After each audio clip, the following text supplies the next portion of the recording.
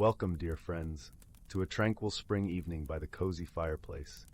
As the soft glow dances and crackles, we invite you to settle in and let your imagination unfurl like the first blooms of the season. Tonight we have delightful and calming stories ready to carry you into whimsical worlds where relaxation is the key to sweet dreams. May these tales bring you peace and set the stage for a wonderful start to your day ahead. Now, let your mind wander and your heart be light. Story 1. Once upon a time, in a small village nestled among rolling meadows, there lived a young girl named Willow. Her hair was the color of autumn leaves, cascading down her shoulders in gentle waves, and her eyes sparkled like dewdrops kissed by the morning sun. She possessed a gentle spirit and a heart filled with wonder, always eager to explore the mysteries of the world around her. From a young age, Willow felt a deep connection to the natural world surrounding her. The village, with its quaint cottages and cobblestone paths, was a tapestry of life, but it was the nearby woods that truly captured her soul. She would spend hours wandering beneath the towering canopy, marveling at the intricate patterns etched into the bark of ancient trees and listening to the melodic symphonies of birds hidden among the branches. The forest was her sanctuary, a place where she felt truly at peace. The woods were alive with the chatter of squirrels and the gentle whisper of the wind through the leaves. The earthy scent of moss and wildflowers lingered in the air, creating an intoxicating perfume that wrapped around Willow like a comforting embrace. Sunlight filtered through the leaves, dancing across her skin in warm, golden patches. Yet, as Willow grew older, she began to notice changes within herself, subtle shifts that confused and unsettled her. Emotions she couldn't quite understand washed over her like waves upon the shore. Some days she felt as light as a dandelion seed, carried effortlessly by the breeze. Other days her heart felt heavy, burdened by an invisible weight she couldn't name. Willow's dearest confidant was a wise old oak tree named Oakley, his branches spreading wide like welcoming arms. His bark was rough and weathered, but his voice was soft and soothing, like the rustle of leaves in a gentle breeze. Oakley sensed her inner turmoil and spoke to her one afternoon as she sat beneath his shade, lost in thought. "My dear Willow," he said in his gentle, creaking voice, "change is the nature of all living things. Just as the seasons cycle from spring to winter, so too must we grow and transform." Willow listened intently, her brow furrowed in thought. "But how can I embrace these changes when they feel so strange and unfamiliar?" she asked, her voice barely a whisper. Oakley's branches swayed in the soft breeze, casting dappled shadows on the forest floor. "Look around you, little one. The forest is filled with wonders that can guide you on your journey." And so, with Oakley's encouragement, Willow began to observe the world around her with fresh eyes.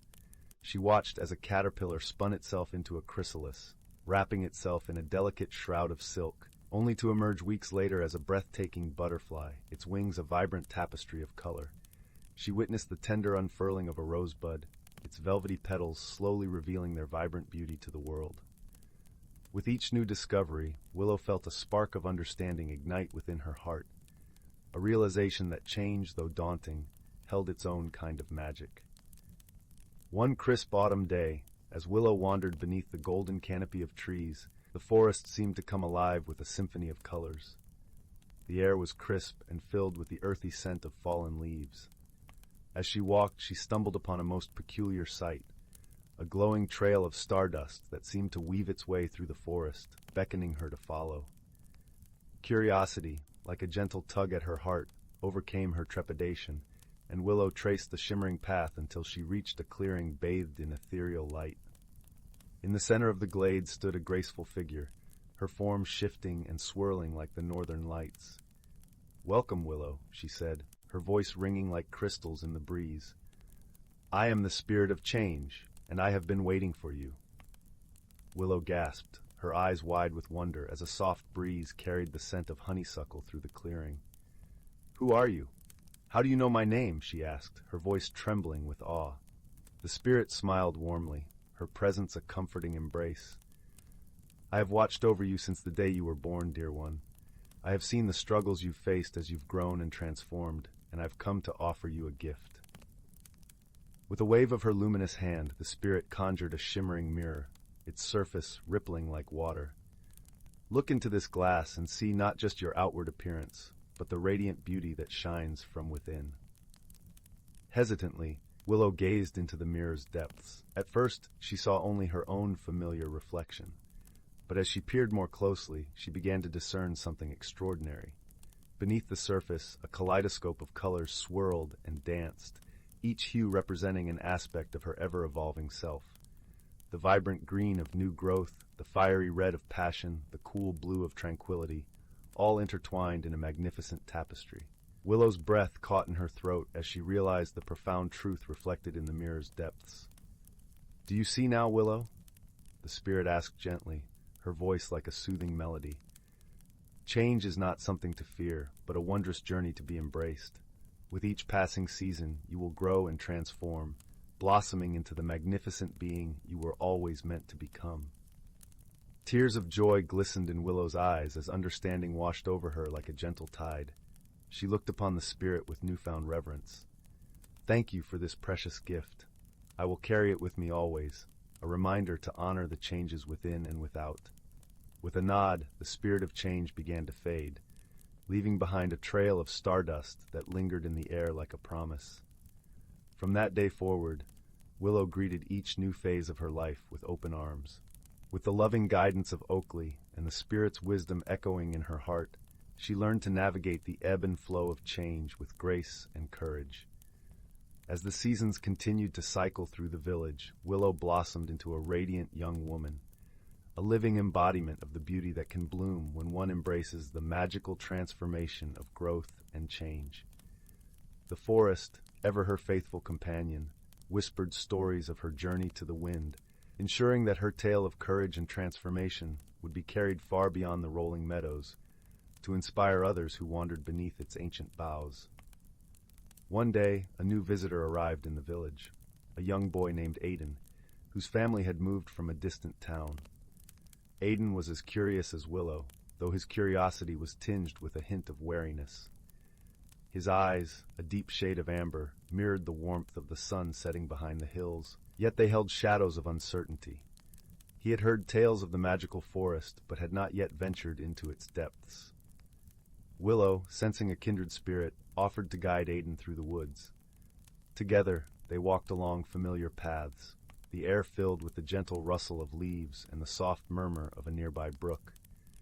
As they wandered, Willow shared her stories of transformation and the wisdom she had gained from Oakley and the spirit of change. Aiden listened, his apprehensions slowly melting away like morning mist under the sun's gentle warmth. Inspired by Willow's tales, he began to open up about his own struggles, his fear of change, the pressure of fitting into a new place, and the longing for the familiar comfort of home. Willow, with her newfound understanding, provided reassurance and empathy, reminding him that change, though daunting, was part of the journey of life. Their friendship blossomed like spring flowers, vibrant and full of life. Together, they discovered new corners of the forest, each exploration revealing hidden wonders and deepening their bond. Aiden, guided by Willow's wisdom, began to see the forest not as an intimidating unknown, but as a canvas of infinite possibilities. On one of their wanderings, they stumbled upon a hidden grove, where the ground was carpeted with delicate wildflowers swaying gently in the breeze. The air was filled with the sweet scent of jasmine, and the sunlight filtered through the leaves, casting a warm glow. It was here that they met another spirit, one of balance, who taught them the importance of harmony in embracing change and constancy alike. The spirit of balance was a serene figure, her presence as calming as a still lake under a starry sky. She spoke of the dance between change and stability, reminding them that while transformation was natural, maintaining a sense of self was equally vital. Her voice, a gentle murmur like the brook nearby, echoed with wisdom. With each lesson and adventure, Willow and Aiden grew not only in understanding of the forest, but also in the knowledge of themselves. Their journeys, both together and apart, taught them resilience, courage, and the joy of embracing life's endless transformations. Thus, Willow's tale of transformation expanded beyond her own, weaving Aiden's story into its folds, inspiring a new generation to embrace change with open hearts and minds. The forest, a timeless witness to their journey, continued to sing its ancient songs, carrying their stories to lands far beyond the rolling meadows. One summer evening, as the village was bathed in the golden glow of the setting sun, Willow and Aiden found themselves at the edge of a serene lake that mirrored the sky's vibrant hues.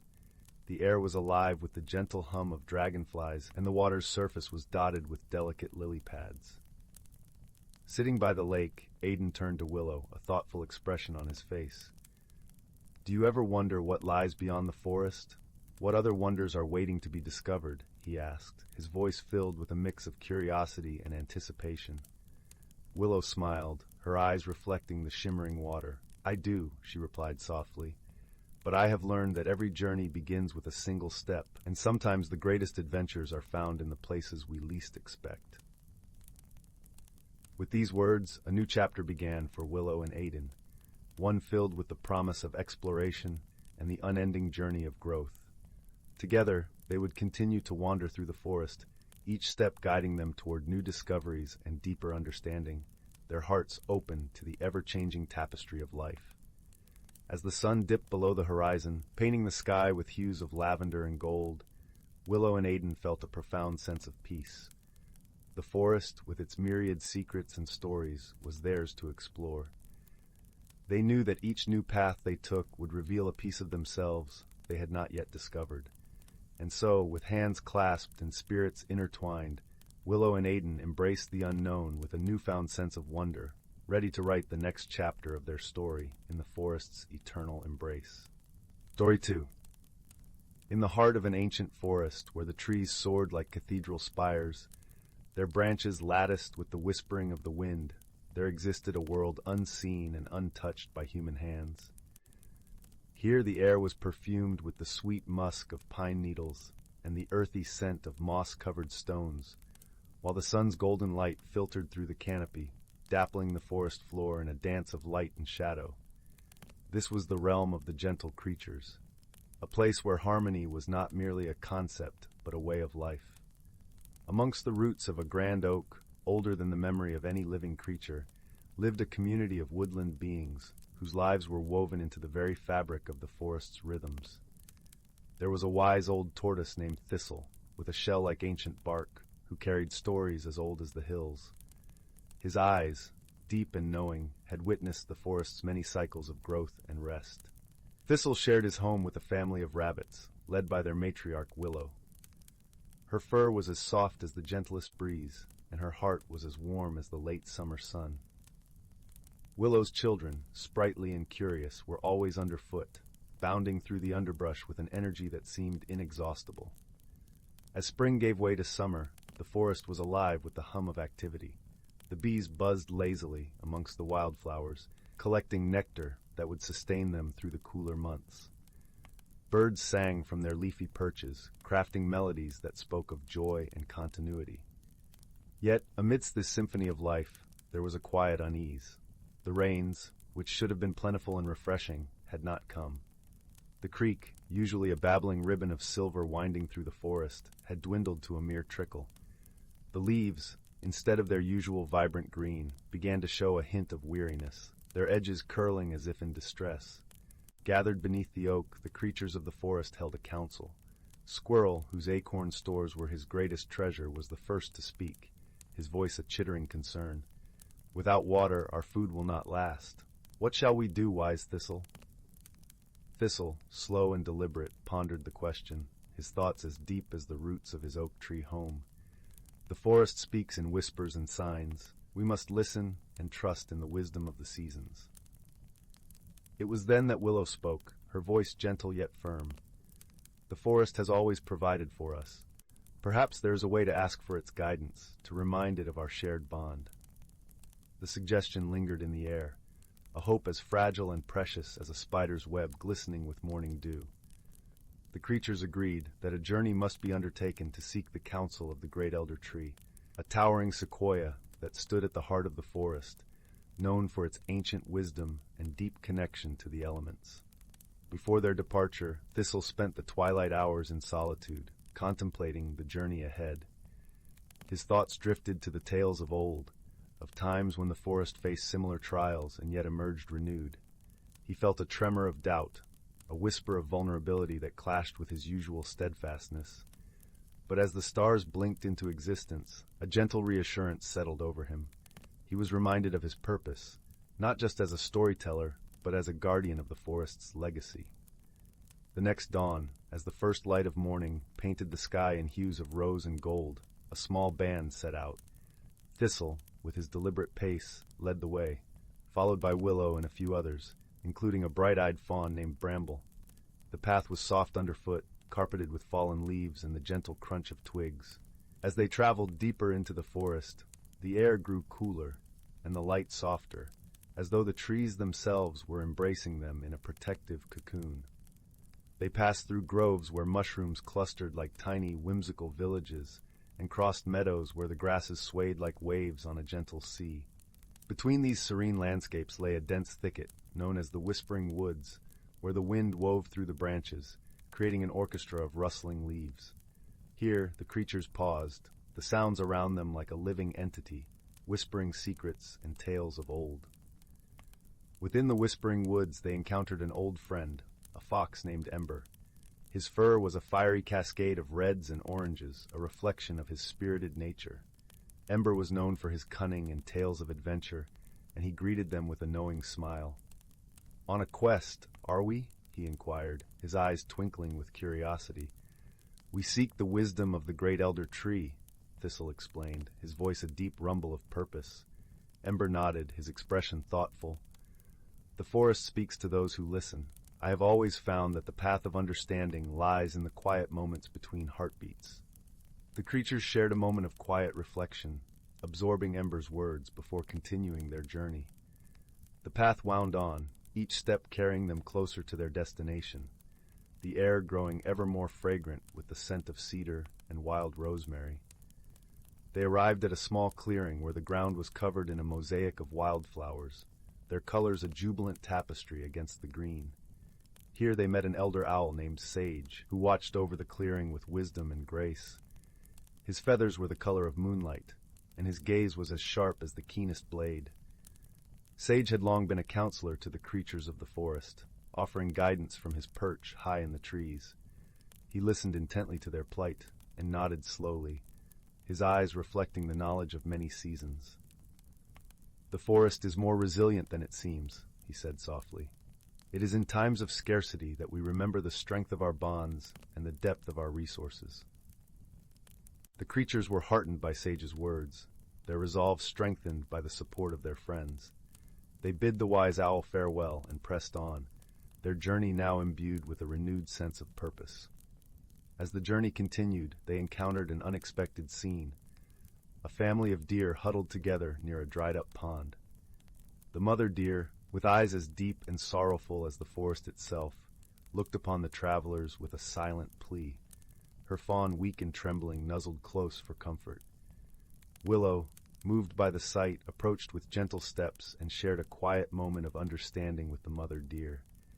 It was a reminder that their journey was not just for themselves, but for all the inhabitants of the forest. As they ventured further, a new member joined their journey. A small hedgehog named Thimble, with quills that gleamed like polished obsidian, emerged from the underbrush. He was known for his keen instincts and ability to find hidden paths through the forest.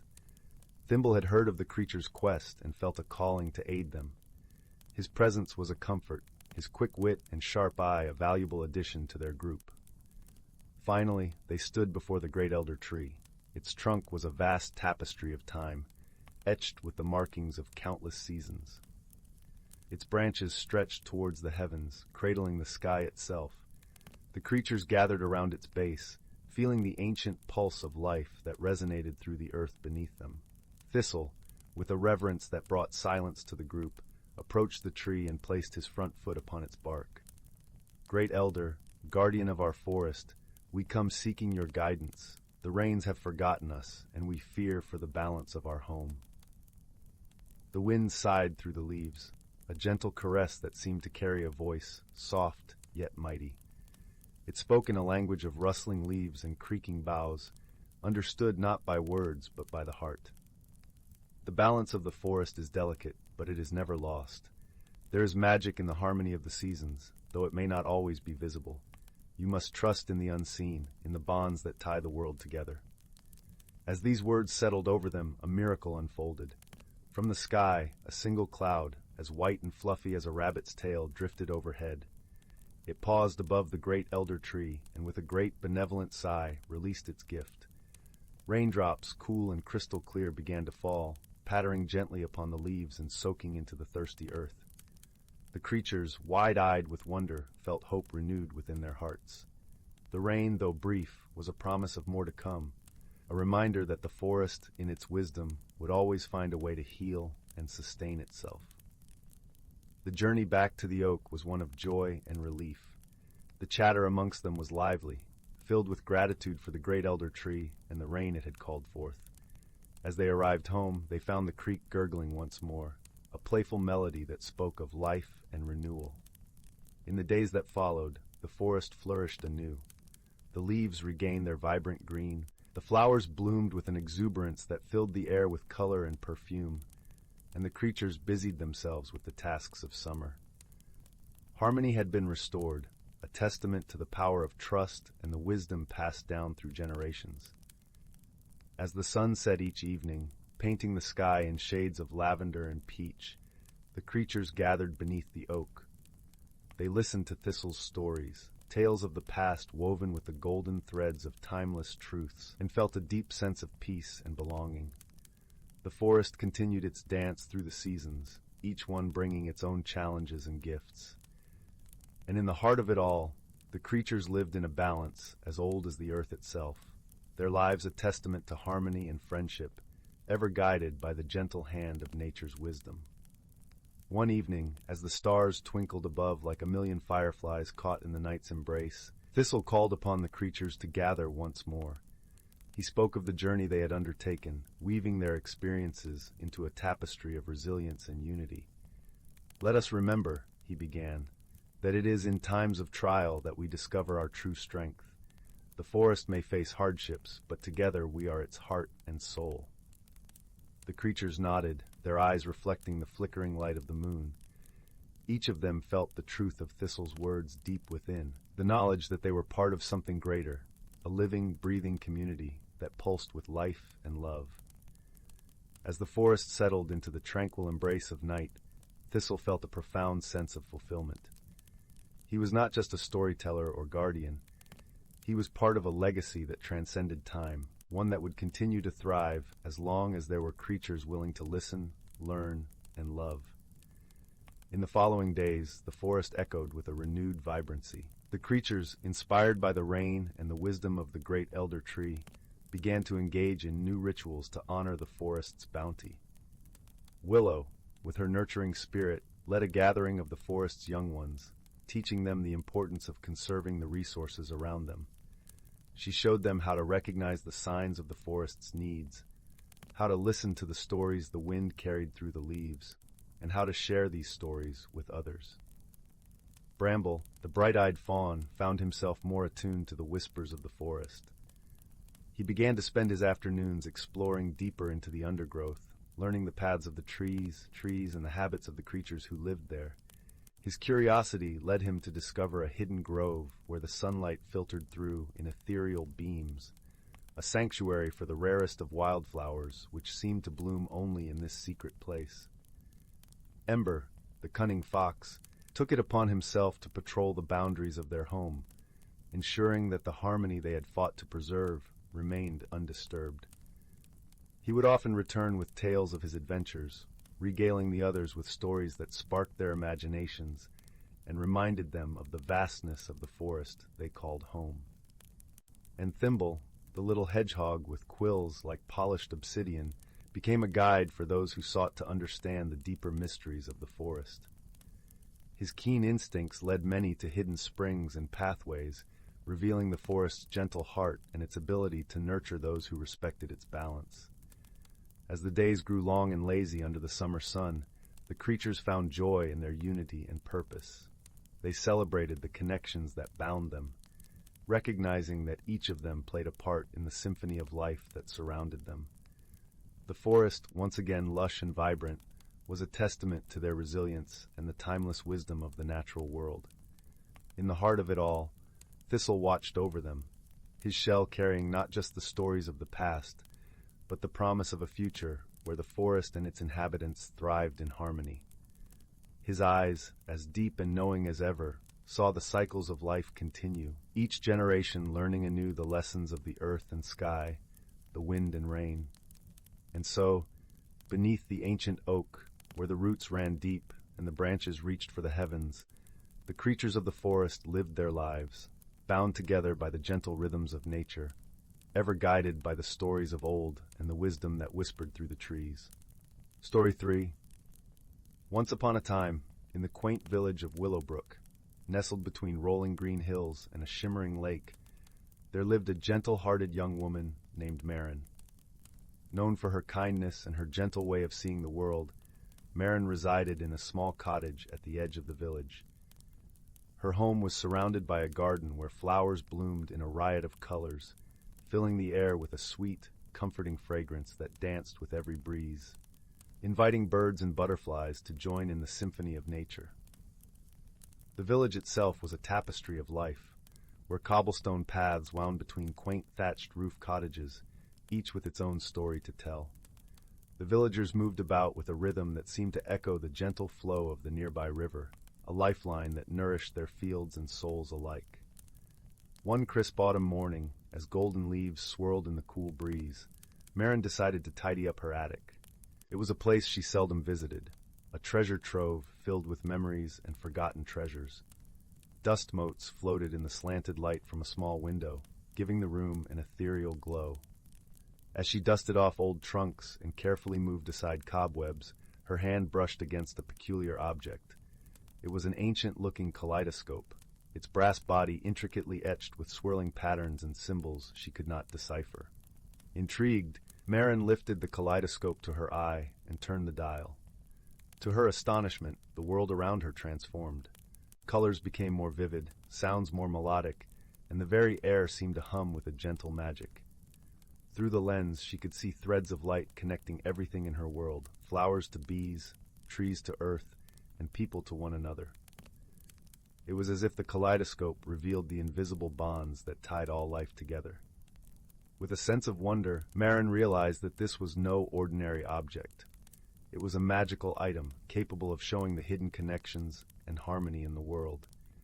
Eager to share her discovery, she set out on a journey to show the villagers what she had found, believing it could help them see the beauty and unity in their daily lives. As Marin walked through the village, she met her friends Tomlin, a wise and gentle clockmaker, and Leela, a spirited young girl with a knack for storytelling. Tomlin's shop was a marvel of ticking clocks and whirring gears, a testament to his meticulous nature and love for order. Lila, on the other hand, was a whirlwind of energy and creativity, her imagination as boundless as the sky. They were immediately drawn to Marin's excitement, and she shared the kaleidoscope with them. Tomlin peered through it and marveled at how he could see the intricate workings of time woven into the fabric of life. Lila, with her vivid imagination, saw stories dancing in the air, tales waiting to be told. Together they decided to visit the village elder, Agnes, a woman celebrated for her wisdom and deep understanding of nature. Agnes welcomed them into her cottage, a place rich with the scent of herbs and the warmth of a crackling hearth. Dried herbs hung from the ceiling, casting shadows that flickered in the firelight. As Marin explained her discovery, Agnes listened intently, her eyes twinkling with interest. "You see, dear Marin," Agnes said in her soft, melodic voice, "every object, every creature, and every person is part of a larger tapestry. The kaleidoscope is a gift that allows you to perceive this truth. But remember, it is not the tool that holds the true magic. It is your heart and mind that must learn to see the unseen." Encouraged by Agnes's words, Marin, Tomlin, and Lila realized that sharing the kaleidoscope's magic with the village would require more than simply showing it to others. They needed to help their neighbors open their hearts and minds to the possibilities of connection and harmony. Their first challenge came in the form of a disagreement between two villagers, Thomas and Greta, who owned adjacent farms. For years, they had argued over a boundary line, each convinced the other was encroaching on their land. The dispute had sown discord not only between them, but throughout the village. Maren and her friends invited Thomas and Greta to join them by the lake, a place known for its tranquility. The lake mirrored the sky, its surface a canvas of shifting colors as the sun dipped lower in the sky. There, beneath the gentle shade of willow trees, Maren handed them the kaleidoscope and encouraged them to look through it together. Reluctantly, they agreed, and as they peered through the lens, their expressions softened. Through the kaleidoscope, Thomas and Greta saw their farms not as separate pieces of land, but as parts of a larger whole, interconnected with the village and the natural world. They saw how their crops depended on the same rain and sunshine, and how their animals shared the same pastures. As they lowered the kaleidoscope, Thomas turned to Greta with a newfound understanding. "Perhaps we have been too focused on what divides us," he said softly. "We should look at what unites us instead." Greta nodded, her eyes filled with tears of realization. "Yes, we are neighbors, and we should work together, not against each other." With this newfound perspective, Thomas and Greta agreed to settle their differences and work together to benefit both their farms. The villagers, inspired by their reconciliation, began to embrace the idea of harmony and unity. Amidst this newfound harmony, Maren discovered another facet of her journey. One evening, she ventured deeper into the forest that bordered the village, where the trees whispered secrets in the wind and the ground was carpeted with soft emerald moss. Here, she felt the presence of the village's ancient spirit, an entity said to guard the land and its people. As Maren sat beneath the oldest oak, she closed her eyes and felt a profound connection to the earth and its cycles. In this serene moment, Maren realized that the magic of the kaleidoscope was a reflection of the magic within herself, a mirror of her own ability to connect and inspire. It was a power she had always possessed, but had only now begun to understand. With this revelation came a sense of responsibility to nurture and protect the harmony she had helped to foster. Maren's journey of self-discovery deepened her empathy and understanding. She began to see the struggles and triumphs of her fellow villagers as intricately woven into the same tapestry of life that bound her to them. Her heart, once focused on merely spreading the kaleidoscope's magic, now sought to understand the myriad ways in which she could support and uplift her community. As the seasons passed, Willowbrook flourished, its people more connected than ever. The kaleidoscope, now a cherished symbol of unity, rested in a place of honor in the village square, a reminder of the invisible threads that wove everyone together. The village, however, was not without its challenges.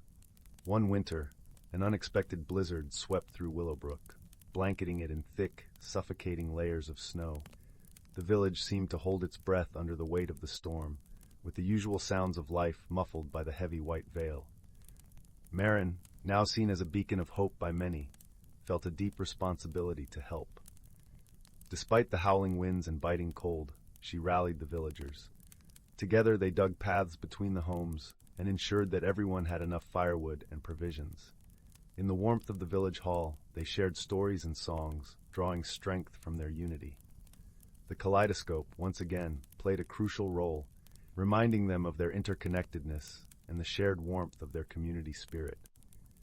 As the storm subsided and life began to return to its familiar rhythm, Maren felt a deep sense of fulfillment. The blizzard had tested their bonds, but it had also strengthened them, weaving the villagers even closer together in their shared experience.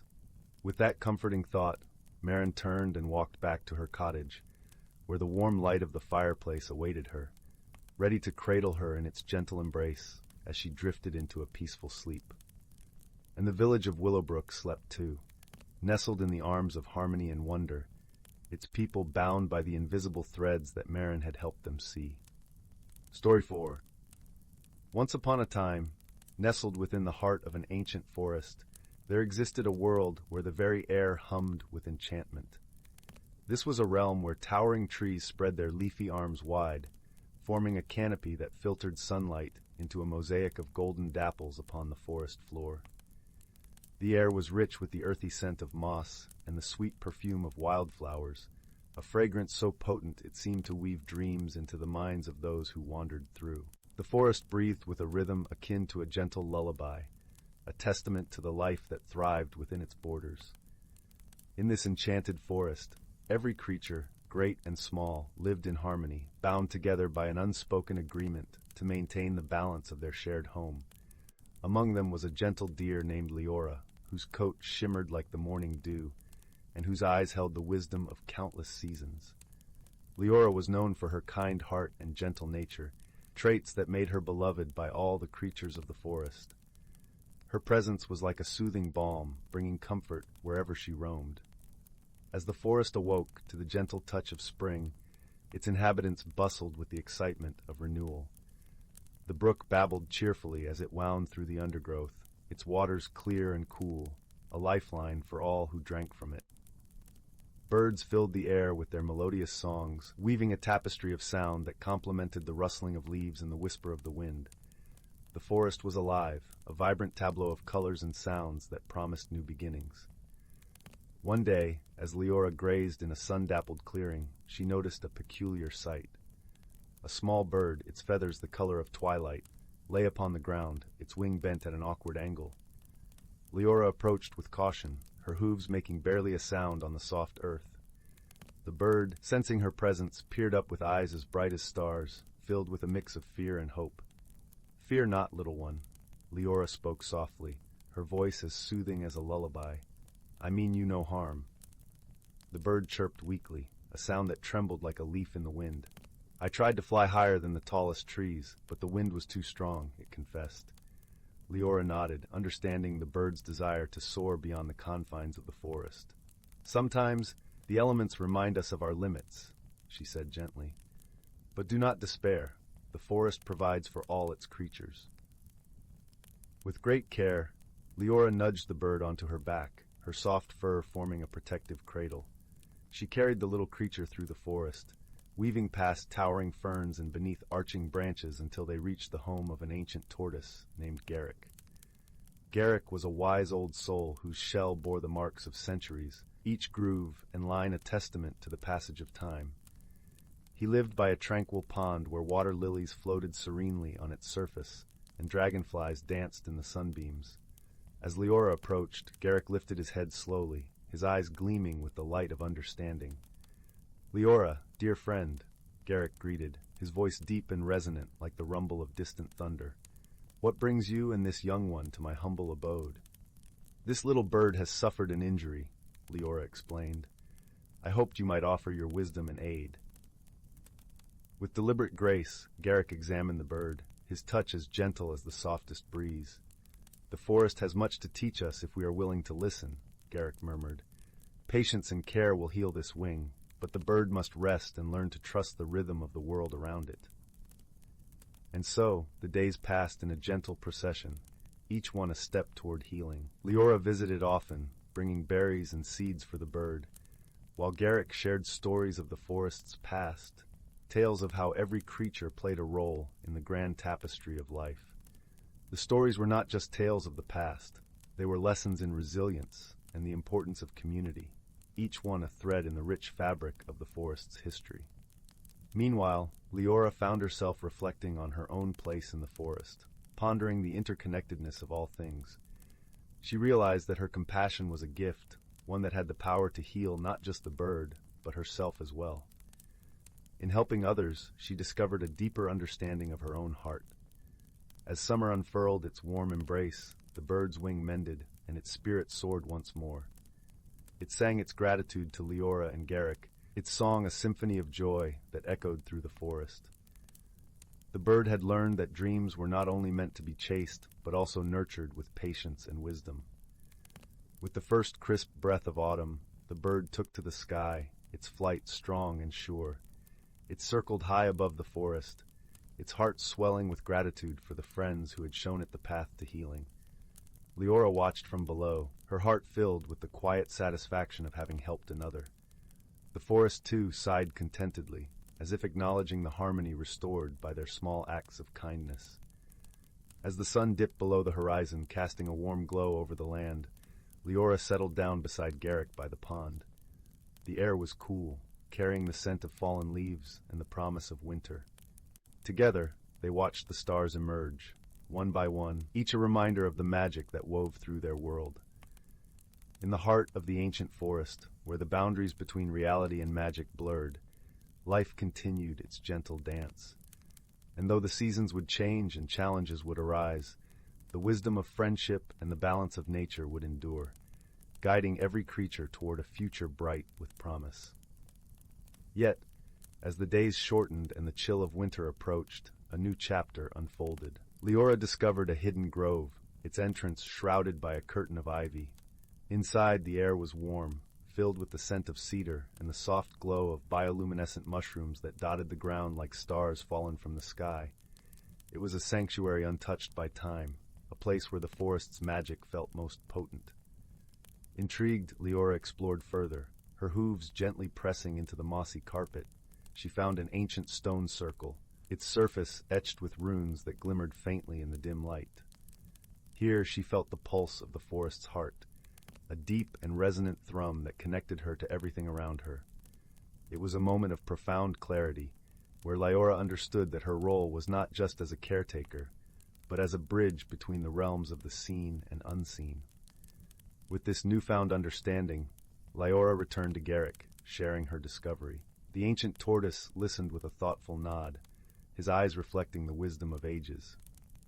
"The grove you found," Garrick mused, "is a place of renewal and remembrance. It is where the forest gathers its strength, a reminder of the cycle of life and the endless dance of creation and transformation." As winter settled over the forest, its silence broken only by the whisper of snowflakes, Leora and Garrick continued their vigil by the pond.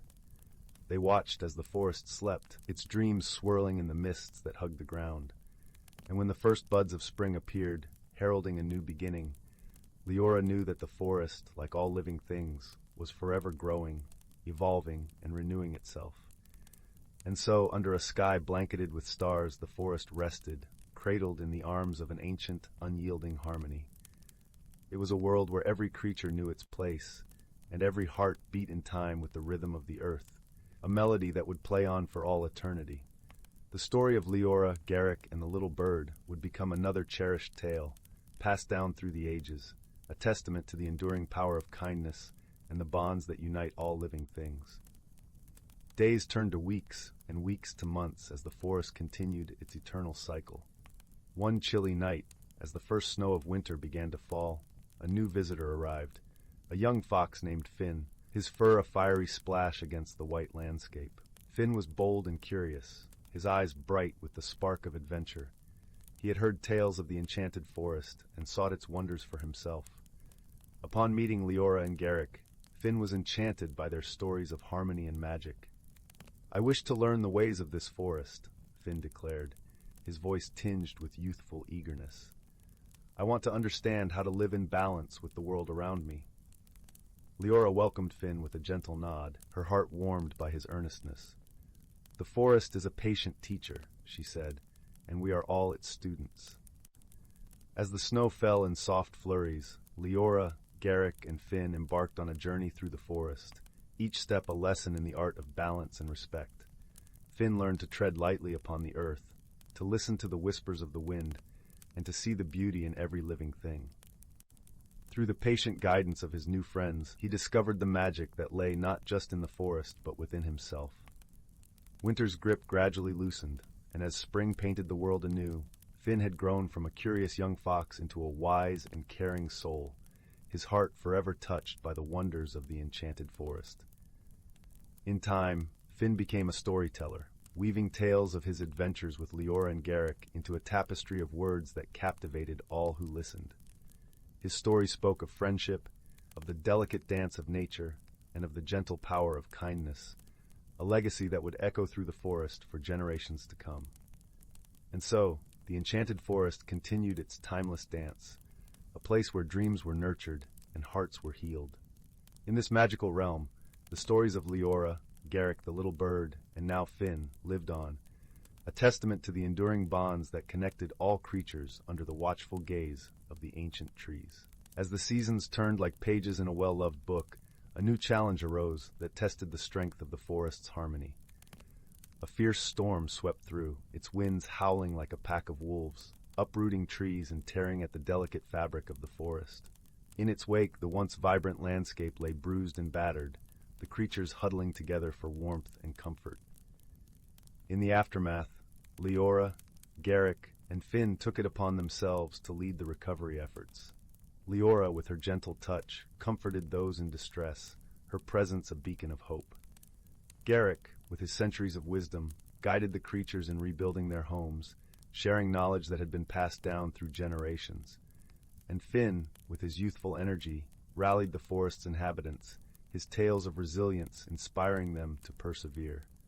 Together, they worked tirelessly, their efforts a testament to the power of community and the strength found in unity. The forest, though scarred, began to heal, its wounds gradually closing under the tender care of its denizens. And as the first shoots of green appeared, a symbol of renewal and rebirth, the forest sighed in relief, its spirit unbroken. In the quiet moments, as the forest lay in the gentle embrace of twilight, Leora reflected on the journey they had all undertaken. She realized that true harmony was not the absence of conflict, but rather the ability to come together in times of adversity, to support and uplift one another. It was a lesson that resonated deep within her heart, a truth as eternal as the forest itself. And so the Leora, Garrick, Finn, and the enchanted forest continued to unfold, a tapestry of life and love woven with threads of courage, compassion, and hope. Under the watchful gaze of the ancient trees, the forest thrived, a sanctuary of magic and wonder where every creature found its place, and every heart beat in time with the rhythm of the earth. Story 5. The village of Willowbrook, cradled between emerald hills and a shimmering river, was a haven where time seemed to weave its own gentle tapestry. The lilacs perfumed the air with a fragrance so sweet it felt like a lullaby, and the cobblestone paths carried echoes of laughter and the soft, rhythmic footfalls of its inhabitants. Each house, painted in colors symbolic of its owner's soul, transformed the village into a living canvas. The baker's house, a warm, buttery yellow, stood invitingly, while the tailor's abode, in rich burgundy, exuded an air of sophistication and elegance. The village square, adorned with a fountain carved from limestone, sang with the gentle trickle of water, its surface catching the sunlight in a dazzling display that mirrored the hearts of its residents. In this harmonious village resided Annabelle, a girl whose presence was as refreshing as a spring breeze. Her eyes sparkled with curiosity, and her laughter, reminiscent of a bell toll on a crisp morning, was a melody that resonated throughout Willowbrook. Annabelle's days were a symphony of exploration. As she wandered through meadows and woods, her heart opened to the wonders of the world. She collected wildflowers with the tenderness of an artist and befriended creatures great and small, her kindness leaving a trail of joy wherever she went. Annabelle's mother, Miriam, a master weaver, watched her daughter with a blend of pride and awe. Miriam's tapestries were more than art. They were chronicles of the village's history, each thread a whisper of a story. Her nimble fingers danced across the loom, creating worlds within the warp and weft. From her, Annabelle inherited a love for stories, which Miriam would weave into bedtime tales, filling their home with the warmth of shared traditions. The walls of their home were adorned with tapestries depicting ancient legends and the vibrant life of Willowbrook, each piece a testament to Miriam's skill and the village's enduring spirit. One crisp autumn afternoon, as the golden hues of the season bathed the woods, Annabelle ventured deeper into the forest than ever before. The air was cool and carried a hint of earthiness, mingling with the rustle of leaves beneath her feet. The forest was alive with the sounds of chirping insects and the distant call of a lone owl, its voice echoing like a guardian of the woods. It was there, under a canopy of gold and rust, that she discovered an old, dusty book half buried in the earth. The book's cover was worn, its title, The Secrets of the Whispering Woods, barely discernible. As Annabelle brushed the dirt away, a warm, tingling sensation spread across her fingertips. It was as if the book recognized her touch, its secrets waiting eagerly to be shared. Intrigued, she carried the book home, her mind alight with the possibilities of forgotten tales and hidden knowledge. The woods, she mused, always had a way of revealing treasures to those who were patient. That evening, as the first stars twinkled like diamonds in the velvety sky, Annabelle settled beside the crackling fireplace. The flames flickered merrily, casting a soft glow over the room and filling it with the comforting scent of burning wood. The room was filled with shadows that danced and played, mirroring Annabelle's own excitement. As she opened the book, the pages revealed not ordinary words, but shimmering symbols that seemed to dance and shift with the light. Suddenly, a soft rustling sound drew her attention.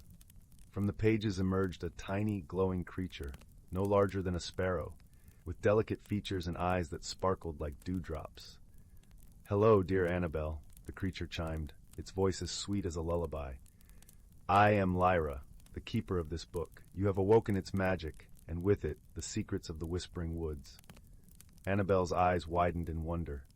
"What kind of secrets?" she asked, her voice barely above a whisper, as the room seemed to expand with the magic of possibility.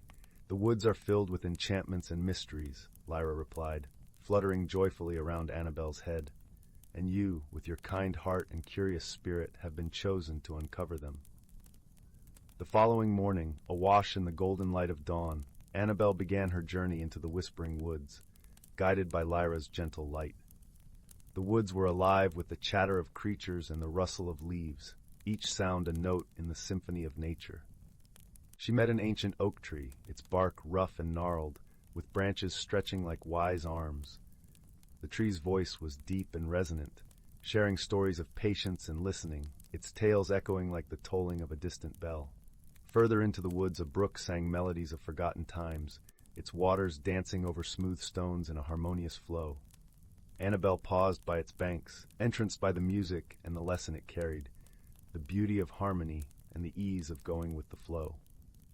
As her journey continued, Annabelle encountered a mischievous fox, its eyes bright with intelligence and mischief. With quick wit, the fox shared riddles and laughter, teaching her the joy of playfulness and the power of creativity. Each encounter enriched Annabelle, weaving new threads into the tapestry of her understanding. Yet, the greatest challenge awaited when Annabelle stumbled upon a part of the woods that had fallen silent. The trees stood withered, their branches heavy with a sense of sadness. The air was thick, devoid of the usual vibrancy, a stark reminder of the wood's forgotten wish. Lyra explained that the silence was caused by a promise unfulfilled, a forgotten wish made long ago between two feuding creatures. Determined to restore the woods, Annabelle gathered her woodland friends, listening to the whispers of the wind and gathering clues from the forest's many inhabitants. It was the wise owl who revealed the wish, a promise of friendship made between a timid deer and a proud squirrel, one that had remained unfulfilled. With new understanding, Annabelle embarked on a mission to reunite the creatures, gently bringing them together under the dappled light of the woods. She spoke of the strength and beauty found in friendship and forgiveness, sharing stories of her own bonds and the happiness they brought. Her words were a balm, helping the deer and squirrel see the value in rekindling their friendship. Touched by Annabelle's kindness and wisdom, the deer and squirrel embraced, fulfilling their long-forgotten promise. As they did, a gentle breeze swept through the woods, restoring its song and breathing life back into the silent trees. The air filled with the sweet scent of blooming flowers, and the woods echoed once more with laughter and joy. With her journey complete, Annabelle returned home, the Book of Secrets safely tucked under her arm. She had discovered not only the wonders of the Whispering Woods, but also the depths of her own heart. The experience had taught her that true magic lay in the connections we make and the love we share. As she settled by the fireplace once more, Lyra perched on her shoulder, whispering a soft melodic lullaby. Annabelle closed her eyes, feeling at peace, knowing that the magic of the woods would always be with her, guiding her in the gentle, loving way of the world around her. The flames flickered softly, casting shadows that danced like old friends on the walls. Her thoughts drifted back to the village square, where the fountain's gentle trickle seemed to echo the lessons she had learned. She imagined the faces of her fellow villagers, each with their own stories and connections, woven together like Miriam's tapestries into the fabric of Willowbrook. A few days later, Annabelle decided to share her newfound wisdom with the village children. She gathered them in the square beneath the watchful gaze of the limestone fountain, and began recounting her adventures in the whispering woods. Her voice, filled with warmth and wonder, painted pictures of the talking oak, the melodious brook, and the playful fox. The children listened in rapt attention, their eyes wide with awe and imagination. Miriam watched from a distance, her heart swelling with pride. She noticed how Annabelle's stories wove a sense of unity among the listeners, much like her own tapestries did. Miriam realized that her daughter had inherited not just her love for stories, but also the ability to touch hearts and inspire others. As the sun dipped below the horizon, casting a golden hue over the village, Annabelle concluded her tales with the moral of friendship and forgiveness. The children clapped, their laughter ringing through the square, and Annabelle felt a deep sense of fulfillment. She had become a storyteller like her mother, using her words to build bridges and foster understanding. And so, in the quiet village of Willowbrook, under the starlit sky, Annabelle knew that her journey had only just begun. Her dreams were filled with the whispering tales of the woods and the warmth of newfound friendships. The village, cradled by the whispering woods, slumbered peacefully, guarded by the magic of kindness, discovery, and the enduring bonds of friendship. As the night deepened, the village seemed to hum a lullaby of its own, a gentle reminder of the beauty found in harmony and understanding. 6. In the heart of a lush, verdant valley, where the soft murmur of a gentle stream mingled with the rustle of leaves, there existed a small village named Elderglen. Nestled amidst towering oaks and fragrant wildflowers, Elderglen was a place where time seemed to flow as serenely as the brook that wound through it. The villagers lived in harmony with the land, nurturing their crops with the same care and devotion they extended to one another. In this peaceful haven lived a young woman named Unwind. She had hair the color of ripe chestnuts and eyes that mirrored the deep, tranquil blue of the sky at dusk. Unwind was known for her kindness and her deep connection to the natural world. She would often wander the meadows, her fingers brushing the tops of wild grasses, or sit by the stream, listening to its soothing melody. One evening, as the setting sun painted the sky with hues of gold and crimson, Unwind's grandmother, a wise elder of the village, called her to the fireside. The old woman's voice was a gentle murmur, like the cooing of a dove, as she spoke of the ancient legacy that was Unwind's birthright. Long ago, her grandmother began, our ancestors were the keepers of the earth's secrets. They understood the language of the wind and the whispers of the trees. They crafted artifacts imbued with the magic of the natural world, treasures that safeguarded our people and reminded us of our bond with the earth. Unwind listened intently, the flickering fire casting warm shadows across her face. Her grandmother continued, her eyes sparkling with the light of memory. These artifacts, she said, were hidden away when the world began to change, when people forgot the old ways. But they are still here, waiting to be discovered by one who can hear the earth's call. With a soft, knowing smile, her grandmother placed a small, intricately carved box into Unwind's hands. The box was made of dark, polished wood, etched with symbols that seemed to shimmer in the firelight. This was given to me by my grandmother, and now I pass it to you, she whispered. Inside is the key to your journey. Unwind's heart fluttered with a mixture of excitement and reverence as she opened the box. Inside, nestled on a bed of moss, lay a small, luminous stone. It glowed with a soft, ethereal light, as if it held the essence of the moon itself. The stone of the ancients, her grandmother said. It will guide you to the hidden treasures of our heritage and help you understand your place in the tapestry of life. That night, Unwind lay awake long after the fire had died down, her mind filled with the stories of her ancestors and the promise of discovery. The stone rested on her chest, its gentle glow a comforting presence in the dark. The next morning, Unwind set out on her journey, the stone nestled in a pouch around her neck. She followed the stream as it wound through the valley, its banks lined with vibrant wildflowers, and the air alive with the song of birds. As she walked, Unwind felt an invisible thread pulling her forward, as if the very earth beneath her feet was guiding her steps. Her journey took her through sun-dappled forests and across rolling hills, each step bringing her closer to the heart of her ancestors' legacy. Along the way, she met fellow travelers, kind-hearted creatures and wise elders who shared their knowledge and offered friendship. There was a gentle fawn that showed her the hidden paths through the woods, and an ancient owl who spoke of the stars and the stories they held. With each encounter, Anwen's understanding deepened. She learned of the balance between giving and receiving, the importance of listening to the world around her, and the strength that comes from community and kinship. Finally, after many days of travel, Anwen arrived at a secluded glen bathed in the soft glow of twilight. In the center of the glen stood a circle of ancient stones, each one carved with the same symbols that adorned the box her grandmother had given her. As Anwen stepped into the circle, the stone around her neck began to hum with a gentle warmth. She placed it in the center of the circle, and a soft light emanated from the stones, illuminating hidden carvings and revealing the stories of her ancestors. In that moment, Anwen felt a profound sense of belonging and understanding.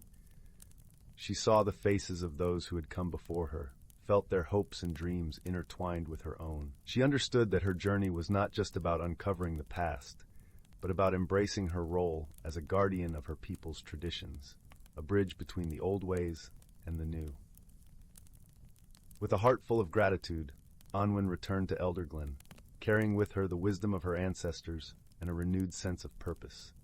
She shared her journey with the villagers, weaving the lessons of the past into the fabric of their daily lives. In the years that followed, the village flourished, its people living in harmony with the land and each other. And Anwen, with her gentle spirit and open heart, became a cherished elder, guiding future generations along the path of understanding and connection. And so, the legacy of the Keepers lived on, a testament to the enduring power of love, wisdom, and the bonds that tie us to one another and the world around us. As the stars twinkled overhead and the brook sang its eternal song, Elderglen remained a haven of peace and belonging, a place where the past and present danced together in perfect harmony. Story 7. Once upon a time, in a cozy little village nestled among rolling hills, there lived a young girl named Daisy. She was a curious child with a heart full of wonder and an insatiable appetite for adventure. One crisp autumn morning, Daisy was helping her grandmother in the garden, carefully tending to the vibrant blooms and leafy vegetables. As she reached down to pluck a ripe tomato, her fingers brushed against an ordinary-looking pebble half buried in the soil. But this was no ordinary pebble. The moment Daisy touched it, a warm tingle spread through her hand, and the world around her seemed to shimmer with magic. Suddenly, the garden came alive with 1,000 tiny whispers, as if every plant and creature had found its voice. "Hello, Daisy," a gentle voice murmured from the pebble. "I am a wishing stone, and you have awakened my powers." Daisy's eyes widened with delight, and she listened eagerly as the wishing stone explained its incredible abilities. With a simple wish spoken aloud, the stone could grant her desires, opening doors to wondrous realms and extraordinary adventures. From that day forward, Daisy's life was never the same. With the wishing stone as her constant companion, she embarked on a series of enchanting journeys, each more fantastic than the last. One wish transported her to a secret meadow, where butterflies danced among the wildflowers, their delicate wings leaving shimmering trails of stardust. Another whisked her away to a hidden cove, where friendly merfolk sang hauntingly beautiful melodies.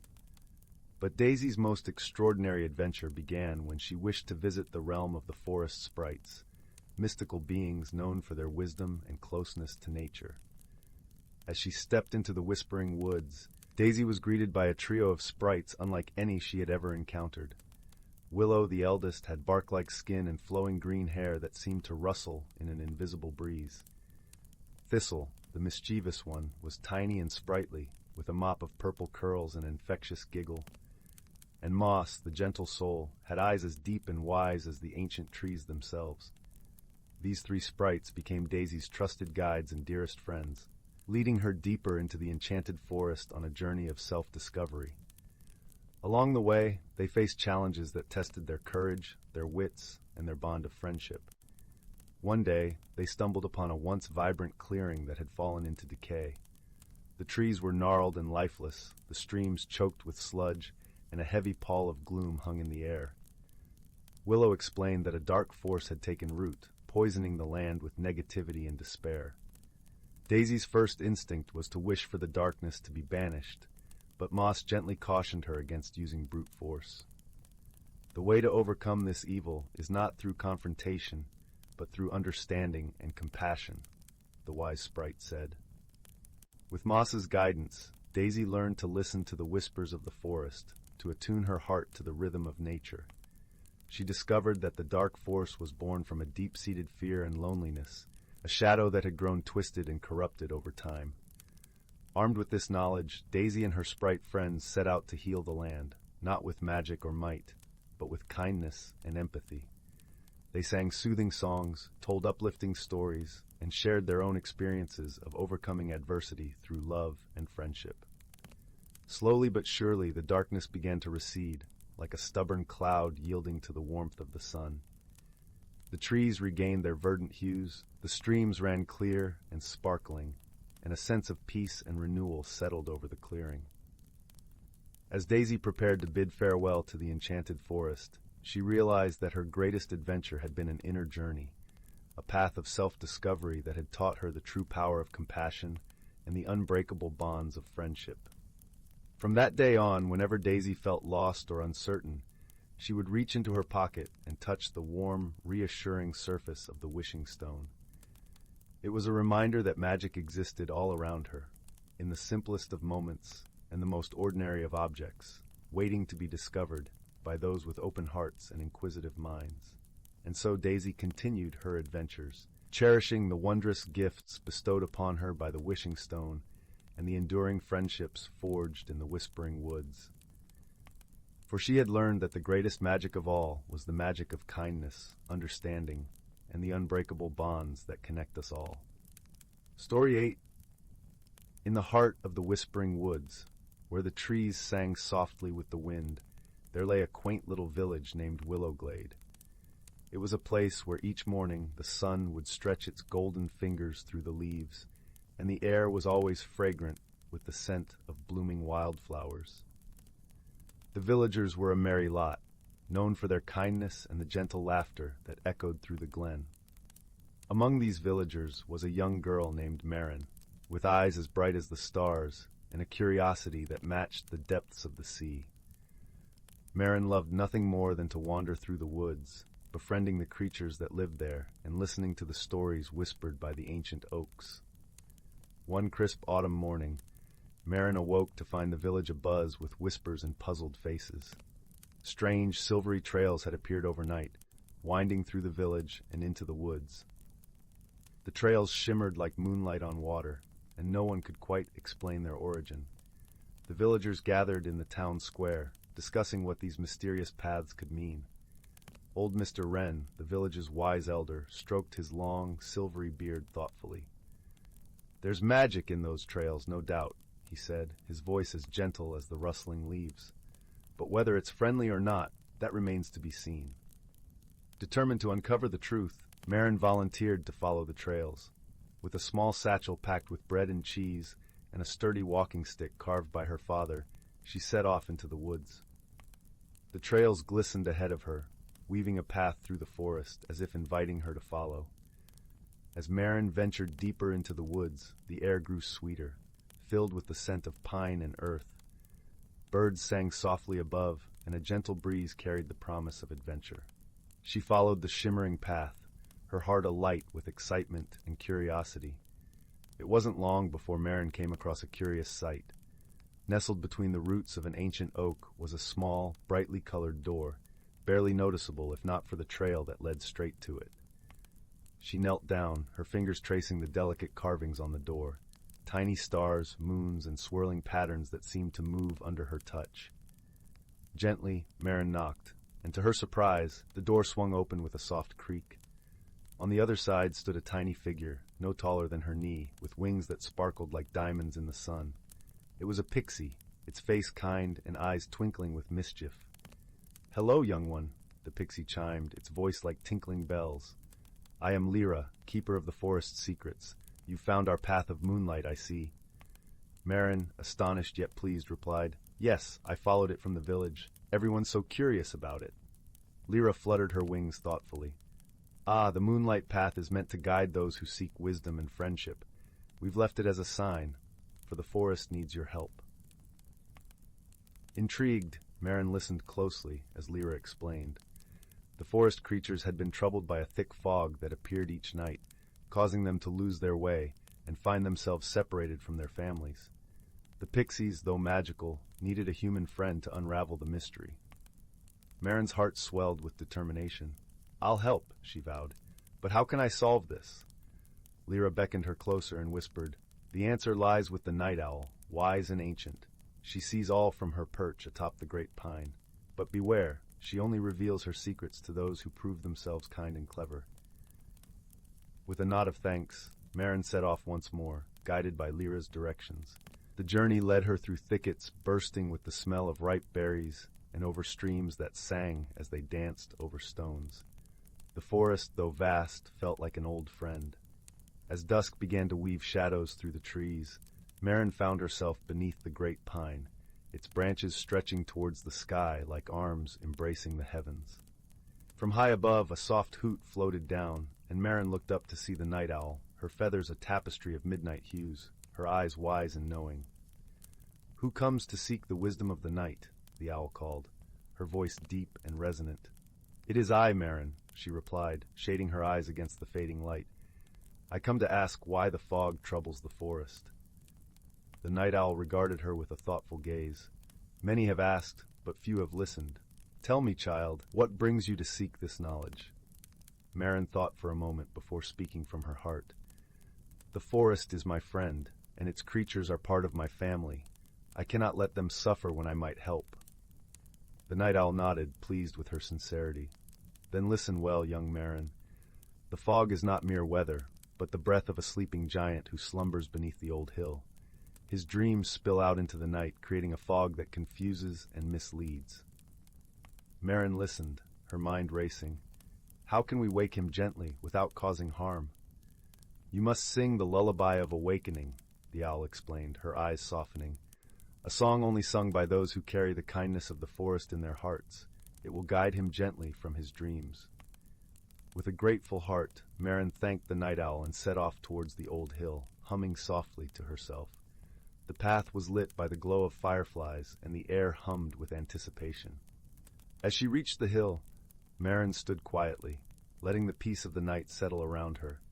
She closed her eyes and, with a voice clear and true, began to sing the lullaby of awakening. Her notes floated on the air, weaving through the trees, wrapping the hill in a gentle embrace. Slowly, the ground beneath her feet rumbled softly, and the fog began to lift, revealing a landscape glistening with dew. The giant stirred, his breath slowing, his dreams fading like mist in the morning sun. Marin watched as the forest came alive with joy, creatures emerging from their hiding places to dance in the moonlight, their families reunited. The pixies flitted about, their wings painting the air with colors of joy. Lyra appeared beside her, gratitude shining in her eyes. "You have done it, Marin. The forest is at peace once more." As dawn painted the sky with hues of pink and gold, Marin made her way back to Willow Glade, the moonlight trail, now a memory beneath the sun's warm embrace. The villagers greeted her with cheers and laughter, the mystery of the fog now a tale of adventure and friendship to be told for generations.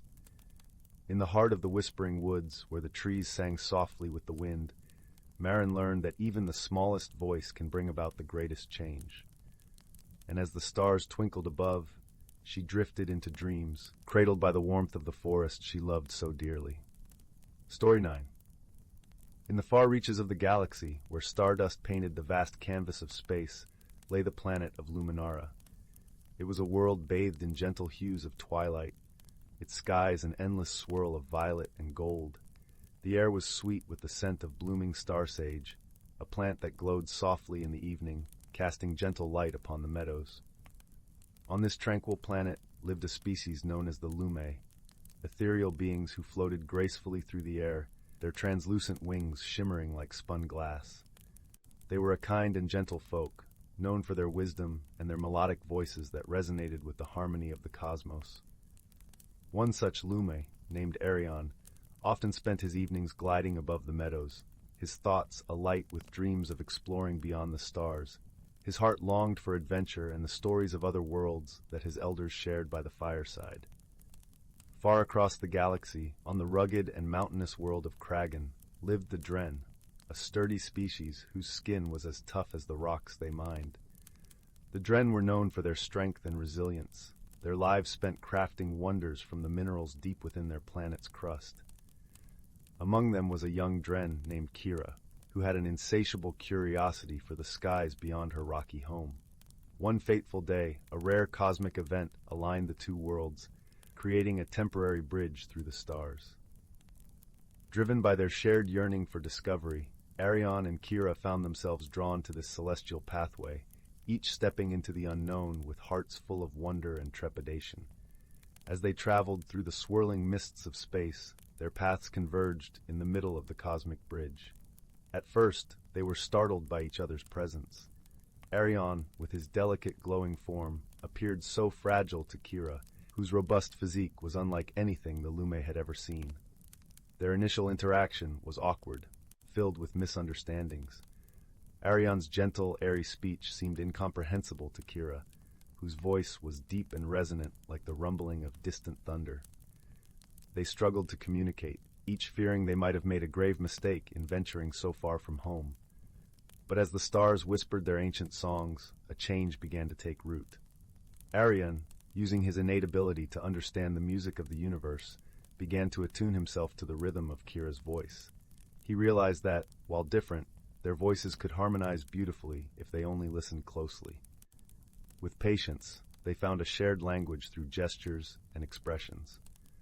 Arion showed Kira the beauty of Luminara's star fields, teaching her to see the subtleties of light and color. In return, Kira shared her knowledge of the sturdy stones that formed Kragan's great mountains, showing Arion how to find strength in unexpected places. As they journeyed together, they faced challenges that tested their newfound friendship. Once, a meteor storm threatened to sever the cosmic bridge, but Kira, with her tough exterior, shielded Arion from the debris, relying on her strength to protect them both. In another instance, when they encountered a void of silence that threatened to engulf them, Arion sang a Lume song that wove their voices together, guiding them safely through the darkness. Through these trials, they grew closer, discovering that their differences were not barriers, but bridges to understanding. Arion admired Kira's courage and resilience, while Kira was inspired by Arion's wisdom and gentle spirit. They taught each other the value of seeing the world through another's eyes, and in doing so, learned the true meaning of friendship. As the cosmic alignment drew to a close, Arion and Kira knew they must return to their respective worlds.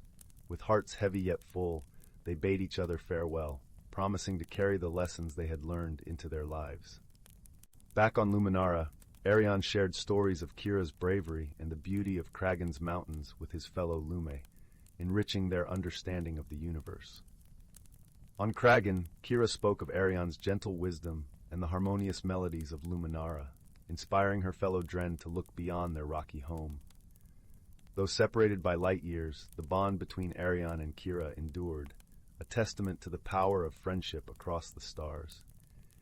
And in the quiet moments of twilight, when the stars sang their ancient songs, they each looked up at the sky, knowing that somewhere their friend was doing the same.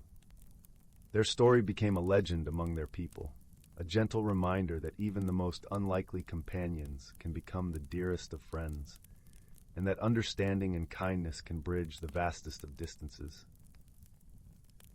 And in that knowledge, they found a peace that would last for ages, their hearts forever linked by the shared dreams of two worlds. Story 10.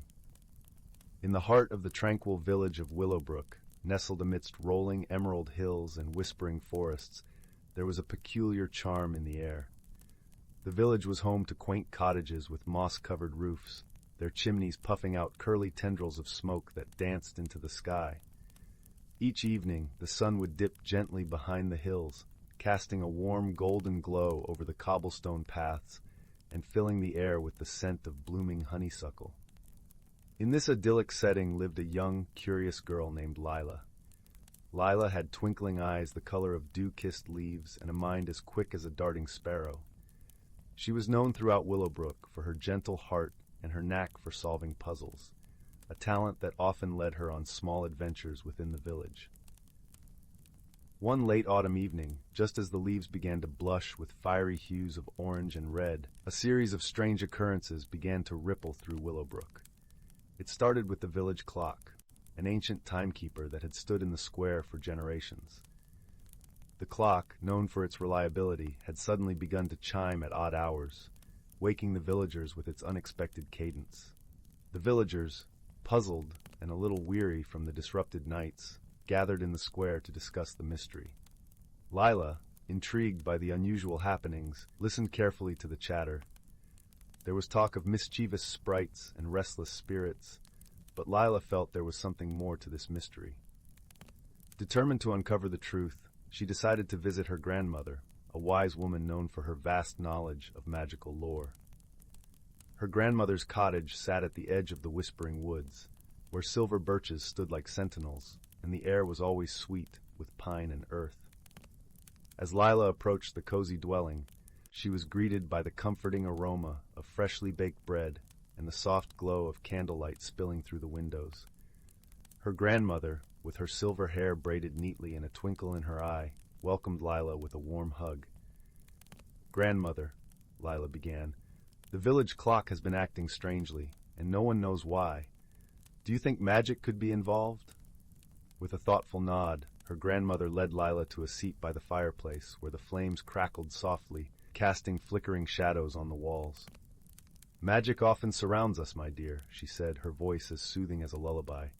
"But sometimes what seems magical is simply misunderstood." Her grandmother revealed that the village clock was enchanted, a gift from the forest spirits to a long-ago ancestor.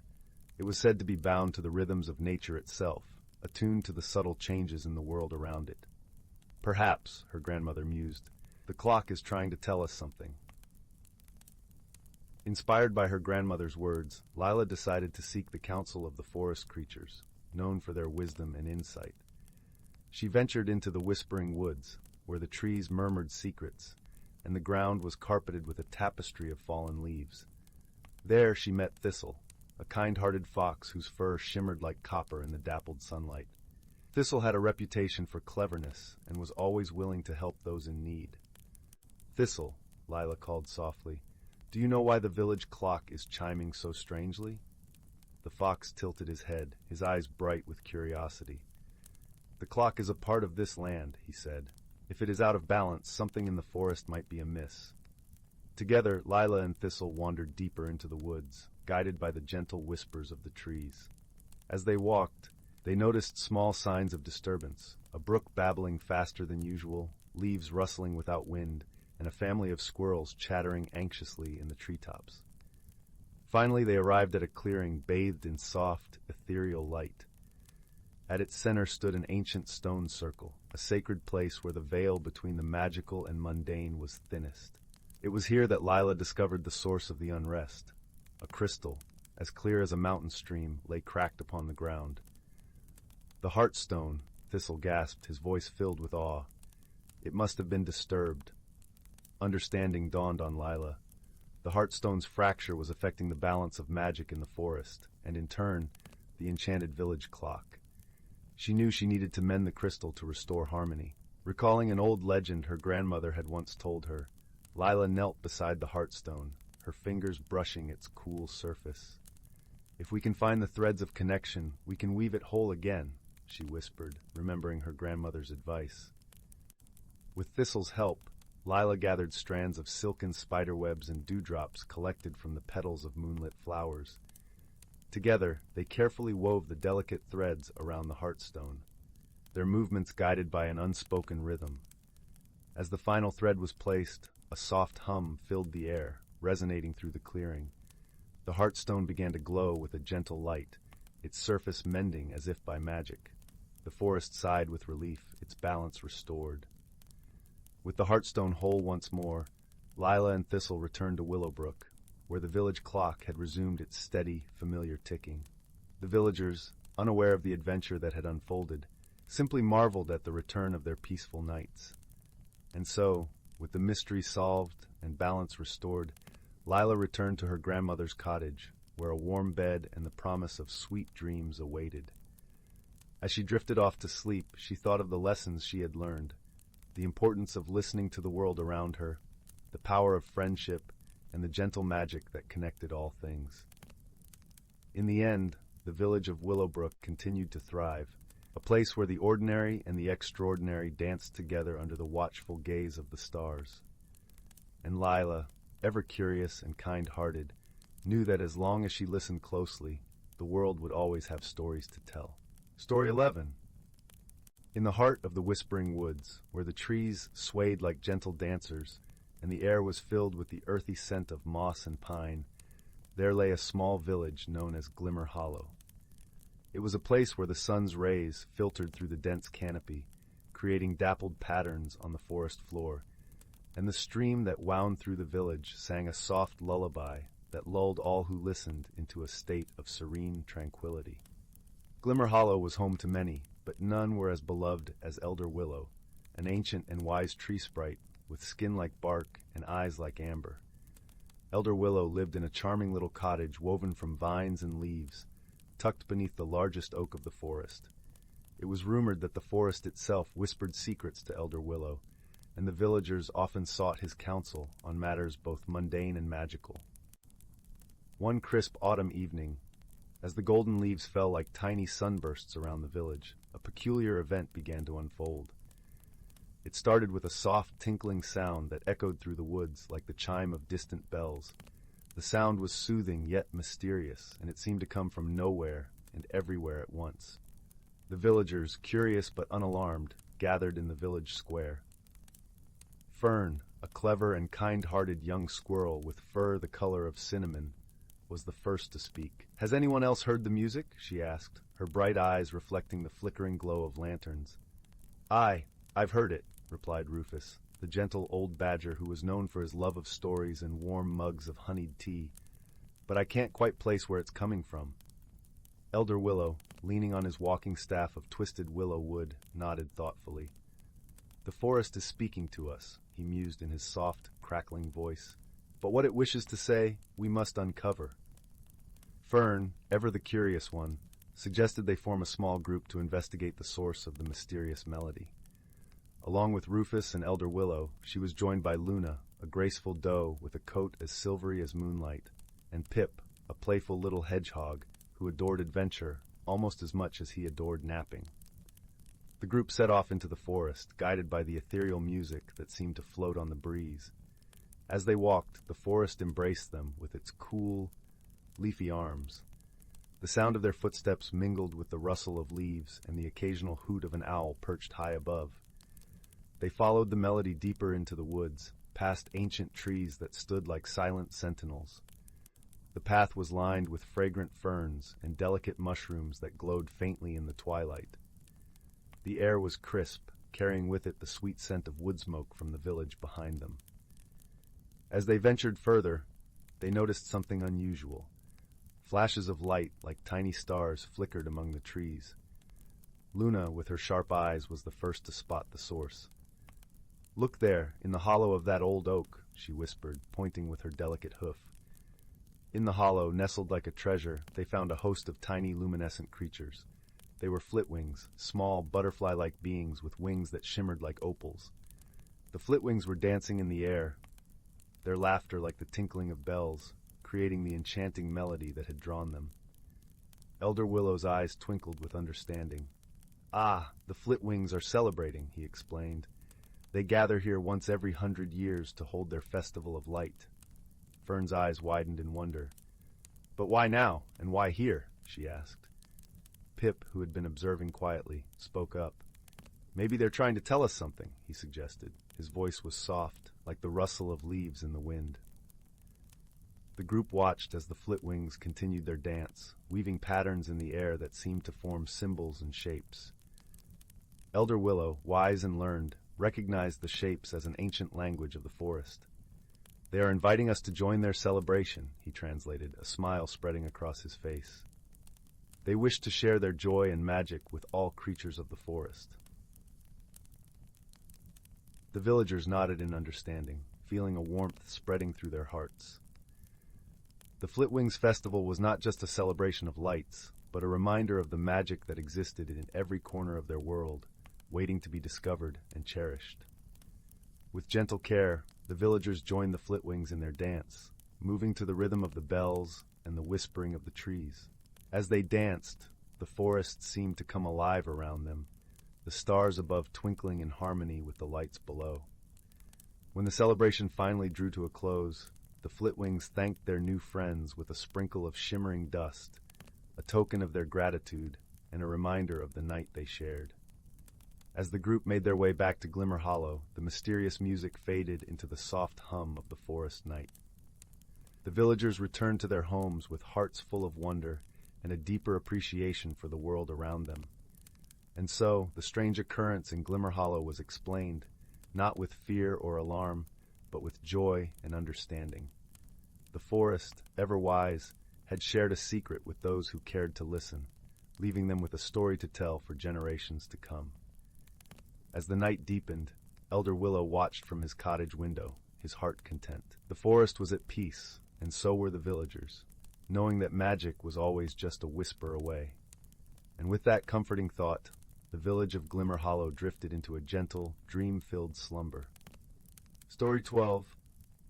In a quaint village nestled at the edge of a lush, whispering forest, there lived a young girl named Marigold. Her hair was the color of sunlit wheat, and her eyes sparkled with the curiosity of 1,000 stars.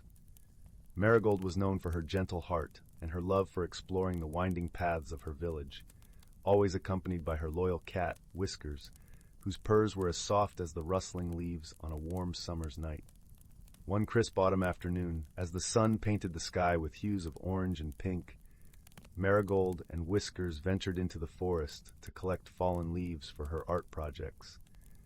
She loved to press them between the pages of an old, leather-bound book given to her by her grandmother.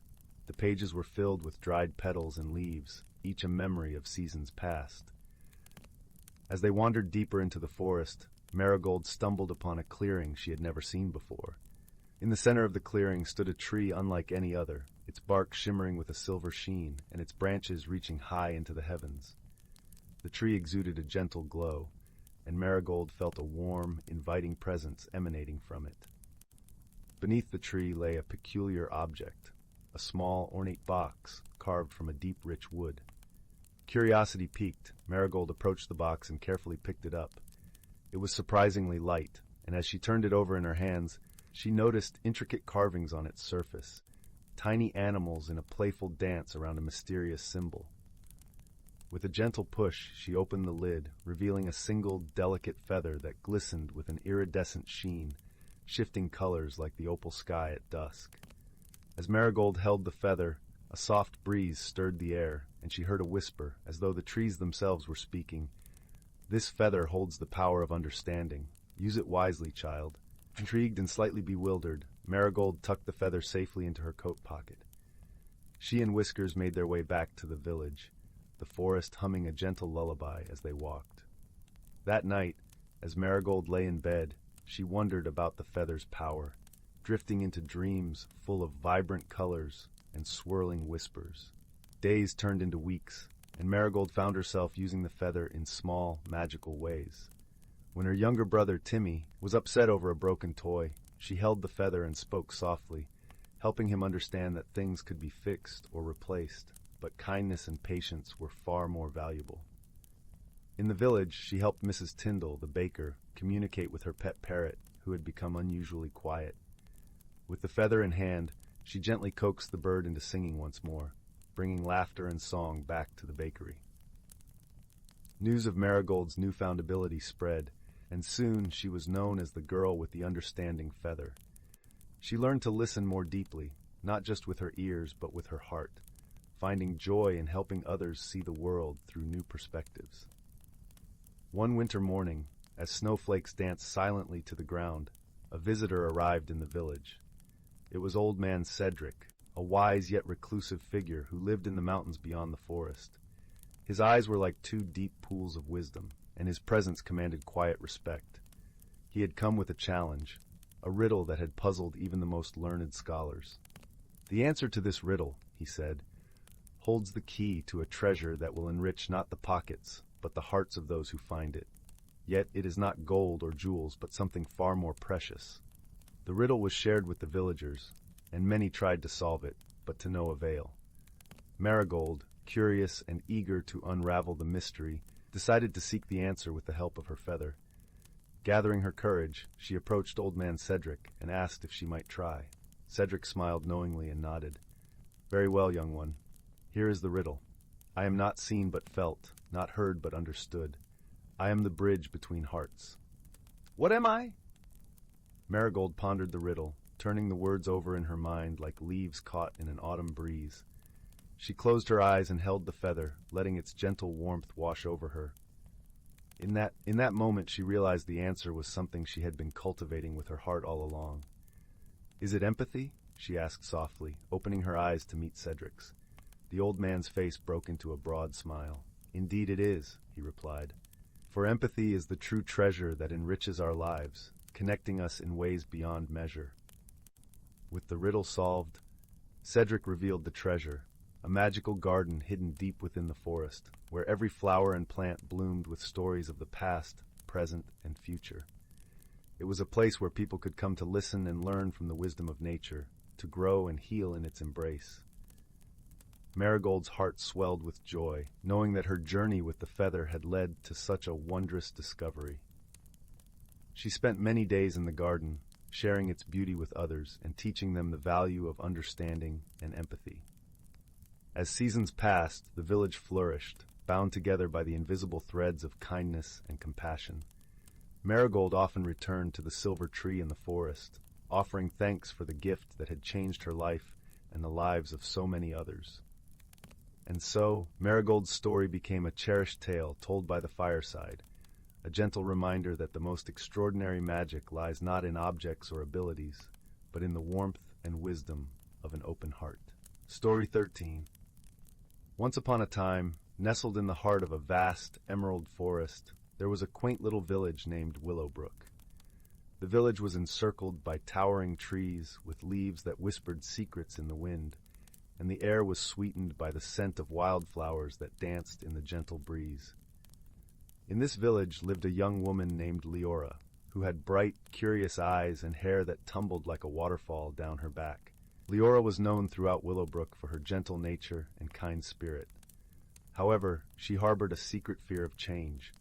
She adored the familiarity of her village, the predictable rhythm of the seasons, and the comforting routine of her day-to-day life.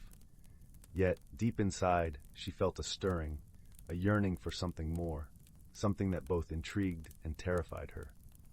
One crisp autumn morning, as the leaves turned into a tapestry of gold and crimson, Leora set out on her daily walk through the forest. The path she usually took led to a serene, glassy pond where she often sat and read her favorite tales. This day, however, her feet seemed to have a mind of their own, leading her deeper into the woods than she had ever dared venture before.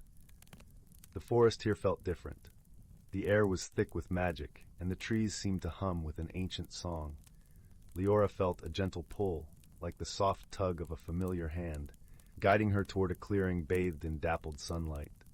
In the center of the clearing stood a majestic old oak tree with bark as rough as dragon scales and branches that reached out like welcoming arms. As Leora approached, she noticed something peculiar, a small, shimmering door carved into the trunk of the tree. Her heart fluttered with both fear and excitement. She hesitated, her hand hovering above the door's intricate handle, shaped like a twisting vine. Taking a deep breath, she turned the handle and stepped through. On the other side, Leora found herself in a wondrous place where the world seemed to shimmer with possibilities. The sky was a kaleidoscope of colors, and the air was alive with the soft melody of distant chimes. Around her, flowers bloomed in impossible hues, and gentle creatures with wise eyes watched her with quiet curiosity. Here, in this magical realm, Leora met a creature unlike any she had seen before, a small, gentle dragon named Nimbus. Nimbus had scales that glimmered like polished gemstones, and eyes that held the depth of 1,000 stars. He greeted Leora with a warm, rumbling voice. "Welcome, dear traveler. You have come at a time of great change." Leora, feeling both awed and comforted by Nimbus's presence, shared her fears and longing for something more with the dragon. Nimbus listened intently, nodding with understanding. Change is a part of life, just as the seasons turn and the stars dance across the night sky, he said. But fear not, for you are not alone in this journey. With Nimbus as her guide, Leora embarked on a series of gentle adventures through the magical realm. Each experience mirrored her inner journey, teaching her valuable lessons about herself and the world around her. She learned to listen to the whispers of the wind, to see the beauty in the changing colors of the leaves, and to find strength in the support of her new friends. One day, Nimbus led Leora to a magnificent garden filled with radiant butterflies. The butterflies fluttered around her, their wings a symphony of colors.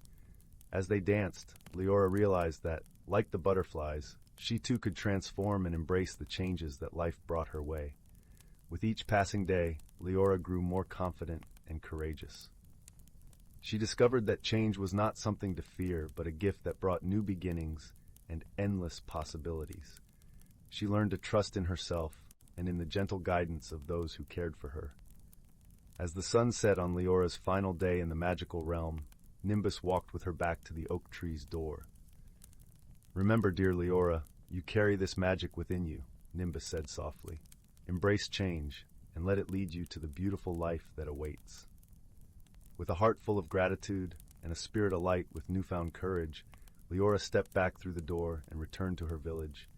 The familiar sights and sounds of Willowbrook greeted her, but she saw them with fresh eyes. She was home, yet she was different, stronger, wiser, and ready to embrace whatever the future held. And so, under the starlit sky, Leora lay in her cozy bed, the warmth of the crackling fireplace filling her room.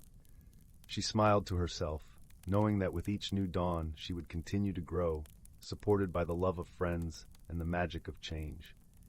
In Willowbrook, the seasons came and went, and Leora thrived, her heart open to the wonders of the world. And in the heart of the forest, the old oak tree stood watch, a silent guardian over those who dared to dream.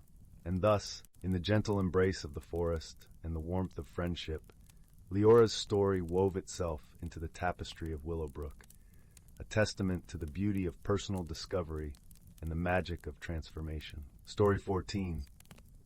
Once upon a time, nestled in the heart of a lush emerald forest, there lay a quaint little village known as Willowbrook.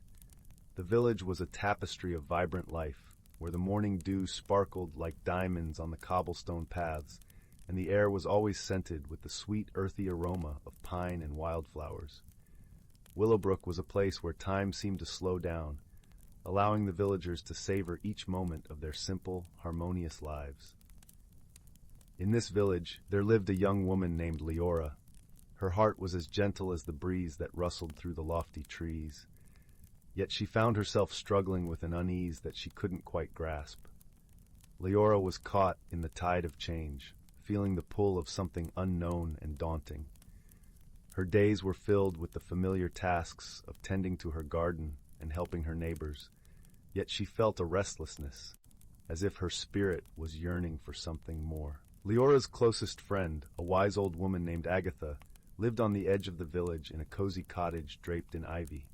Agatha was known for her warm smile and the comforting stories she told by the fire, tales woven with the magic of the forest. Leora often visited Agatha, seeking solace in her presence and guidance in her words.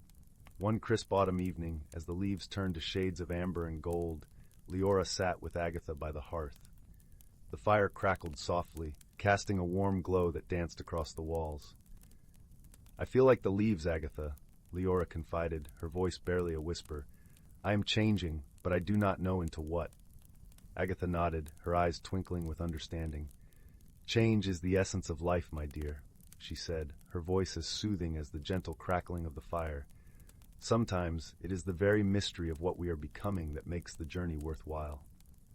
The next day, Leora wandered through the forest, seeking clarity amongst the towering trees and the rustle of unseen creatures.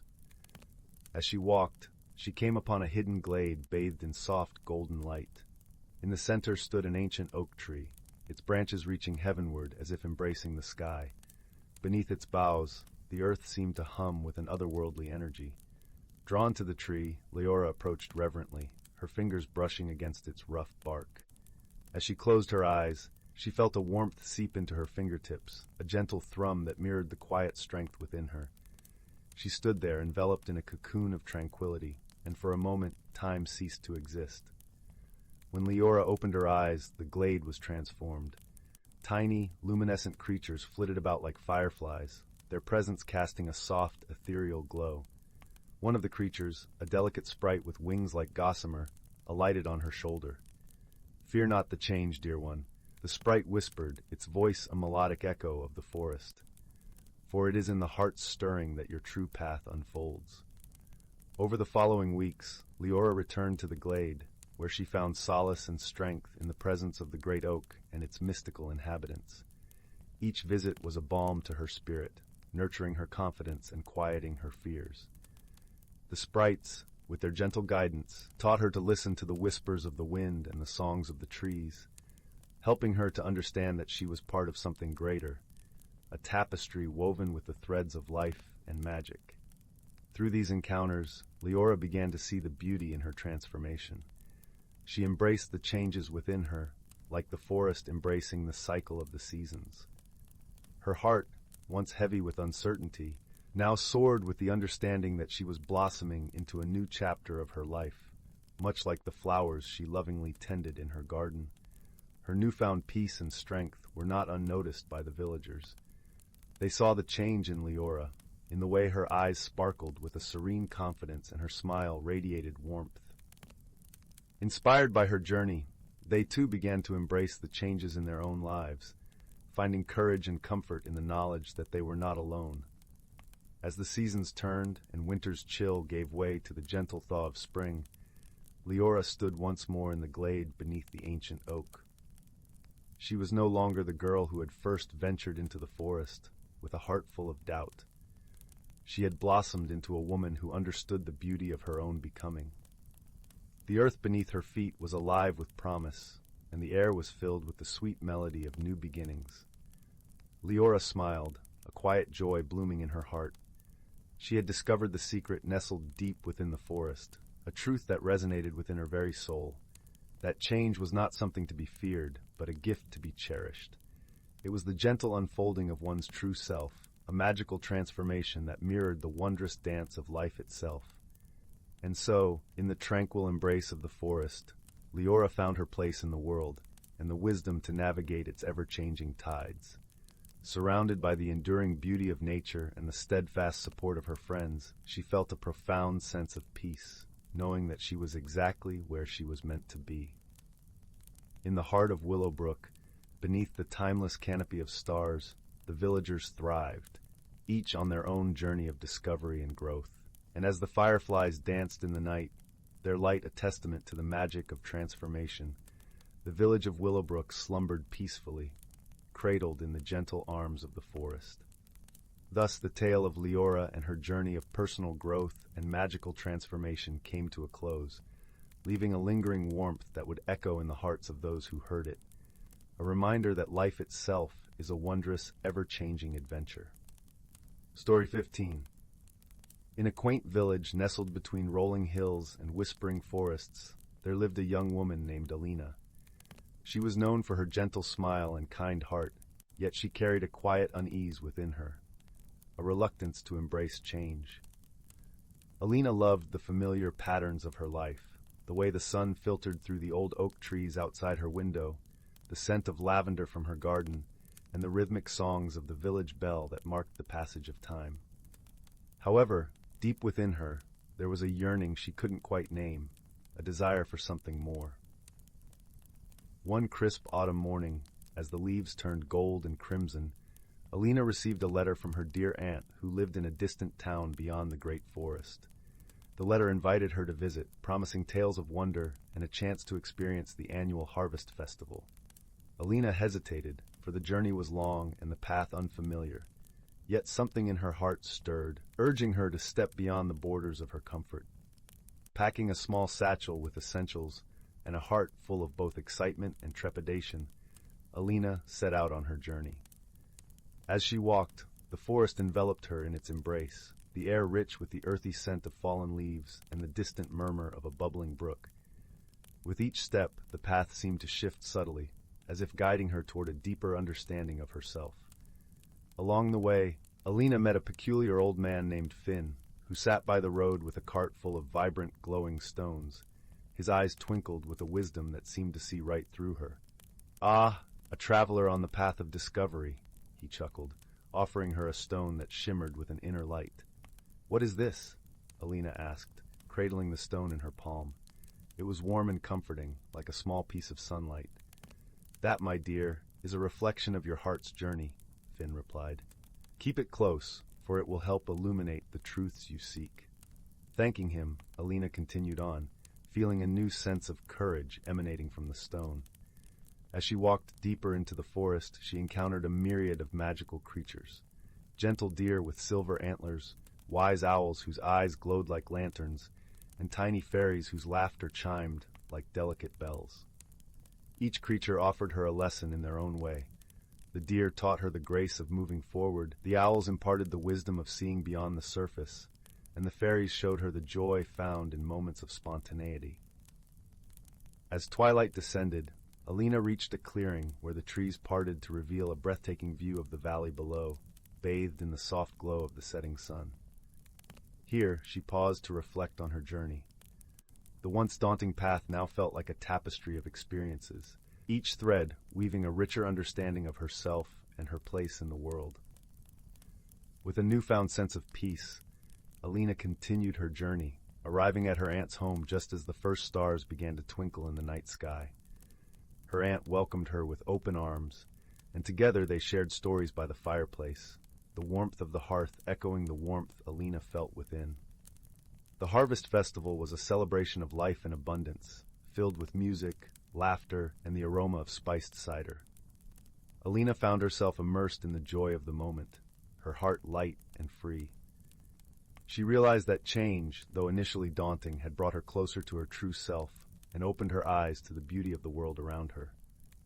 As the festival drew to a close, Alina sat quietly under the starlit sky, the glowing stone Finn had given her still nestled in her hand. It was no longer just a token. It was a reminder of her journey and the wisdom she had gained. The path home no longer seemed unfamiliar, but a continuation of her own story, one she was eager to explore. Returning to her village, Alina found herself embracing change with open arms. She tended her garden with renewed vigor, planted new seeds, and watched as they transformed and grew, much like herself. She shared her tales with friends and neighbors, encouraging them to seek their own paths of discovery. In the end, Alina learned that personal growth is a journey without end, a magical transformation that unfolds with each step we take. She understood that the true magic lay not in the stones or the creatures she met, but in the courage to follow her heart wherever it might lead. And so, with the gentle whisper of the wind and the soft glow of the stars guiding her, Alina embraced the ever-changing tapestry of life, knowing that each new day would bring its own wonders and wisdom. Story 16. In the heart of an ancient forest, where the emerald canopy draped the sky and sunlight filtered through like liquid gold, lived a collection of creatures whose lives were intricately woven with the magic of the seasons. This forest, known as the Elderglen, was a realm where the whispers of the wind carried the stories of old, and the burbling streams sang the lullabies of the earth. Among the inhabitants of this enchanted woodland was a wise old turtle named Bramble. With a shell like a mosaic of autumn leaves and eyes that shimmered with the mysteries of the ages, Bramble had walked the forest paths for more years than anyone could remember. His presence was like the gentle rustle of leaves, a comforting constant in the ever-changing world. Bramble spent his days slowly traversing the forest floor, observing the delicate balance of life that thrived around him. The soft, velvety moss cushioned his steps, and the air was always sweet with the scent of pine and blooming wildflowers. Each step was a meditation, each breath a communion with the earth. Bramble knew every creature by heart, from the tiniest ant weaving its way across the soil to the majestic deer that bounded gracefully through the glades.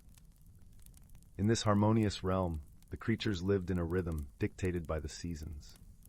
Spring brought with it a symphony of new beginnings. The air was alive with the chatter of birds returning from distant lands. and the forest floor erupted with a tapestry of blossoms. Summer followed with its warm embrace, painting the world in vibrant greens and filling the days with the hum of bees dancing among the flowers. As autumn approached, the forest donned its cloak of fiery colors. The leaves crackled underfoot, and the crisp air carried the fragrance of wood smoke. This was Bramble's favorite time, a season of reflection and preparation. He would gather the younger creatures around him and share stories of the past, tales of perseverance and unity, of the cycles that governed their world. One such story was about the time of the Great Drought, when the skies withheld their nourishing rains, and the rivers shrank to mere trickles. It was a time when the forest faced a challenge unlike any before. The trees whispered their concerns, their leaves wilting under the relentless sun, and the animals grew weary with thirst. In those trying days, Bramble had called upon the wisdom of the elder Glen. He sought counsel from the ancient oak, whose gnarled branches reached skyward like the arms of a sage. The oak, its voice deep and resonant, spoke of a hidden spring, nestled within the heart of the forest, known only to those who listened to the songs of the earth. Guided by this ancient knowledge, Bramble led a procession of creatures through the forest, each step a testament to their unity and determination. The journey was arduous, the path shrouded in a mist of uncertainty, but Bramble's steady presence was a beacon of hope. At last, they arrived at the sacred grove, where the spring bubbled forth, a crystalline pool reflecting the dappled sunlight. The creatures drank deeply, their spirits rejuvenated by the waters that carried the essence of life itself. In this moment, they understood the lesson of the drought, that through adversity, they had discovered the strength of their community and the importance of the balance that sustained them. As Bramble recounted this tale to the young ones, the forest around them seemed to sigh in contentment. The wisdom of the ages flowed through his words, seeding the future with the knowledge of the past. Winter eventually wrapped the elder Glen in its silvery embrace, covering the world in a blanket of white. The forest grew quiet, a peaceful hush falling over the land. Snowflakes danced through the air, and the creatures retreated to their warm burrows and nests, dreaming of spring's return. And so the cycle continued, a dance of seasons that renewed the forest and all its inhabitants. Bramble, with his shell like a tapestry of time, remained a steadfast guardian of this enchanted realm. His stories, like the gentle fall of snow, settled into the hearts of those who listened, nurturing the seeds of harmony and balance. In the Elder Glen, where reality and magic were entwined, nature thrived in its eternal dance, a testament to the wisdom passed down through generations. The forest, with its ancient trees and whispering winds, held the secrets of the earth, a sanctuary of peace and wonder for all who called it home. Story 17. In the far reaches of the galaxy, where stars twinkled like distant candles in the velvet black sky, there lay a tiny planet known as Luminara. Luminara was renowned for its luminous forests, where trees glowed softly with the light of their own making, casting gentle shadows upon the mossy ground. It was here that a small, furry creature named Zeph made his home. Zeph was a luminarian, a species known for their curiosity and gentle hearts. With his emerald eyes and golden fur that glistened like sunlit honey, Zeph was a creature of comfort and warmth. One evening, as the twin moons of Luminara rose high, casting their silver beams across the forest, Zeph sat atop his favorite hill, watching the stars. His heart was filled with a yearning for adventure, a desire to know what lay beyond his familiar world. Little did he know, his wish would soon be granted in the most unexpected way. Meanwhile, on the distant planet of Nox, a place of eternal twilight, where the skies were a deep indigo and the air was always cool and crisp, there lived a being named Kira. Kira was a Noxian, with skin that shimmered like opalescent seashells and eyes that glowed softly in the dark. Her people were known for their wisdom and their ability to navigate the stars. Yet Kira often felt a sense of longing, a desire to connect with worlds beyond her own. One fateful night, as she piloted her small starship through the galaxy, a sudden meteor storm knocked her off course. Her ship spiraled out of control, hurtling towards the unknown planet of Luminara. With a heart racing like the beating wings of a butterfly, Kira managed to land safely, though her ship was damaged beyond immediate repair. Zeph, having witnessed the fiery descent from his hilltop perch, was both frightened and intrigued. Gathering his courage, he made his way to the crash site, where he found Kira, dazed but unhurt, standing amidst the wreckage. Her presence was a mystery wrapped in shimmering light, and Zeph, though timid, felt drawn to help. "Are you all right?" he asked, his voice a gentle melody in the night air. Kira turned, her expression a mix of relief and curiosity. "I am, thanks to your beautiful planet," she replied, her voice resonant and soothing, like the first notes of a lullaby. "My ship, however, is not." Zeph nodded, his mind whirring with possibilities. "I can help you," he offered, "but I must warn you, I'm not very skilled with machines." Kira smiled, her eyes softening. "I appreciate your kindness. Perhaps we can figure it out together." And so began their journey, a partnership born of necessity but soon blossoming into something much deeper. At first, their differences caused small misunderstandings. Zeph, used to the gentle ways of Luminara, found Kira's directness startling, while Kira, accustomed to the cool rationality of Nox, sometimes struggled to understand Zeph's emotional expressions.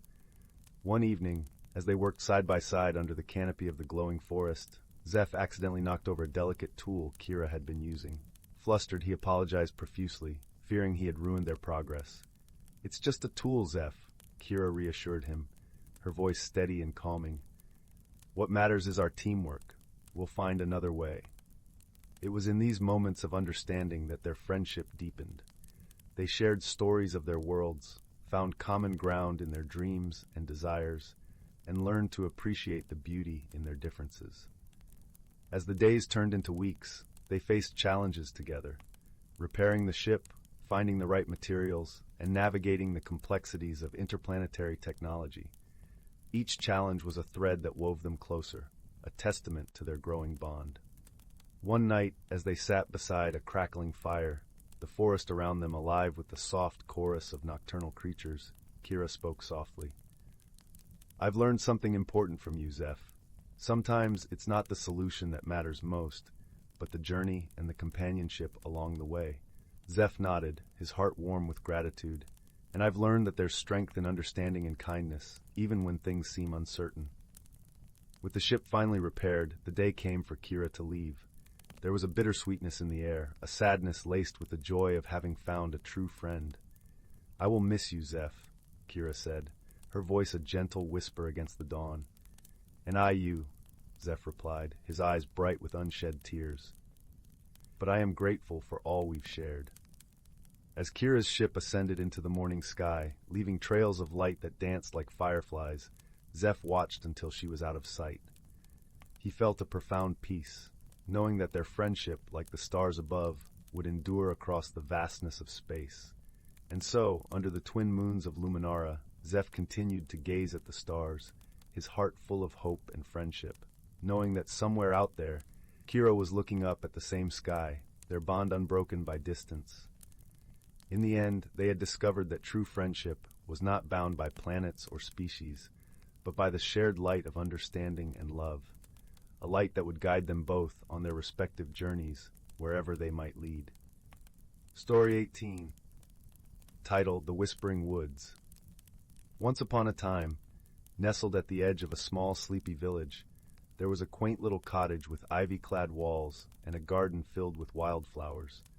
The scent of lavender and rosemary mingled with the crisp air, creating a fragrant embrace that welcomed anyone who passed by. This was the home of a kind-hearted woman named Serafina, known for her gentle smile and the warmth that radiated from her very being. Serafina lived a simple life, tending to her garden and spending her days crafting beautiful tapestries that told stories of the world beyond the village.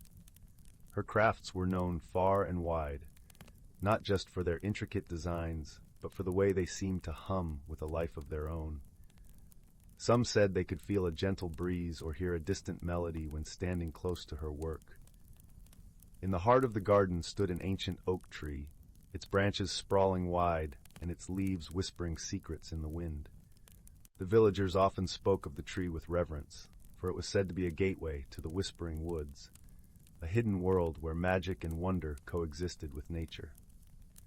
Serafina loved the tree dearly, often sitting beneath its shade, feeling its comforting presence.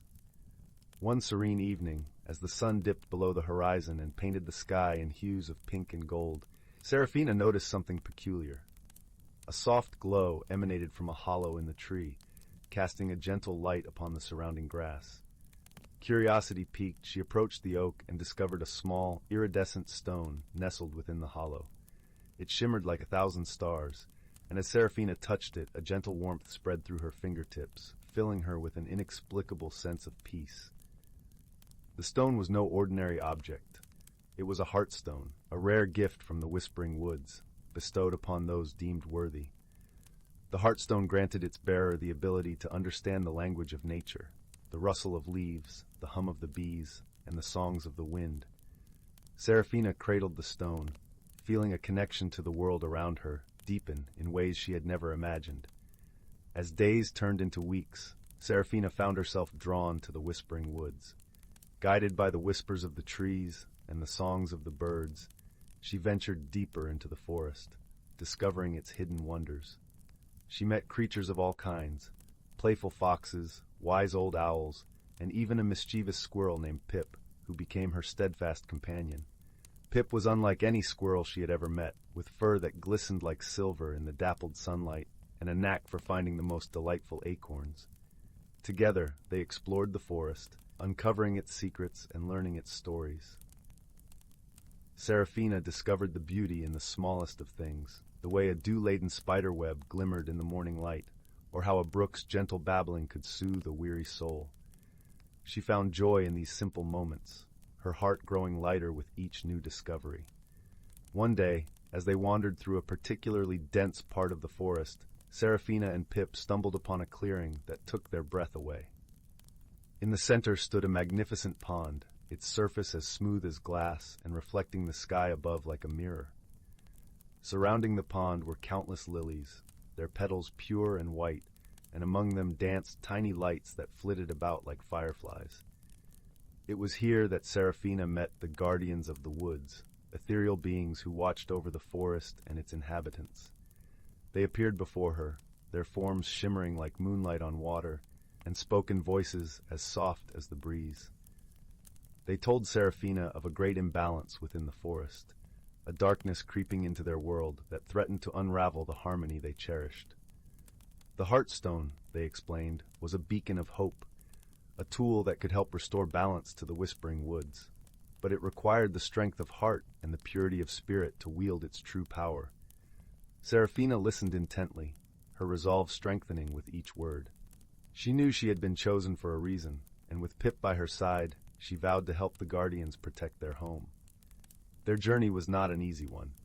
Seraphina and Pip faced many challenges, from crossing treacherous streams to navigating through thickets of brambles. Yet, with each obstacle, they grew stronger and more determined. They learned to rely on each other, their friendship deepening with every shared adventure. One moonlit night, as they rested beneath the sheltering branches of a willow tree, Seraphina and Pip encountered the source of the forest's turmoil, a shadowy presence that seemed to drain the life from everything it touched. It hovered above the ground, a swirling mass of darkness that pulsed with malevolent energy. Seraphina felt a shiver of fear, but she steeled herself, clutching the Heartstone tightly.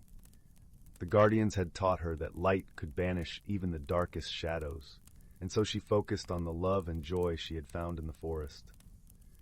The Heartstone responded, glowing with a brilliance that rivaled the sun, its light piercing through the gloom. The shadow shrieked, recoiling from the light's touch, and in that moment, Seraphina understood the true power of the Heartstone. It was not just a tool, but a conduit for the love and kindness she carried within her heart. With Pip's encouragement and the Guardian's guidance, Seraphina channeled her strength, weaving a tapestry of light that enveloped the shadow completely. Slowly, the darkness began to dissipate, unraveling like mist in the morning sun. The forest sighed with relief, its vibrant colors returning and its songs resuming. The Guardians appeared once more, their gratitude evident in their radiant smiles. They thanked Seraphina for her courage and compassion, promising that the Whispering Woods would always welcome her with open arms. As dawn broke over the horizon, painting the sky in hues of orange and lavender, Seraphina realized that her journey had changed her in profound ways. She had discovered not just the magic of the forest, but the magic within herself, the ability to bring light and hope to those in need. With a heart full of gratitude and a renewed sense of purpose, Seraphina returned to her cottage. Her garden seemed even more vibrant than before, the flowers swaying gently in the breeze as if to welcome her home. The ancient oak tree stood tall, its branches whispering blessings upon her. Seraphina continued to live her life with joy and wonder, cherishing the friendships she had formed and the lessons she had learned.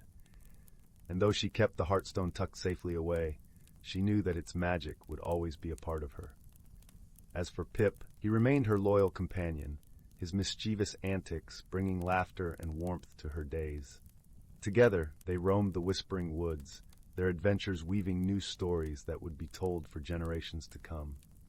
And so, in the heart of the forest, where the light danced upon the leaves and the air hummed with the songs of nature, Seraphina found her true home, a place where magic and friendship flourished, and where even the simplest moments held the promise of wonder.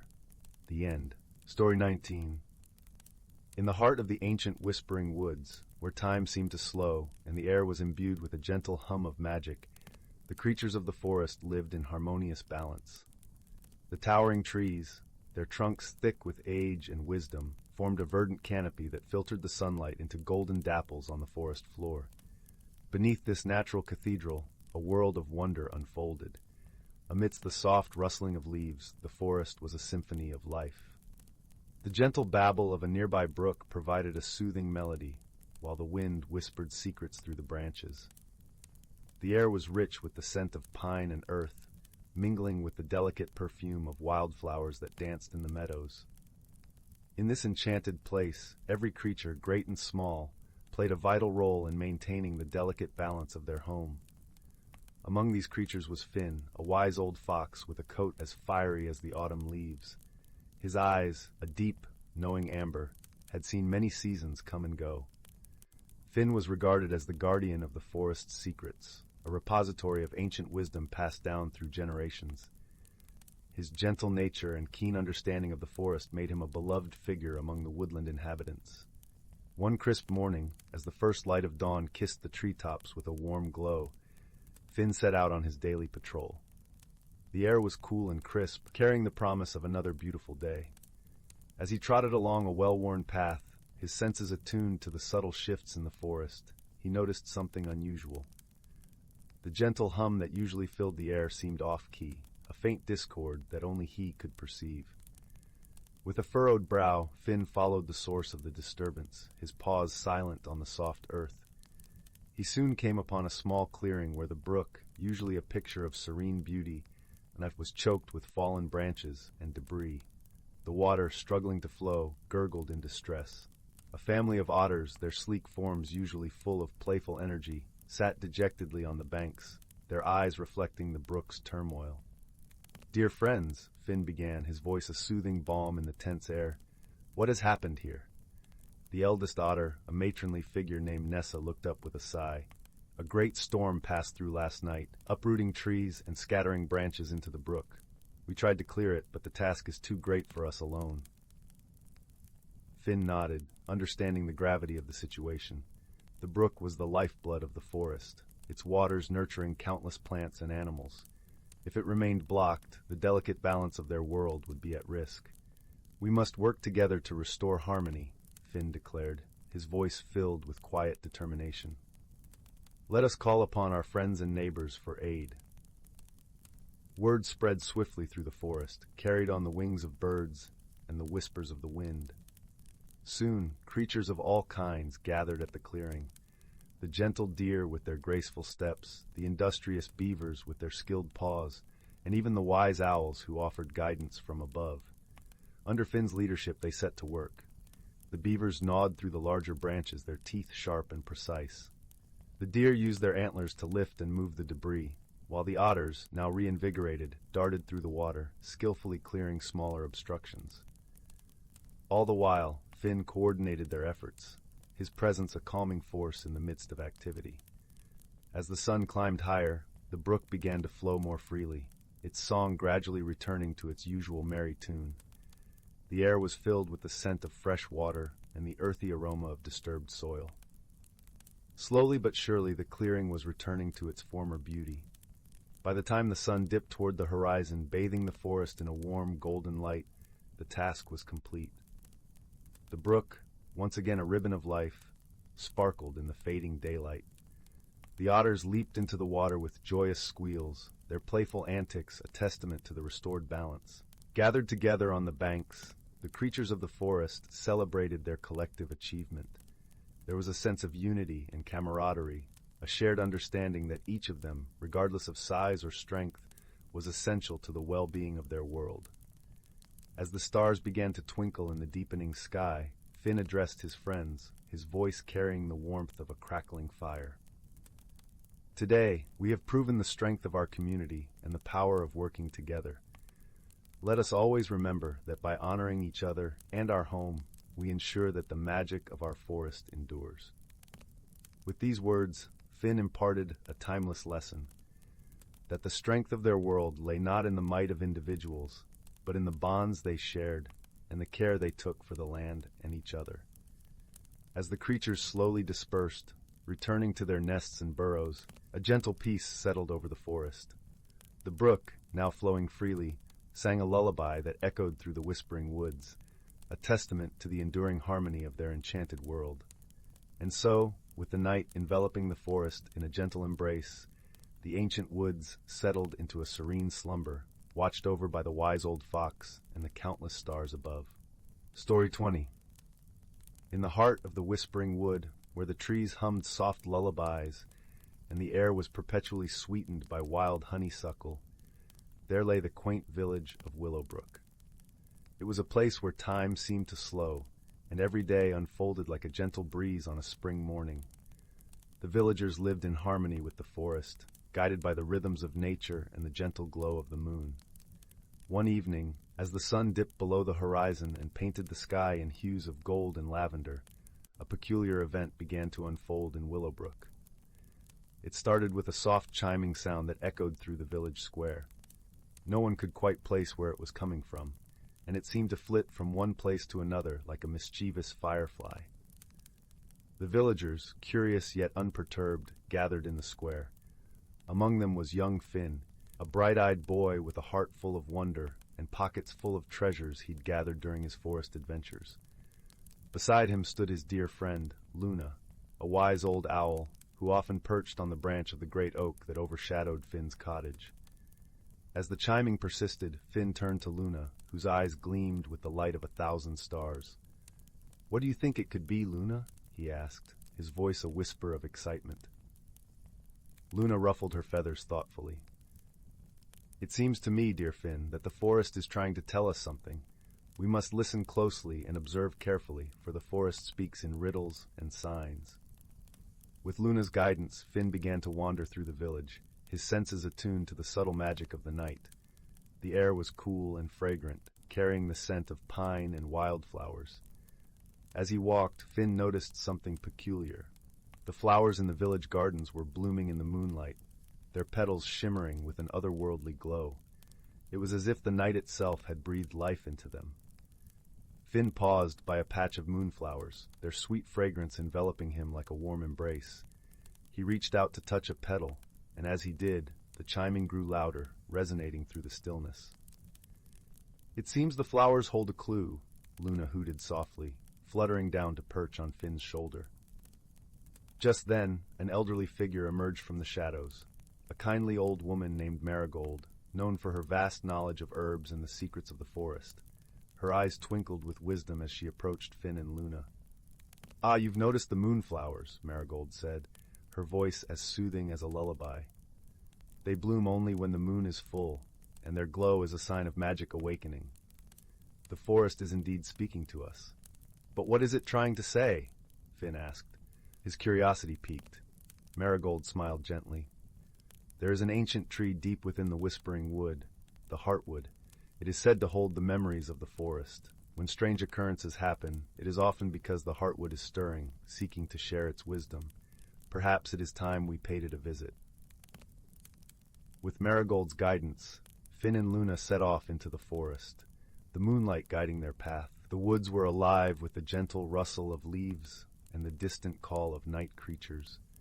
As they ventured deeper, the air grew cooler, and the light of the moon seemed to dance between the branches, casting playful shadows on the forest floor.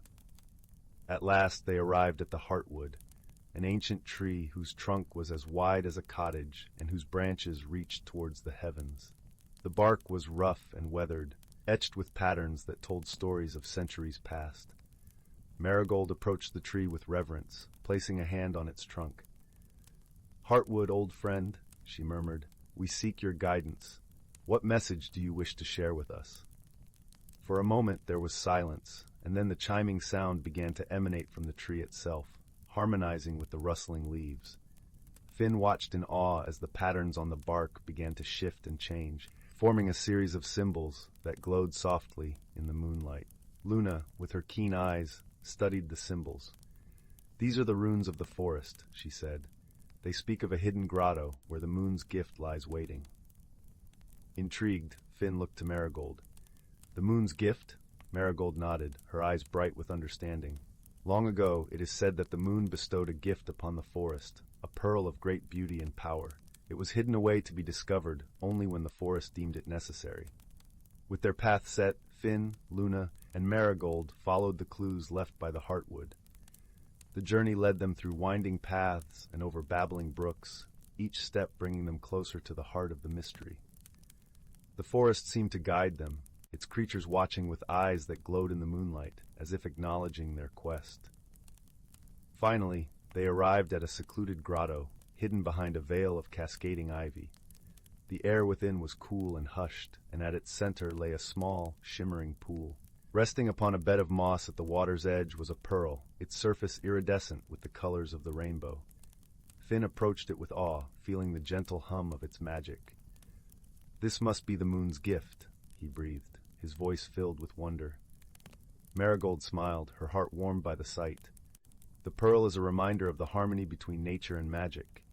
Its presence will ensure that Willowbrook continues to thrive, protected by the wisdom of the forest." As Finn carefully lifted the pearl from its resting place, the chiming sound ceased, leaving behind a profound sense of peace and fulfillment. The mystery had been solved, not through force or haste, but through patience, observation, and the gentle guidance of wise friends. With the pearl safely in hand, Finn, Luna, and Marigold made their way back to the village, their hearts light with the knowledge that they had uncovered a piece of the forest's ancient magic. The moon shone brightly overhead, casting a serene glow over Willowbrook as the villagers welcomed them back with smiles and soft laughter. That night, as Finn lay in his bed beneath a quilt of patchwork stars, he felt the warmth of the moon's gift in his heart, a reminder that even the smallest of wonders could hold the greatest of secrets. The village of Willowbrook slept soundly, cradled in the gentle embrace of the whispering wood, where mysteries unfolded like petals and dreams floated on the wings of the night. And so, with the forest's secret safely guarded and the village at peace, Willowbrook continued to thrive, watched over by the wise old heartwood and the gentle glow of the moon. Story 21. In the quaint village of Willowbrook, nestled amidst emerald hills and meandering brooks, there stood an old cobblestone house, its walls draped in ivy, and its windows framed with cheerful red shutters. Inside this cozy abode lived a young girl named Mira. Mira was known for her boundless curiosity and her deep chocolate-brown eyes that seemed to hold 1,000 questions. She lived with her grandmother, a wise woman with silver hair and a heart as warm as the hearth that crackled in their living room each evening. One crisp autumn afternoon, as the golden leaves danced in the gentle breeze, Mira was exploring the attic, a place brimming with forgotten treasures and the sweet scent of nostalgia. Sunlight filtered through the dusty window, casting playful patterns on the wooden floor.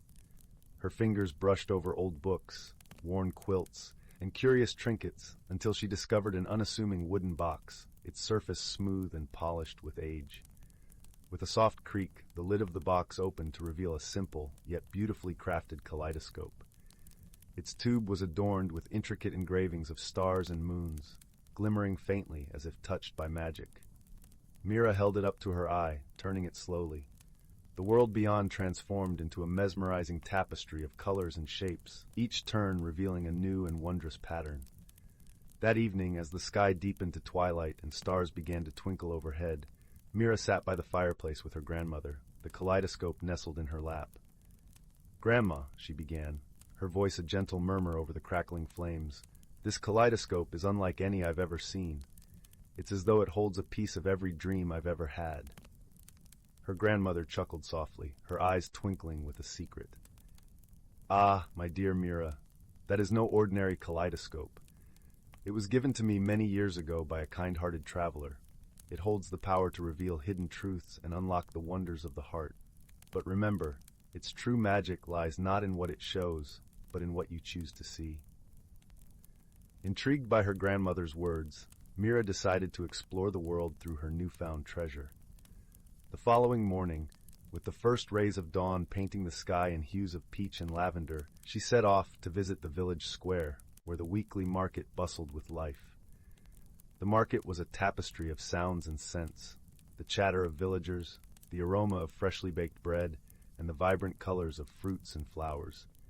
Mira wandered through the stalls, her kaleidoscope in hand, eager to discover the magic hidden within the ordinary. As she peered through the lens, the world transformed, and she noticed things she had never seen before. The baker's smile was not just a gesture of greeting, but a warm invitation to share a moment of kindness. The florist's hands moved with a rhythm that spoke of a deep love for the earth and its blossoms.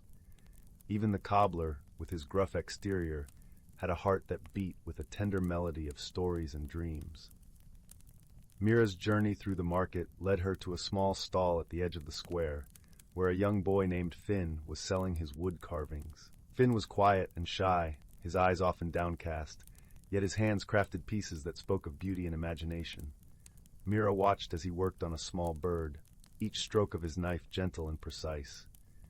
"Your carvings are truly magical," Mira said softly, her voice carrying the warmth of a gentle breeze. Finn looked up, surprise flickering in his eyes, and for the first time he met her gaze.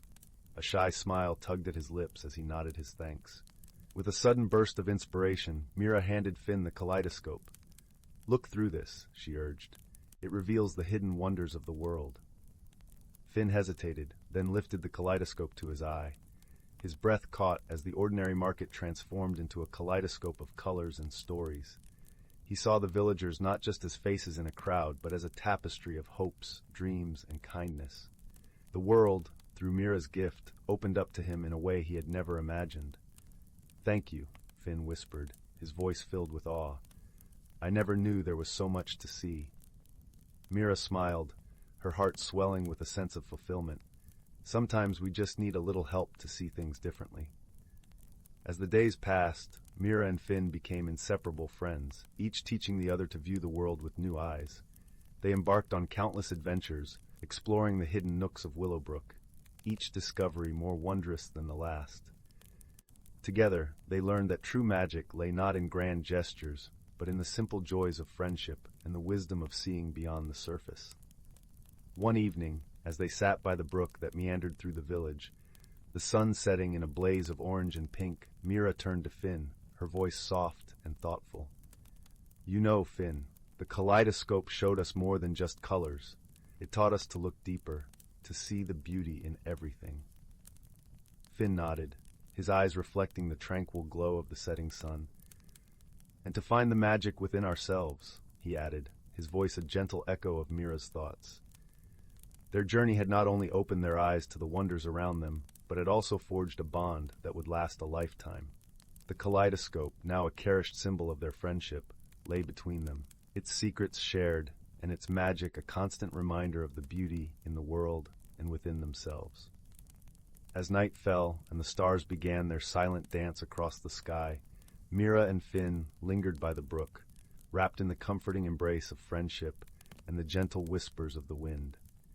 And as they drifted into dreams of wonder and adventure, they knew that the world was full of magic, just waiting to be discovered by those who dared to look beyond the ordinary.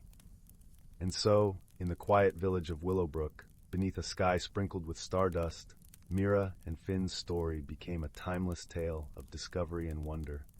a gentle reminder that the greatest treasures are often found within the heart. Story 22. In a cozy village nestled among the rolling hills, strange happenings had begun to unfold. It all started when old oak, the ancient tree that stood watch over the village green, began losing its leaves out of season. The villagers, who had always found comfort in old oak's steady presence, grew concerned. Young Willow was among the first to notice the unsettling changes. A curious and kind-hearted girl, she loved spending sunny afternoons reading beneath old oak's sprawling branches. One crisp autumn day, as she settled against the bark with her favorite storybook, a flurry of leaves drifted down around her. "How odd," Willow murmured, brushing the fallen foliage from her pages. "The winds haven't stirred yet." Over the next few days, more leaves abandoned their posts, carpeting the village green in a premature blanket of red and gold. Soon, old oak's uppermost boughs stood bare against the blue sky. The villagers gathered, trading worried whispers. Old oak had weathered centuries without faltering. What force could be stripping away its splendor? Some suggested calling the tree doctor from the neighboring town, while others proposed magical remedies, sprinkling oak's roots with glittering tree dust or chanting ancient tree songs. Before any decision could be reached, another peculiar event demanded the villagers' attention. The night after a dazzling harvest moon, every doorstep was found adorned with an assortment of pine cones, acorns, and brilliantly colored leaves. The decorations were artfully arranged, as if by invisible hands guided by a meticulous designer. Puzzled yet delighted, the villagers marveled at the mysterious displays. None could identify the gifted gardener responsible for the autumnal creations. As the nights grew longer, more bizarre occurrences manifested around the village. Pumpkins were discovered with elaborate faces carved into their rinds, expressive visages far too intricate for human hands. Corn stalks in the fields stood woven into elaborate braids, and at the edge of the forest, vibrant rings of toadstools in rich browns and brilliant reds appeared to have sprung up overnight on the mossy ground. Willow found herself transfixed by these strange botanical wonders. Unlike her neighbors, she felt no fear, only a sense of enchantment and curiosity. Surely these marvels were the work of no human hand. One October evening, as a harvest moon bathed the village in its soft glow, Willow wandered into the forest surrounding old oak. She settled beneath a willow tree, watching shadows dance across the leaf-strewn ground. As she breathed in the earthy scents of moss and decaying wood, a rustling in the undergrowth caught her ear. Peering into the darkness, Willow spied a tiny figure emerge from beneath a fallen log. It appeared to be some sort of miniature creature, a gnome or forest sprite, with a face like gnarled bark and a body composed of twigs and leaves. Clutched in its diminutive hands was a handful of acorns. The little being froze, locking eyes with Willow. For a breathless moment, neither moved. Then the creature opened its mouth, issuing a string of chirps and trills that sounded almost like words. Willow felt her heart flutter with amazement. "Hello there," she managed. "Did you make those wonderful decorations in the village?" The creature cocked its head, considering her with bright eyes that glinted like dewdrops. Then it swept into an elaborate bow, sprinkling acorns across the forest floor. Filled with a sense of wonder, Willow inched closer. "My name is Willow," she said softly. "It's very nice to meet you." Over the following nights, Willow visited the same willow tree at the edge of the forest. To her delight, the little creature reappeared each time, beckoning her deeper into the wooded realm. Under the watchful gaze of the harvest moon, Willow was introduced to an entire hidden community of forest sprites who made their homes beneath twisted roots and in hollowed trunks. These whimsical beings, she learned, were the masterminds behind the village's autumnal enchantments. With the arrival of crisp autumn nights, the sprites delighted in revealing their woodland talents. They wove leaves into vibrant garlands, shaped twigs and bark into fanciful animal sculptures, and tended to ailing trees and plants across the forest. Willow's new sprite friends explained that old oak, the mighty tree that stood at the heart of the village, had fallen ill under the weight of its many years. Its loss of leaves, they confided, was a cry for help, one they hoped the villagers would heed. Eager to aid her beloved oak, Willow relayed the sprite's message to the village elders. At first, her breathless tales of forest guardians were met with skepticism, but as she described the wonders she had witnessed and produced some of the sprite's intricate crafts as proof, the elder's doubts melted away. Soon, the entire village joined forces to revive Old Oak's fading vitality. Withered branches were gently pruned away, while the earth around its roots was tilled and nourished with fertile soil and mineral-rich compost. And under the approving gaze of the forest sprites, the villagers tended to Old Oak's needs with the utmost care and devotion. As winter's chill gave way to spring's first blush of warmth, tender green buds appeared along Old Oak's gnarled limbs. The village broke into cheers of jubilation as leaves unfurled like tiny banners, heralding the tree's revival. From that moment on, the village and the forest sprites fostered a cherished bond. The sprites continued creating their whimsical crafts to delight the villagers, who in turn cared for the forest homes as if they were extensions of their own beloved groves. And at the center of their wondrous alliance stood Old Oak, newly invigorated and more magnificent than ever before. Its branches spread wide in an emerald embrace, sheltering villager and sprite alike in the beauty of nature's eternal dance between life, death, and rebirth. Story 23. Once upon a time, in the quaint village of Willowbrook, nestled between rolling hills and shimmering streams, there lived a young girl named Clara. Clara had a curious heart, always eager to explore the wonders that lay beyond the well-trodden paths of her village. Her favorite place was the attic of the old stone cottage she called home. It was a treasure trove of forgotten relics, each whispering stories of the past. One chilly autumn afternoon, as the golden leaves danced in the brisk breeze, Clara ventured into the attic, her lantern casting a warm, flickering glow. She breathed in the familiar scent of cedar and dust, her fingers tracing the spines of ancient books and the edges of dusty boxes. It was then that her gaze fell upon a curious object, tucked away in the corner, an ornate wooden box carved with intricate patterns of vines and stars. With a gentle push, Clara opened the box, revealing a small, ordinary-looking key. Yet, as she held it in her palm, she felt a gentle warmth radiating from it, as though it were alive. Intrigued, she slipped the key into her pocket, feeling a strange pull as if it were guiding her somewhere. Later that night, as Clara lay snuggled under her patchwork quilt, she couldn't shake the feeling of the key's magic. Her dreams were filled with visions of hidden doors and secret worlds, the key glowing brightly in her hand. The following morning, Clara decided to seek advice from the village's wise woman, Granny Maud, who lived in a cozy cottage surrounded by a garden of fragrant herbs and flowers. Granny Maud was known for her kindness and wisdom, her eyes always twinkling with secrets of the world. As Clara approached, Granny Maud welcomed her with a warm smile. "What brings you to my door, dear one?" she asked, her voice as soothing as a lullaby. Clara hesitated, then pulled the key from her pocket. "I found this in the attic. It feels special." Granny Maud examined the key with a knowing nod. "Ah, this is no ordinary key, Clara. It is the key of whispers, a rare and magical item that opens the door to one's heart's desire. But remember, such magic is not to be taken lightly. It requires wisdom and a pure heart." Clara listened intently, her curiosity piqued. "How do I find the door it opens?" "The journey to find the door is as important as the door itself," Granny Maud replied. "Trust in your heart and let it guide you." With renewed determination, Clara set out on her journey. She wandered through the village, the key warm against her chest, its pull leading her to the edge of the whispering woods. The woods were known for their gentle rustling leaves that sang stories to those who listened.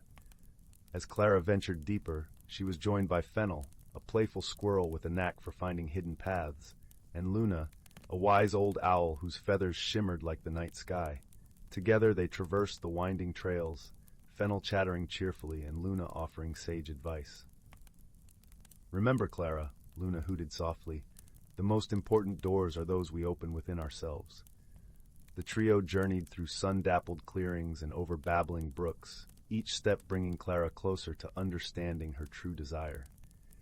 She realized that the journey itself was teaching her patience, kindness, and the value of friendship.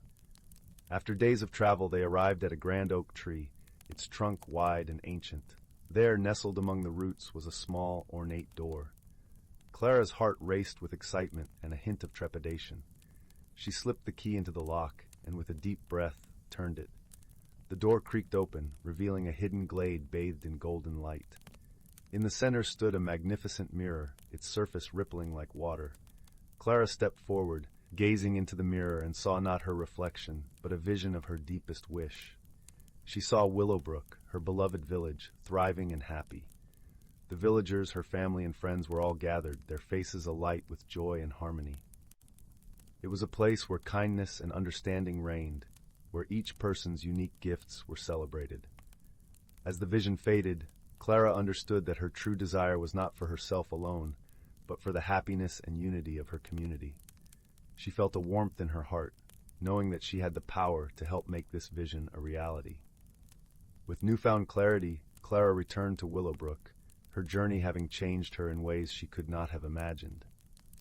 She shared her experiences and insights with the villagers, inspiring them to embrace kindness and cooperation. And so, under Clara's gentle guidance, the village of Willowbrook blossomed. The people came together, creating a tapestry of friendship and support, much like the patchwork quilt that kept Clara warm at night. As the years passed, the Key of Whispers found its way back to the attic, waiting patiently for the next curious soul to discover its magic. And Clara, now a wise woman in her own right, would often tell her story to the children of Willowbrook, their eyes wide with wonder, their hearts open to the possibilities of the world. And so, dear listener, as you drift into the gentle embrace of sleep, remember that the most magical journeys are those that lead us to discover the beauty within ourselves and the world around us. Sweet dreams. Story 24. Title: The Whispering Glade.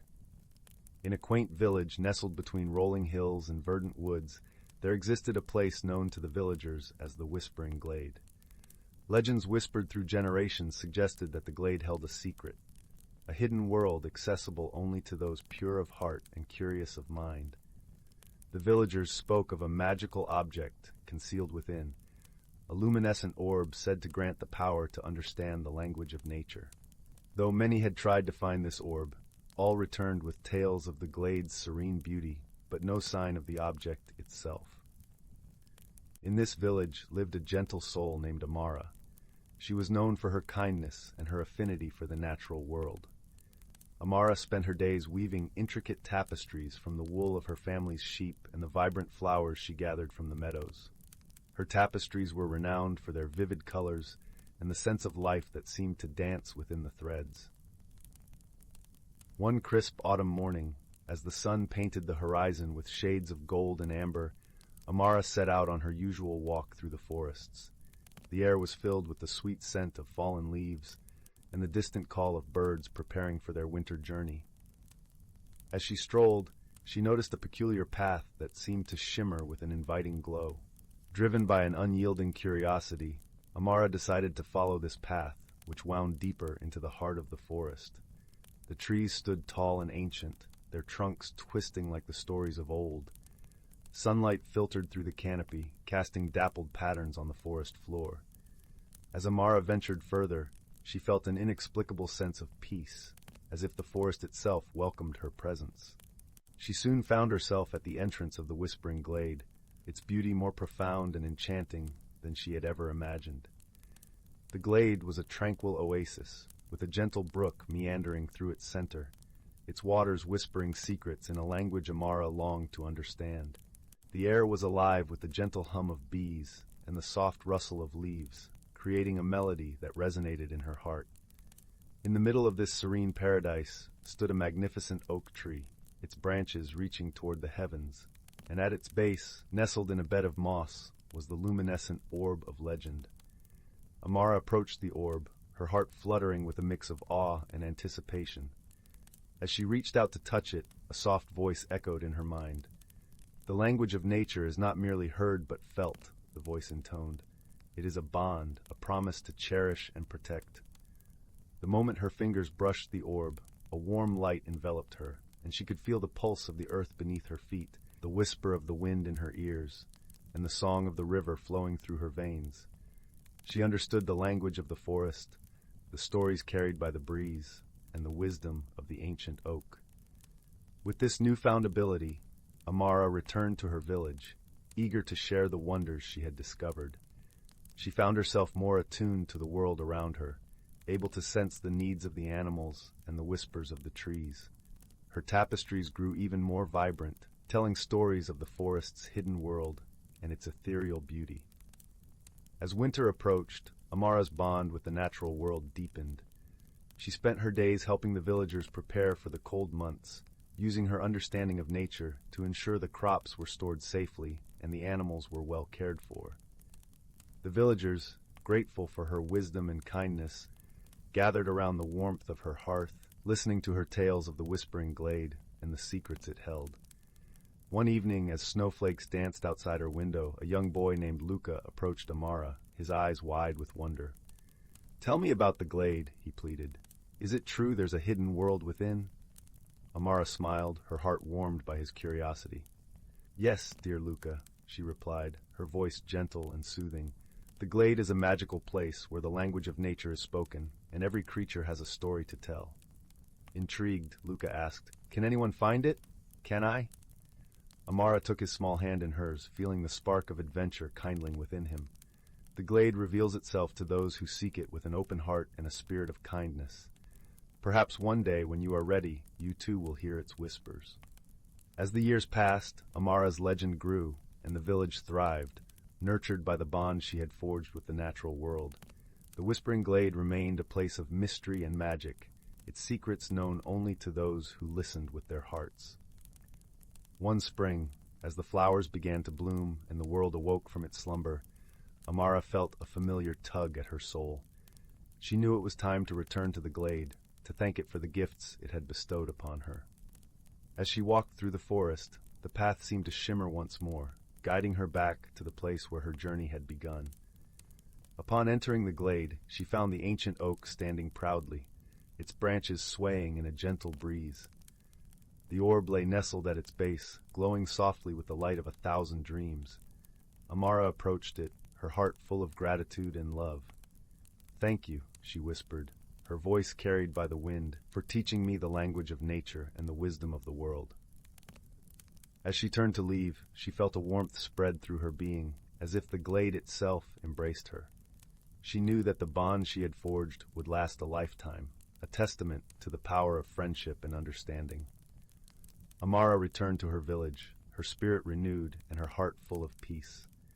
She continued to share her stories, weaving the tales of the Whispering Glade into the fabric of their lives. And as she grew older, she watched as new generations of villagers discovered the wonders of the natural world, guided by the lessons she had learned and the wisdom she had shared. And so, in the warmth of a crackling fire and the soft glow of twilight, the village thrived, united by the bonds of friendship and the gentle whispers of the glade. The story of Amara and the luminescent orb became a cherished tale, a reminder of the magic that lies within the world and the power of a kind heart. In the end, the Whispering Glade remained a place of mystery and wonder, a hidden world within the natural environment, waiting to reveal its secrets to those who listened with open hearts and minds. And as the years turned to centuries, its story endured, a timeless testament to the beauty of nature and the power of friendship. Story 25. Once upon a time, in the merry land of Twinkleton, where the grass was as soft as a kitten's purr and the sky twinkled with 1,000 smiling stars, there lived a peculiar assortment of inhabitants. Among them was Percy Pumpernickel, a jolly baker whose loaves of bread could float like balloons if you didn't anchor them down with a pat of butter.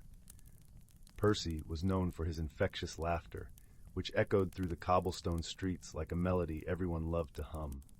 Next door to Percy lived Minerva Muddle, an eccentric inventor with a mane of wild curly hair that seemed to defy gravity itself. Minerva's home was a kaleidoscope of color and sound, with gadgets and gears whirring and whizzing in delightful disarray. Her greatest invention, the Giggle Gadget, could turn the most grumpy frown upside down with a ticklish breeze. One sunny morning, as the dewdrops sparkled like tiny diamonds on the leaves, Twinkleton awoke to a curious sight. The entire village was covered in sprinkles. Tiny, colorful sprinkles that glistened in the sunlight and made everything look like a giant cupcake. The townsfolk tiptoed out of their homes, giggling as the sprinkles tickled their toes. However, the sprinkle surprise also brought a peculiar problem. The sprinkles, enchanted by some mysterious magic, had begun to stick to everything.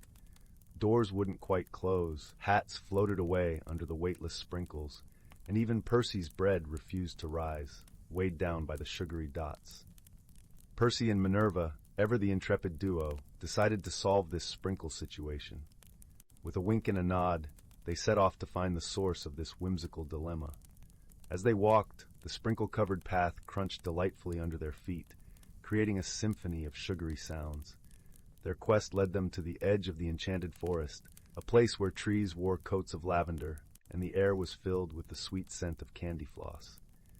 It was here they met Filbert Fizz, a mischievous gnome with a twinkle in his eye and a penchant for pranks. Filbert confessed, with a sheepish grin, that he had accidentally enchanted the sprinkles while trying to make his garden grow marshmallow flowers. "But don't worry," Filbert said, scratching his head. "I have just the thing to fix it." He handed them a small, shimmering vial filled with a liquid that bubbled and glowed like liquid laughter.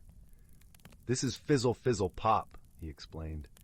"Just sprinkle it over the sprinkles, and they'll pop away into giggles." Armed with their new potion, Percy and Minerva returned to Twinkleton. As they sprinkled the Fizzle Fizzle Pop, the sprinkles began to burst into tiny clouds of laughter, floating away on the gentle breeze. The townsfolk cheered as their village returned to its sprinkle-free state. With the sprinkle problem solved, Percy and Minerva decided to celebrate with a village picnic. The townsfolk gathered in the meadow, sharing floating sandwiches and giggle-inducing punch. Filbert joined the festivities, promising to be more careful with his enchantments in the future. As the sun dipped below the horizon, painting the sky in hues of pink and gold, the village of Twinkleton sparkled with joy. Percy and Minerva sat side by side, watching the first stars twinkle into view, their hearts warm with the magic of friendship and laughter. And so, in the merry land of Twinkleton, where sprinkles had once brought a curious challenge, the villagers learned that sometimes a little sprinkle of laughter is all it takes to turn a problem into a delightful memory. As the night wrapped the village in a cozy embrace, everyone drifted into dreams filled with giggles and glowing stars. Story 26. In a quaint little village, nestled between rolling hills and lush, whispering forests, there lived a young girl named Lila. With hair the color of golden wheat and eyes that sparkled like the morning dew, Lila was known for her boundless curiosity and a heart as gentle as a spring breeze. Every evening, as the sun dipped below the horizon and painted the sky in hues of amber and rose, Lila would sit by her window, dreaming of the world beyond her village. One day, as the soft light of dawn crept through her curtains, Lila awoke with a sense of adventure tingling in her toes. Today, she decided, would be the day she would explore the fabled Whispering Woods, a place that had long been the subject of village tales and midnight whispers. It was said to be a realm where the trees told stories, and the air shimmered with magic. With a basket packed with freshly baked bread and a small canteen of warm tea, Lila set out on her journey. The path to the woods was lined with wildflowers, their delicate petals nodding in the gentle breeze. As she walked, the fragrance of honeysuckle and lavender enveloped her, filling her with a sense of peace and anticipation. As Lila stepped into the woods, she was greeted by a symphony of sounds, the rustle of leaves, the distant call of a nightingale, and, most intriguingly, the soft murmur of the trees, as if they were sharing secrets with the wind. The forest floor was a tapestry of soft moss and fallen leaves, which cushioned her steps, making her feel as if she were walking on clouds. The deeper Lila ventured, the more enchanting the woods became. Sunlight filtered through the canopy above, creating patches of light that danced playfully on the forest floor. Suddenly, she noticed tiny glowing lights flitting between the trees. Upon closer inspection, Lila realized they were luminescent butterflies, their wings shimmering with colors she had never seen before. They fluttered around her, casting a gentle glow that illuminated her path. As she followed the butterflies, Lila came upon a crystal-clear stream that sang a merry tune as it wound its way through the forest. Kneeling by the water's edge, she noticed small, delicate fish darting to and fro, their scales catching the sunlight in a dazzling display. Lila dipped her fingers in the cool water, feeling refreshed and invigorated. Suddenly, a soft, melodious voice broke through the woodland chorus. "Hello, traveler," it chimed. Startled, Lila looked around and found a small creature perched on a nearby rock. It was a sprightly little fox with fur as white as snow and eyes that twinkled like stars. "Welcome to our woods," the fox continued with a friendly bow. "I am Loomis, the keeper of these parts." Lila's heart swelled with wonder as she replied, "Greetings, Loomis. I am Lila, and I seek to understand the magic of this place." Loomis nodded knowingly. "Magic is all around, dear Lila. You simply need to have the courage to see it." With that, the fox leapt gracefully from the rock and began to lead her deeper into the forest. As they journeyed together, Loomis shared stories of the woods, of trees that remembered ancient times, and flowers that bloomed only under the moonlight. Each tale was more wondrous than the last, leaving Lila spellbound. In return, she shared stories of her village, of the people and their simple, happy lives. Their path soon led them to a grove unlike any other. In its center stood an ancient oak tree, its trunk so wide that it seemed to hold the secrets of the ages within its bark. From its branches hung clusters of delicate, bell-shaped flowers that chimed softly in the breeze, a melody so sweet it brought tears to Lila's eyes. "This," said Loomis, "is the heart of the woods. It is said that those who dare to listen can hear the song of courage, a melody that strengthens the heart and clears the mind." Lila closed her eyes and listened intently. The melody danced around her, weaving through her thoughts, filling her with a newfound sense of courage and clarity. She understood then that the true magic of the woods lay not in its whimsical wonders, but in the courage it inspired within her. As the day began to wane, Loomis led Lila back to the edge of the woods. The sun was setting, casting a warm golden glow over the trees. "Thank you, Loomis," Lila said, her heart brimming with gratitude. "Today I found more than I ever hoped for." Loomis smiled, his eyes twinkling. "Remember, brave Lila, the world is full of magic for those who seek it with an open heart." With a final wave, Lila stepped back onto the path that led home, her spirit alight with the magic of the woods. As she walked, she knew she carried a piece of the forest's enchantment with her, a courage that would guide her through all of life's adventures. And so, as the stars began to twinkle in the night sky, Lila returned to her village, her heart warm and her mind alive with possibilities. She understood now that the world was a tapestry of wonders, just waiting to be discovered by those with the courage to explore. In the comfort of her bed that night, with the gentle hum of the village lulling her to sleep, Lila dreamed of the whispering woods and all the magic yet to be found. And as she drifted into a peaceful slumber, she knew that her journey had only just begun. Story 27. In the heart of a quaint little village, nestled between rolling green hills and shimmering blue streams, there stood an old cobbler's shop. This was no ordinary cobbler's shop, for it was said that the shoes crafted here held more than just leather and laces. They held magic. The shop was owned by a gentle, silver-haired cobbler named Oren, whose hands were as deft with leather as they were warm with kindness. Oren's shop was a cozy nook, with shelves lined with shoes of every shape and size. The air was filled with the comforting scent of polished leather and the gentle crackle of a fireplace that danced softly in the corner. On one particularly quiet afternoon, a young village girl named Lila entered the shop. Her eyes were wide with curiosity, and her cheeks were flushed with the rosy hue of adventure. Lila was known in the village as a dreamer, always imagining what lay beyond the hills and streams. Her favorite stories were those of enchanted lands and magical beings. Today she had come to Oren's shop with a special request. She had heard whispers about a pair of shoes that could take the wearer anywhere they wished to go. With a hopeful heart, she asked Oren if such shoes truly existed. The cobbler smiled, his eyes twinkling like the stars. "Ah, the shoes of faraway dreams," he said, nodding slowly. "They do exist, but they are not just shoes. They are companions on a journey, and they reveal their magic only to those who truly believe in the power of dreams." Intrigued, Lila asked how she might find these magical shoes. Oren led her to a dusty, unassuming corner of the shop, where a pair of simple, worn-out shoes rested.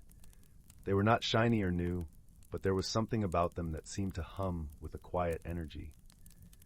"These are the shoes," Orin said softly. "They will take you wherever your heart desires, but remember, the journey is as important as the destination." Lila slipped her feet into the shoes, feeling a gentle warmth spread through her. With a deep breath and a flutter of excitement, she took her first step. Instantly, the world around her began to shimmer and shift. The cobbler's shop faded away, replaced by a path that wound through a lush, emerald-green forest. The forest was alive with the sounds of rustling leaves and the sweet songs of birds. Lila walked along the path, her heart light with wonder. As she ventured deeper into the woods, she encountered her first helper, a wise old owl perched on a low-hanging branch. "Whoo! Goes there," the owl hooted, his eyes large and knowing. "It's me, Lila," she replied. "I'm on a journey to discover where my dreams can take me." The owl nodded sagely. "Remember, young one, the path you walk may twist and turn, but it is your heart that guides you." With newfound resolve, Lila continued her journey. She soon came upon a bubbling brook, where a cheerful frog sat on a rock, croaking a merry tune. "Hello there," the frog greeted with a wide grin. "Where are you headed on such a fine day?" "I'm following my dreams," Lila answered, smiling back at the friendly frog. The frog winked. "Well, don't forget to enjoy the journey, for it's the small joys along the way that make the adventure worthwhile." Lila thanked the frog and crossed the brook, feeling the cool water splash against her ankles. The path led her to a meadow bathed in golden sunlight, where she paused to rest. As she lay in the soft grass, a gentle breeze whispered through the wildflowers, carrying with it the scent of lavender and honey. With her eyes closed, Lila felt a deep sense of peace and contentment. She realized that the journey itself was a treasure trove of experiences, each moment a shimmering gem to be cherished. As the sun began to set, painting the sky in hues of pink and orange, Lila felt a gentle tug on her heart. It was time to return home. She stood, and with a thought, the magical shoes carried her back to Orin's shop. The cobbler greeted her with a warm smile. "Welcome back, Lila. How was your journey?" "It was wonderful," she replied, her eyes shining with gratitude. "I learned that the true magic of dreams lies not just in reaching them, but in the journey we take to get there." Orin nodded, pleased with her discovery. "And that, dear Lila, is a lesson that will guide you through all of life's adventures." With her heart full of joy and wonder, Lila thanked the kind cobbler and returned home, the shoes of faraway dreams tucked safely under her arm. As she drifted off to sleep that night, she knew that her journey had only just begun, and that every step she took would be filled with magic and possibility. And so, in the cozy village by the rolling hills and shimmering streams, the stories of dreams and journeys continued to be told, each one a tapestry of wonder, woven with the threads of kindness and wisdom. Story 28. Once upon a time, in the heart of a quaint little village nestled between rolling hills and whispering woods, there lived a young girl named Clara. Clara was known for her gentle heart and curious nature. Her days were spent exploring the nooks and crannies of her village, accompanied by the soft rustle of leaves and the melodic chirping of birds. Her favorite pastime was visiting old Mrs. Hazel's bookshop, a cozy haven filled with the scent of aged paper and the warm glow of candlelight. One crisp autumn afternoon, as golden leaves danced in the breeze, Clara found herself meandering through the narrow, cobbled streets to Mrs. Hazel's shop. She pushed open the creaky wooden door, setting off a little bell that jingled merrily.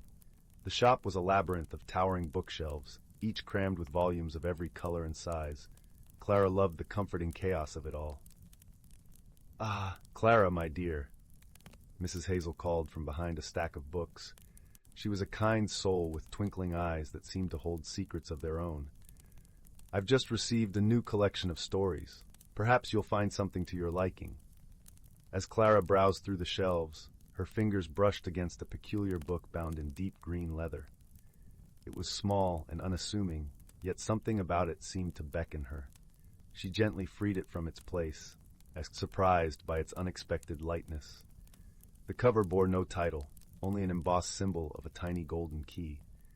Intrigued, Clara opened the book, and to her astonishment, the pages were blank. She glanced up at Mrs. Hazel, who simply smiled knowingly and gestured for Clara to take the book home. Clara thanked her and tucked the mysterious volume under her arm, a sense of wonder bubbling within her. That evening, as the sky shifted to a tapestry of stars, Clara sat by her bedroom window, the book resting on her lap. She traced the golden key with her fingertip, and as she did, she felt a gentle warmth spreading through her hand. Suddenly, words began to appear on the pages as if written by an invisible hand. The book was revealing a tale of its own, one that no other eyes had seen. The story told of a hidden world, a place where ordinary objects held extraordinary secrets, accessible only through the key of imagination. It spoke of courage, kindness, and the magic within every heart. Clara was captivated. It was as if the book was speaking directly to her soul. In the days that followed, Clara discovered that the book held more than just stories. Each time she opened it, a new adventure awaited. And with each adventure, Clara felt herself changing. Her mind expanded with every tale, and her heart grew warmer with every lesson learned.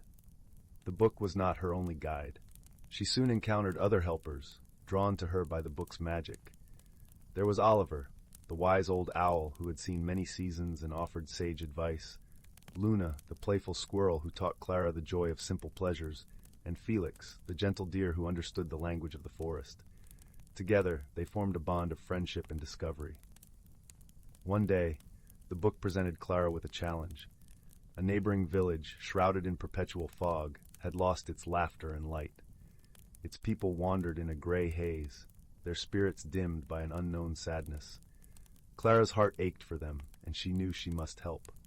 Guided by the book and her companions, Clara set out on a journey to bring light back to the village. The path was winding and mysterious, lined with ancient trees that whispered secrets as she passed. Along the way, Clara gathered clues, each one a piece of the village's forgotten joy. When they reached the village, Clara realized that the solution lay not in magic spells or grand gestures, but in simple acts of kindness. She and her friends shared stories and laughter, offering a listening ear and a helping hand to the villagers. Slowly, the fog began to lift, replaced by smiles and the sound of children playing. The villagers, once lost in their own sorrow, rediscovered the warmth of community and the strength of friendship. Clara's heart swelled with happiness as she watched the transformation unfold. She had learned that true magic lies in the connections we forge and the love we share. With her task complete, Clara returned home, the book still her faithful companion. It had changed her, taught her the power of kindness and the beauty of imagination. She knew that wherever life took her, she carried a piece of that magic within her. And so, in the cozy glow of her room, with the crackling of a fireplace nearby, Clara settled in for the night, the book resting beside her. As she drifted into dreams, she knew that her adventures were just beginning, her heart forever open to the wonder of the world. And the village, now vibrant and alive, never forgot the gentle girl who had brought back their light, reminding them that sometimes all it takes is a little kindness to illuminate even the darkest corners. And so, with peace wrapped around her like a warm blanket, Clara slept soundly, dreaming of new wonders yet to be discovered. Story 29. In the heart of a lush, verdant forest, where sunlight trickled through the canopy like golden rain, and the air was perfumed with the sweet scent of blooming wildflowers, lay the quaint village of Willowbrook. The cottages of Willowbrook were nestled close together, their thatched roofs draped in moss and ivy, and bright windows twinkling like stars. A gentle river wound its way through the village, whispering secrets to the stones and serenading the willow trees that leaned over its banks. In this peaceful village, there lived a young girl named Lila. Lila had hair as dark as a raven's wing and eyes flecked with the green of new spring leaves. She was known throughout Willowbrook for her curiosity and her knack for unraveling mysteries. Lila's best friend was a clever fox named Bramble, whose fur was the color of autumn leaves and whose eyes sparkled with mischief and intelligence. One morning, as the first light of dawn painted the sky in pinks and purples, Lila awoke to find something peculiar. The village square, usually bustling with the chatter of neighbors and the clatter of market stalls, was eerily silent. The cobblestones glistened with a strange, silvery dust that shimmered in the early light. The villagers gathered, murmuring in hushed tones, their faces etched with wonder and confusion. Lila and Bramble exchanged a knowing glance. This was a mystery that begged to be solved. As they stepped into the square, the silver dust sparkled around their feet like moonlight on a winter's night. Lila knelt down, gently running her fingers through the dust. It was cool to the touch and seemed to hum with a faint melodic energy. As they pondered this strange occurrence, the villagers began to voice their theories. Some said it was the work of mischievous sprites, while others whispered of ancient magic awakening. But Lila, with her keen sense of observation, noticed something else. The dust seemed to form a trail, winding its way towards the edge of the forest. With Bramble trotting beside her, Lila followed the shimmering path. It twisted through the trees, leading them deeper into the woods where the air was thick with the scent of pine and the ground carpeted with soft, emerald moss. The trail ended at the foot of a grand old oak, its branches sprawling like welcoming arms. Nestled among its roots was a tiny door, barely visible beneath a curtain of ivy. Lila felt her heart flutter with excitement. She had heard tales of the wise old owl who lived within the oak, a creature of great knowledge and kindness. She knocked gently on the door, and it swung open to reveal the owl himself, perched regally on a branch inside. "Ah, young Lila and Bramble," the owl hooted warmly, his voice deep and soothing. "I knew you would find your way here." Lila smiled. "We found this strange dust in the village. Do you know what it is?" The owl nodded, his great eyes twinkling. "Indeed, it is moon dust, a rare and precious substance. It appears when the moon is full and the night is clear, brought to earth by the gentle breeze of the night." "But why is it in the village?" Bramble asked, tilting his head curiously. The owl ruffled his feathers thoughtfully. "It appears that the moon dust has been drawn to something in Willowbrook, something of great importance that it wishes to protect." Lila pondered this, her mind racing. What could be so important that the moon dust would come to guard it? She thanked the owl, and with Bramble by her side, returned to the village. As they stepped back into the square, Lila noticed something she hadn't before. In the midst of the silver dust, a single flower had bloomed. It was unlike any she had ever seen, its petals a deep, velvety blue that seemed to shimmer with an inner light. The villagers gathered around, their eyes wide with wonder. Lila knelt beside the flower, touching it gently. As she did, she felt a warmth spread through her, a sense of peace and joy that was almost overwhelming. "This flower," she said softly, "it must be what the moon dust is protecting." The villagers nodded in agreement, their faces lit with understanding. The flower, they realized, was a symbol of their village's unity and friendship, a reminder of the beauty that lay in their shared lives and the simple joys of each day. With the mystery solved, the villagers returned to their daily routines, the air filled once more with laughter and the sound of children playing. Lila and Bramble watched as the sun climbed higher in the sky, the silver dust slowly vanishing in its warmth. That night, as the stars twinkled overhead and the village lay quiet beneath their watchful gaze, Lila sat by her window, her heart full. She had learned that sometimes the most magical things were those that brought people together, that reminded them of the bonds they shared. And so, with the soothing sound of the river singing her to sleep, Lila drifted off, her dreams filled with moonlit paths and whispering trees, and the gentle promise of another day in the enchanted village of Willowbrook. Story 30.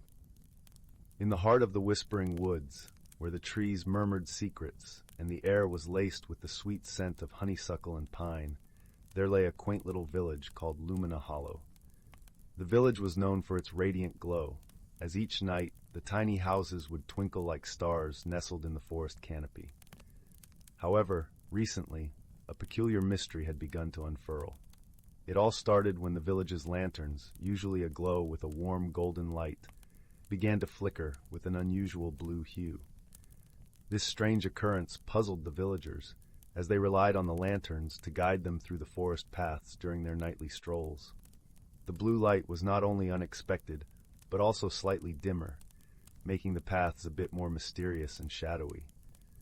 Among the villagers was a curious young girl named Mabel, with eyes as bright as the morning sun and a heart full of wonder. Mabel loved the whispering woods and spent her days exploring its nooks and crannies. She often found herself in conversation with the woodland creatures, who were her dear friends. One crisp autumn afternoon, as the leaves fluttered down like golden confetti, Mabel sat beneath the old willow tree by the shimmering creek. Her friend Finn, a wise old owl with feathers the color of moonlight, perched nearby. Finn had been around long enough to see many mysteries unravel in the woods. "Have you noticed the lanterns, Finn?" Mabel asked, her voice a soft whisper carried by the gentle breeze. "They're not like they used to be." Finn ruffled his feathers thoughtfully. "Indeed I have, young Mabel. It's quite peculiar. It seems the magic of the woods is trying to tell us something." This piqued Mabel's curiosity even more. "Do you think it's something we can solve?" Finn's eyes twinkled with wisdom. "Perhaps, but we'll need to observe carefully and listen closely to what the forest has to say." Together, they decided to investigate the mystery. As the sun began to dip below the horizon, casting a golden glow over the treetops, Mabel and Finn made their way through the village, watching the lanterns begin their nightly dance of blue light. They visited the home of Mr. Thistle, the village tinkerer, whose garden was a riot of color and fragrance. Mr. Thistle had a knack for fixing things and was known for his vast collection of peculiar gadgets. "Ah, Mabel and Finn," he greeted them with a warm smile. "What brings you to my little corner of the woods?" "We're wondering about the lanterns, Mr. Thistle," Mabel explained. "They seem different lately." Mr. Thistle nodded thoughtfully. "I've noticed it too. It's as if the very essence of the flame has changed. I've tried adjusting the lanterns, but nothing seems to work. It's quite the conundrum." They continued their journey, seeking advice and listening to the whispers of the forest.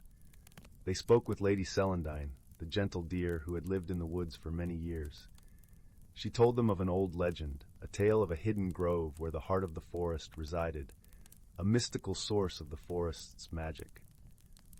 "The heart of the forest," Lady Celandine said softly, her eyes reflecting the moonlight, "is said to glow with a pure blue light. Perhaps the lanterns are echoing its call." Mabel and Finn realized that their next step was to find this hidden grove. Guided by the stories and hints from the creatures they met along the way, they ventured deeper into the woods, beyond familiar paths and into the realm of ancient secrets. The night was quiet, save for the gentle rustling of leaves and the occasional hoot of an owl. The air was cool and refreshing, carrying with it the scent of earth and moss. They followed a path lined with luminescent mushrooms that glowed softly in the moonlight, leading them to a clearing surrounded by towering trees. In the center of the clearing stood an ancient oak, its trunk wide and gnarled, with roots that seemed to cradle the earth itself. At its base, nestled among the roots, was a pool of water, crystal clear and shimmering with an ethereal blue light. "This must be it," Mabel whispered, her voice full of awe, "the heart of the forest." Finn nodded, his eyes reflecting the glow. "It seems the magic of the forest has been trying to reach out, perhaps to remind us of its presence, or to seek our help." As they stood there, Mabel noticed a gentle ripple in the water, as if inviting her closer. With a careful step, she approached the pool and knelt beside it. The water was cool to the touch, and as her fingers brushed its surface, she felt a gentle pulse, like the heartbeat of the woods. Suddenly a soft voice echoed in her mind, clear and soothing. "Thank you, dear child, for coming." The balance of the woods was shifting, and the lanterns were our way of calling out to those who would listen. Mabel understood. The forest had been reaching out, using the lanterns to draw attention to the heart, which had needed care and attention. She and Finn spent time ensuring the grove was undisturbed and that the balance of magic was restored. When they returned to the village, the lanterns once again glowed with their warm, golden light, illuminating the paths with a comforting glow. The villagers were delighted and relieved, though none knew the full story of the mystery that had been solved. As Mabel lay in bed that night, listening to the gentle rustle of leaves outside her window, she felt a deep sense of peace. The forest was safe, its magic in harmony once more. She drifted into a dreamless sleep, comforted by the knowledge that she had helped preserve the wonder of the whispering woods. And so, the village of Lumina Hollow returned to its usual rhythm, with lanterns casting their gentle light over the forest paths. Mabel and her friends continued their adventures, always listening, always ready to help, for they knew the forest would always have more mysteries to share. Story 31. On the outskirts of a quaint village, nestled between rolling hills and whispering woods, stood a little cottage with ivy-covered walls and a garden that seemed to hum with life. In this cottage lived a young girl named Anya, whose eyes sparkled with curiosity and wonder. Each day, as the sun painted the sky with hues of gold and pink, Anya would explore the meadows and woods, her heart eager for adventure. One crisp autumn morning, while the air was still laced with the scent of dew and fallen leaves, Anya stumbled upon an old, weathered book, half buried beneath a blanket of moss. Its cover was adorned with intricate patterns that seemed to shift and dance in the dappled sunlight. As she carefully brushed away the dirt, the book emitted a soft, warm glow, as if it recognized her gentle touch. Intrigued, Anya carried the book home, her mind swirling with questions. That evening, as she sat by the fireplace, the flames crackling softly in the hearth, she opened the book. The pages felt alive beneath her fingertips, and to her amazement, they began to whisper stories of faraway lands and mythical creatures. But what caught Anya's attention most was a peculiar map hidden within the pages, marked with a path leading to a place called the Grove of Echoing Whispers.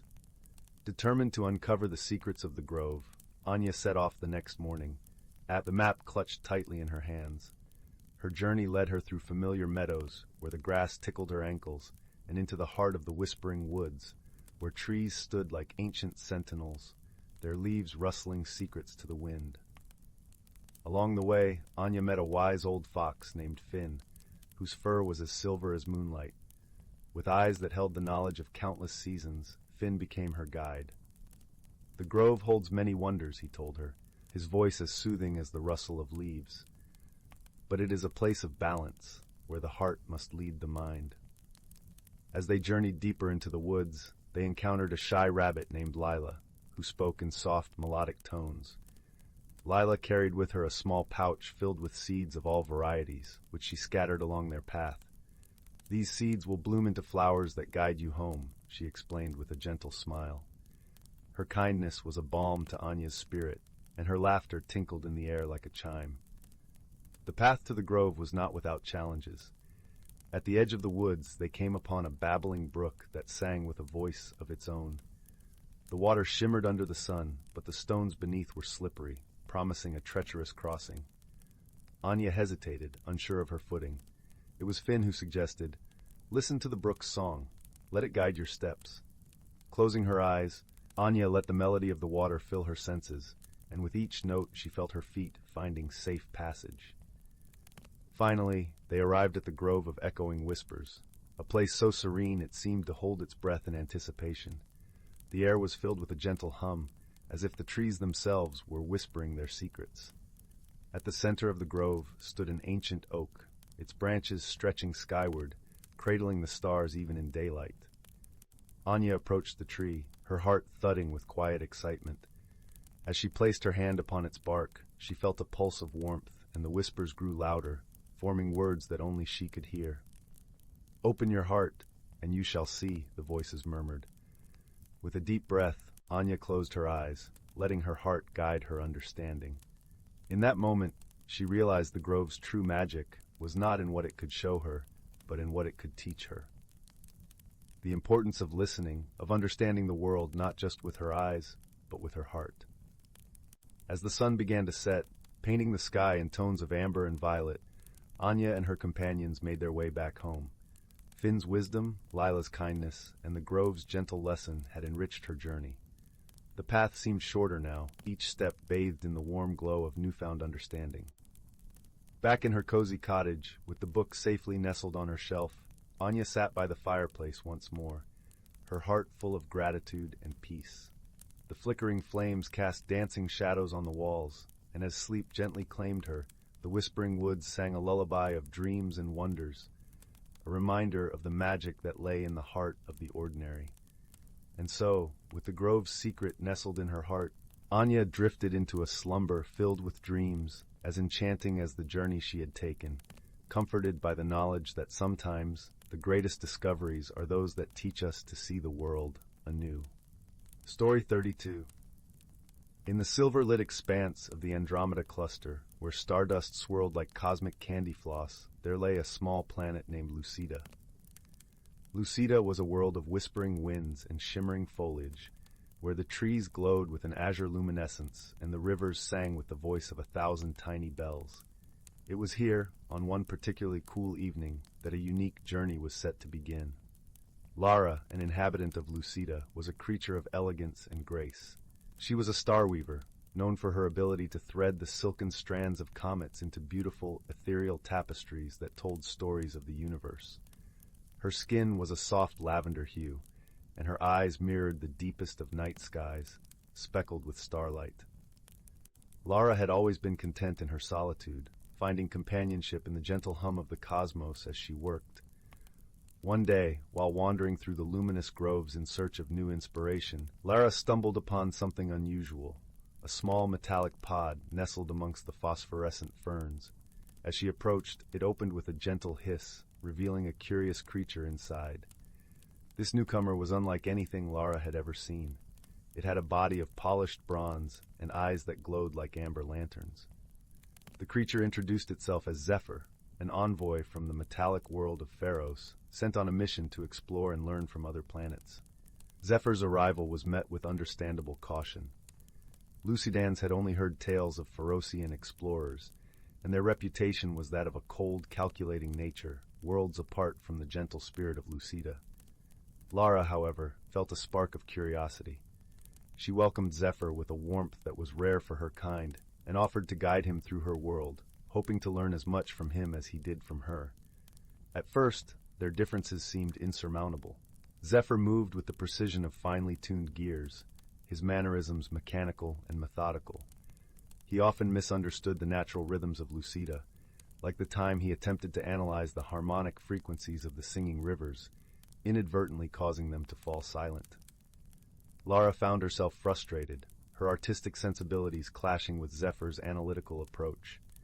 Yet, she could not deny a growing fascination with the intricate workings of his mind. As days turned to weeks, the misunderstandings between them became opportunities for growth. Lara began to see the beauty in Zephyr's structured way of thinking, while Zephyr learned to appreciate the flow and spontaneity that characterized Lucida's inhabitants. One evening, as they sat beneath a canopy of glowing leaves, Lara shared her starry tapestries with Zephyr. In return, Zephyr opened his chest compartment, revealing a collection of tiny mechanical birds that whirred and chirped, each one a masterpiece of engineering. Their shared challenges came to a head when a meteor shower threatened to disrupt the delicate balance of Lucida's ecosystem. The sky darkened and the air buzzed with the impending storm. Lara and Zephyr knew they had to work together to protect the planet. Drawing on Zephyr's technical prowess and Lara's deep connection with her world, they devised a plan to weave a shield of comet threads anchored by Zephyr's magnetic fields. As they toiled side by side, their differences became strengths. Zephyr's precise calculations ensured the shield was strong enough to withstand the meteorites, while Lara's creativity made it flexible and harmonious with Lucida's natural energies. They worked tirelessly, their bond growing stronger with each passing moment. Finally, the night of the meteor shower arrived. The sky was a dance of fiery trails, yet not a single meteor touched the ground. The shield held firm, a testament to their combined efforts.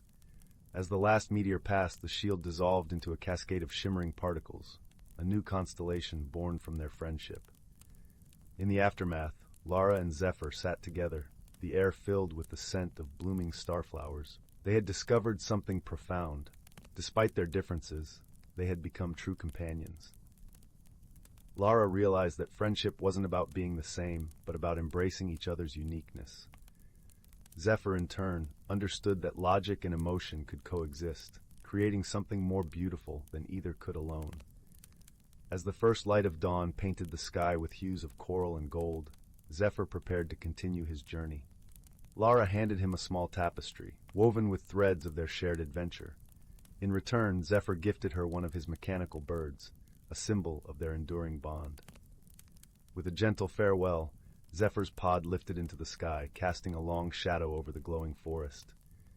Lara watched until he was a mere speck in the vastness of space, her heart full of a warmth she had never known. She returned to her work with renewed inspiration, her tapestries now infused with the essence of their friendship. And so, in the heart of the Andromeda cluster, under the watchful gaze of 1,000 twinkling stars, two unlikely companions discovered the true meaning of friendship. They learned that even the most disparate of beings could find common ground, and in doing so, they created a harmony that echoed through the cosmos, a testament to the power of understanding and the beauty of connection. Story 33. The Whispering Woods and the Lantern of Memories. Once upon a time, nestled in the heart of a lush, verdant valley, lay the quaint village of Eldergrove. The village was surrounded by an ancient forest known as the Whispering Woods, a place where the trees were said to harbor secrets from the days of yore. Each evening, the gentle rustle of the leaves seemed to hum lullabies to the villagers, guiding them to peaceful slumbers. In this charming village lived a boy named Oliver.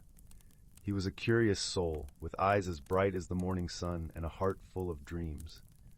Oliver lived with his grandmother, a wise woman who often spoke in hushed tones about the mysteries of the forest. Among her tales was one about a magical object, the Lantern of Memories, that was said to lie hidden within the depths of the Whispering Woods. It had the power to illuminate the past, allowing one to relive cherished memories or even understand forgotten truths. Oliver, enchanted by the stories, longed to find this lantern. Not because he wanted to change his past, but because he hoped it might help him understand the loss of his parents, who had disappeared when he was very young. He believed that the lantern could bring him closer to them, even if just for a moment. One crisp autumn morning, when the air was filled with the earthy scent of fallen leaves, and the sky was a patchwork of fluffy clouds, Oliver decided it was time to embark on the journey he had dreamt of for so long. He packed a small satchel with essentials, a loaf of bread, a flask of water, and his grandmother's compass, which she had entrusted to him with a knowing smile. As he stepped into the forest, the world around him seemed to shift slightly. The trees were tall and majestic, their trunks thick with age and wisdom. Sunlight filtered through the canopy, casting a gentle, dappled glow upon the forest floor. The air was filled with the soft chirping of birds, and occasionally the distant call of a deer echoed through the trees.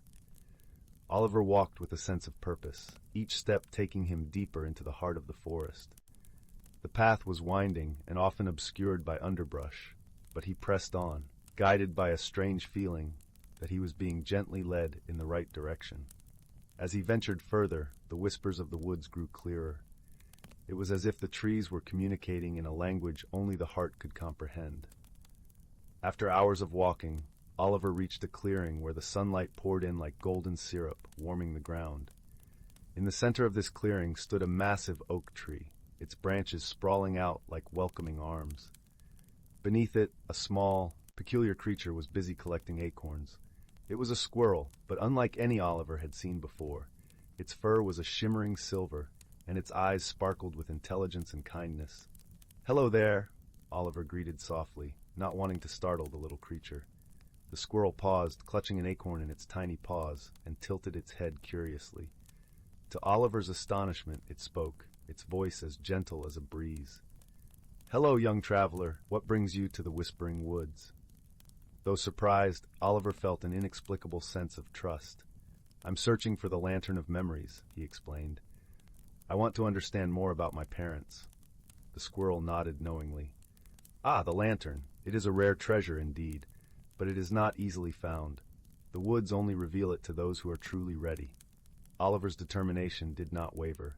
"I believe I'm ready," he said earnestly. The squirrel regarded him with a wise gaze. "Very well. I shall help you, but know this. The path to the lantern is filled with challenges. You must rely on your heart and your kindness, for only they can guide you." With that, the squirrel scurried up the oak tree, disappearing into the leaves. Moments later, it returned, holding a small, glowing acorn in its mouth. "Take this," it said, placing the acorn in Oliver's hand. "It will light your way when the path is darkest." Thanking the squirrel, Oliver continued on his journey, feeling a renewed sense of hope. As he walked, the forest seemed to grow denser, the trees standing closer together as if forming a protective barrier. The whispers became more pronounced, and Oliver found himself listening intently, trying to decipher their secrets. Eventually, the path led him to a babbling brook, its water crystal clear and cool to the touch. As he knelt to take a drink, he noticed a bridge of stepping stones leading across the brook. Just as he was about to cross, a soft voice called out to him, "Beware, traveler, for the water's edge holds secrets of its own." Startled, Oliver turned to see a small fox with fur as red as autumn leaves, watching him from the opposite bank. Its eyes were sharp but friendly, and its tail swished lazily behind it. "I seek the lantern of memories," Oliver explained once more, feeling a sense of déjà vu. "I hope to understand my past." The fox nodded, as if it had heard such requests before. "Then you must tread carefully. The brook is enchanted, and it reflects not just your image, but your innermost thoughts and fears." Oliver hesitated, peering into the water. For a moment, he saw his own reflection staring back at him, but then the image shifted, revealing scenes from his childhood, his parents laughing, his mother singing him to sleep. A pang of longing gripped his heart, but he knew he couldn't linger. The lantern awaited. With a determined nod, Oliver thanked the fox and carefully stepped across the stones, each one cool and firm beneath his feet. The fox followed him with its gaze until he reached the other side, then vanished silently into the foliage. The forest grew darker as he moved deeper within, the canopy above thick and unyielding. Yet the small acorn in his hand glowed softly, casting a gentle light that guided his way. The path twisted and turned, leading him to a grove where the air was filled with the sweet scent of wildflowers, their colors vivid even in the dim light. In the center of the grove stood a majestic stag, its antlers crowned with leaves and blossoms. It watched Oliver with eyes that seemed to hold the wisdom of ages. As Oliver approached, he felt a sense of awe and reverence, as if he were in the presence of something truly ancient and sacred. "Welcome, seeker," the stag spoke, its voice deep and resonant. "You have come far on your journey. What is it that you desire most?" Oliver took a deep breath, feeling the weight of his quest upon him. "I wish to find the lantern of memories, to understand my past and the parents I lost." The stag regarded him with a gentle gaze. "The lantern is a powerful object, but it is not the answer to all questions. Sometimes the journey itself reveals more than the destination." Oliver nodded, understanding the truth in the stag's words. "I believe that too," he admitted. "But I feel that the lantern can still help me." The stag lowered its head in acknowledgement. "Very well. To find the lantern, you must first face the shadows within yourself. Only then will the path be revealed." With those words, the stag stepped aside, revealing a narrow trail that wound through the trees, leading into the deepest part of the forest. Oliver felt a shiver of fear, but also a thrill of anticipation. He knew that the final leg of his journey lay ahead. As he followed the trail, the whispers of the forest grew louder, echoing around him like an ancient chorus. He felt the weight of the acorn in his hand, its glow steady and reassuring. The path led him to a clearing where the ground was covered in soft moss, and the air was thick with the scent of pine and earth. In the center of the clearing stood a stone pedestal, upon which rested the lantern of memories. It was a beautiful object, crafted from silver and glass, its surface intricately etched with patterns of stars and leaves. As Oliver approached, the lantern began to glow, casting a warm golden light that filled the clearing. Oliver reached out, his heart pounding with excitement and trepidation. As his fingers brushed against the lantern, a wave of warmth and light washed over him, enveloping him in a comforting embrace. Images began to unfold before his eyes, memories long buried, moments of joy and laughter, and the gentle faces of his parents. The lantern revealed not just the past, but the love that had always surrounded him, even when he had felt most alone. It showed him the strength and kindness within himself, qualities that had guided him on his journey and would continue to do so. Tears of gratitude filled Oliver's eyes as the lantern's light slowly faded, leaving him with a deep sense of peace. He understood now that while the past was a part of him, it did not define him. The love he had known was still with him, a guiding light in the darkest of times. With a heart full of newfound understanding, Oliver turned to leave the clearing. As he did, the forest seemed to sigh with contentment, the whispers softening to a gentle murmur. The path back to the village was clear now, the way lit by the glow of the magical acorn still in his hand. As he made his way home, Oliver felt a profound sense of connection to the world around him, to the forest and its secrets, and to the memories that would forever be a part of his story. He knew that he would carry the lessons of the whispering woods with him always, a reminder of the journey that had changed him. When he finally emerged from the forest, the sun was setting, painting the sky with hues of orange and pink. Eldergrove lay before him, the warm glow of hearths welcoming him back. Oliver's heart swelled with gratitude as he made his way to his grandmother's cottage, eager to share the tale of his adventure and the wisdom he had gained. As he stepped inside, his grandmother enveloped him in a warm embrace, her eyes filled with love and pride. Together they sat by the fireplace, the comforting crackle of the flames a familiar melody in the evening air. Oliver recounted his journey, the magical creatures he had met and the truths he had discovered. His grandmother listened intently, her gaze never leaving his face.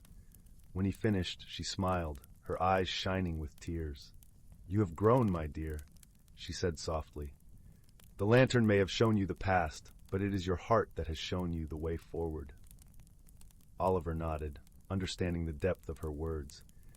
He knew now that the true magic lay not in the lantern, but in the journey itself and the love that surrounded him. As night fell and the stars twinkled like distant lanterns in the sky, Oliver settled into his bed, feeling a sense of contentment and peace. The forest whispered its lullabies once more, guiding him into a gentle, dreamless sleep. And so the tale of Oliver and the Lantern of Memories became another cherished story in the village of Eldergrove, a story of friendship, wisdom, and the enduring power of love. Story 34. Once upon a time, nestled in a quaint little village surrounded by rolling hills and whispering woods, lived a curious young girl named Amelia. Her eyes sparkled with the light of 1,000 adventures, and her heart was as open as the endless sky.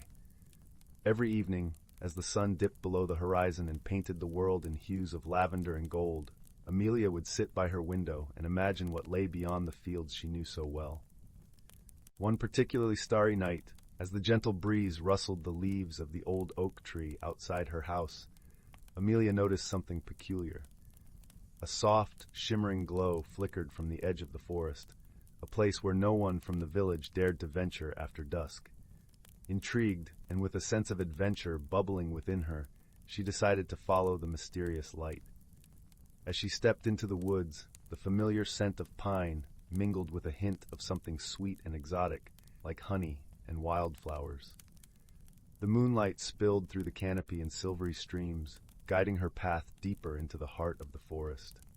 The air was alive with the gentle chorus of crickets and the occasional hoot of an owl, creating a symphony that wrapped around Amelia like a warm blanket.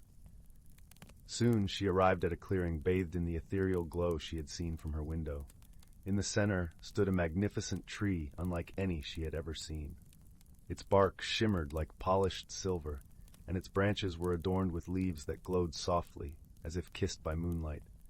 This was the tree of Lumora, whispered about in bedtime stories, but never seen by anyone from the village. As Amelia approached, she noticed tiny creatures flitting about the branches.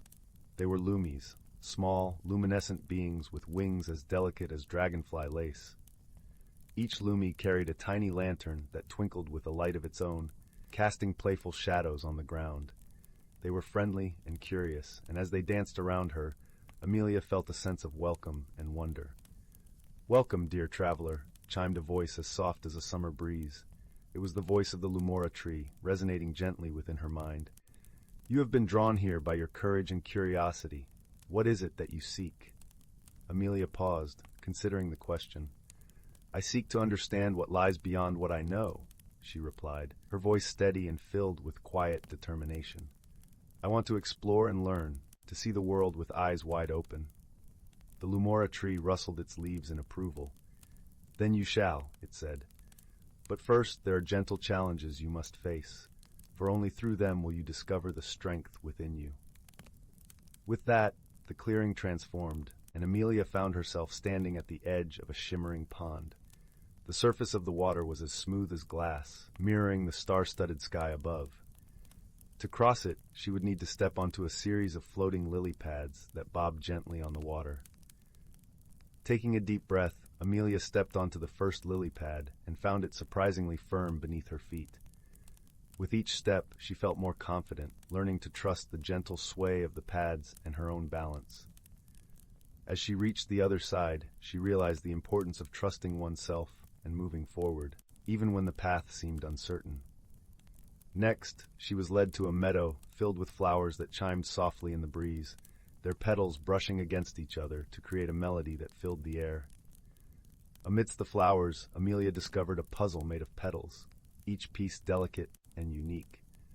With patience and care, she began to piece them together, marveling at how each petal found its place, creating a picture more beautiful than she had imagined. Finally, the lumora tree presented her with a gift, a single radiant leaf that glowed with the warmth of friendship and the light of discovery.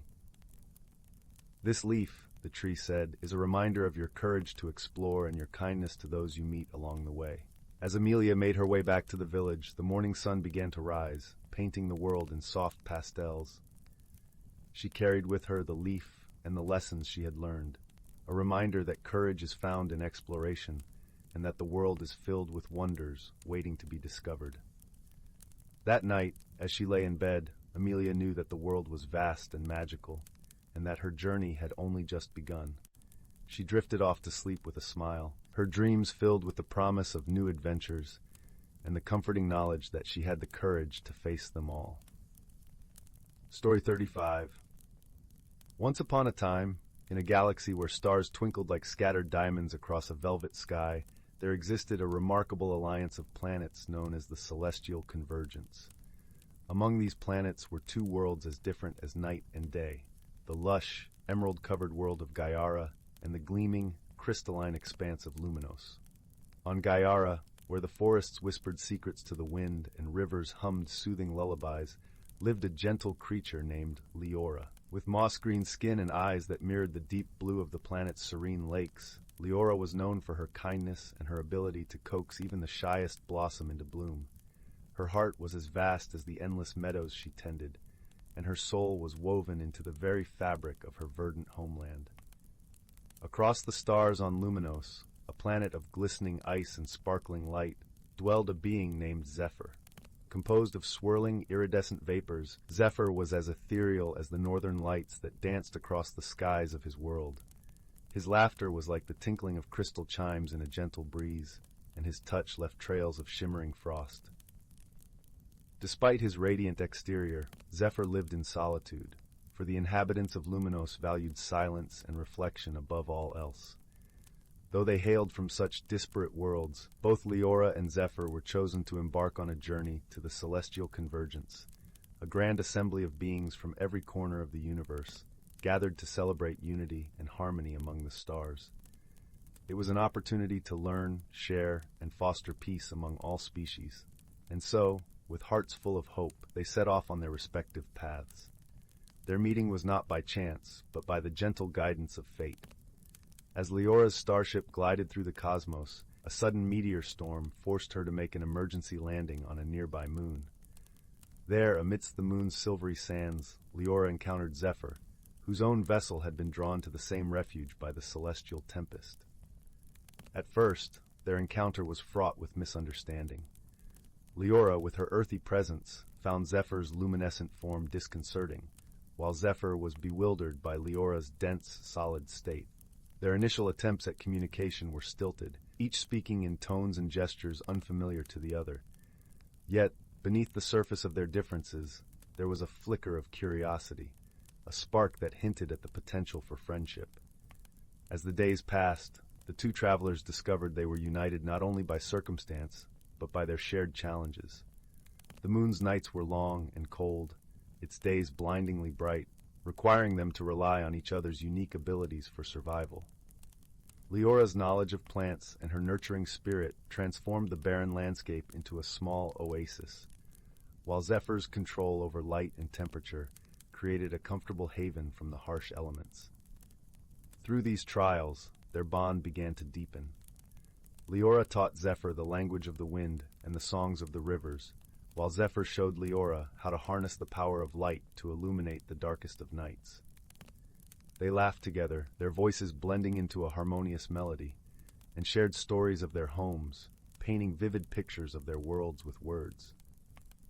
One evening, as the moon hung low in the sky like a gentle guardian, Leora and Zephyr faced their greatest challenge, a fierce cosmic storm that threatened to tear their sanctuary asunder. As the winds howled and the ground trembled beneath them, they realized they must pool their strengths to endure. Leora's steadfast courage and Zephyr's brilliant ingenuity combined to form a protective shield, a shimmering dome of light and life that held fast against the storm's fury. In the calm that followed, they marveled at what they had achieved together. It was then that they truly understood the lesson the universe had been gently whispering all along, that differences, when embraced, become strengths, and that friendship is forged not in the absence of challenges, but in the heart of them. With the storm past and their ships repaired, they continued their journey to the celestial convergence, side by side. And as they traversed the vastness of space, they carried with them the warmth of their newfound friendship, a light that would guide them through the darkest nights and the brightest days.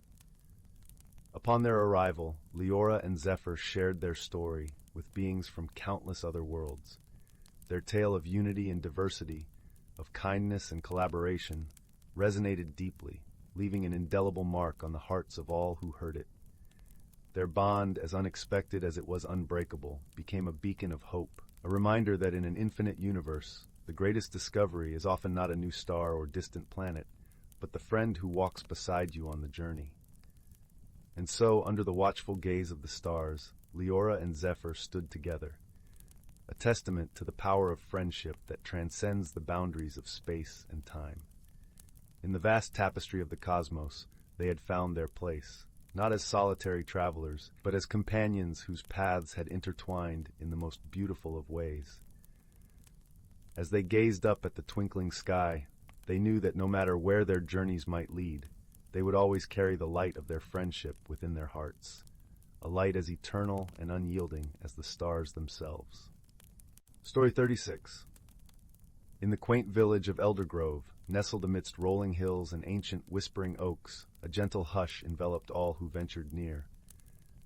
The air was perpetually tinged with the scent of honeyed blossoms, and the soft rustle of leaves often sang lullabies to those who wandered beneath the canopy of emerald green. Here, beneath the watchful gaze of the twinkling stars, lived a young girl named Maris. Maris was a child of the forest, her heart tethered to the earth by an inexplicable bond. Her days were spent exploring the hidden wonders that lay within the dense thickets and babbling brooks, while her nights were filled with dreams of distant lands and fantastical adventures. Her best friend, a sprightly squirrel named Pip, accompanied her everywhere. Together they shared in the secrets of the woods, their laughter echoing through the trees like a melody. One misty morning, as the first light of dawn crept over the horizon, Maris stumbled upon something extraordinary. It was a delicate, luminescent stone, nestled within the folds of a moss-covered log. Its surface shimmered with an ethereal glow, casting a kaleidoscope of colors upon the dewdrops that clung to the leaves. Maris held the stone in her palm, feeling a warmth that seemed to seep into her very soul. It was as though the stone held within it a piece of the universe, waiting to be discovered. "What do you think it is, Pip?" Maris whispered, her eyes wide with wonder. Pip twitched his whiskers, his nose twitching as he inspected the stone. "Perhaps it's a gift from the ancient trees," he suggested in his high-pitched, musical voice. "They often have a way of offering guidance when we least expect it." Maris nodded thoughtfully, cradling the stone as they continued their journey through the forest. The morning unfolded like a tapestry of golden light, the sun's rays filtering through the leaves and painting the ground in dappled patterns. As they walked, Maris felt the stone pulse gently in her hand, as if it were alive with an energy all its own. The forest seemed to respond to the stone's presence, the trees leaning closer, their branches swaying in a rhythm that matched Maris's heartbeat. It was as though the entire woodland was whispering secrets only she could hear. The sensation filled her with a quiet sense of belonging, a feeling that she was part of something much larger than herself. As the day wore on, Maris and Pip found themselves at the edge of the enchanted glade, a place shrouded in mystery and wonder. It was said that the glade held a portal to a hidden world, a realm of magic and enchantment that few had ever seen. Maris had always been drawn to this place, her imagination spinning tales of mythical creatures and lost kingdoms. With the stone clasped tightly in her hand, Maris felt a surge of courage. She took a deep breath and stepped into the glade, the air shimmering around her like a veil of starlight. Pip scampered by her side, his eyes wide with excitement. The glade was unlike anything Maris had ever seen. The trees were taller, their trunks twisted in intricate patterns that seemed to tell stories of old. Flowers bloomed in every hue imaginable, their petals glistening with dew. In the center of the glade stood a majestic oak, its branches reaching towards the heavens. Maris approached the oak, feeling the stone grow warmer in her hand. As she touched the tree's ancient bark, a soft, melodic hum filled the air. The ground beneath her feet trembled ever so slightly, and a gentle breeze ruffled her hair. "Welcome, young seeker," a voice echoed through the glade, resonant and kind. Startled, Maris looked around, her eyes searching for the source of the voice. It seemed to come from everywhere and nowhere at once, a presence that was both comforting and awe-inspiring. "Do not be afraid," the voice continued. "You have been chosen to embark on a journey of discovery, one that will reveal the hidden truths of this world and beyond." Maris glanced at Pip, who nodded encouragingly. "I'm ready," she said, her voice steady despite the flutter of excitement in her chest. The oak tree shimmered, and a portal began to form within its gnarled roots. It was a swirling vortex of light and color, inviting and mysterious. Maris took a deep breath, feeling the stone pulse with anticipation. "Step forward, child of the forest, and let your heart guide you," the voice intoned. With Pip by her side, Maris stepped into the portal, the world around her dissolving into a cascade of stars. She felt herself being gently carried away, the sensation both exhilarating and comforting. It was as though she were floating on a sea of dreams, each one more vivid and wondrous than the last. As the stars began to fade, Maris found herself standing in a realm unlike any she had ever imagined. The sky was a tapestry of swirling colors, the air filled with the sweet fragrance of blossoms that floated lazily on the breeze. Creatures of all shapes and sizes roamed the landscape, their eyes filled with curiosity and kindness. "Welcome to the realm of whispers," the voice from the glade spoke once more, now more tangible as a figure emerged from the shimmering light. It was a woman with hair like silver moonbeams and eyes as deep as the night sky. Her presence exuded a warmth that enveloped Maris like a comforting embrace. "Who are you?" Maris asked, her voice filled with awe. "I am Seraphina, the guardian of this realm," the woman replied, her smile gentle and knowing. "And you, Maris, have been chosen to learn the ways of the Whisperers." "The Whisperers?" Maris repeated, her curiosity piqued. "Yes," Seraphina nodded. "We are the keepers of the ancient knowledge, the voices that speak to the trees and the stars. We guide those who seek to understand the interconnectedness of all things." Maris felt a sense of wonder and purpose bubbling within her. "What must I do?" she asked, eager to begin. "Your journey will be one of learning and growth," Seraphina explained. "You will be guided by the creatures of this realm, each with their own wisdom to impart. Through their teachings, you will discover the magic within yourself and the world around you." With Pip perched on her shoulder, Maris set off on her journey through the realm of whispers. Her path led her through fields of luminescent flowers, across sparkling streams, and beneath the boughs of trees that sang with the voices of the wind. Everywhere she went, the creatures welcomed her with open hearts and shared their stories. From a wise old owl, Maris learned the importance of patience and observation. The owl taught her to listen to the subtle whispers of the forest, to understand the language of the leaves and the rustling of the wind. Through this practice, Maris discovered that every creature and every element of nature had a story to tell, if only one took the time to listen. A playful fox with fur the color of autumn leaves taught Maris the value of creativity and adaptability. The fox showed her how to find joy in the unexpected, to see possibilities in the most unlikely of places. With each playful encounter, Maris's imagination blossomed, weaving new tales and dreams that filled her heart with delight. a gentle doe with eyes like pools of liquid amber, imparted the lesson of compassion and empathy. The doe spoke of the importance of understanding the feelings and perspectives of others, of offering kindness and support even in the smallest of gestures. Through the doe's teachings, Maris learned that true strength lay in the ability to love and nurture those around her. As Maris journeyed through the realm, she felt herself changing. Her heart swelled with newfound wisdom, and her connection to the world around her deepened with each passing day. The stone she carried continued to pulse with warmth, a constant reminder of the magic that flowed through her veins. One evening, as the sky blazed with the colors of a setting sun, Maris found herself standing atop a hill that overlooked the entire realm. The view was breathtaking, a tapestry of vibrant hues and shimmering light. It was here that Seraphina appeared once more, her presence as radiant as the stars. "You have learned much, Maris," Seraphina said, her voice filled with pride and affection. "You have discovered the magic within yourself and have become a true whisperer." Maris felt a sense of fulfillment and gratitude welling up inside her. "Thank you, Seraphina," she replied, her voice filled with emotion. "This journey has changed me in ways I never imagined." Seraphina smiled, her eyes twinkling with a light that seemed to come from within. "Your journey does not end here, dear one. You are now a guardian of the whispers, a bridge between worlds. Your heart will guide you as you continue to explore and share the magic you have found." As the sun dipped below the horizon and the stars began to twinkle in the night sky, Maris knew it was time to return to her own world. With Seraphina's blessing, she stepped back into the portal, feeling the familiar embrace of the swirling stars carrying her home. When Maris emerged from the portal, she found herself standing once more in the enchanted glade, the forest around her aglow with the soft light of the moon. Pip scampered to her side, chattering excitedly as he welcomed her back. The stone in Maris's hand glowed with a gentle light, a reminder of the magic and wisdom she had gained. She knew that her journey as a whisperer had only just begun, and that there were countless adventures awaiting her in the world beyond. With a heart brimming with hope and wonder, Maris returned to her village, her soul forever intertwined with the whispers of the forest.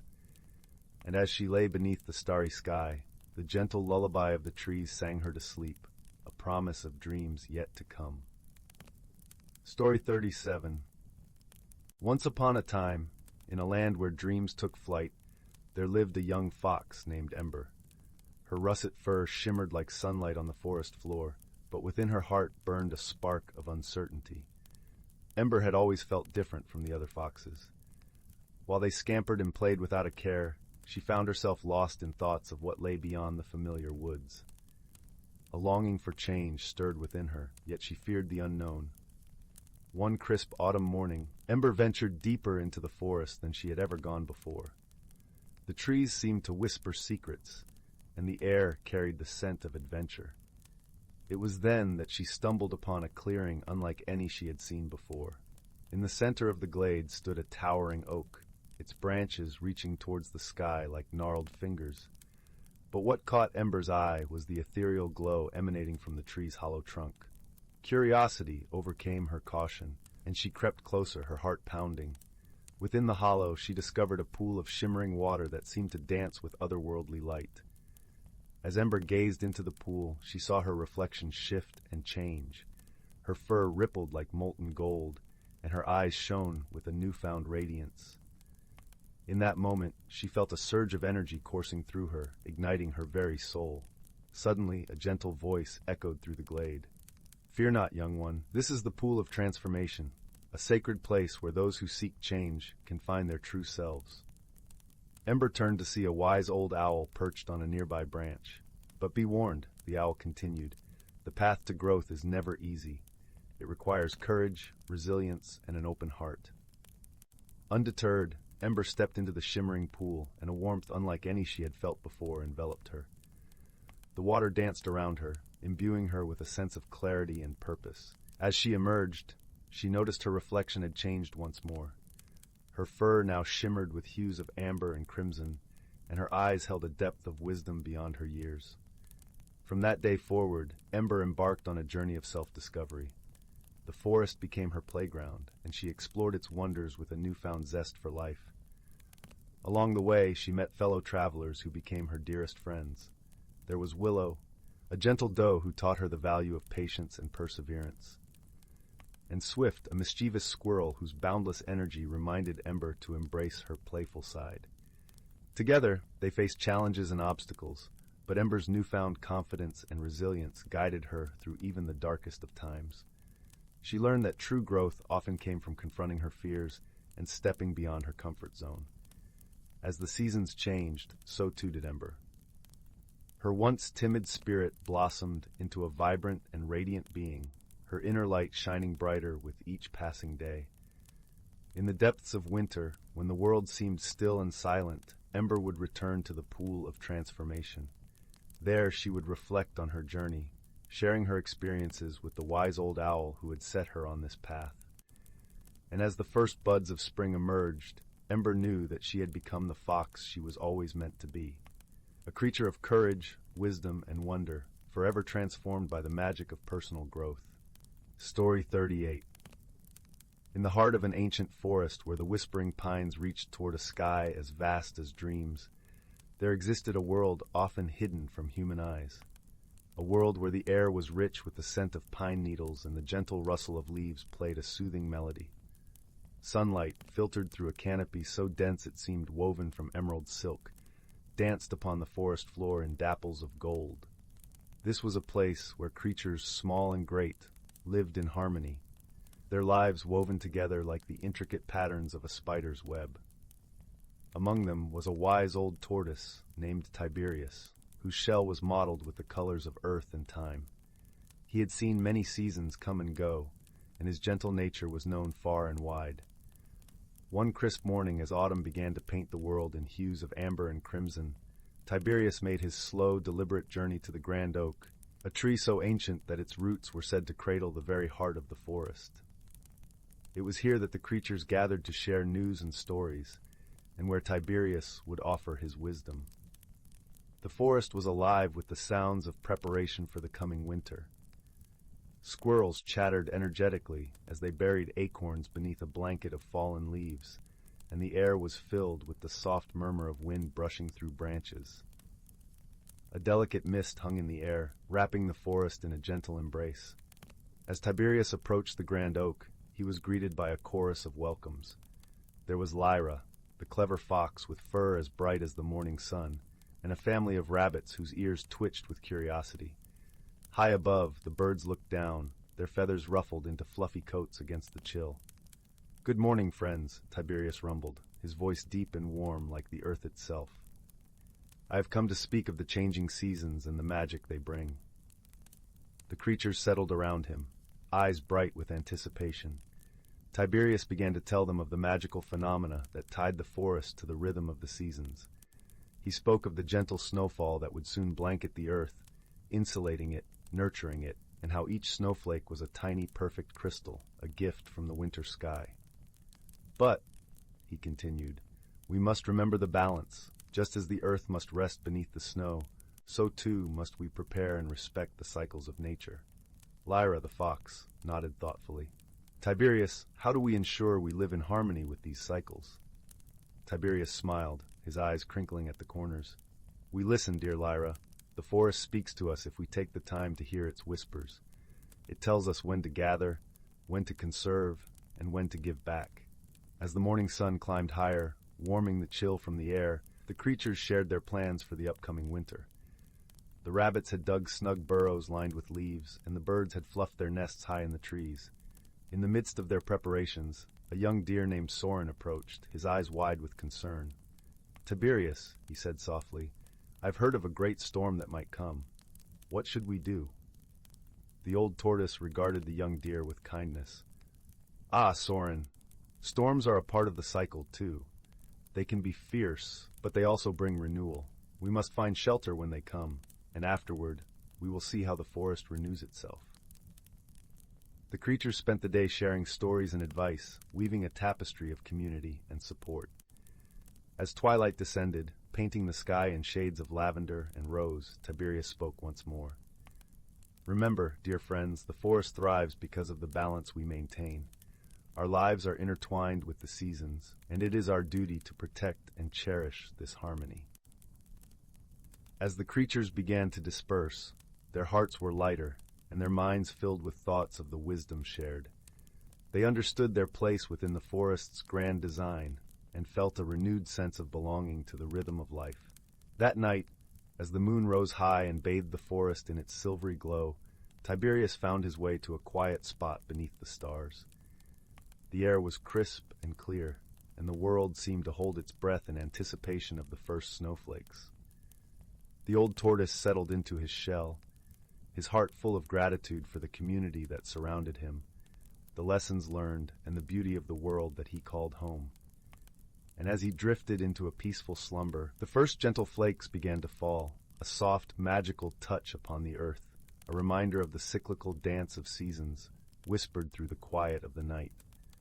And so in the heart of the ancient forest, the lives of its creatures continued, bound together by friendship, wisdom, and the eternal magic of nature's embrace. In the heart of an ancient forest where the whispering pines reached toward a sky as vast as dreams, there existed a world often hidden from human eyes.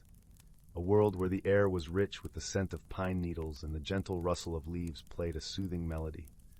Sunlight, filtered through a canopy so dense it seemed woven from emerald silk, danced upon the forest floor in dapples of gold. This was a place where creatures small and great lived in harmony, their lives woven together like the intricate patterns of a spider's web. Among them was a wise old tortoise named Tiberius, whose shell was mottled with the colors of earth and time. He had seen many seasons come and go, and his gentle nature was known far and wide. One crisp morning, as autumn began to paint the world in hues of amber and crimson, Tiberius made his slow, deliberate journey to the grand oak, a tree so ancient that its roots were said to cradle the very heart of the forest. It was here that the creatures gathered to share news and stories, and where Tiberius would offer his wisdom. The forest was alive with the sounds of preparation for the coming winter. Squirrels chattered energetically as they buried acorns beneath a blanket of fallen leaves, and the air was filled with the soft murmur of wind brushing through branches. A delicate mist hung in the air, wrapping the forest in a gentle embrace. As Tiberius approached the grand oak, he was greeted by a chorus of welcomes. There was Lyra, the clever fox with fur as bright as the morning sun, and a family of rabbits whose ears twitched with curiosity. High above, the birds looked down, their feathers ruffled into fluffy coats against the chill. "Good morning, friends," Tiberius rumbled, his voice deep and warm like the earth itself. "I have come to speak of the changing seasons and the magic they bring." The creatures settled around him, eyes bright with anticipation. Tiberius began to tell them of the magical phenomena that tied the forest to the rhythm of the seasons. He spoke of the gentle snowfall that would soon blanket the earth, insulating it, nurturing it, and how each snowflake was a tiny perfect crystal, a gift from the winter sky. "But," he continued, "we must remember the balance. Just as the earth must rest beneath the snow, so too must we prepare and respect the cycles of nature." Lyra, the fox, nodded thoughtfully. "Tiberius, how do we ensure we live in harmony with these cycles?" Tiberius smiled, his eyes crinkling at the corners. "We listen, dear Lyra.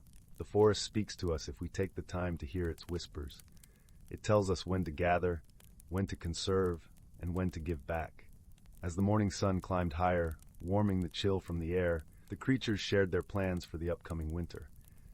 The rabbits had dug snug burrows lined with leaves, and the birds had fluffed their nests high in the trees.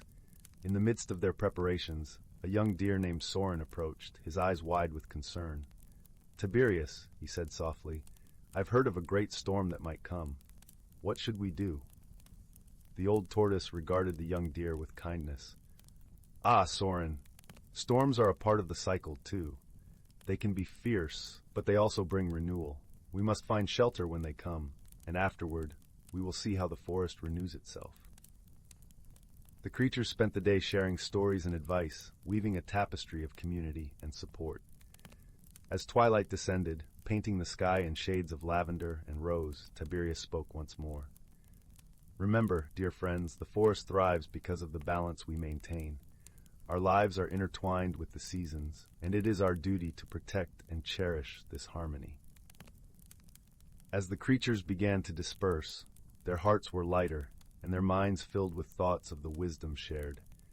They understood their place within the forest's grand design, and felt a renewed sense of belonging to the rhythm of life.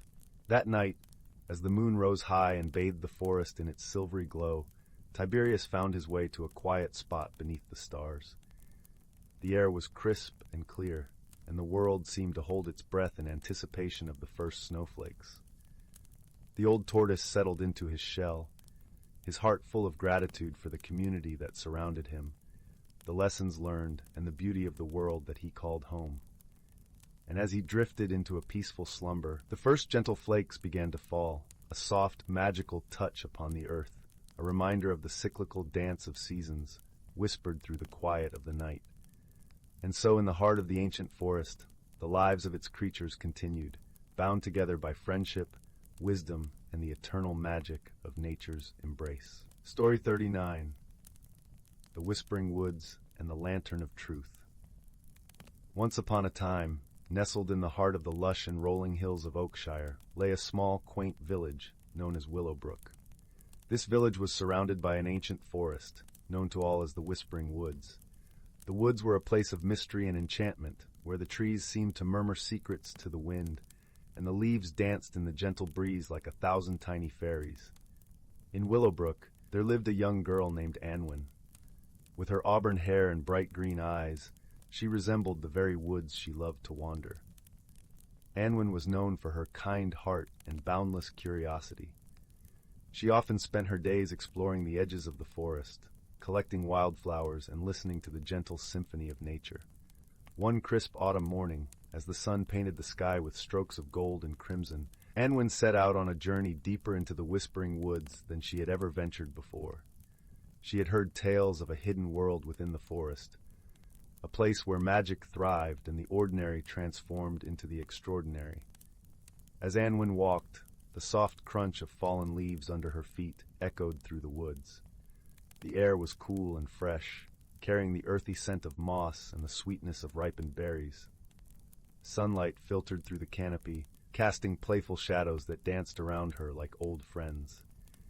After wandering for what seemed like hours, Unwind stumbled upon a clearing she had never seen. In the center stood a magnificent tree, its trunk wide and gnarled, its branches stretching towards the heavens like the arms of a gentle giant. This tree was unlike any other. Its bark shimmered with a silvery hue, and its leaves glowed with an emerald light. As she approached, Unwind noticed something unusual at the base of the tree, a small, ornate lantern, crafted from bronze and adorned with intricate carvings of stars and moons. The lantern emitted a soft, warm glow, as if harboring a tiny piece of the sun within its confines. Curious, Unwind reached out and touched the lantern. Instantly, she felt a surge of warmth spread through her fingertips and into her heart. The forest around her seemed to hold its breath, as if waiting for something wondrous to unfold. In that moment, the lantern spoke, its voice as gentle as a whisper, yet as profound as a distant echo. "Unwind," it said, "you have found the lantern of truth. With it comes the power to see into the hearts of others and unveil the truths hidden within their souls. But tread carefully, for truth can be both a blessing and a burden." Unwind, though taken aback, was not afraid. She felt a sense of purpose and a quiet determination growing within her. She knew that with great power came great responsibility, and she vowed to use the lantern's gift wisely. As Unwind journeyed back to Willowbrook, the woods seemed to come alive with a newfound energy. Birds sang with greater fervor, and the wind rustled the leaves in a melodious chorus. Unwind felt as if she were part of a grander story, one that was just beginning to unfold. In the days that followed, Unwind learned to wield the lantern of truth with care and compassion. She discovered that truth had the power to heal, to mend broken relationships, and to bring understanding where there was once confusion. With each revelation, Unwind's heart swelled with empathy and wisdom. But as time went on, Unwind also learned that truth could be painful. It could reveal hidden wounds and unearth memories long buried. She realized that not everyone was ready to embrace the truths the lantern unveiled, and she had to learn the delicate art of patience and timing. One evening, as the sun dipped below the horizon and the village was bathed in the soft glow of twilight, Anwen found herself by the village pond. The water was as smooth as glass, reflecting the myriad stars that began to pepper the sky. As she sat there, the lantern of truth by her side, Anwen noticed a figure approaching. It was Rowan, a boy from the village who was known for his quiet demeanor and gentle nature. Rowan and Anwen often shared stories by the pond, their friendship blossoming like the wildflowers that grew along its banks. Tonight, however, Rowan seemed troubled. His brow was furrowed, and his usually bright eyes were clouded with worry. Anwen sensed that something weighed heavily on his heart. "Rowan," she said softly, "what troubles you so?" Rowan hesitated, his gaze fixed on the rippling water. "Anwen," he began, his voice barely a whisper, "there are things I have kept hidden, things I fear might change the way you see me." Anwen reached for the lantern, its comforting glow casting a gentle light between them. "Rowan, the truth is like the stars in the night sky. It is always there, even when hidden behind clouds. Trust that it will guide us, just as it guides the travelers who follow its light."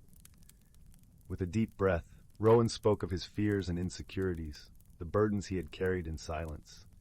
As he spoke, the lantern's light seemed to envelop them both, wrapping them in a cocoon of warmth and understanding. In that moment, Anwen realized that the lantern's true power lay not in revealing truth, but in creating a space where truth could be shared without fear. It was a power that fostered connection, empathy, and healing. As the night wore on, Anwen and Rowan talked until the stars began to fade and the first light of dawn kissed the horizon. They spoke of dreams and fears, of hopes and past regrets, their hearts growing lighter with each word shared. From that day forward, Anwen used the lantern of truth not as a tool, but as a bridge, connecting hearts, mending rifts, and fostering friendships that transcended the boundaries of expectation. The villagers came to see the lantern not as a relic of power, but as a beacon of hope and understanding. As the seasons turned and the years passed, Anwen's story became legend in Willowbrook. The whispering woods continued to hold their secrets, the leaves dancing to the wind's eternal song. And in the heart of the forest, the ancient tree stood as a reminder of the magic that lay within, and the truth that could transform the world. And so, as the fireside crackles and the shadows lengthen, we find ourselves at the end of our tale. But remember, dear listener, that truth is not just a lantern to be found in enchanted woods. It is a light within us all, waiting to illuminate the paths we walk and the stories we share. With a gentle sigh, the tale comes to a close, leaving behind the warmth of friendship and the glow of understanding. Sleep now, with dreams as bright and boundless as the stars that guide us home, the whispering woods and the lantern of truth. Once upon a time, nestled in the heart of the lush and rolling hills of Oakshire, lay a small, quaint village known as Willowbrook. This village was surrounded by an ancient forest, known to all as the Whispering Woods. The woods were a place of mystery and enchantment, where the trees seemed to murmur secrets to the wind, and the leaves danced in the gentle breeze like 1,000 tiny fairies. In Willowbrook, there lived a young girl named Anwen. With her auburn hair and bright green eyes, she resembled the very woods she loved to wander. Anwen was known for her kind heart and boundless curiosity. She often spent her days exploring the edges of the forest, collecting wildflowers and listening to the gentle symphony of nature. One crisp autumn morning, as the sun painted the sky with strokes of gold and crimson, Anwen set out on a journey deeper into the whispering woods than she had ever ventured before. She had heard tales of a hidden world within the forest, a place where magic thrived and the ordinary transformed into the extraordinary. As Anwen walked, the soft crunch of fallen leaves under her feet echoed through the woods. The air was cool and fresh, carrying the earthy scent of moss and the sweetness of ripened berries. Sunlight filtered through the canopy, casting playful shadows that danced around her like old friends. After wandering for what seemed like hours, Anwen stumbled upon a clearing she had never seen. In the center stood a magnificent tree, its trunk wide and gnarled, its branches stretching towards the heavens like the arms of a gentle giant. This tree was unlike any other. Its bark shimmered with a silvery hue, and its leaves glowed with an emerald light. As she approached, Anwen noticed something unusual at the base of the tree. a small, ornate lantern, crafted from bronze and adorned with intricate carvings of stars and moons. The lantern emitted a soft, warm glow, as if harboring a tiny piece of the sun within its confines. Curious, Enwin reached out and touched the lantern. Instantly, she felt a surge of warmth spread through her fingertips and into her heart. The forest around her seemed to hold its breath, as if waiting for something wondrous to unfold. In that moment, the lantern spoke, its voice as gentle as a whisper, yet as profound as a distant echo. "Anwin," it said, "you have found the lantern of truth. With it comes the power to see into the hearts of others and unveil the truths hidden within their souls. But tread carefully, for truth can be both a blessing and a burden." Anwin, though taken aback, was not afraid. She felt a sense of purpose and a quiet determination growing within her. She knew that with great power came great responsibility, and she vowed to use the lantern's gift wisely. As Anwin journeyed back to Willowbrook, the woods seemed to come alive with a newfound energy.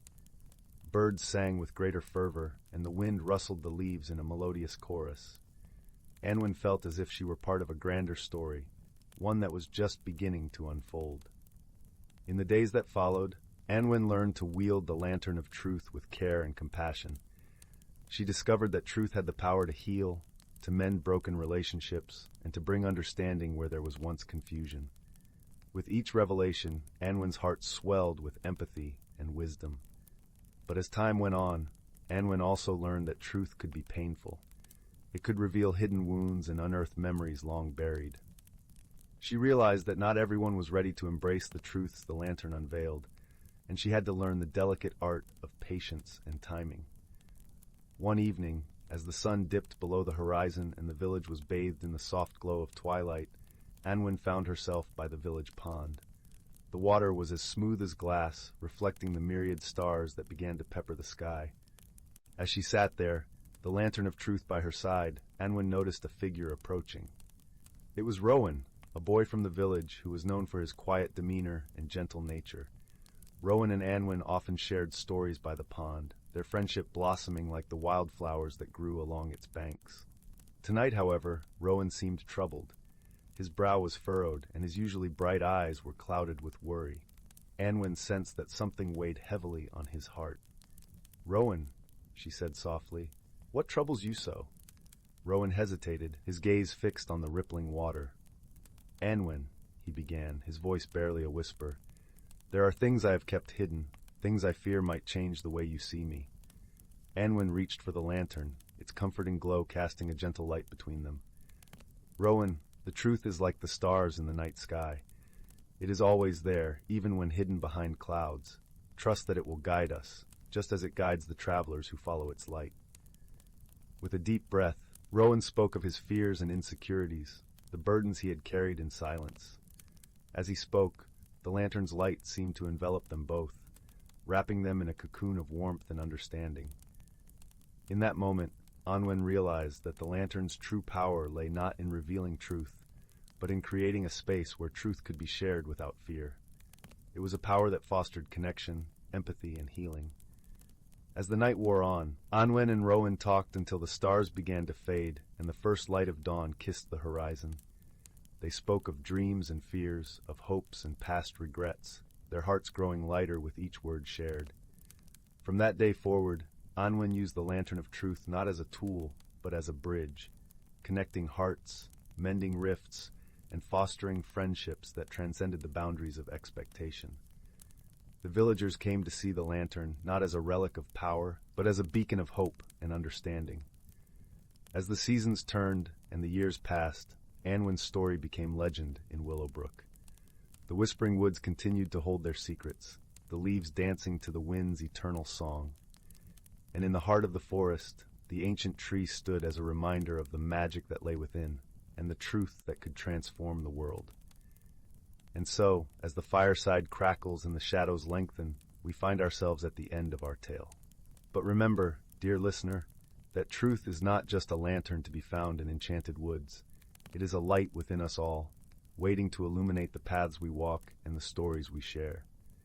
With a gentle sigh, the tale comes to a close, leaving behind the warmth of friendship and the glow of understanding. Sleep now, with dreams as bright and boundless as the stars that guide us home. Story 40. Once upon a starry night, in a cozy woodland village, there lived a young hedgehog named Willow. Though small in stature, Willow's heart was vast, filled with dreams of adventure and self-discovery. However, like the tightly furled leaves that protected her, Willow found herself resistant to change, preferring the comfort of her familiar burrow. One crisp autumn morning, Willow awoke to find her world transformed. The once vibrant forest now slumbered under a blanket of golden leaves, and a chill wind whispered of winter's approach. Willow shivered, her quills prickling with apprehension. How could she embrace this new season when every fiber of her being longed for the warmth of summer? As Willow ventured forth in search of sustenance, she encountered her dear friend, Oakley, a wise old oak tree whose branches had weathered countless seasons. "Greetings, little one," Oakley rumbled, his deep voice like the creaking of ancient wood. "I sense your unease with the changing tides." Willow nodded, her eyes downcast. "Everything feels so different, so unfamiliar. I fear I am ill-equipped to handle such upheaval." Oakley chuckled, a sound like rustling leaves. "My dear Willow, change is the natural order of life. Just as the forest sheds its vibrant cloak each autumn, only to be reborn in spring's verdant embrace, so too must we embrace the cycles of growth and renewal." Sensing Willow's skepticism, Oakley gestured towards a nearby clearing with a gnarled branch. "Behold the beauty of transformation," he whispered. In the heart of the clearing stood a magnificent weeping willow tree, its slender branches adorned with delicate, crystal-like leaves that shimmered in the morning light. As Willow drew nearer, she gasped in wonder, for the leaves seemed to emanate a soft, ethereal glow, casting prismatic patterns upon the forest floor. "This is no ordinary tree," Oakley explained. "It is a manifestation of the magic that courses through our woodland realm, a living embodiment of the cycle of renewal. Each autumn, as the leaves turn to crystal, they capture the essence of the changing season, only to melt away come spring, replenishing the earth with their life-giving energy." Willow's eyes widened with childlike wonder as she beheld the crystalline splendor. In that moment, she felt a profound connection to the weeping willow, as if its roots had entwined with her very soul. Over the following weeks, Willow found herself drawn to the willow's enchanting presence, marveling at the ever-changing patterns cast by its luminous leaves. As winter's icy grip tightened upon the forest, Willow's once prickly nature softened, and she began to embrace the beauty of each season's unique gifts. One frosty night, as Willow huddled beneath the willow's crystalline canopy, she was joined by her friends, Oakley, the wise old oak, Flutter, a kind-hearted butterfly, and Burrow, a loyal rabbit with a penchant for cozy nooks. Together they shared stories and laughter, their bonds strengthened by the willow's nurturing embrace. As the first blush of spring crept over the horizon, Willow witnessed a miraculous transformation. The once crystalline leaves began to melt, their radiant droplets seeping into the earth, nourishing the slumbering seeds that would soon burst forth in a riot of new life. In that moment, Willow understood the profound truth Oakley had imparted, that change, though often daunting, was an essential part of growth and renewal. Just as the willow shed its crystalline cloak to nurture new beginnings, so too must Willow embrace the cycles of her own life, shedding her fears and insecurities to make way for the boundless potential within. From that day forth, Willow greeted each season with open arms, her heart filled with gratitude for the enduring magic of the woodland realm.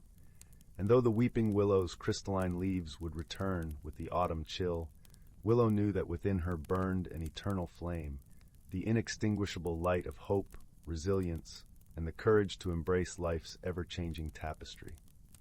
Once upon a starry night, in a cozy woodland village, there lived a young hedgehog named Willow.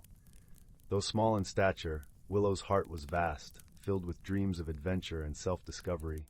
However, like the tightly furled leaves that protected her, Willow found herself resistant to change, preferring the comfort of her familiar burrow. One crisp autumn morning, Willow awoke to find her world transformed. The once vibrant forest now slumbered under a blanket of golden leaves, and a chill wind whispered of winter's approach. Willow shivered, her quills prickling with apprehension. How could she embrace this new season when every fiber of her being longed for the warmth of summer? As Willow ventured forth in search of sustenance, she encountered her dear friend, Oakley, a wise old oak tree whose branches had weathered countless seasons. "Greetings, little one," Oakley rumbled, his deep voice like the creaking of ancient wood. "I sense your unease with the changing tides." Willow nodded, her eyes downcast. "Everything feels so different, so unfamiliar. I fear I am ill-equipped to handle such upheaval." Oakley chuckled, a sound like rustling leaves. "My dear Willow, change is the natural order of life. Just as the forest sheds its vibrant cloak each autumn, only to be reborn in spring's verdant embrace, so too must we embrace the cycles of growth and renewal." Sensing Willow's skepticism, Oakley gestured towards a nearby clearing with a gnarled branch. "Behold the beauty of transformation," he whispered.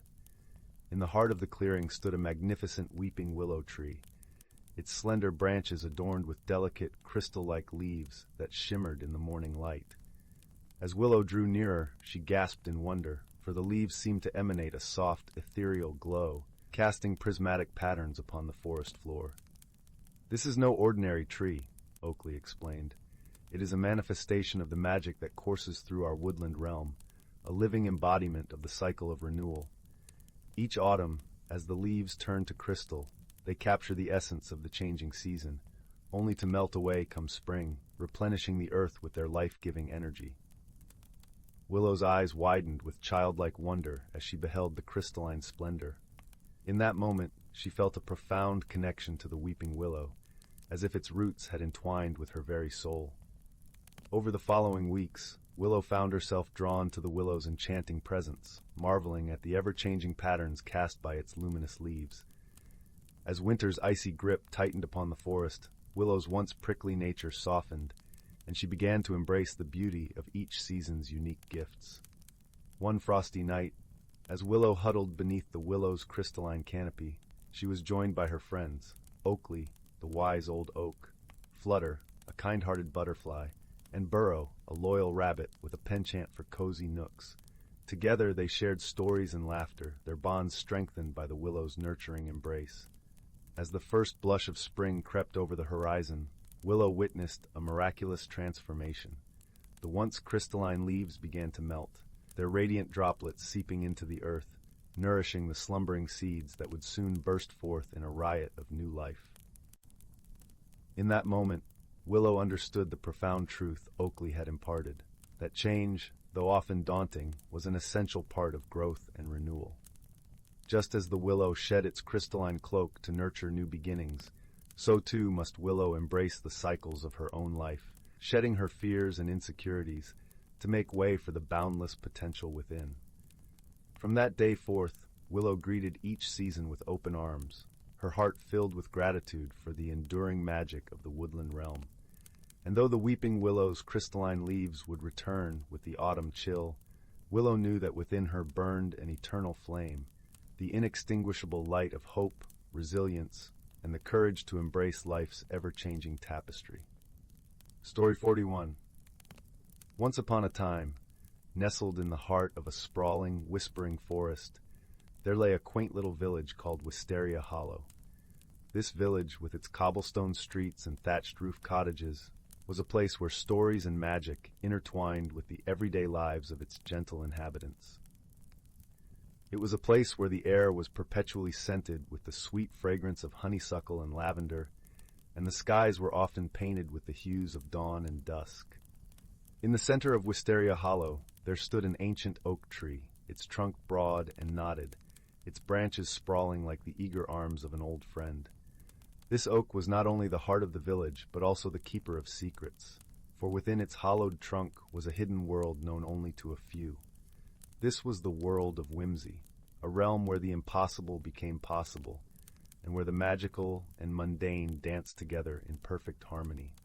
The story begins with a young girl named Lila, who lived on the edge of the village with her grandmother in a cottage lined with ivy and surrounded by a garden that hummed with the vibrant colors of blooming flowers. Lila was a curious soul, with eyes the color of the deep blue sea and a spirit as free as the wind. She spent her days exploring the woods, her heart always open to the wonders around her. One crisp autumn morning, as the leaves crunched beneath her feet like whispers of forgotten tales, Lila ventured deeper into the forest than ever before, her heart guided by an inexplicable pull. The air was cool and carried the earthy scent of pine, mingling with the distant murmur of a brook that wound through the trees like a silver ribbon. It was here, in a sun-dappled glade, that she stumbled upon an old, leather-bound book, partially hidden beneath a carpet of fallen leaves.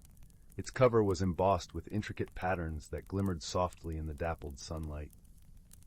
Gently brushing off the leaves, Lila opened the book to find pages filled with delicate, flowing script that seemed to shimmer with a life of its own. As she read, her eyes widened with wonder. This was no ordinary book. It was a guide to the world of whimsy, a place just beyond the veil of the ordinary, where magic whispered in every breath of wind and every rustle of leaves. The book spoke of a magical object known as the starflower, a rare and mystical bloom said to appear only once in a generation, under the full moon in the heart of the world of whimsy.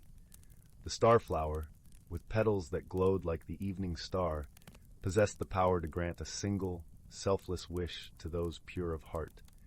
But it also warned of the challenges one must face to reach it, trials that would test wisdom, courage, and the bonds of friendship. As Lila closed the book, a spark of excitement danced in her eyes. She knew she must find the starflower, not for herself, but for her grandmother, whose eyesight had been fading with each passing year. Lila's heart swelled with the hope that the starflower's magic could restore her grandmother's sight, allowing her to once more see the world in all its vibrant beauty. Determined, Lila returned home, her mind alight with plans. That evening, as the sun dipped below the horizon and stars began to twinkle in the velvet sky, she shared her discovery with her grandmother, a wise woman with eyes that twinkled like the stars themselves. Her grandmother listened intently, her expression softening with a mix of love and concern. "Remember, my dear," her grandmother said gently, "the journey to the world of whimsy is not one to be taken lightly. You will need the help of friends, and your heart must be guided by kindness and courage." Lila nodded, a smile touching her lips. She knew just who to ask. Her best friend, Finn, lived in the village. Finn was a boy with a heart as big as the sky and a laugh that could light up even the darkest of days. He was the kind of friend who would stand by her side through thick and thin. The next morning, as the first rays of sunlight kissed the earth, Lila set out to find Finn. She found him near the village square, his hands busy crafting a little wooden figure for one of the younger children. His eyes twinkled with curiosity as she shared her plan, and without hesitation, he agreed to join her on the quest. Together, they prepared for their journey, packing a satchel with essentials, a small lantern, a loaf of bread, a bottle of fresh spring water, and a warm blanket. As they made their way to the ancient oak, the villagers waved them off with smiles and words of encouragement, their hearts warmed by the spirit of adventure that the two friends embodied. The entrance to the world of whimsy was hidden within the hollow of the ancient oak, a gateway that revealed itself only to those who believed in the magic of the world. Lila and Finn approached the tree, their hearts beating in unison with anticipation. As they stepped into the hollow, a warm, golden light enveloped them, and with a gentle sigh, the world shifted. They found themselves standing on the edge of a lush meadow, where wildflowers swayed in a gentle breeze that carried the sweet scent of honeysuckle and jasmine. The sky above was a canvas of twilight hues, with clouds that shimmered like spun sugar. The world of whimsy was a place where the very air seemed to hum with magic, where the colors were more vibrant and the sounds more melodious. It was a place where the ordinary rules of nature bent and swirled in delightful patterns, creating a tapestry of wonder and awe. As they ventured deeper into this enchanted realm, they encountered creatures both wondrous and wise. There was Wister, the gentle stag with antlers that glowed softly under the moonlight, and Merryweather, the mischievous fox whose laughter tinkled like wind chimes. Both animals offered guidance and companionship, their hearts drawn to the purity of Lila and Finn's mission. The journey was not without its challenges. They crossed rivers with stepping stones that danced beneath their feet, navigated forests where the trees whispered secrets in a language only the heart could understand, and climbed hills that seemed to stretch into the very fabric of the sky. Along the way, they faced trials that tested their resolve and their friendship. There was the Valley of Echoes, where their fears and doubts were magnified, threatening to drown their courage. But with each other's support, they found the strength to silence the echoes, their hearts united in purpose. In the Garden of Illusions, they were tempted by visions of their deepest desires, illusions so vivid they felt real. Yet it was Finn's laughter, a beacon of warmth and reality, that anchored them back to their mission. And in the maze of mirrors, where reflections of themselves led them astray, it was Lila's unwavering belief in their cause that guided them to the exit. Throughout their journey, the bond between Lila and Finn deepened, their friendship a tapestry woven with shared laughter, whispered dreams, and unspoken promises. It was a friendship that defied expectations, a testament to the power of kindness and trust.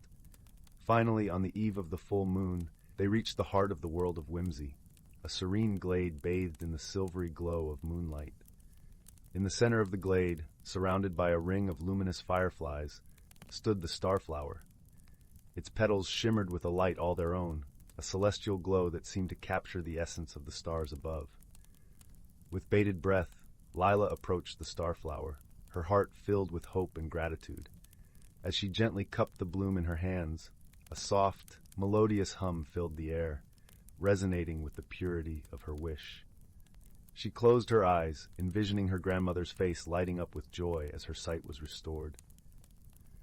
A gentle breeze swept through the glade, carrying with it the whisper of the starflower's magic. Felt a warmth spread through her, a comforting embrace that assured her of the wish's fulfillment. She opened her eyes to find the starflower's glow softly fading, its magic released into the world. With their hearts lightened by the promise of hope, Lila and Finn began their journey back to Wisteria Hollow, their spirits buoyed by the success of their quest.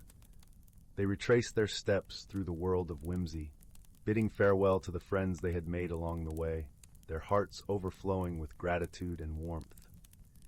As they emerged from the ancient oak, the village greeted them with open arms and eager smiles. Lila raced home, her heart pounding with anticipation and joy. Her grandmother stood at the door, her eyes widening in wonder as she looked upon the world with newfound clarity. Tears of gratitude filled her eyes as she embraced Lila, her heart overflowing with love and pride. "You have given me the greatest gift, my dear," she whispered, her voice a gentle melody that resonated with warmth and affection. Lila smiled, her heart swelling with happiness as she shared the tale of their journey, the challenges they had faced, and the friendships they had forged. The villagers listened with rapt attention, their hearts touched by the courage and kindness of the two friends. As the sun set over Wisteria Hollow, casting the village in a warm, golden glow, the villagers gathered around the ancient oak, their voices rising in song and laughter. The air was filled with the sweet scent of blooming flowers, and the sky above was a tapestry of stars, each one a reminder of the magic and wonder that lay just beyond the veil of the ordinary. In the days that followed, Lila and Finn's story became a cherished legend, a testament to the power of friendship, courage, and love. The hidden world within the ancient oak continued to whisper its secrets to those who believed, a reminder that magic was never far away. As the years passed, Lila and Finn grew up, their friendship enduring through the seasons of life. They often returned to the world of whimsy, guided by the lessons they had learned and the bonds they had forged. Their journey had changed them, deepening their understanding of the world and the magic that lay within their hearts. And so, in the heart of the forest, beneath the boughs of the ancient oak, their story lived on, a story of hope and wonder, of friendship that defied expectations, and of the magic that resided in the simplest of wishes. In the end, as the gentle night embraced the village of Wisteria Hollow, Lila and Finn stood together beneath the starlit sky, their hearts forever bound by the magic of their journey. And so, under the watchful gaze of the stars, they whispered a silent wish, a promise of friendship that would last a lifetime. And so, dear reader, as you drift into the gentle embrace of sleep, remember that the world is filled with magic, waiting to be discovered by those with hearts open to wonder and adventure. For in the quiet moments and the gentle whispers of the wind, the stories of the world of whimsy live on, a reminder that magic is never far away. Story 42. In a galaxy where stars twinkled like the scattered dreams of countless worlds, there existed a small, unassuming planet named Polara.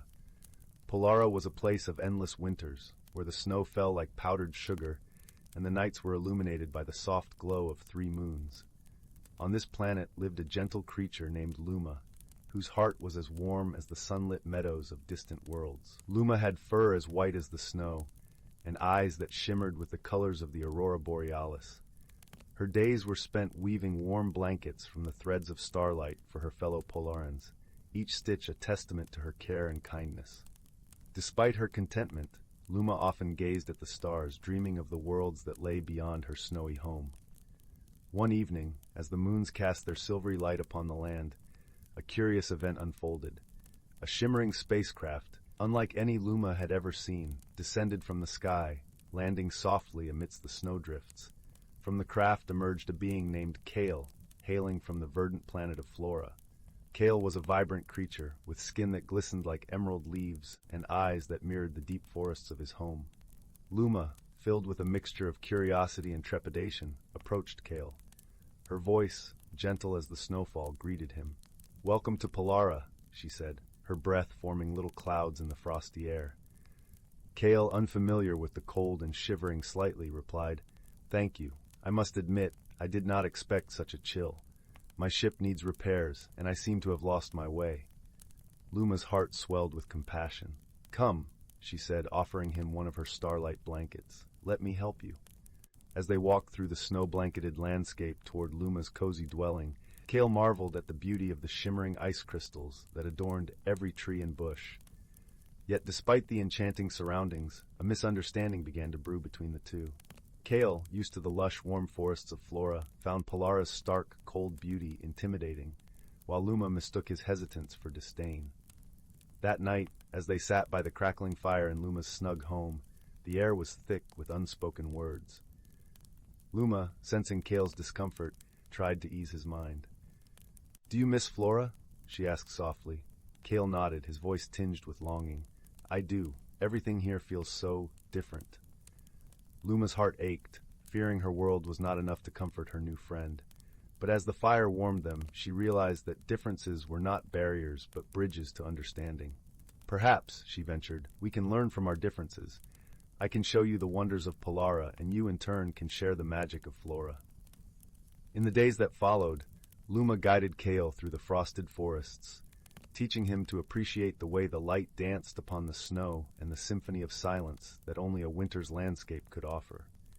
In return, Kale shared stories of Flora's lush jungles and the vibrant tapestry of life that thrived there, painting pictures with his words that filled Luma's heart with warmth.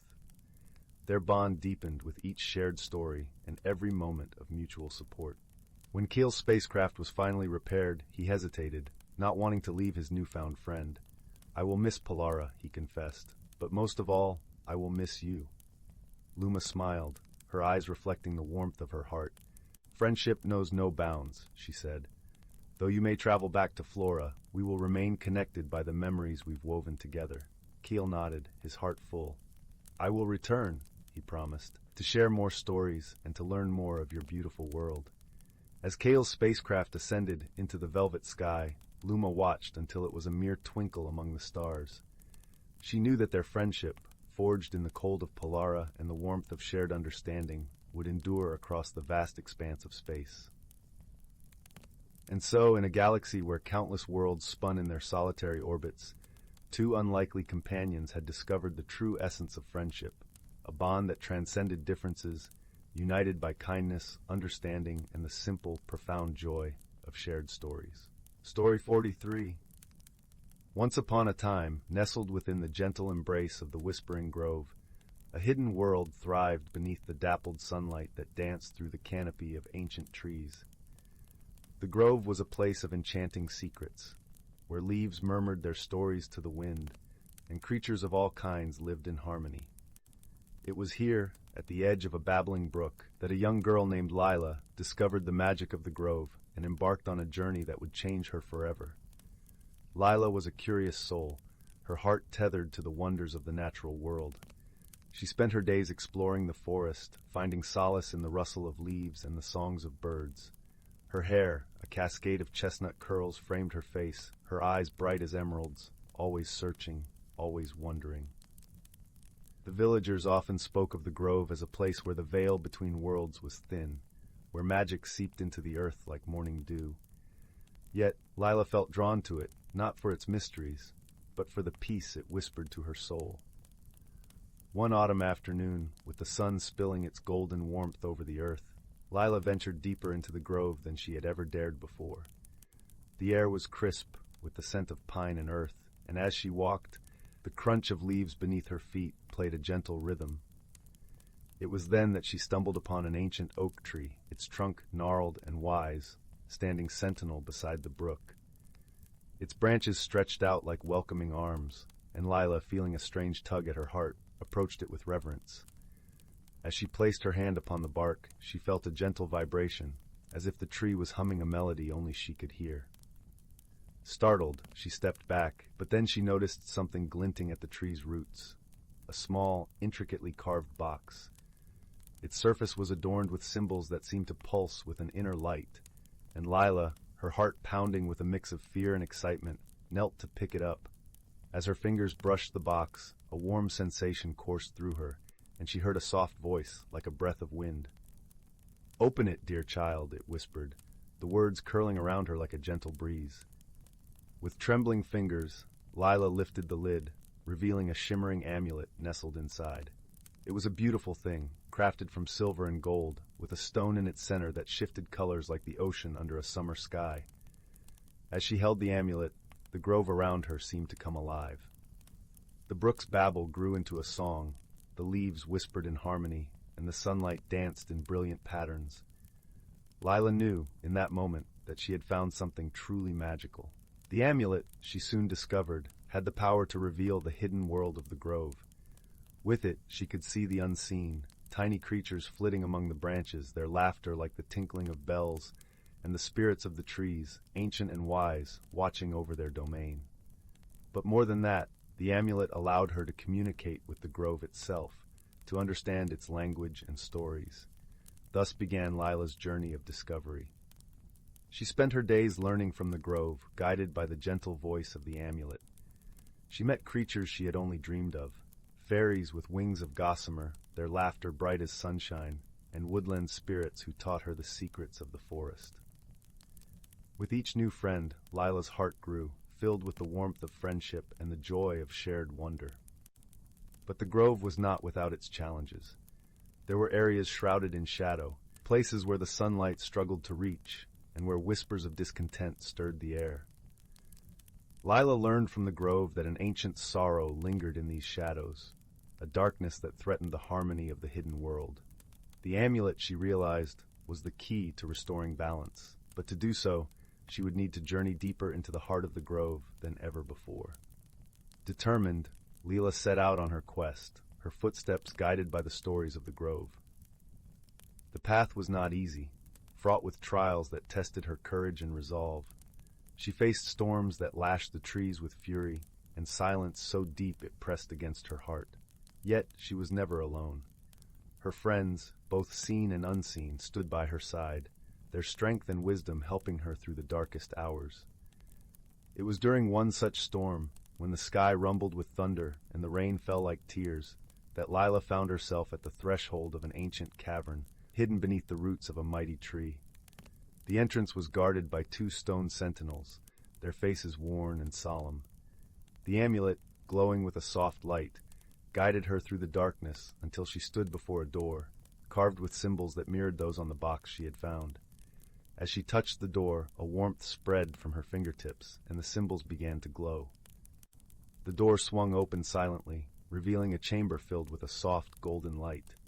In the center, suspended as if by magic, was a crystal orb, its surface swirling with shadows and light. "This is the heart of the grove," the amulet whispered, its voice a gentle caress. Here lies the source of its sorrow, a wound that must be healed. Lila approached the orb, her heart steady with the knowledge that she was exactly where she needed to be. As she reached out, the shadows within the orb swirled and shifted, revealing a story of ancient betrayal and loss. Long ago, the grove had been a place of unity, where all creatures lived in harmony. But a rift had torn the community apart, leaving wounds that had never fully healed. With a heart full of empathy, Lila touched the orb. As she did, the amulet began to pulse with warmth, its light spreading throughout the chamber. The shadows dissolved, replaced by a gentle glow that filled the air with a sense of peace and healing. Lila felt the grove's sorrow lift, replaced by a harmony that resonated through her soul. As she left the cavern, the storm had passed, replaced by a sky painted with the colors of sunset. The grove welcomed her return with a gentle breeze, the leaves whispering their gratitude. Lila knew that she had not only healed the grove, but she had also discovered a strength within herself she hadn't known existed. She had learned the power of friendship, the importance of understanding, and the beauty of living in harmony with the world around her. With the amulet still around her neck, Layla returned to the village, her heart light with the knowledge that she carried the magic of the grove within her. The villagers, seeing the change in her, listened with wonder to her tales of the hidden world and its creatures. In time, the grove became a place of gathering, where stories were shared and friendships blossomed, reminding everyone of the magic that exists when hearts are open and kind. And so, under the watchful eyes of the ancient trees, Lila's journey came to a gentle close, leaving behind a legacy of peace and unity. The grove continued to thrive, its whispers a song of hope carried on the wind, a reminder that magic is real, and it lives within us all. Story 44. In a quaint village nestled among rolling emerald hills, where the air was sweet with the scent of blooming wildflowers, there lived a young boy named Finn. Finn was a curious soul, with eyes the color of a clear summer sky, and a heart brimming with dreams of adventure. He often spent his days wandering the meadows, gathering stories from the whispers of the wind and the songs of the brook that danced through the fields. One golden afternoon, as the sun dipped low in the sky, casting a warm, honeyed glow over the land, Finn stumbled upon something extraordinary. Hidden beneath a cascade of ivy, he found an ancient, weathered door set into the side of a hill. Intrigued, Finn brushed aside the tendrils of greenery, revealing intricate carvings that seemed to shimmer with a life of their own. With a heart full of wonder and a gentle nudge from curiosity, Finn pushed the door open. It creaked softly, releasing a puff of earthy fragrance, and revealed a staircase spiraling downward into the unknown. Taking a deep breath, Finn stepped inside, his footsteps echoing softly as he descended into the enchanting depths. As he reached the bottom, Finn found himself in a wondrous cavern bathed in a soft, luminescent glow. The walls glistened with crystals of every hue, casting a kaleidoscope of colors that danced across the smooth stone floor. The air was cool and refreshing, carrying the faint scent of mint and pine. Finn's eyes widened as he noticed tiny, glowing creatures flitting about like living stars. They were lumalights, gentle beings with wings like spun sugar and eyes that sparkled with mischief and kindness. The lumalights circled around Finn, their laughter like the tinkling of small bells. "Welcome, young traveler," chimed a lumalite with a voice as soft as a lullaby. "You have entered the realm of whimsy, where only those with pure hearts and curious spirits may tread." Finn smiled, feeling a warm glow within him as the lumalites guided him deeper into their magical world. They led him through fields of glowing mushrooms that hummed with a gentle melody, and past streams that flowed with sparkling silver water. Along the way, Finn encountered other whimsical inhabitants of this hidden realm. There was a wise old tortoise named Eldor, whose shell was adorned with patterns that shifted and changed like the seasons. Eldor spoke of the importance of courage and kindness, his voice resonating like the gentle rumble of distant thunder. Finn listened intently, his heart swelling with newfound wisdom. He realized that exploration was not just about discovering new places, but also about discovering oneself and the strength that lies within. As the journey continued, Finn faced gentle challenges that tested his courage and ingenuity. He helped a family of shy, moonlit rabbits find their way home through a maze of sparkling reeds. He soothed a weary willow tree, whose branches had become tangled in a silken web spun by playful spiders. With each challenge, Finn's heart grew brighter, his spirit more resilient. He learned that true bravery was not the absence of fear, but the willingness to face it with kindness and an open heart. Eventually, as the stars began to twinkle in the velvet sky above, Finn found himself back at the foot of the staircase. The Lumalites gathered around him, their tiny hands clasped in farewell. "Thank you for sharing your light with us," they said, their voices a harmonious chorus.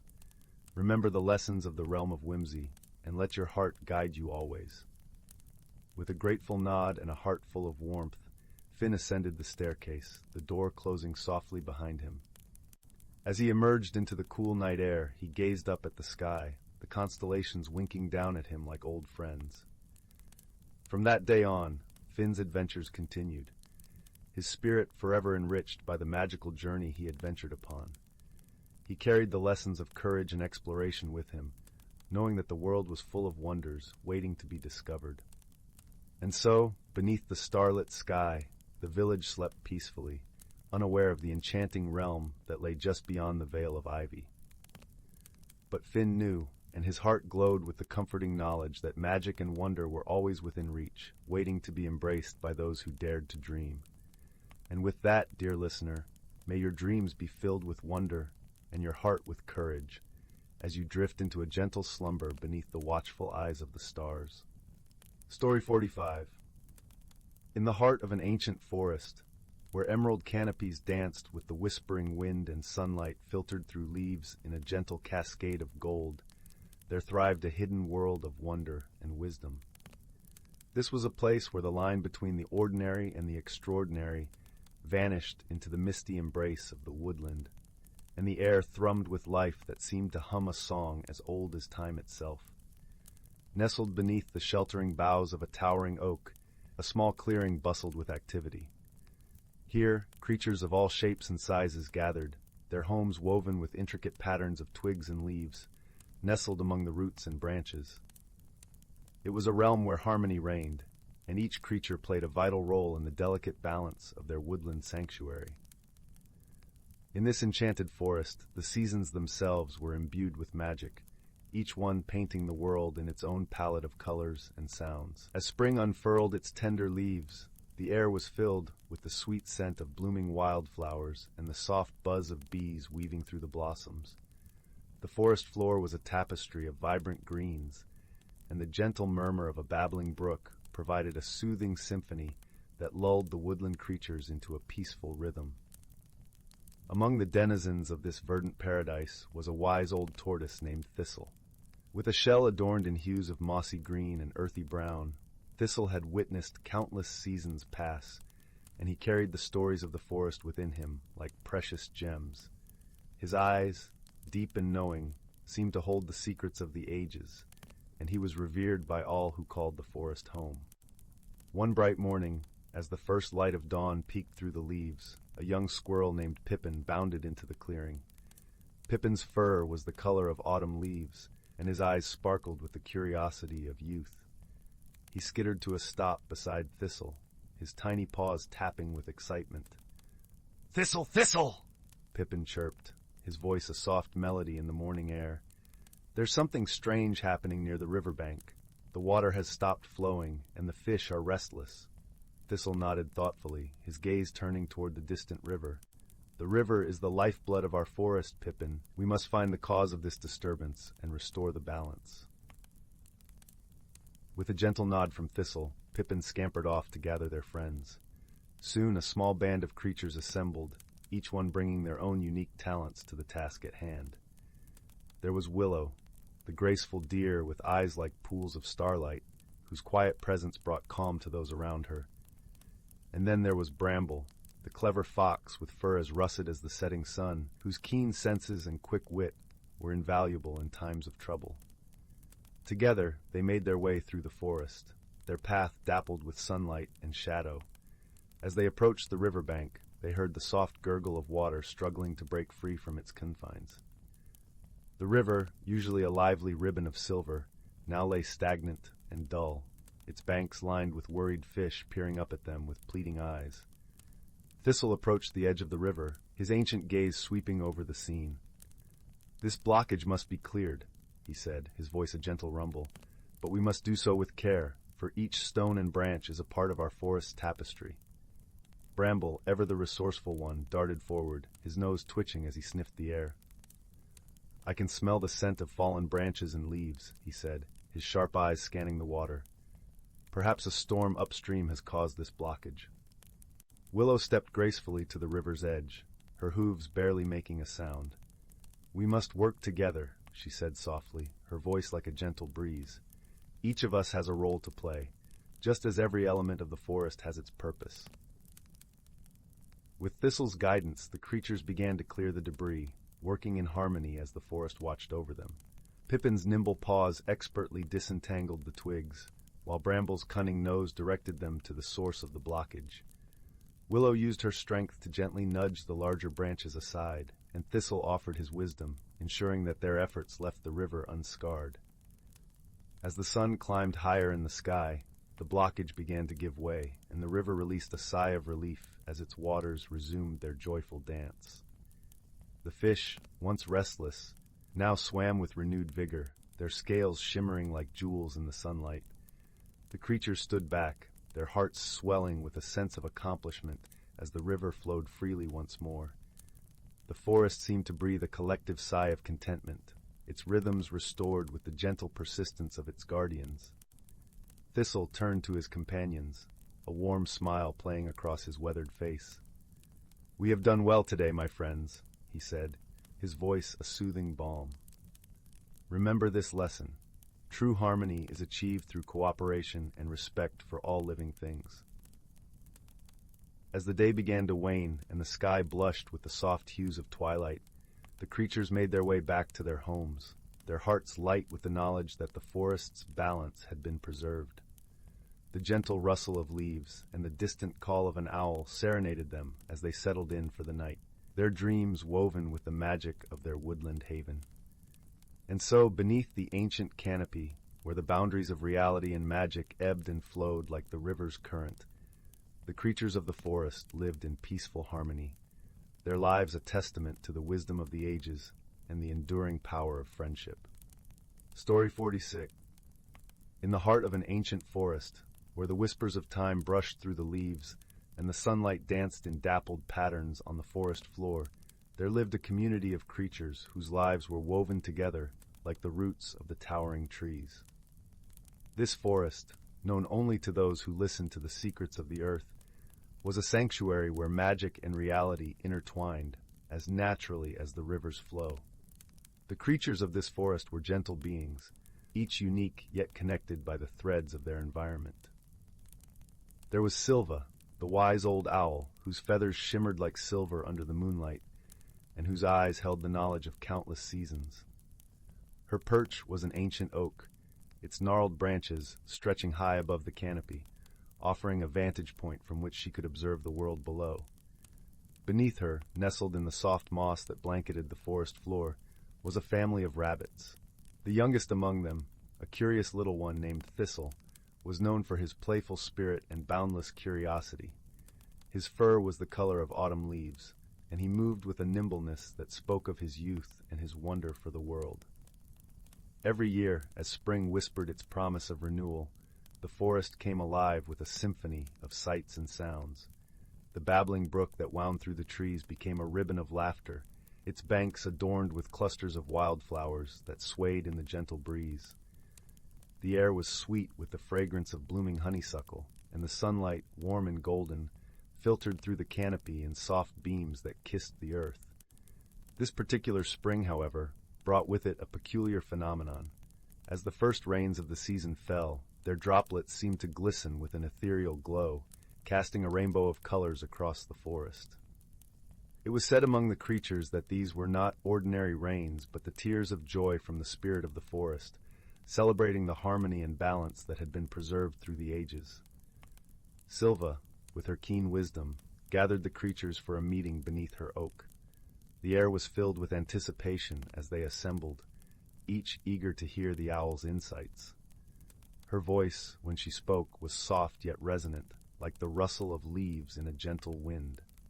"Dear friends," she began, "these magical rains are a gift, a reminder of our bond with this forest, but they are also a call to action. We must ensure that our home remains in balance, that we nurture and protect the delicate harmony that sustains us all." The creatures nodded in understanding, their hearts swelling with a shared sense of purpose. Thistle, ever curious, tilted his head and asked, "But how do we do that, Silva?" With a kind smile, Silva replied, "By listening to the wisdom of our ancestors and the whispers of the forest. We must remember that every action has an echo.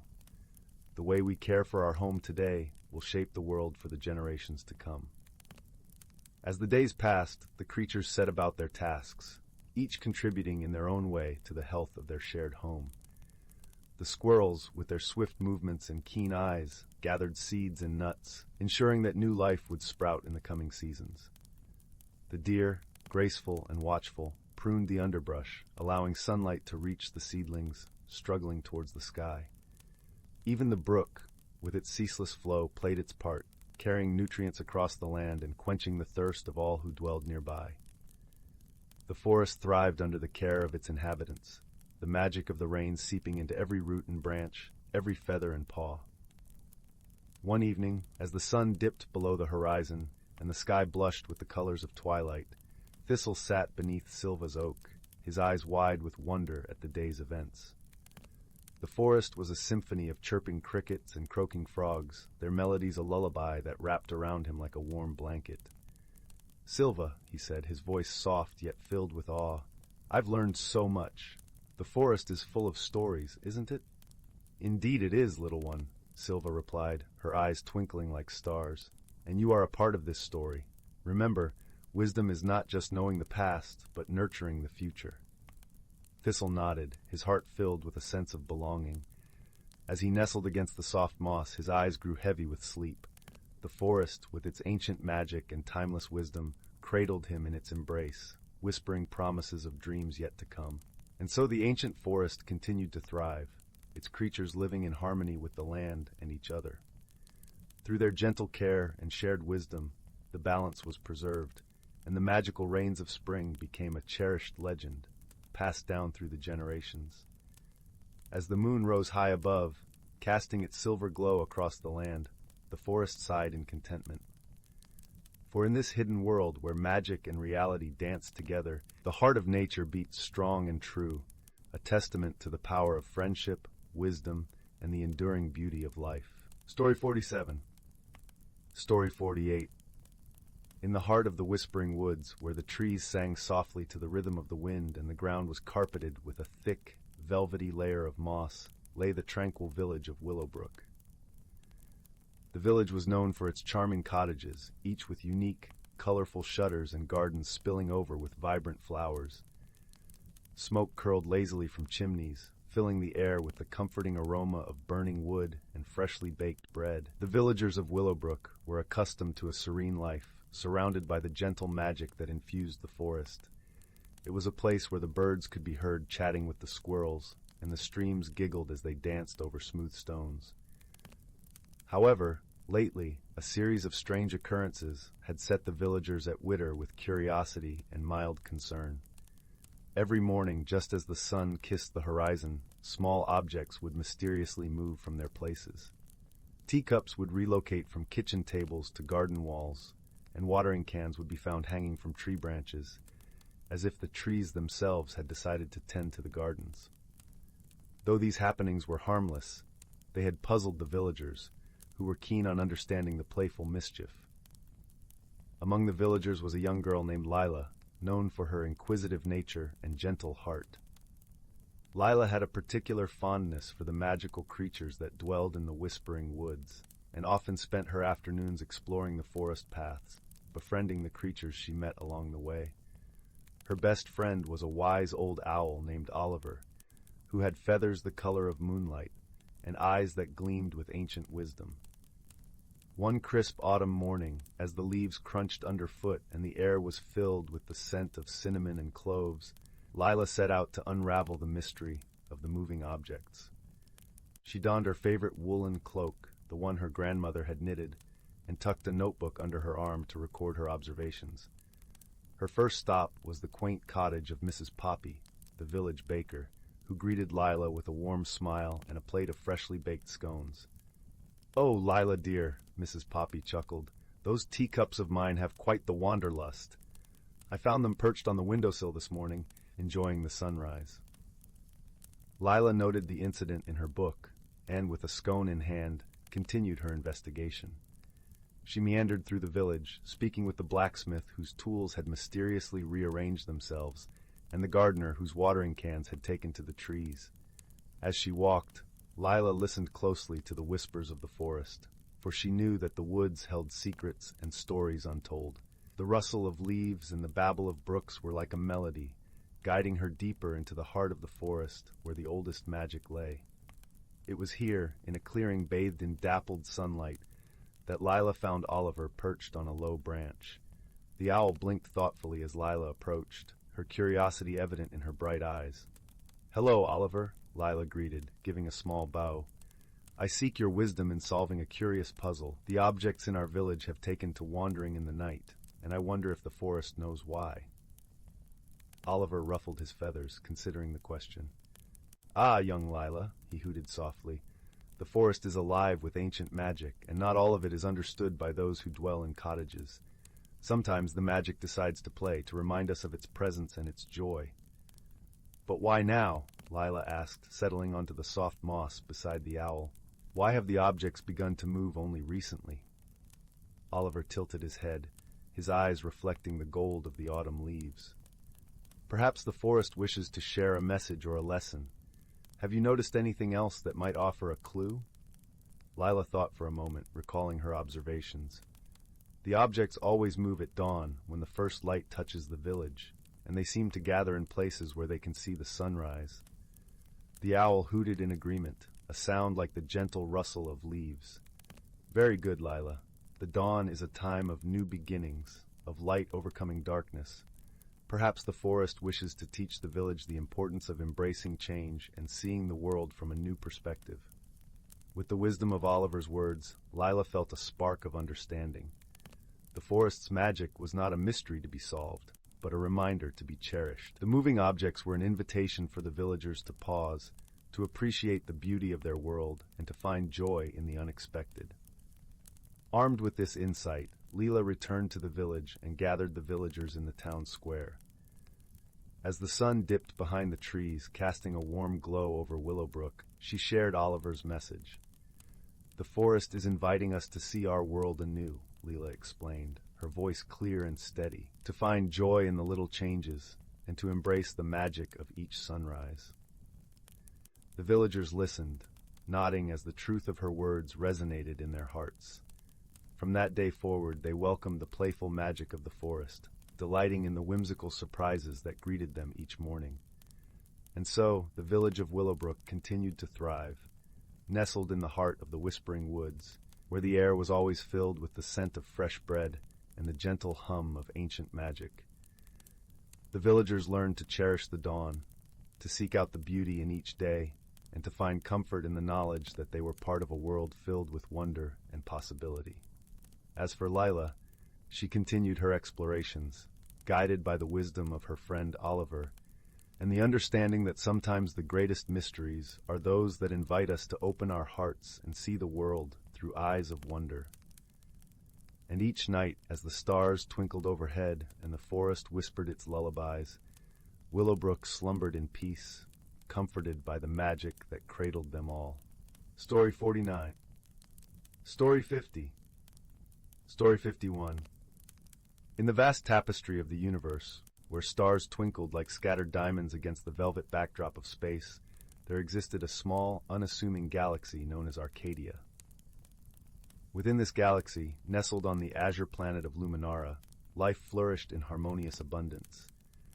Luminara was a world of glowing crystal forests and shimmering lakes, where the gentle hum of nature's melody played an eternal symphony. In a quaint village near the luminous lake, there lived a young Lumina named Licia. Licia's kind heart and curious spirit were as radiant as the light she emitted. Her people, the Luminars, were beings of light, ethereal and graceful, their emotions visible in the brilliant hues of their glow. For Lysia, each day was a new opportunity to explore the wonders of her world, and her light danced with a joyful golden hue. One quiet evening, as the twin moons of Luminara rose high, casting a silvery glow over the landscape, Lysia decided to wander further than she ever had before, drawn by a mysterious pull from the heavens. As she ventured deeper into the uncharted crystal forest, she felt an unfamiliar tingle in the air, a sensation akin to the gentle whisper of a distant star. Meanwhile, on the neighboring planet of Zendale, a place of rugged mountains and vast, shadowed caves, lived a creature named Tarvin. Tarvin belonged to the Zarn, a species known for their sturdy, earthen forms and the deep, resonant tones of their voices. Unlike the Luminars, the Zarn communicated through vibrations and sounds, their emotions expressed through rhythmic pulses that echoed through the caverns of their world. Tarvin had always felt an inexplicable yearning for something beyond the echoing caves of Zendale, a desire to understand the light that occasionally pierced their world from above. One fateful night, as the stars aligned in a celestial dance, Tarvin followed a rare beam of light that seemed to call to him, guiding him toward the unknown. As fate would have it, Lysia and Tarvin's paths converged in a small clearing bathed in moonlight. Initially, they regarded one another with a mixture of curiosity and caution, for they were as different as night and day. Lysia's luminous glow contrasted starkly with Tarvin's earthy form, yet there was a shared spark of wonder in their eyes. Their first attempts at communication were fraught with misunderstandings. Lysia's light flickered in patterns of warmth and welcome, while Tarvin responded with deep, resonant hums that reverberated through the ground. Neither understood the other's language, but they persisted, drawn by an inexplicable bond. Slowly, through gestures and shared experiences, they began to bridge the chasm of misunderstanding. Lysia showed Tarvin the beauty of light, how it danced and played among the crystals, casting rainbows and illuminating the world in vibrant colors. Tarvin, in turn, taught Lysia the music of the earth, the symphony of sounds that resonated through the rocks and caves, creating harmonies that spoke of ancient wisdom. As they spent more time together, their differences became a source of strength rather than division. They faced challenges that tested their newfound friendship, such as navigating the treacherous crystal forest and finding sustenance in a land unfamiliar to both. Each obstacle was met with a growing trust and a deepening bond. One day, as they rested beneath the boughs of a luminescent tree, a sudden storm swept across the land, its ferocity threatening to tear them apart. The wind howled, and the rain fell in torrents, but Lysia's glow provided a beacon of hope amid the chaos, while Tarvin's steadfast presence anchored them against the storm's fury. Together, they weathered the tempest, finding solace in each other's company. In the aftermath of the storm, as the clouds parted to reveal a sky painted with the colors of a dawn unlike any other, Lysia and Tarvin realized the true meaning of friendship. It was not simply about understanding words or appearances, but about a connection of hearts and spirits, a bond forged through shared experiences and mutual support. Their friendship became a beacon of hope, a testament to the power of unity in diversity. As they returned to their respective worlds, they carried with them the lessons learned from one another. Lysia's light now held a deeper, richer hue, reflecting the warmth of Tarvin's heart, while Tarvin's voice resonated with the gentle melody of Lysia's light. Though they came from different worlds, Lysia and Tarvin had discovered that true friendship transcends boundaries, illuminating even the darkest corners of the universe. And so, under the watchful gaze of the stars, their story became a legend whispered among the galaxies, a tale of hope, harmony, and the enduring power of friendship. And as the universe continued its eternal dance, Lysia and Tarvin's bond remained a shining beacon, guiding others to look beyond the surface and find the beauty in differences, lighting the way with the gentle glow of friendship. Story 52.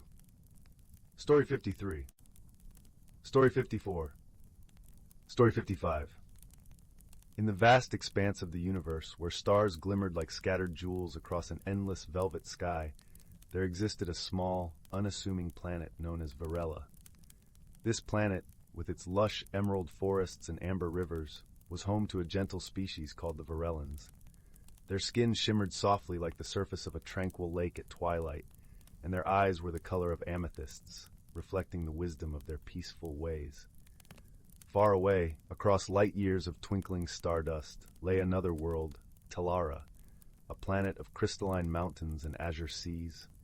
Here dwelt the Tellarites, a species as brilliant and multifaceted as their crystalline surroundings. Their skin sparkled with iridescent hues, and their minds worked with a precision akin to the intricate gears of an ancient clock. One day, a curious Varellan named Leora, with her heart full of wonder, decided to venture beyond her leafy world. She climbed aboard a small, star-bound vessel, setting her sights on the mysteries of the cosmos. Meanwhile, on Tellara, a Tellarite named Keon, driven by his insatiable curiosity and thirst for knowledge, set forth on a similar journey, eager to explore the wonders beyond his crystalline home. As fate would have it, a cosmic storm swept through the galaxy, tangling the paths of these two adventurers. Their vessels, caught in the storm's swirling embrace, were drawn toward each other, eventually colliding gently in the midst of a vast, serene nebula that shimmered with hues of lavender and gold. Startled but unharmed, Leora and Keon found themselves face to face, their vessels now intertwined like threads in a cosmic tapestry. At first, they regarded each other with cautious curiosity, their differences stark and unfamiliar. Leora's soft, flowing form seemed a world apart from Keon's angular, crystalline structure. "Greetings," Leora began, her voice as gentle as a summer breeze. "I am Leora of Varela. It seems our journeys have crossed paths." Keon's voice was steady and resonant, like the harmonious chime of crystal bells. "I am Keon of Tellara. It appears we are both at the mercy of this storm." Though they spoke the same language, their initial attempts at communication were fraught with misunderstanding. Leora's gentle metaphors and poetic musings were met with Keon's logical and precise interpretations, creating a dance of confusion and misinterpretation. Yet despite these initial hurdles, a spark of curiosity and kindness lingered between them, urging them to bridge the gap. As they worked together to untangle their vessels, they began to share their stories, their hopes, and their dreams. Leora spoke of the whispering leaves of Varela's forests and the comforting embrace of its amber rivers. Keon, in turn, described the crystalline peaks of Tellara, how they caught the first light of dawn and scattered it across the land like 1,000 rainbows. As the days passed, the cosmic storm continued to swirl around them, leaving them stranded in the heart of the nebula. Yet, within this celestial cocoon, something beautiful began to blossom. Leora and Keon found themselves facing shared challenges that tested their resolve and ingenuity. When a sudden solar flare threatened their vessels with a shower of fiery embers, Keon's analytical mind devised a plan to shield them using the reflective surfaces of his crystalline shards.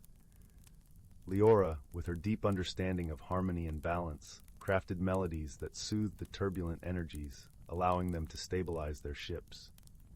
In the quiet moments between challenges, they discovered the joy of laughter and the comfort of silence shared with a friend.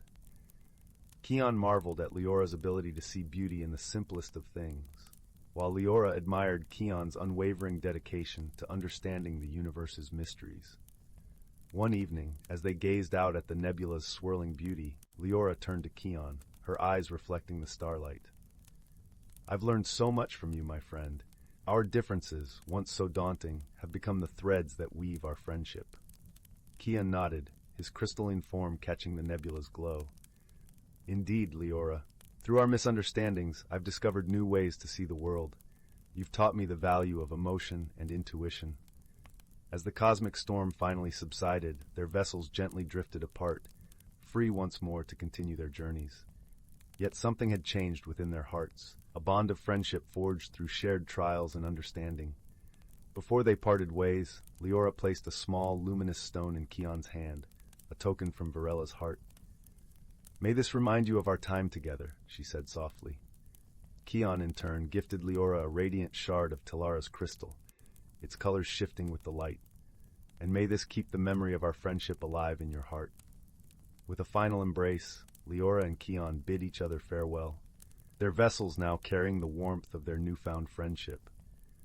As they ventured forth into the stars, they knew that their paths would forever be intertwined, their hearts connected by the lessons of understanding and the true meaning of friendship. And so, as the nebula's light gently faded into the distance, the universe continued to turn, embracing the warmth and wisdom of those who dared to reach across the stars and find companionship in the unlikeliest of places. Story 56. Story 50. Story 58. Story 59. Story 60. 61. Story 62. Story 63. Story 64. Story 65. Story 66. Story 67. Story 68. Story 69. Story 70. Story 71. Story 72. Story 73. Story 74. Story 75. Story 76. Story 77. Title: The Whispering Woods Secret. In the tranquil village of Elderglow, nestled within the embrace of a lush, ancient forest, there lived a young girl named Mabel. Elderglow was a place where the air was always sweet with the scent of blooming lilacs, and the gentle rustle of leaves in the whispering woods seemed to carry secrets from times long past. The village was small, with stone cottages dotting the landscape like scattered pebbles, each one warmed by the glow of hearth fires that never seemed to fade. Mabel, with her curious hazel eyes and a heart full of wonder, was no ordinary child. She had a penchant for exploring, often venturing to the edges of the village where the whispering wood began. The villagers spoke of the wood with a mixture of reverence and caution, for it was said to be alive with magic, a place where the boundary between the ordinary and the extraordinary was as thin as the morning mist. One crisp autumn afternoon, as the sun dipped low and painted the sky in hues of amber and rose, Mabel set out towards the forest. Her mother had tucked a warm woolen scarf around her neck and placed a gentle kiss on her forehead, saying, "Stay on the path, my little adventurer, and listen to the whispers of the trees. They speak if you know how to listen." Mabel nodded, her eyes gleaming with excitement. She knew the woods well, having spent countless afternoons beneath its towering oaks and whispering pines. Today, however, felt different. There was a tingling in the air, a sense of anticipation that danced along her skin like the first touch of winter's breath. As she wandered deeper into the forest, the world around her shifted subtly. The light filtering through the canopy was dappled and golden, casting playful shadows on the forest floor. The leaves crunched softly under her boots, and the air was filled with the earthy scent of fallen leaves and damp moss. It wasn't long before Mabel came across something unusual, a glimmering stone, half buried in the soft earth. It was the size of a robin's egg, and shimmered with an iridescent glow that seemed to pulse with its own gentle light. Mabel knelt down, her heart pounding with the thrill of discovery. As she reached out to touch it, a soft, melodic voice filled the air, so faint it was almost a sigh. "Seek the heart of the wood, little one, and the truth shall be revealed." Startled, Mabel glanced around, her eyes wide. The voice seemed to come from nowhere and everywhere at once, as if the forest itself had spoken to her. She picked up the stone, feeling its warmth seep into her palm, and slipped it into her pocket, determined to follow its silent call. The deeper she ventured, the more the forest seemed to change. The trees grew taller and more ancient, their bark etched with patterns that looked like mystic runes. The air grew cooler, and a gentle breeze whispered through the branches, carrying with it a soft, tinkling sound like distant chimes. As she walked, Mabel noticed something extraordinary. The forest floor was dotted with clusters of tiny, luminescent mushrooms that glowed with a soft blue light, illuminating her path. She followed the trail of light deeper into the heart of the wood, her breath visible in the cool air. At last, Mabel arrived at a clearing bathed in moonlight. In the center stood an ancient oak, its gnarled branches stretching skyward like the arms of a wise old guardian. At the base of the tree, nestled among its roots, was a small door carved into the trunk. It was adorned with intricate carvings of woodland creatures and swirling vines. With a mixture of awe and trepidation, Mabel approached the door. She felt the stone in her pocket grow warm, and the carvings on the door seemed to shimmer in response. Taking a deep breath, she gently pushed it open and stepped inside. The interior was a wonderland of light and color. The walls glowed with a soft golden hue, and the air was filled with the scent of honeysuckle and wild roses. At the center of the room stood a table carved from a single piece of crystal, its surface reflecting the light in a myriad of colors. Seated at the table was a figure cloaked in shadows, yet Mabel felt no fear. There was a kindness in the air, a sense of welcome that put her at ease. The figure gestured to a chair opposite, and Mabel sat, her eyes wide with curiosity. "Welcome, Mabel," the figure said, their voice as soothing as the murmur of a gentle stream. "I am the keeper of the Whispering Wood, and you have been chosen to receive a gift." Mabel listened intently, her heart filled with wonder. "A gift?" she asked, her voice barely above a whisper. The keeper nodded, and with a wave of their hand, the room filled with images, scenes of the forest through the ages, its beauty and magic captured in a tapestry of light. "This stone you carry," the keeper said, "is a shard of the forest's heart, a fragment of its ancient magic. With it, you hold the power to listen to the whispers of the world, to understand the language of nature." Mabel gasped, her fingers brushing the stone in her pocket. "But why me?" she asked, her voice filled with awe. The keeper smiled, their eyes twinkling like stars. "Because, dear child, you have the heart of a true listener, one who sees the beauty in the world and cherishes it. Use this gift wisely, and you will bring joy and harmony wherever you go." Mabel nodded, her heart swelling with gratitude. "I will," she promised, her voice strong and clear. As the keeper faded into the shadows, the room began to dissolve into a swirl of light and color. Mabel felt herself being gently lifted, the world spinning around her until she found herself back in the clearing, the ancient oak standing silent sentinel under the moonlit sky. The journey back through the forest was a blur of wonder and joy. The stone in her pocket pulsed with warmth, and the forest seemed to hum with life around her. As she emerged from the woods, the village of Elderglow lay ahead, its lights twinkling like stars in the gathering dusk. Mabel returned home, her heart filled with the magic of the Whispering Wood. She knew that her life would never be the same, that she had been forever changed by the gift she had received. And as she lay in bed that night, the stone glowing softly on her bedside table, she listened to the whispers of the world, her heart open to its secrets. In the days that followed, Mabel discovered that her new gift allowed her to communicate with the natural world in ways she had never imagined. She could hear the songs of the birds, the gentle murmur of the brook, and even the soft sighs of the wind as it danced through the trees. The village of Elderglow seemed to come alive with magic, its beauty magnified by Mabel's newfound ability to listen and understand. Word of Mabel's gift spread quickly through the village, and soon people began to seek her out, eager to hear the stories she could tell and the wisdom she had gained. Mabel, ever kind and generous, shared what she had learned, helping those around her see the world with new eyes.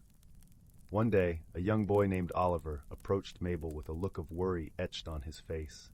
Oliver was known for his mischievous spirit, often getting into trouble with his playful antics. He was well liked, but his restlessness sometimes got the better of him. "Mabel," Oliver said hesitantly, "there's something strange happening in the meadow near my house. The flowers have stopped blooming, and the bees are nowhere to be found. Can you help?" Mabel nodded, her heart filled with determination. "Of course, Oliver. Let's go see what we can do." Together, they made their way to the meadow, the soft grass whispering beneath their feet. As they arrived, Mabel noticed the silence that hung heavy in the air, the absence of the usual buzz of life that filled the summer days. Closing her eyes, Mabel reached out with her senses, listening to the whispers of the earth beneath her feet. She felt the pulse of the meadow, its energy dampened and subdued. Slowly the truth revealed itself. A patch of tangled brambles had grown unchecked, their thorny vines choking the life from the flowers and blocking the bees' path. "We need to clear the brambles," Mabel said, her voice filled with certainty. "Once the flowers can breathe again, the bees will return."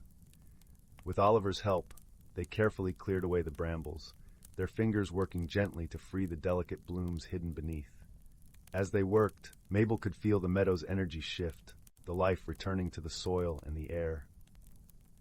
By the time they finished, the sun had begun to set, painting the sky in shades of pink and gold. Mabel and Oliver stood together, watching as the first bees returned, drawn by the sweet scent of the newly freed flowers. "You did it, Mabel," Oliver exclaimed, his eyes shining with gratitude. "We did it," Mabel corrected, smiling at her friend. Sometimes all it takes is a little listening and a lot of heart. As the days turned to weeks, Mabel's gift continued to bring joy and harmony to Elderglow. She helped the villagers understand their connection to the natural world, teaching them to listen to its whispers and cherish its beauty. One crisp morning, as the first hints of winter touched the air, Mabel was walking through the village when she noticed an elderly man sitting alone on a bench. His eyes were clouded with sorrow, and Mabel's heart went out to him. "Hello," Mabel said softly, sitting down beside him. "Is there something troubling you?" The man sighed, his voice tinged with sadness.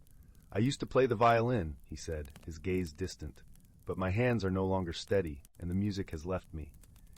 Mabel reached out, her hand gently resting on his. "Maybe the music hasn't left," she said gently. "Perhaps it's just waiting for you to listen again." The man looked at her, hope flickering in his eyes. "Could you help me find it?" Mabel smiled, nodding with understanding. "Close your eyes and listen with your heart," she instructed softly. "Feel the rhythm of the world around you." Together they sat in silence, the sounds of the village weaving a gentle symphony. Gradually the man's expression softened, the lines of worry smoothing into a look of peace. "I can hear it," he whispered, his voice filled with wonder. "The music is still there." Mabel beamed at him, her heart warm with joy. "It's always there," she said softly.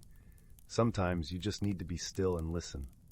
The man's eyes shone with gratitude as he looked at Mabel. "Thank you," he said, his voice choked with emotion. "You've given me back my music." As the first snowflakes began to fall, Elderglow was transformed into a winter wonderland, its rooftops blanketed in white and the air filled with the crisp scent of pine. Mabel continued to share her gift with the village, her heart full of the magic that had been entrusted to her. One evening, as she sat by the fireplace, her family gathered around her. Mabel's mother smiled at her daughter with pride and love. "You've brought so much light to our village, Mabel," she said softly. "The forest chose well." Mabel looked around at her family, her heart swelling with happiness. "The forest taught me to listen," she replied, her voice gentle and warm, "and in listening, I found a world full of wonder and friends." As the fire crackled and the wind whispered outside, Mabel knew that her journey had only just begun. With each new day, she would continue to listen, to learn, and to share the magic of the Whispering Wood with those around her. And as she drifted into a peaceful sleep, she dreamed of the endless possibilities that lay ahead, her heart open to the whispers of the world and the promise of tomorrow. And so, in the village of Elderglow, where the air was always sweet and the forest alive with magic, Mabel's story became a cherished tale of friendship and wisdom, a reminder that sometimes all it takes to change the world is a little listening and a lot of heart. Story 78. Story 79. Story 80. Story 81. Story 82. Story 83. Story 84. Story 85. Story 86. In a quaint village nestled between rolling hills and whispering woods, there lay a place where magic wound itself into the very fabric of everyday life. This was the village of Willowbrook, a realm where the sun painted the sky with hues of gold and pink each evening, and the stars blinked like 1,000 tiny lanterns in the velvet night. Willowbrook was known for its peculiar charm and gentle enchantments, but lately it had become the stage for a puzzling mystery that left even the wisest of villagers scratching their heads. Strange occurrences had begun to unfold, candles flickering without a breeze, teapots whistling tunes without a flame, and gentle chimes sounding from the old oak tree by the square, though no one was there to ring them. Among the kind-hearted inhabitants of Willowbrook was a young girl named Lila. She had eyes the color of the morning sky and a heart as warm as freshly baked bread. Lila loved the village and its quirky magic, but the recent oddities piqued her curiosity.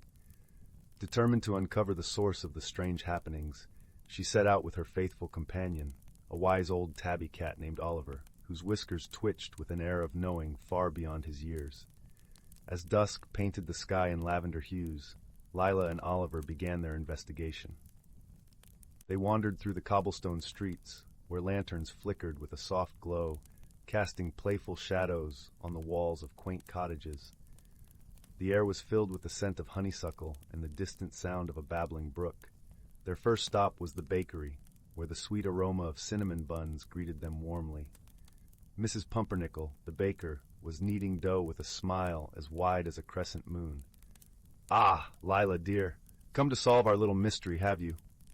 She chuckled, wiping flour from her hands. "Yes, Mrs. Pumpernickel," Lila replied, her voice a gentle melody. "We've noticed the odd happenings and thought perhaps we might find some clues." Mrs. Pumpernickel leaned closer, her eyes twinkling like the stars. "Well, I've noticed the bread rising faster than usual, almost as if it has a mind of its own. Perhaps it's the work of the mischievous brownies." Brownies were small, magical creatures known for their playful antics and love of baked goods. Lila nodded thoughtfully. "We'll keep that in mind. Thank you, Mrs. Pumpernickel." With Oliver padding silently by her side, Lila continued to the village square, where the ancient oak tree stood. Its leaves rustled softly, whispering secrets only the wind could hear. As they approached, a gentle chime echoed through the air, though the tree's branches were still. Intrigued, Lila looked up and spotted a tiny, shimmering figure perched among the leaves. It was a sprite, its wings glistening like dewdrops in the morning sun. "Hello there," Lila called softly, her voice filled with wonder. The sprite fluttered down, landing gracefully on Lila's outstretched hand. "Greetings, child of Willowbrook," it chimed, its voice like the tinkling of distant bells. "I am Sylvan, guardian of this tree. What brings you to my realm?" "We seek to understand the strange occurrences in our village," Lila explained gently. "Do you perhaps know what might be causing them?" Sylvan's wings fluttered with delight. "Ah, the magic of Willowbrook has been mischievous of late. The brownies have been restless, their playful spirits heightened by the full moon's approach. They mean no harm, only seeking to share their joy." Lila's eyes brightened with understanding. "Perhaps we can find a way to help them channel their energy without causing confusion." With a nod of agreement, Sylvan whispered a plan to Lila. They would host a moonlit festival for the brownies, a celebration where their antics could be welcomed and enjoyed. That evening, as the moon rose full and bright, Lila and the villagers gathered in the square. Lanterns were hung from every branch, casting a soft, inviting glow. Tables were set with sweets and treats, and music filled the air, an enchanting melody that beckoned all magical creatures to join in the revelry. As the brownies appeared, their giggles like the rustle of leaves, they danced and played, their joy contagious.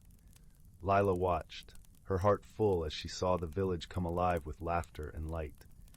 Even Oliver, usually reserved, found himself pawing at a stray ribbon with uncharacteristic abandon. The festival continued deep into the night, a celebration of magic and harmony. As the first light of dawn painted the horizon, the brownies thanked the villagers with a gentle breeze that wrapped them in warmth and contentment. With the mystery resolved and balance restored, Lila returned home, her heart as light as the morning mist. As she drifted into a peaceful slumber, she knew that in Willowbrook, where magic and kindness intertwined, there would always be a place for wonder and friendship. And so, beneath the gentle gaze of the moon and stars, the village of Willowbrook settled into a tranquil hush, wrapped in the comforting embrace of another enchanting day. Story 87. Story 88. Story 89. Story 90. Story 91. Story 92. Story 93. Once upon a time, in the heart of a sprawling, ancient forest, where the trees whispered secrets only the wind could understand, there lived a community of creatures unlike any other. Nestled beneath the emerald canopy, the forest was a symphony of life, each creature playing its part in a delicate, harmonious tune. The forest was alive with the gentle rustle of leaves, their surfaces glistening with morning dew like tiny jewels scattered across a vibrant green carpet. Rays of sunlight filtered through the dense branches, casting dappled patterns on the forest floor where wildflowers blossomed in a riot of colors, violet, gold, and crimson. In this enchanted place, the animals lived in a world of balance, each one understanding its role in the grand tapestry of life. Among them was a wise old fox named Fendrel, whose fur was the color of autumn leaves, fiery and warm. Fendrel was known far and wide for his wisdom, passed down through countless generations. He was the keeper of the forest's stories and the guardian of its ancient magic. One crisp morning, as the scent of pine mingled with the earthy aroma of damp soil, Fendrel gathered the younger creatures of the forest for a tale. They gathered around him, eyes wide with anticipation, their breaths forming delicate clouds in the cool air. There was Bramble, the curious rabbit with ears as long as the day, and Tilly, the little hedgehog with a coat as soft as the velvet night. "Today," Fendrel began, his voice as soft as the rustling leaves, "I will tell you the story of the season's dance, a magical phenomenon that binds our forest in harmony." The creatures leaned in closer, their hearts beating in time with the gentle rhythm of the forest. "Long ago," Fendrel continued, "the forest was a place of chaos, with each season vying for power, causing the world to swing from bitter cold to scorching heat in the blink of an eye. The trees would crack under the pressure of snow one day, only to be scorched by the relentless sun the next. The creatures were confused and frightened, unable to find their place in such turmoil. The forest seemed to hold its breath, listening to Fendrel's tale. Then came a time when the elders of the forest, wise and ancient as the stars, convened to bring peace to the land. They decided that each season would have its time to reign, ensuring a balance that would allow all life to flourish. Thus the season's dance was born." Fendrel's eyes sparkled like the dew-kissed leaves as he spoke of the dance. Spring would awaken first, painting the world with fresh blooms and gentle rains. Summer followed, with its golden warmth and long, lazy days. Autumn arrived next, wrapping the forest in a tapestry of fiery colors and crisp air. Finally, winter would blanket the world in a soft white silence, allowing the earth to rest and renew. The young creatures sighed in wonder, imagining the dance of the seasons as a gentle, flowing ballet across their beloved home. "But," Fendrel cautioned, "this balance is delicate. Each being in the forest must respect and contribute to it, for the dance to continue. Our actions, however small, ripple through the forest like a stone tossed into a still pond." Tilly, the hedgehog, spoke up, her voice as soft as a whisper. "How can we help, Fendrel? What can we do to keep the balance?" Fendrel smiled, his gaze warm and reassuring. "By understanding our place and helping one another. When you share the fruits of the earth, you honor the bounty of summer. When you gather leaves and twigs for the winter, you respect the gifts of autumn. Each act of kindness, each moment of sharing, keeps the dance alive." Bramble, the rabbit, nodded thoughtfully. "So, by living in harmony with each other and the seasons, we ensure the magic continues." "Exactly," Fendrel replied, his voice like a gentle caress. "And remember, the forest always listens. It sees the kindness in your hearts and rewards it with its own gifts." As Fendrel's tale came to an end, the sun began its slow descent, casting a golden glow over the forest.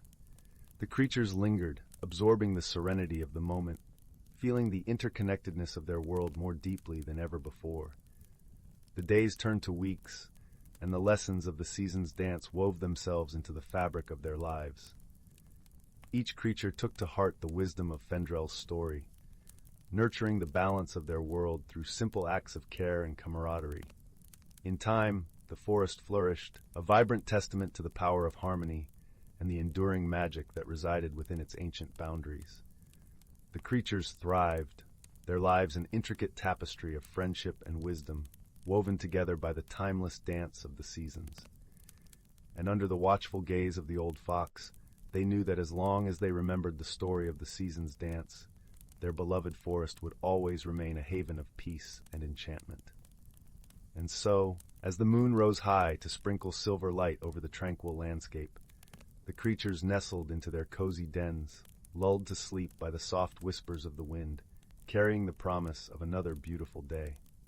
Story 94. Story 95. Story 96. Story 97. Story 98. Story 99.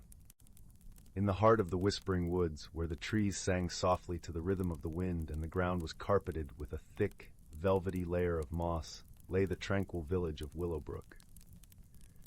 The village was known for its charming cottages, each with unique, colorful shutters and gardens spilling over with vibrant flowers. Smoke curled lazily from chimneys, filling the air with the comforting aroma of burning wood and freshly baked bread. The villagers of Willowbrook were accustomed to a serene life, surrounded by the gentle magic that infused the forest. It was a place where the birds could be heard chatting with the squirrels, and the streams giggled as they danced over smooth stones. However, lately, a series of strange occurrences had set the villagers at widder with curiosity and mild concern.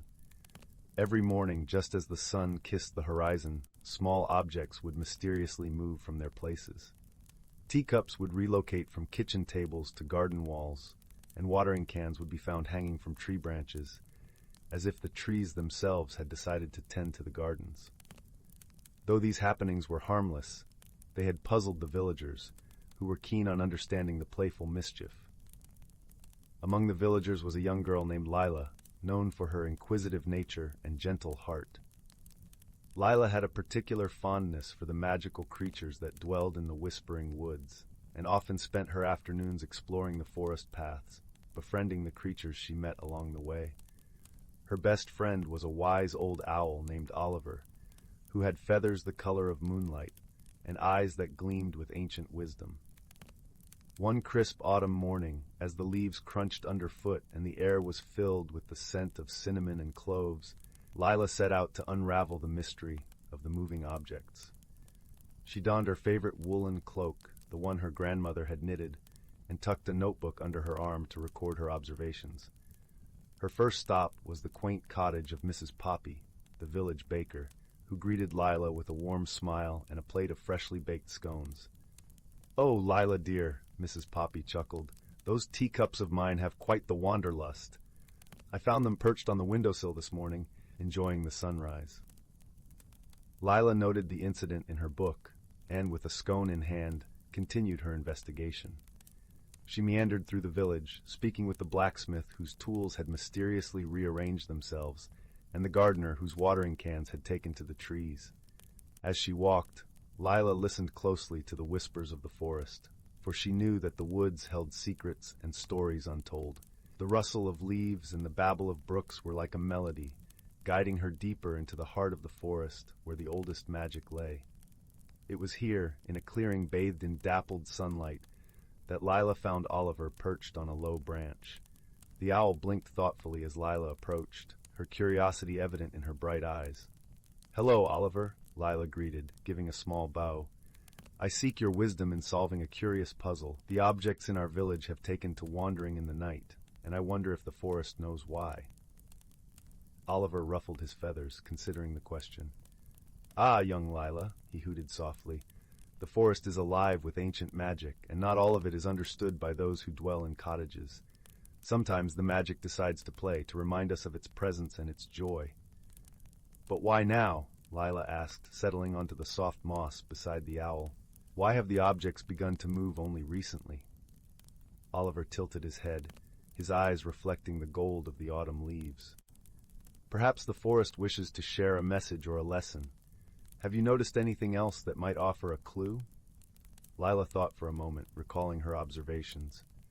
"The objects always move at dawn, when the first light touches the village, and they seem to gather in places where they can see the sunrise." The owl hooted in agreement, a sound like the gentle rustle of leaves. "Very good, Lila. The dawn is a time of new beginnings, of light overcoming darkness. Perhaps the forest wishes to teach the village the importance of embracing change and seeing the world from a new perspective." With the wisdom of Oliver's words, Lila felt a spark of understanding. The forest's magic was not a mystery to be solved, but a reminder to be cherished. The moving objects were an invitation for the villagers to pause, to appreciate the beauty of their world, and to find joy in the unexpected. Armed with this insight, Lila returned to the village and gathered the villagers in the town square. As the sun dipped behind the trees, casting a warm glow over Willowbrook, she shared Oliver's message.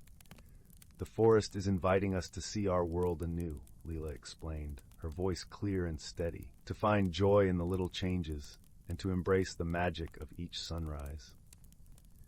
The villagers listened, nodding as the truth of her words resonated in their hearts.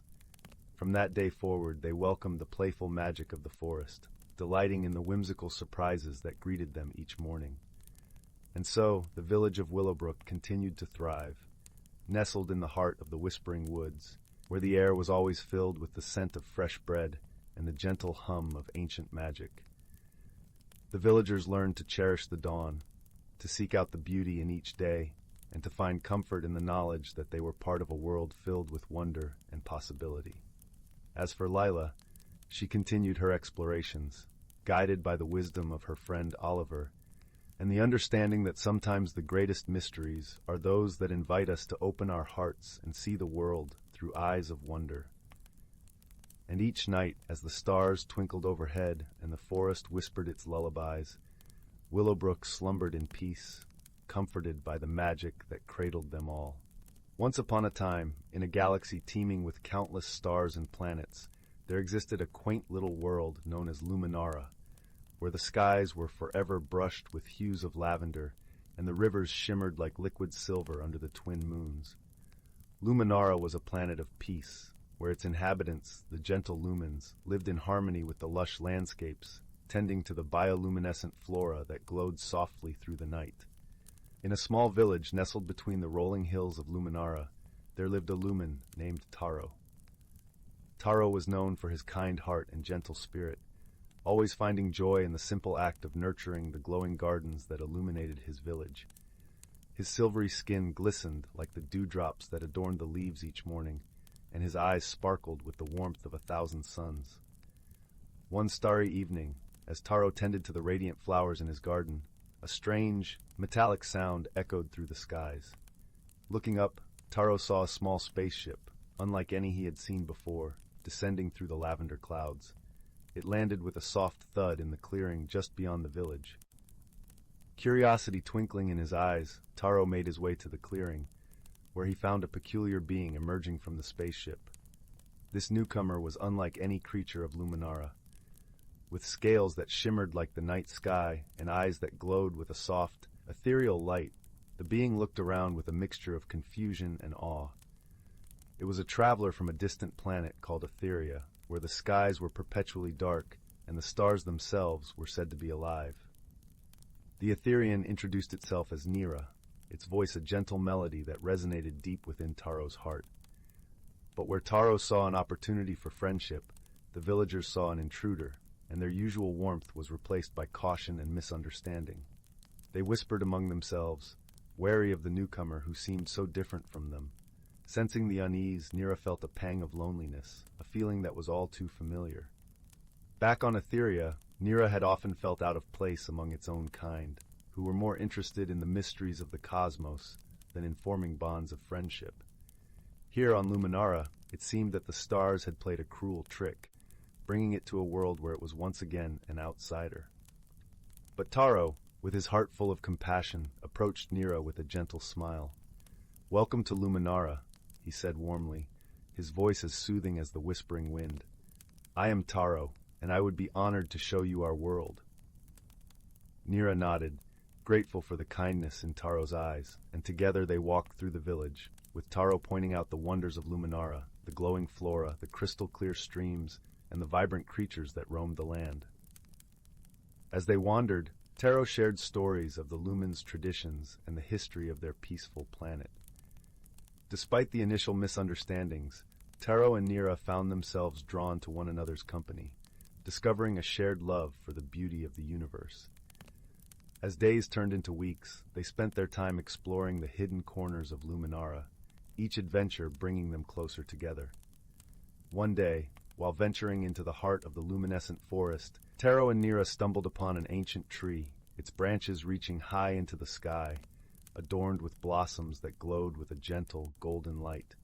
It was said that this tree held the wisdom of the ages, and those who sat beneath its boughs could hear the whispers of time itself.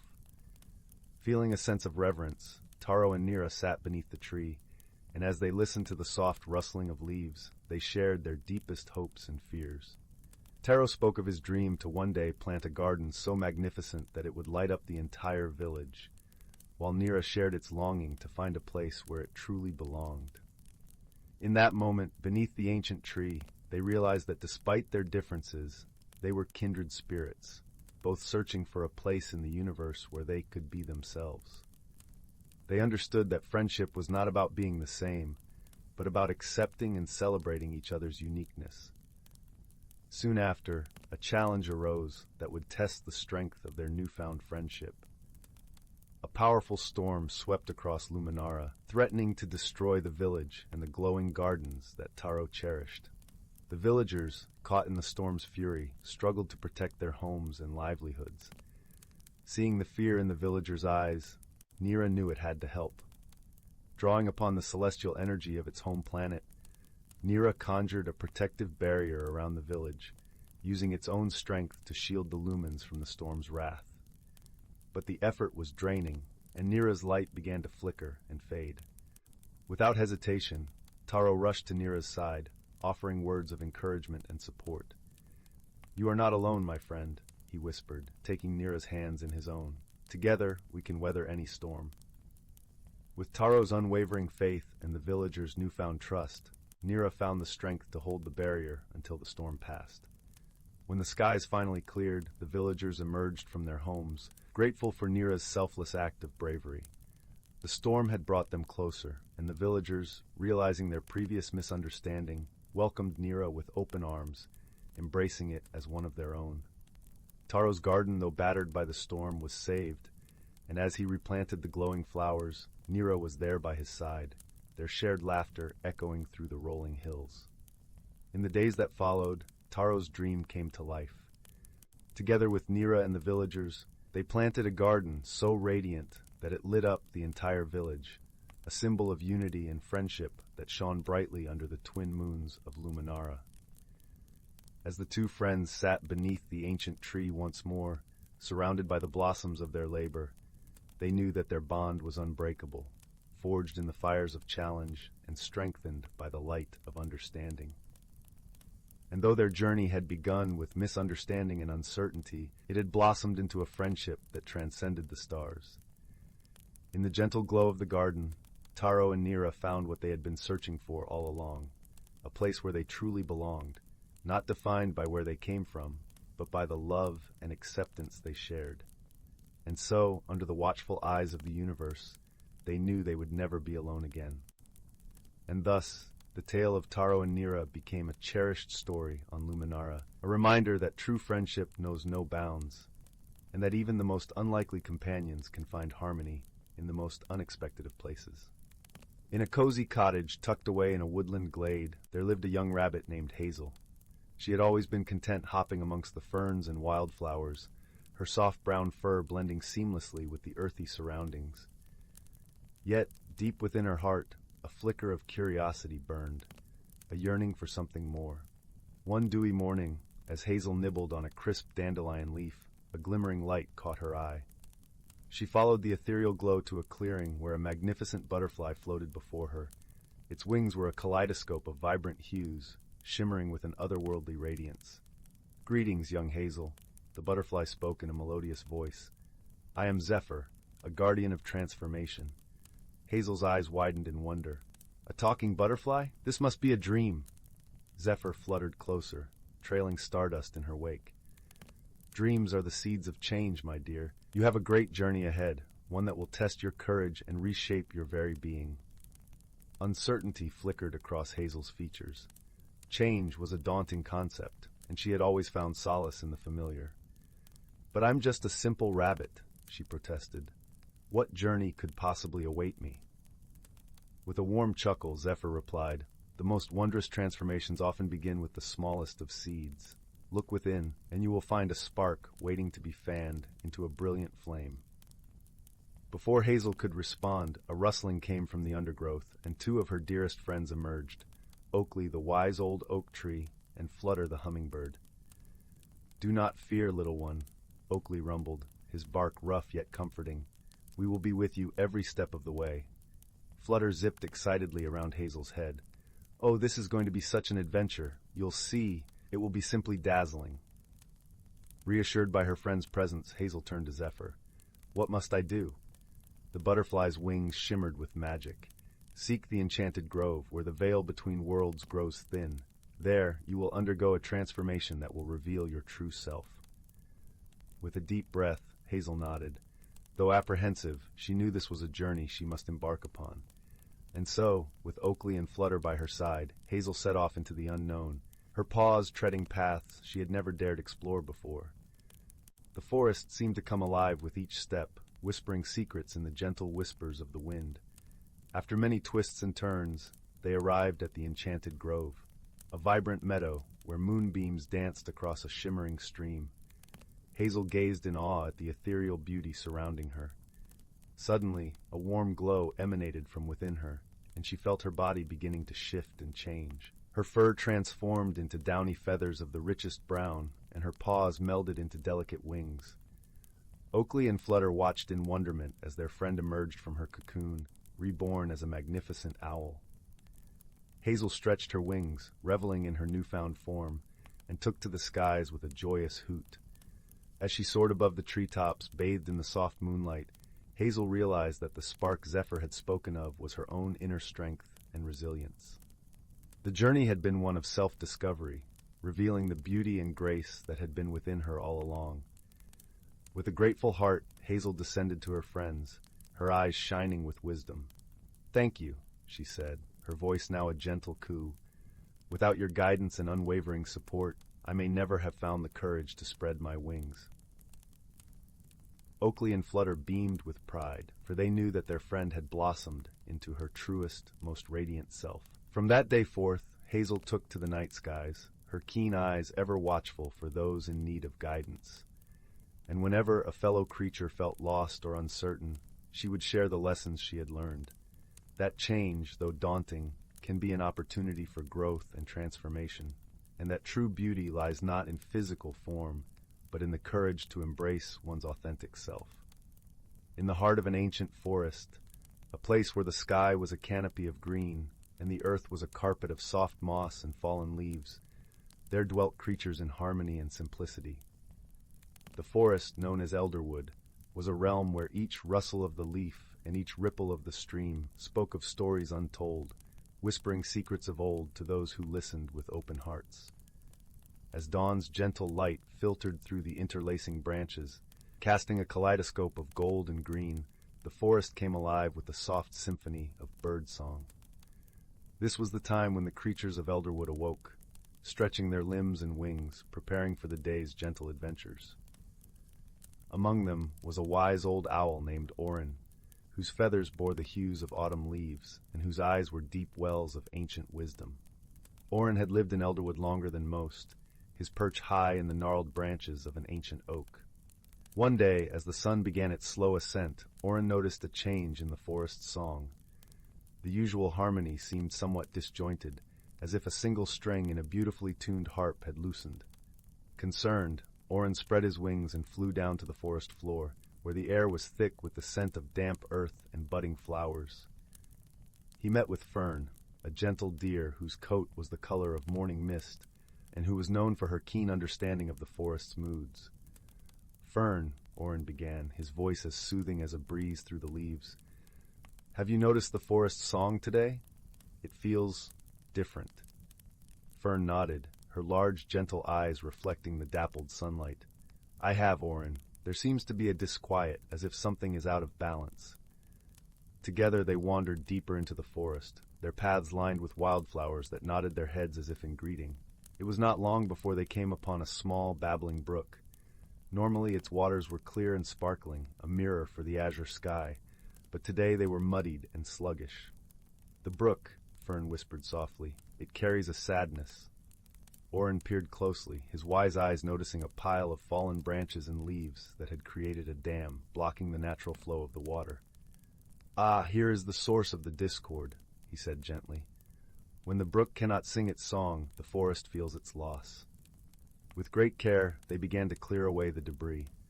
Orin used his sharp beak to lift the twigs, while Fern nudged the larger branches aside with her strong yet gentle hooves.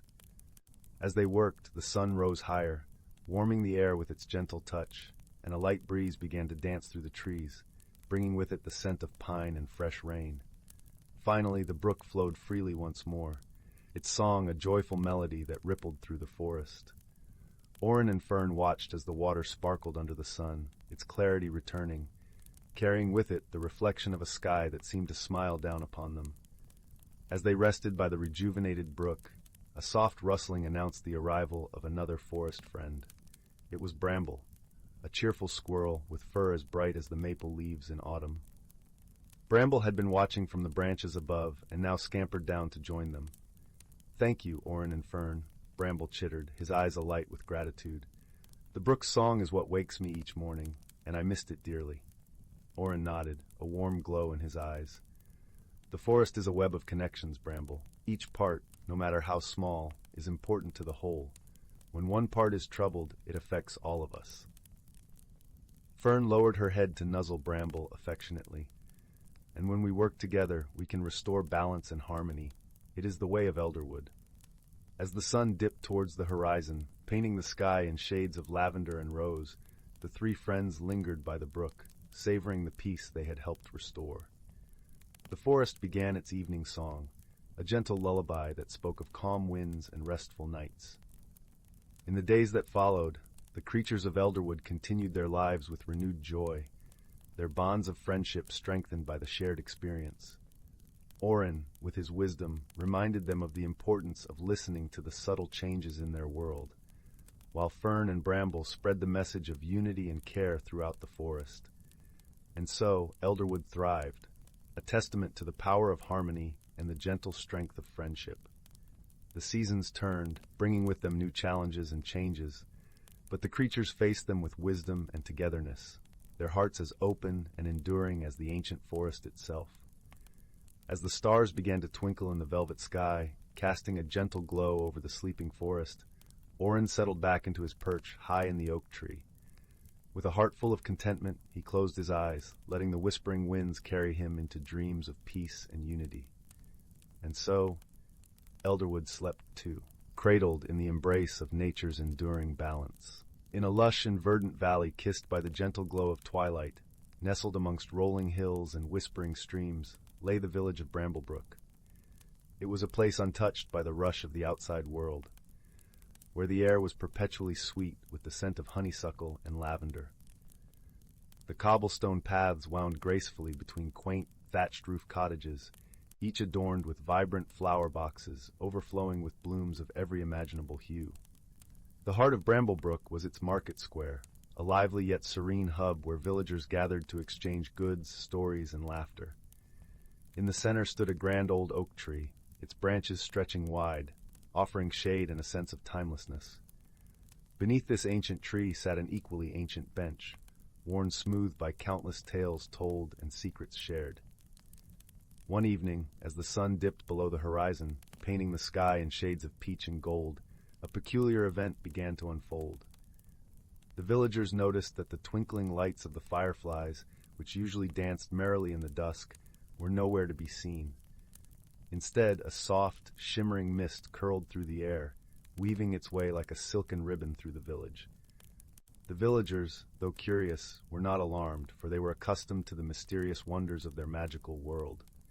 However, the absence of the fireflies was indeed unusual, and so they turned to their beloved friend and guide, an elderly woman named Anwin, known for her wisdom and gentle spirit. Anwin lived in a cozy cottage at the edge of the village, surrounded by a garden brimming with herbs and wildflowers. Her presence was as calming as a lullaby, and her eyes twinkled with the knowledge of 1,000 stars. The villagers approached her with their concerns, and she listened intently, nodding as they spoke. "It seems we have a little mystery on our hands," Anwin said with a soft chuckle, her voice like the rustle of leaves. "Fear not, for mysteries are like puzzles, and every puzzle has its pieces." Intrigued, a small group of villagers offered to assist Anwen in uncovering the puzzle's solution. Among them was a young boy named Finn, whose curiosity was as boundless as the sky, and a thoughtful girl named Isla, who had a knack for noticing the smallest of details. Together, they formed a merry band, ready to explore the strange happenings. Unwind suggested they begin their exploration at the edge of the village, where the forest of Eldergrove began. Eldergrove was a magical place, home to many wondrous creatures, some known and some yet to be discovered. As the group made their way into the forest, the air filled with the soft sounds of crickets chirping and leaves whispering secrets. Finn and Isla, walking side by side, marveled at the beauty around them. The trees were wrapped in moonlight, their leaves shimmering like silver coins. They caught sight of a family of rabbits peeking curiously from their burrows and a pair of owls hooting softly from a high branch. "Look," Elis, pointing to the ground where faint, glowing footprints appeared, leading deeper into the forest. Anwen, following their gaze, smiled knowingly. "We are on the right path," she said. "These are the tracks of the glow mice, gentle creatures who often know more than they let on." With renewed determination, they followed the luminous trail, which led them to a clearing bathed in the light of the crescent moon. There, amidst the clover and wild thyme, they found a gathering of glow mice, their small forms aglow with a soft, golden light. The glow mice chattered excitedly at the sight of the villagers, their tiny voices like the tinkling of bells. Anwen knelt down, her gentle presence calming the creatures, and asked them about the missing fireflies. The leader of the glow mice, a wise old creature with whiskers as white as snow, stepped forward. "The fireflies have taken shelter in the Whispering Cavern," he explained, drawn by a strange song that echoes through the night. "A song?" Finn echoed, his eyes wide with wonder. "What kind of song?" "It is a melody both beautiful and enchanting," the glow mouse replied. "But it is not of this world, and it unsettles the fireflies, drawing them away from their dance." The group thanked the glow mice for their help and set off towards the Whispering Cavern, a place known for its echoes and mysterious acoustics. As they approached, the air grew cooler, and the sound of the strange melody reached their ears, a haunting yet lovely tune that seemed to weave its way into their very souls. At the entrance of the cavern, they paused, listening intently. The song was indeed captivating, like the gentle lapping of waves upon a shore, and it seemed to come from deep within the heart of the earth. Anwen, ever wise, suggested they proceed with care. "Let us find the source of this melody," she said, "for it may hold the key to our mystery." With lanterns casting warm pools of light, they ventured into the cavern.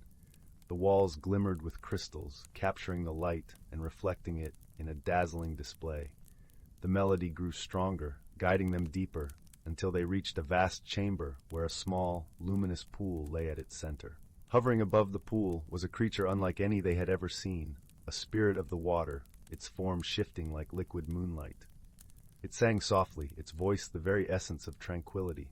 The spirit noticed the villagers and paused, its song fading into silence. "Welcome, kind travelers," it spoke, its voice echoing softly.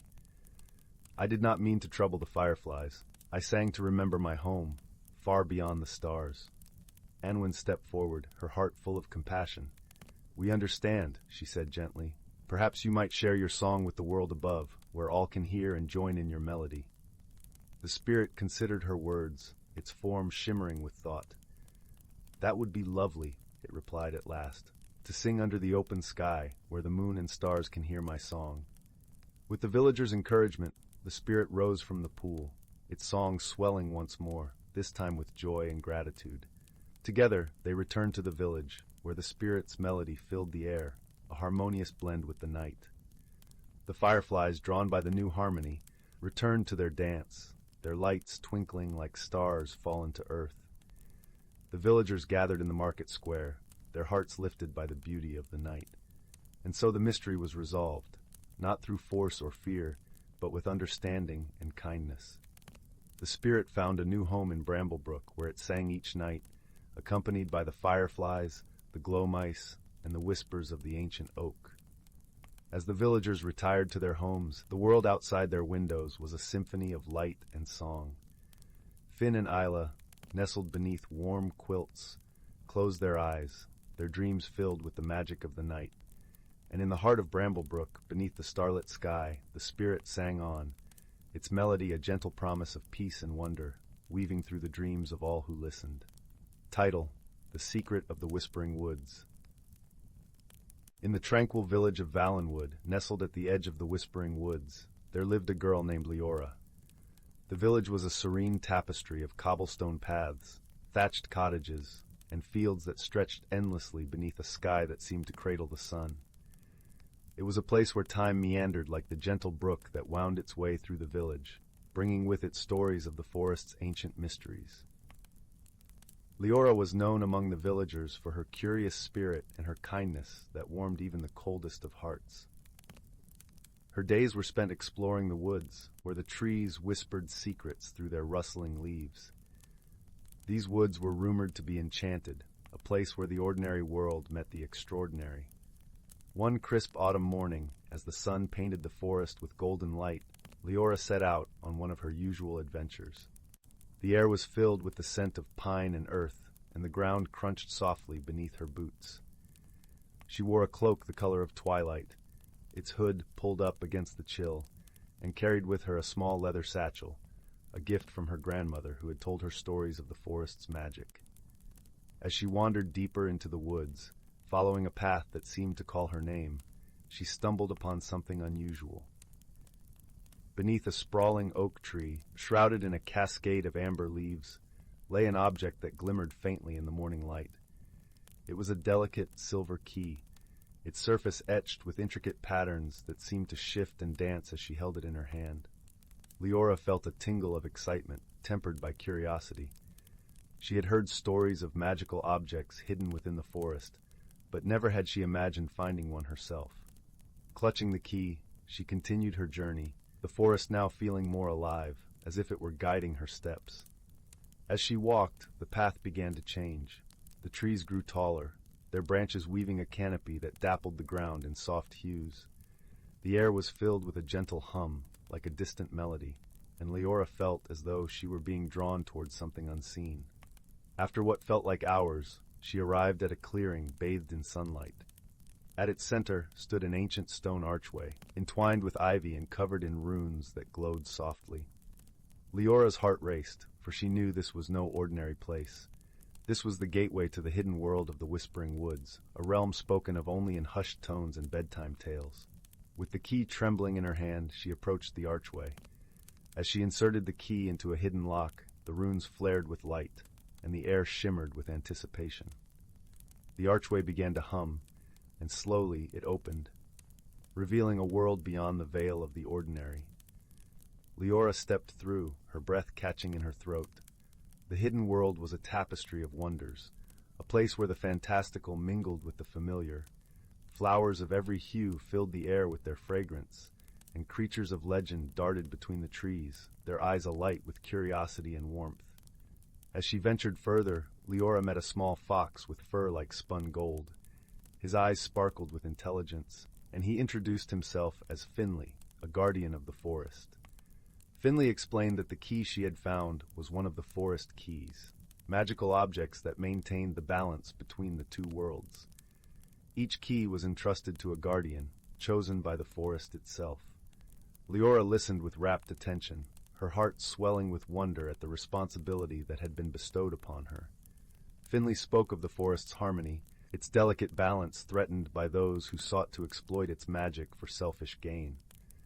The keys, he said, were the forest's way of ensuring that only those with pure hearts could access its secrets. Over the days that followed, Leora and Finley explored the hidden world together. She learned of the creatures that called it home and the enchantments that wove it into being. They visited the luminal grove, where the trees glowed with an inner light, and the crystal falls, whose waters sang with the voices of the ancients. Each place was a marvel, a testament to the forest's magic and its enduring beauty. Yet, as much as Leora marveled at the wonders around her, she was also aware of the responsibility she bore. The key she had found was a symbol of trust, a bond between her and the forest. It was a promise to protect this hidden world and to ensure its secrets were kept safe from those who would do it harm. One evening, as the setting sun painted the sky with hues of rose and gold, Leora and Finley sat beside a babbling brook.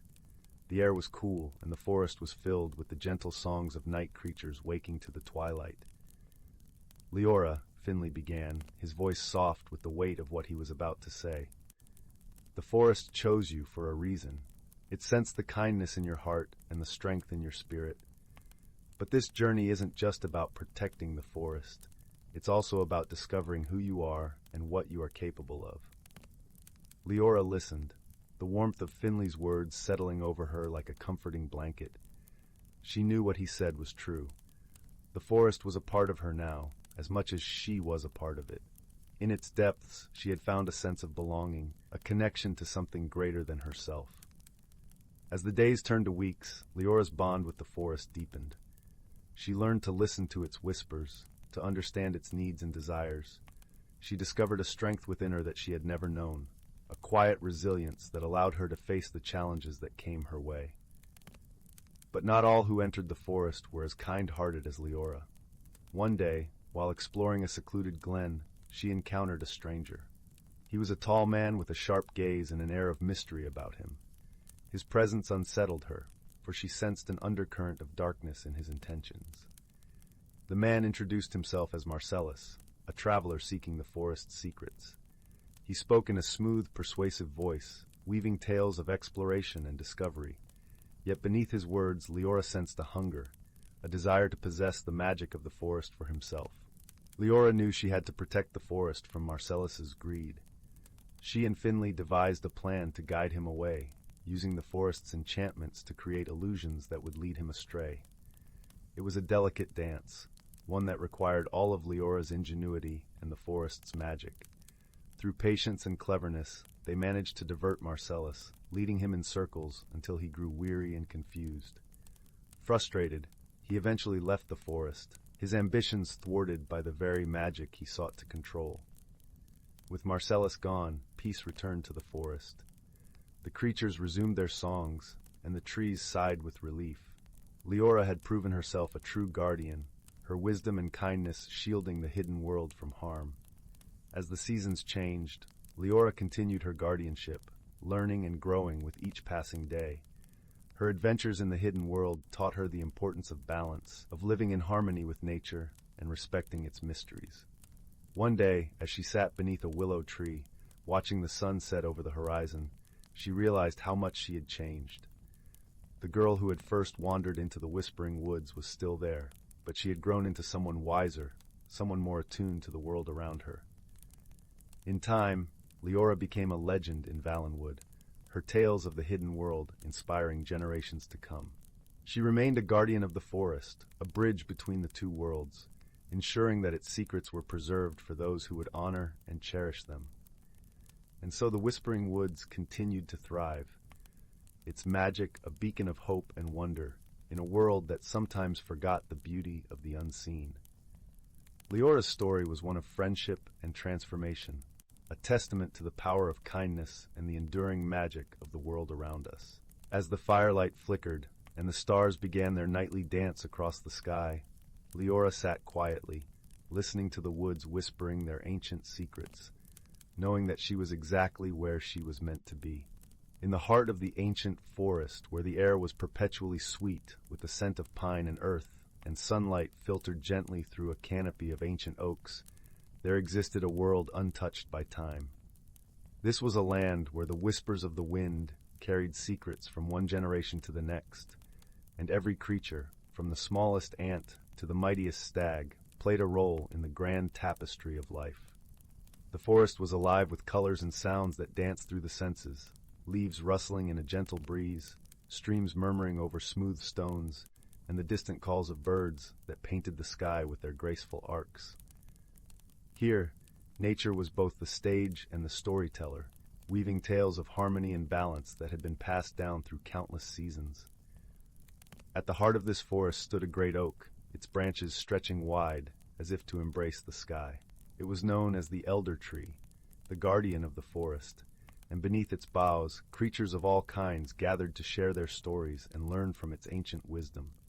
The Elder Tree had seen the birth of stars and the passing of ages, and its deep, resonant voice was a soothing balm to all who listened. One cool autumn morning, as the sun began its lazy ascent, painting the sky with strokes of amber and gold, a gentle squirrel named Fern scurried through the fallen leaves. Her fur was the color of warm chestnuts, and her eyes sparkled with curiosity. Fern had long been enchanted by the stories told by the elder tree, and she often found herself drawn to the gatherings beneath its expansive branches. That morning, as the forest awoke in a symphony of sound and color, Fern noticed something unusual. The leaves, usually vibrant in their autumnal hues, seemed to be shimmering with a soft, golden light. It was as if the forest itself was glowing, breathing with a life more vivid than ever before.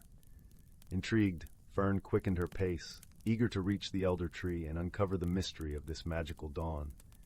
As she arrived, she found a small assembly of forest creatures already gathered. Wise old badgers, graceful deer, and a family of rabbits huddled close together. They all gazed up at the elder tree with a mix of awe and anticipation. The air was filled with a gentle hum, a melody that seemed to emanate from the tree itself, resonating with the heartbeat of the forest. The elder tree, sensing the presence of its attentive audience, began to speak in its deep, melodious voice, rich with the wisdom of ages. "Dear friends," it intoned, "today you witness a rare and wondrous phenomenon, the dance of the seasons. It is a time when the essence of the forest shifts, a sign of balance and renewal, as one season makes way for another." The creatures listened with rapt attention, their hearts swelling with a sense of unity and purpose. Fern, perched on a low branch, felt a warmth spread through her, as if she were part of something far greater than herself. The elder tree continued, "Each season brings its own gifts and challenges, teaching us lessons of patience, resilience, and harmony. We must cherish these gifts and learn from them, for they are the threads that weave the fabric of our world." As the elder tree spoke, the shimmering light intensified, enveloping the forest in a gentle glow. It was as if the very soul of the forest was singing, a melody of life and light that filled every corner of the ancient woods. Fern closed her eyes, letting the music wash over her, feeling a deep connection to the earth and sky, to every leaf and creature that called this place home. In that moment, Fern understood the true meaning of balance, the delicate dance between the changing seasons, each one a vital part of the greater whole. She realized that just as the forest embraced the cycle of life, so too must she embrace the changes in her own journey, trusting in the wisdom of the ages and the power of friendship and community. As the light began to fade, returning the forest to its familiar hues, the creatures slowly dispersed, their hearts full of wonder and gratitude. Fern lingered a moment longer, her eyes turned skyward, silently thanking the elder tree for sharing its wisdom and the beauty of the dance of the seasons. With a newfound sense of purpose, Fern bounded back through the forest, her heart light and her spirit renewed. She knew that whatever challenges lay ahead, she would meet them with courage and grace, drawing strength from the lessons of the forest and the enduring bonds of friendship. As the day turned to dusk and the moon rose high above the treetops, casting a silver glow over the sleeping forest, the ancient woods remained a sanctuary of peace and harmony. And beneath the watchful gaze of the elder tree, the creatures of the forest dreamt of the endless cycle of seasons, each one a testament to the beauty and balance of nature. In the quiet of the night, the wind carried the promise of a new dawn, whispering tales of hope and renewal to all who listened. And so the forest lived on, a timeless realm where magic and reality danced hand in hand, a gentle reminder of the enduring power of nature and the wisdom found in every leaf and stone. In the quaint village of Willowbrook, nestled between rolling hills and whispering woods, the air was always filled with the sweet scent of blooming lilacs and the gentle hum of nature's lullaby. It was a place where time seemed to slow, and the days drifted by like lazy clouds across a summer sky. The villagers were a tight-knit community of kind-hearted souls, each with tales of old passed down through generations, tales that spoke of magic and wonder, hidden secrets, and the mysteries of the woods that framed their idyllic world. In the heart of this village lived a young girl named Lila, with eyes the color of a moonlit lake and hair spun from the golden rays of the sun. Lila had a curious mind and a heart that beat in time with the rhythm of the world around her. She spent her days exploring the edges of the forest, where the trees whispered ancient secrets and the wind carried the scent of adventure. Her closest companion on these sojourns was a small, fluffy squirrel named Pip, whose mischievous eyes sparkled with the promise of mischief and joy. One warm spring morning, as the first hints of dawn painted the sky in hues of pink and gold, Lila and Pip set off on one of their usual adventures. The forest was alive with the sounds of birds chirping, leaves rustling, and the distant babble of a hidden brook.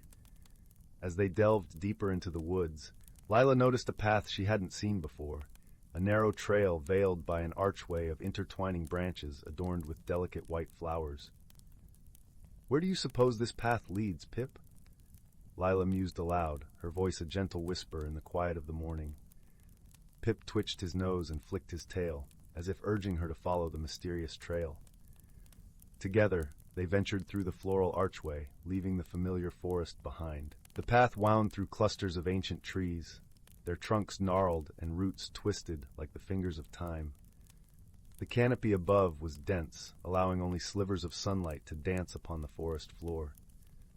After what felt like hours, they emerged into a hidden grove, a place that seemed untouched by time.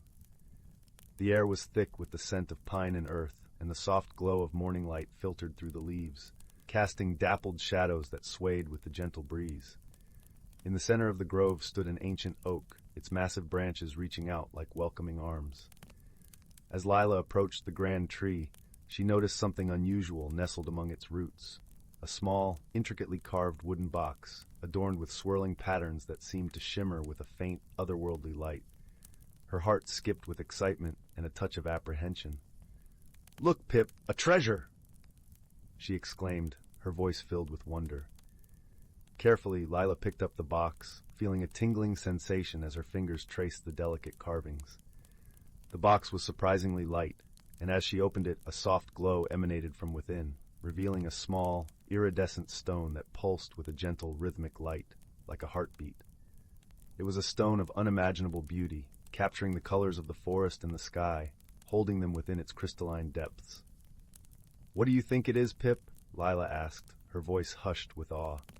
Pip chattered excitedly, his tiny paws reaching out to touch the stone, and as he did, a warm, comforting sensation washed over them both, like a gentle hug from the sun.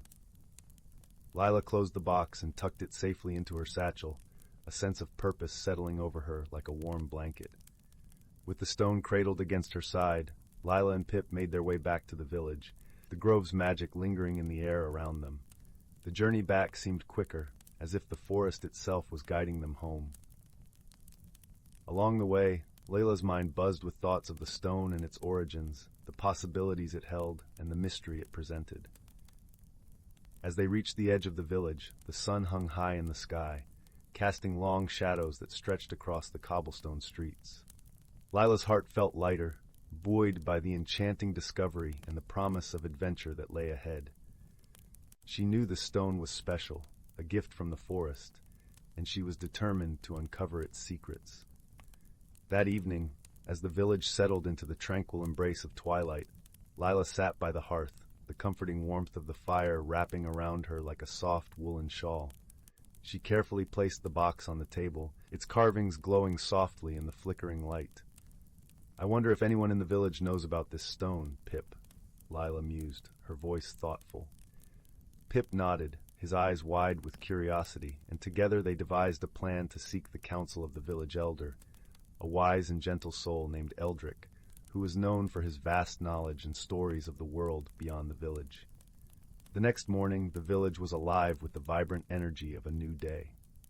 The sun's rays kissed the rooftops, and the air was filled with the cheerful sounds of villagers going about their daily routines. Lila and Pip made their way to Eldrick's cottage, nestled at the edge of the village, where the forest began to reclaim the land. Eldrick's home was a quaint, ivy-covered abode, with a garden overflowing with herbs and wildflowers. The scent of lavender and rosemary greeted them as they approached the door, and a sense of calm washed over Lila, as if the very air was steeped in wisdom. Eldrick welcomed them with a warm smile, his eyes twinkling with a kindness that seemed to transcend time. "Ah, Lila, my dear, and Pip, what brings you to my humble home on this fine morning?" he asked, his voice as smooth and rich as honey. With a sense of reverence, Lila presented the box to Eldrick, her hands trembling with excitement. "We found this in the forest, near the old oak," she explained, her voice a mixture of awe and anticipation. Do you know what it is? Eldrick's eyes widened with surprise and delight as he examined the stone, his fingers gently tracing the carved patterns. This, my dear child, is a heartstone, he said softly, his voice filled with wonder. A rare and precious gift from the forest, imbued with the magic of the earth and the sky. Lila's heart soared with the revelation, her imagination dancing with the possibilities. What does it do? She asked, her voice a whisper. Eldrick chuckled, a warm, hearty sound that filled the room. The Heartstone is said to hold great power, but its true magic lies in its ability to connect the hearts of those who possess it, he explained. It can reveal hidden truths, mend broken bonds, and guide those who seek its wisdom. Lila listened, her heart swelling with hope and excitement. She knew the Heartstone was meant for her, a beacon of light guiding her on a path of discovery and transformation. With Eldrick's blessing, Lila and Pip set off on a journey that would take them beyond the boundaries of their village, into a world teeming with wonder and mystery. The Heartstone pulsed with a gentle light, its magic resonating with the rhythm of their hearts. As they ventured deeper into the unknown, Lila and Pip encountered new friends and faced unexpected challenges, each step bringing them closer to understanding the true essence of the Heartstone. Through their journey, they learned the value of friendship, the strength found in unity, and the power of love to heal and transform. In the heart of the enchanted forest, they discovered a hidden realm, a place where the boundaries between the natural and magical worlds blurred, and the air shimmered with possibility. Here, under the watchful gaze of the ancient trees and the gentle song of the wind, Lila and Pip uncovered the secret of the Heartstone, a truth that transcended time and space, a connection that bound all living things in a tapestry of light and love. With newfound wisdom and a heart full of gratitude, Lila returned to Willowbrook, her spirit forever changed by the journey. The village welcomed her with open arms, their hearts touched by the magic of the Heartstone and the lessons it imparted. As the sun set over the village, casting a golden glow over the rooftops, Lila sat by the hearth, the Heartstone cradled in her hands, its light a comforting presence in the quiet of the evening. She knew her journey was only just beginning, and with Pip by her side, she was ready to embrace the adventures that lay ahead. In the gentle embrace of night, as the village drifted into slumber, the Heartstone's light flickered softly, a beacon of hope and love in the darkness. And in that moment, Lila understood the true magic of the Heartstone, the power to illuminate the path of those who dared to dream and to guide them home. And so, in the heart of Willowbrook, the magic of the Heartstone lived on, a testament to the enduring power of friendship, love, and the mysteries of the world that lay just beyond the edge of the forest. As the village slept, wrapped in the warmth of the night, the Heartstone's light continued to shine, a promise of new beginnings and the endless possibilities of the heart. In the heart of the whispering woods, where sunlight filtered through ancient, towering trees and cast dappled patterns on the soft forest floor, there nestled a quaint little village. The village was known as Willowbrook, famous for its lush gardens and the gentle, melodic hum of the river that wound its way through the land. In Willowbrook, the residents lived harmoniously with the magical creatures that dwelled in the forest. Among these creatures were the Fae, tiny beings with wings like gossamer, who tended to the flowers and whispered secrets to the wind. There were also the wise owls, who perched high above in their leafy abodes, watching over the village with kind, knowing eyes. One peaceful evening, as the sun dipped below the horizon and painted the sky in hues of orange and purple, an unusual event began to unfold. The villagers noticed that each morning the flowers in their gardens were blooming in peculiar patterns, spirals and stars, unlike anything they had seen before. The villagers were puzzled, for these flowers seemed to change their formations overnight, as if by some unseen hand. Among the villagers was a gentle-hearted girl named Leora. Her curiosity was as boundless as the forest itself, and she had a knack for noticing the smallest details. Leora loved the mysteries of the woods and often spent her days exploring its hidden paths and listening to the stories told by the forest creatures. Determined to uncover the mystery of the changing flowers, Leora set out one misty morning, her heart full of excitement. She wandered through the village, her senses alive with the scent of fresh earth and the sound of leaves whispering in the breeze. As she approached the edge of the village, she was greeted by the soft, musical laughter of the Fae, who flitted around her like a shower of glittering rain. "Good morning, Leora," sang a Fae with wings that shimmered like pearls. "What brings you to the woods today?" "Good morning, dear friends," Leora replied with a smile. "I'm hoping to solve the mystery of the enchanted flowers. Have you seen anything unusual in the forest?" The Fae exchanged knowing glances, their eyes twinkling with mischief and delight. "Perhaps you should speak with Elderwise," suggested another Fae, her voice as gentle as a lullaby. "He knows many things and might have the answers you seek." Eager to visit Elderwise, the wise old owl, Leora thanked the Fae and made her way deeper into the forest. The air was cool and fragrant with the scent of pine and wildflowers, and as she walked, the ground beneath her feet felt like a soft, comforting carpet of moss. Elderwise's home was a grand, ancient oak tree, its bark gnarled and wise, and its branches spreading wide like welcoming arms. Leora approached the tree with reverence and called up into the leafy heights. "Elderwise, wise owl of the forest, may I speak with you?" From high above, a gentle hoot echoed through the branches, followed by the soft rustling of feathers. Elderwise descended gracefully, his eyes as deep and mysterious as the night sky fixed kindly upon her. "Ah, young Leora," he said, his voice a warm, resonant melody. "What brings you to my tree this fine day?" Leora explained the strange occurrences in the village gardens, her voice filled with wonder and a touch of concern. Elderwise listened intently, nodding his head with understanding. "Ah, the flowers," he mused, his gaze turning thoughtful. "I have heard whispers of a playful spirit who roams the woods at night. This spirit, known as the Petal Weaver, delights in creating beauty in the most unexpected ways." Leora's eyes widened with intrigue. "The Petal Weaver? How fascinating! But why would this spirit visit our village?" Elderwise chuckled softly, a sound like the rustling of autumn leaves. "The Petal Weaver is drawn to places where love and harmony dwell. Your village, with its kind hearts and gentle ways, is a beacon to such a spirit. Perhaps it seeks to share its joy with you all." Leora nodded, her heart swelling with warmth at the thought. "Thank you, Elderwise. I shall share this with the villagers. Perhaps we can find a way to welcome the Petal Weaver." With a grateful heart, Leora made her way back to the village, her mind alive with ideas. As evening fell and the stars began to twinkle in the clear night sky, the villagers gathered in the square, eager to hear what she had discovered. Leora shared Elderwise's wisdom, her voice soft and soothing as she spoke. "The Petal Weaver means us no harm. It seeks to share its joy and art with us. I believe if we welcome it with open hearts, we might come to understand its ways." The villagers nodded, their faces alight with understanding and acceptance.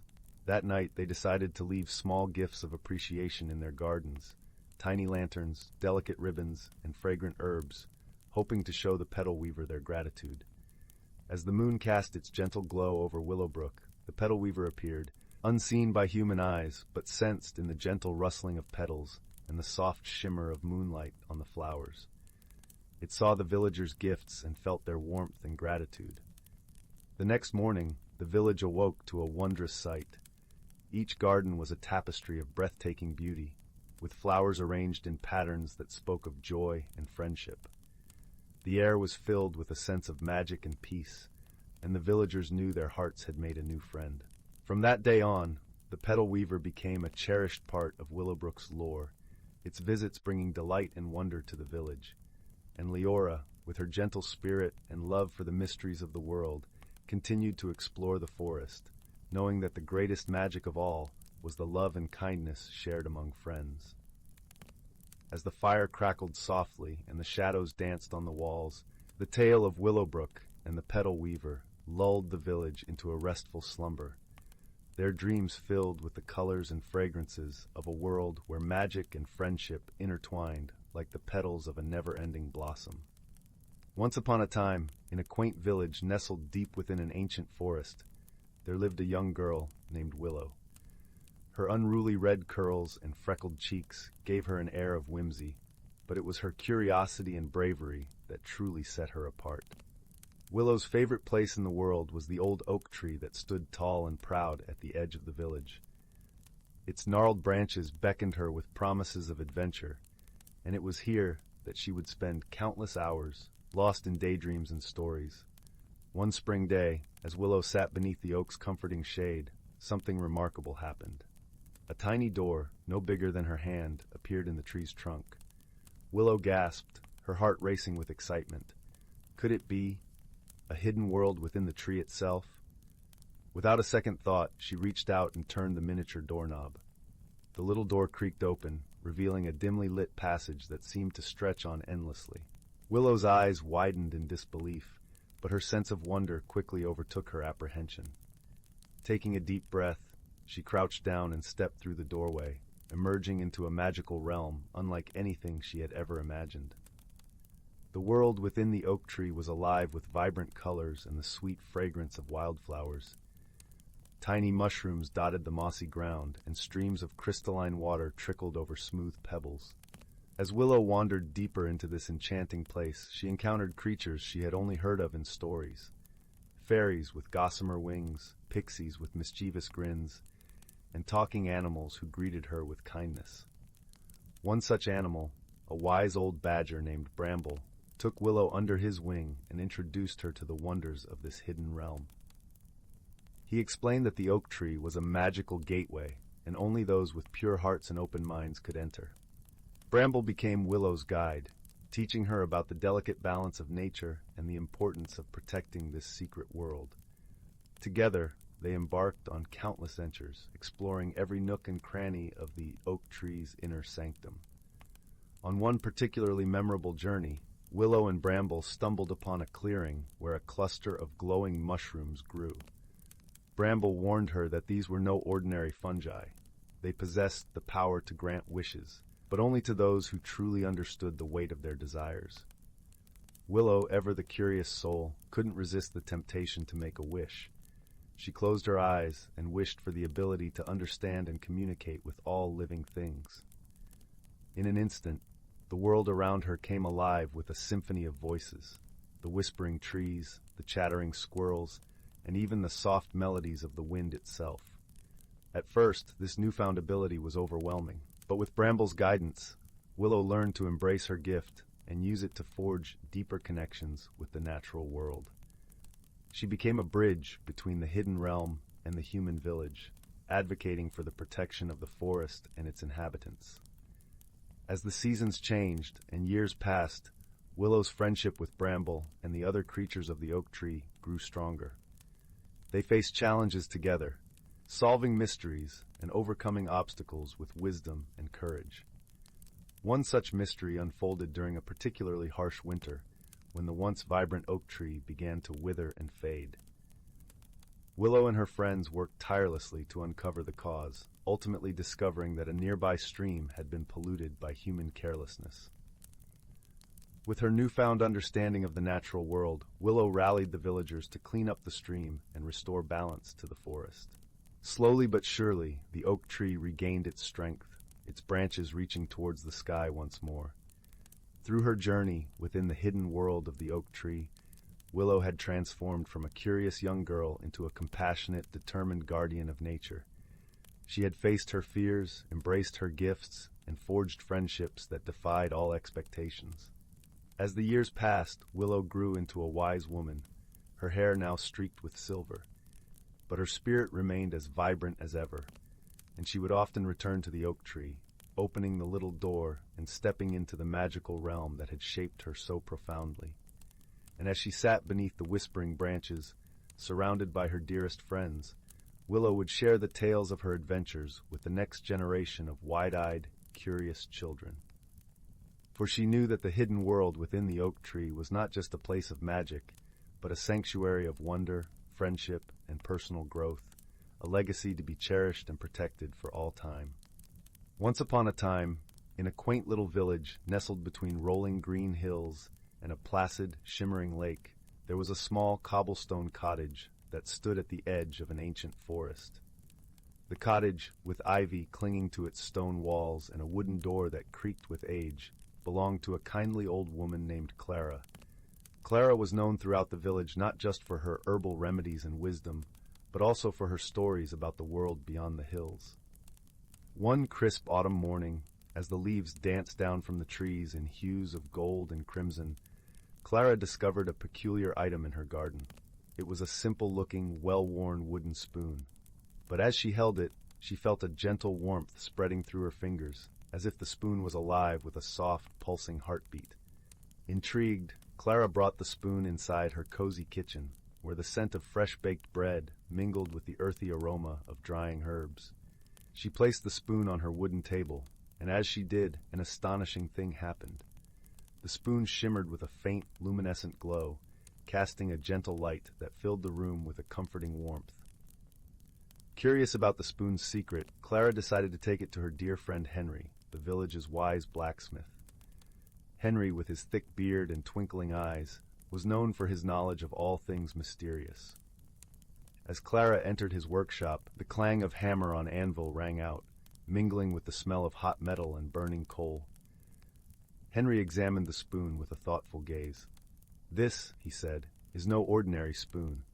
It is a spoon of stories, an ancient relic said to hold the tales of the world.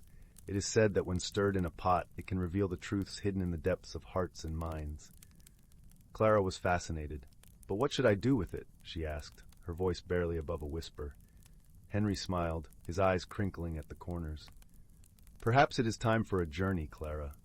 A journey to discover what stories this spoon has to tell."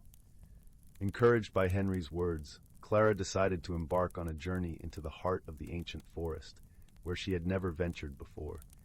She packed a small satchel with her herbal remedies, the spoon, and a loaf of her crusty bread. As she stepped onto the forest path, the air was filled with the scent of pine needles and the distant chatter of birds. As Clara walked deeper into the forest, the trees seemed to whisper secrets, their branches swaying gently in the breeze. She followed a winding stream, its water sparkling under the dappled sunlight, until she arrived at a clearing where a gentle waterfall cascaded into a crystal-clear pool. In the clearing, Clara met a curious creature named Finn. Finn was a small, fluffy creature with a coat as soft as a cloud and eyes as bright as the morning sun. Finn was known in the forest for his playful nature and boundless curiosity. "What brings you here, Clara?" Finn asked, his voice like a soft melody. Clara smiled and showed Finn the wooden spoon, explaining its mystical properties. Finn's eyes widened with excitement. "Oh, we must discover its story. Let's stir the spoon in the pool's water and see what it reveals." With Finn's encouragement, Clara knelt by the pool and gently stirred the spoon in the water. As she did, the surface of the pool shimmered and began to swirl with colors, forming shapes and images that danced in the water's depths. To Clara's amazement, a story unfolded before them. It was a tale of a forgotten village, hidden deep within the forest, where a great oak tree stood as the heart of the community. The tree, however, had fallen into a deep slumber, its branches drooping with sorrow, causing the village to fade from memory. "The tree needs to awaken," Finn said, his voice filled with determination. "But how can we help?" Clara pondered, her mind racing through the stories and wisdom she'd gathered over the years. Then it struck her, a memory of a tale told by her grandmother about the power of laughter and joy, and how it could awaken even the deepest slumber. "Laughter!" Clara exclaimed. "We must bring laughter back to the tree." With renewed purpose, Clara and Finn set off to gather the creatures of the forest. They met with the chatty squirrels, the wise old owl, and the mischievous foxes, each eager to help. Together they devised a plan to hold a grand festival beneath the oak tree, filled with music, stories, and joy. As the sun began to set, casting a golden hue over the forest, the festival began. Clara, with her spoon of stories, told tales that made everyone laugh until their sides ached. Finn led games that had the squirrels and foxes dancing and the owl hooting with delight. As the laughter echoed through the forest, a magical thing happened. The great oak tree began to stir, its branches lifting towards the sky, leaves shimmering with vibrant life. The village, hidden in the tree's shadow, slowly reappeared, its people awakening with smiles and gratitude. Clara and Finn watched in awe as the tree, now filled with life and joy, stood proudly at the heart of the village once more. The grateful villagers thanked Clara, Finn, and all the forest creatures for their kindness and wisdom. As the stars twinkled overhead, Clara knew it was time to return home. The journey had changed her, filling her heart with the magic of friendship and the power of laughter. The spoon, now resting in her satchel, had shared its first story, but Clara knew there were many more tales waiting to be discovered. And so, with a warm heart and a gentle smile, Clara returned to her cottage by the lake, where the fire crackled softly in the hearth, and the night embraced the village with a blanket of peace.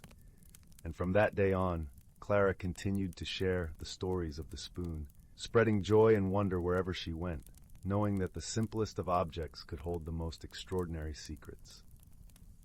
In the gentle embrace of twilight, when the world was painted in soft hues of lavender and gold, young Sylvie found herself standing at the edge of the whispering woods. This was no ordinary forest. It was a place of enchantment, where the air was perpetually sweet with the scent of blooming honeysuckle, and the leaves rustled like a chorus of gentle whispers, telling tales of ancient times and forgotten magic. Sylvie had always been a curious soul, with eyes wide and bright like a pair of polished amber stones. Her heart danced with the thrill of discovery, and it was this very spirit that led her to the threshold of the Whispering Woods. The stories of the forest had been many, passed down through generations in her village, each tale more captivating than the last. Yet none could say what truly lay within, for no one had ventured far enough to uncover its secrets. With a deep breath, Sylvie stepped forward, her feet sinking softly into the mossy path. The forest welcomed her with a gentle breeze that played with her hair like an old friend. As she walked, the air was filled with the soothing sound of a babbling brook nearby, its waters glistening like a trail of diamonds under the fading light. It wasn't long before Sylvie encountered her first glimpse of the forest's wonders. A small, luminescent creature flitted across her path, a wisp glowing with a gentle blue light. It paused midair, regarding Sylvie with curious eyes that twinkled like tiny stars. The wisp danced around her in playful circles, leading her deeper into the heart of the woods. Following the wisp, Sylvie soon arrived at a clearing bathed in moonlight. Here the trees formed a protective circle around a shimmering pond, its surface reflecting the night sky as if it were a mirror.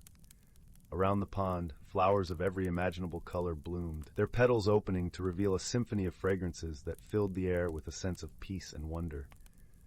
As Sylvie marveled at the beauty around her, she noticed a figure sitting by the pond's edge.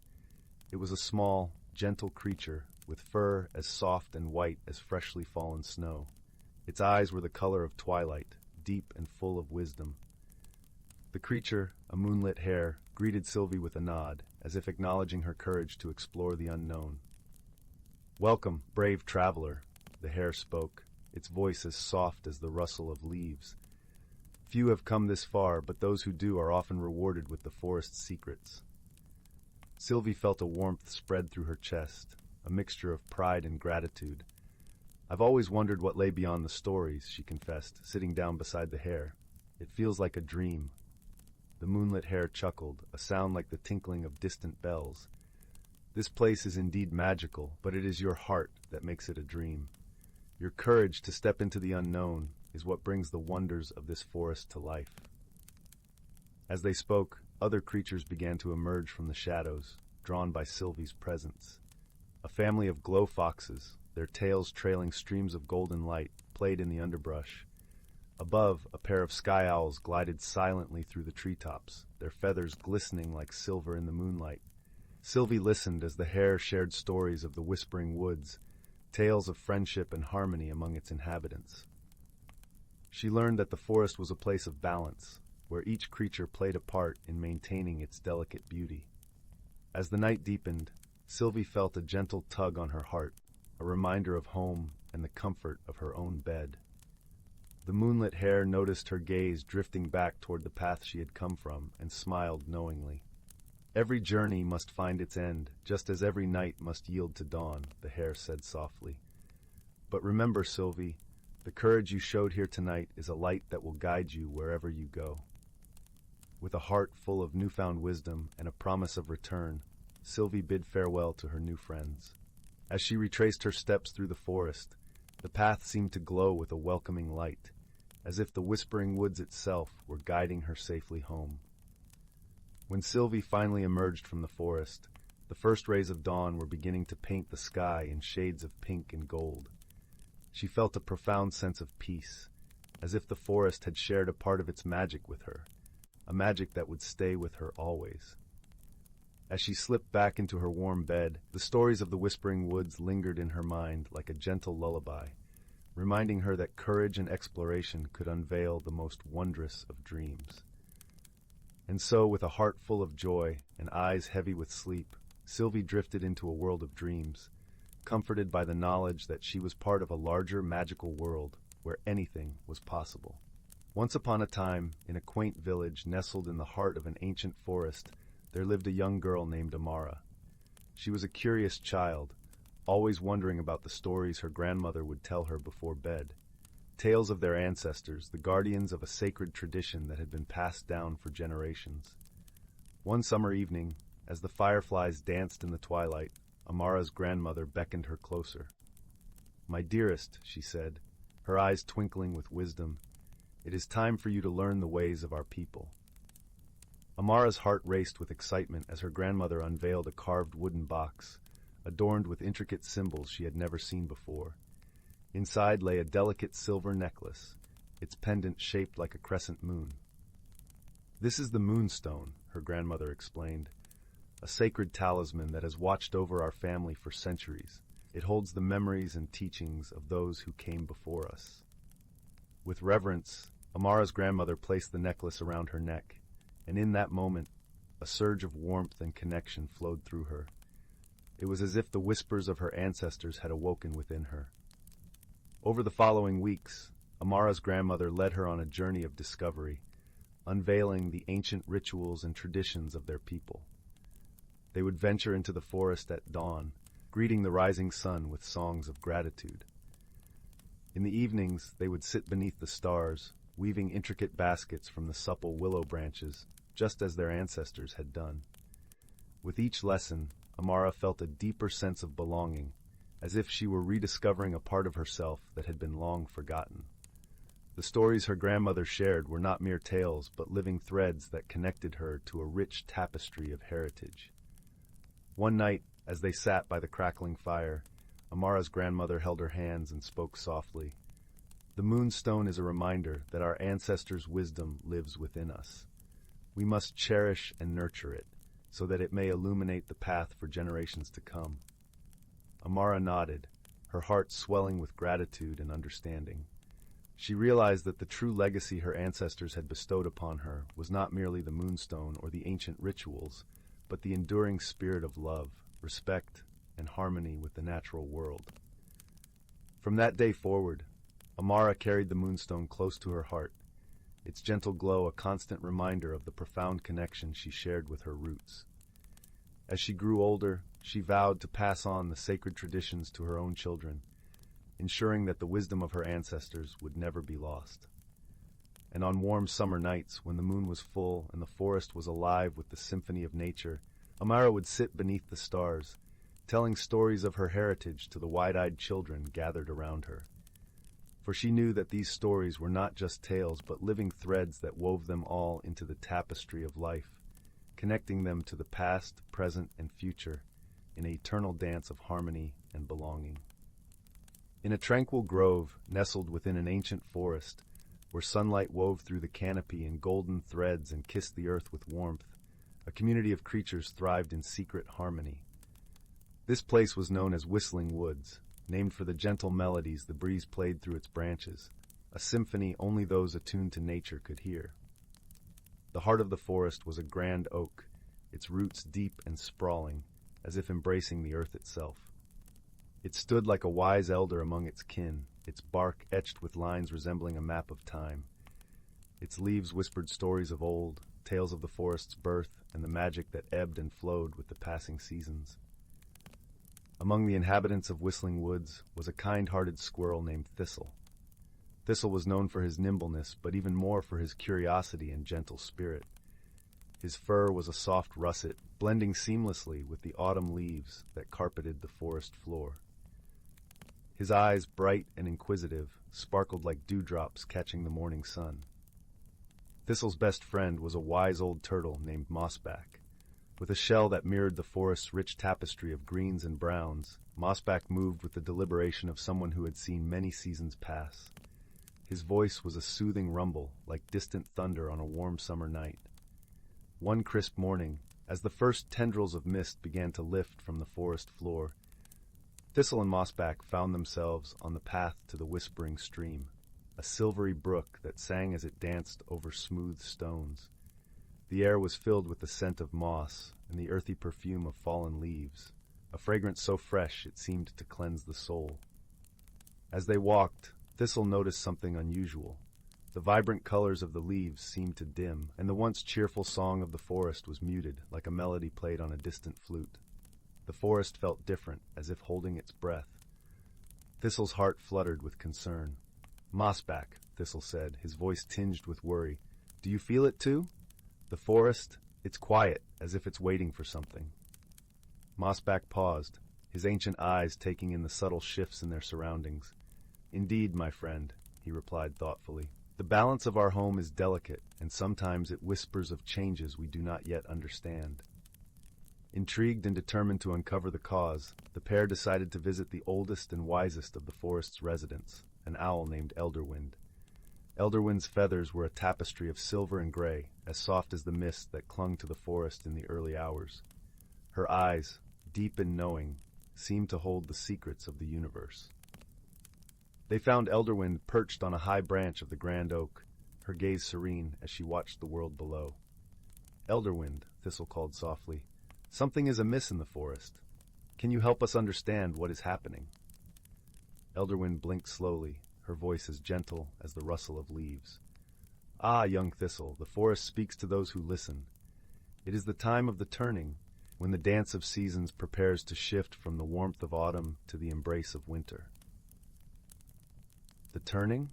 Thistle echoed, his curiosity piqued. "Yes," Elderwind nodded. "Every few decades the dance of seasons were kind of harmony, a balance that must be restored for the cycles to continue smoothly. This time, the forest seeks the Harmony Stone, a magical artifact hidden deep within the Whispering Cavern. It holds the essence of balance, a gift from nature itself." Mossback's eyes widened with understanding. "Of course, the tales of the Harmony Stone. It is said to be a conduit of nature's true balance, a symbol of unity among all creatures." Determined to help, Thistle and Mossback set out on their journey to find the Harmony Stone. They followed the whispering stream, its waters guiding them deeper into the heart of the forest.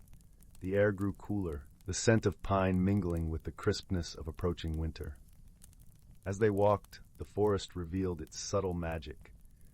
The path glittered with frost that sparkled like tiny stars, each step sending a chorus of whispers echoing through the trees. Birds with feathers shimmering in iridescent hues flitted overhead, their songs like bells chiming in the crisp air. Finally, they reached the entrance of the Whispering Cavern, a yawning mouth in the side of a moss-covered hill. The air was thick with a sense of timelessness, the quiet hum of ancient magic resonating from within. Inside, the cavern was a world of wonder. Crystal formations glowed with an ethereal light, casting rainbows on the walls. The sound of dripping water echoed like a gentle lullaby, creating a melody that seemed to resonate with the heartbeat of the earth itself. Deep within the cavern, Thistle and Mossback found the Harmony Stone. It was a simple yet beautiful orb, its surface swirling with colors of the seasons: spring's green, summer's gold, autumn's red, and winter's blue. It pulsed softly, a gentle rhythm that matched the forest's own heartbeat. Together, they carried the Harmony Stone back to the grand oak. As they placed it at its roots, a warmth spread through the earth, and the air filled with the sweet scent of renewal. The forest sighed in relief, its colors brightening, its song returning with a joyful crescendo. Elderwind watched from her perch, her eyes twinkling with approval. "You have done well, Thistle and Mossback. The forest thanks you." Thistle beamed with pride, his heart swelling with the understanding that the smallest of creatures can make the greatest difference. Mossback nodded, his wise heart content in the knowledge that harmony was restored. As the sun set, casting the forest in a warm, golden glow, Thistle and Mossback sat by the grand oak, watching the stars twinkle into life. The forest was at peace, and so were they, knowing that the dance of seasons would continue, a testament to the enduring balance of nature. And so, in the heart of Whistling Woods, where magic and reality intertwined, the forest slept soundly, cradled in the gentle embrace of harmony, a lesson whispered through the leaves for generations to come. Once upon a time in a land where the sun painted the skies with hues of pink and gold, there lay the enchanting village of Whimsy Hollow. The village was nestled between rolling hills of lavender and fields of fluttering daisies, where the air was always filled with the gentle hum of laughter and the sweet scent of honeysuckle. In Whimsy Hollow, every creature was unique, and each had a special charm of their own. There was Pipkin, the pint-sized fox with a tail that sparkled like 1,000 fireflies, and Mary, the mouse who wore a tiny top hat and played delightful tunes on his miniature violin. Then there was Lark, a wise old tortoise with a shell that changed colors with the seasons, and who always had a kind word or two to share. Life in Whimsy Hollow was always filled with wonder and joy, but one sunny morning, a peculiar event occurred that sent ripples of excitement through the village. The great bubble tree, a magical tree that stood at the heart of the village square, began to produce bubbles that were far too large and bouncy. Normally, the tree's bubbles were just the right size to float gently around, spreading giggles to anyone they touched.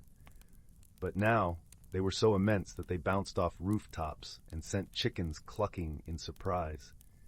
The villagers gathered around the great bubble tree, scratching their heads in bewilderment.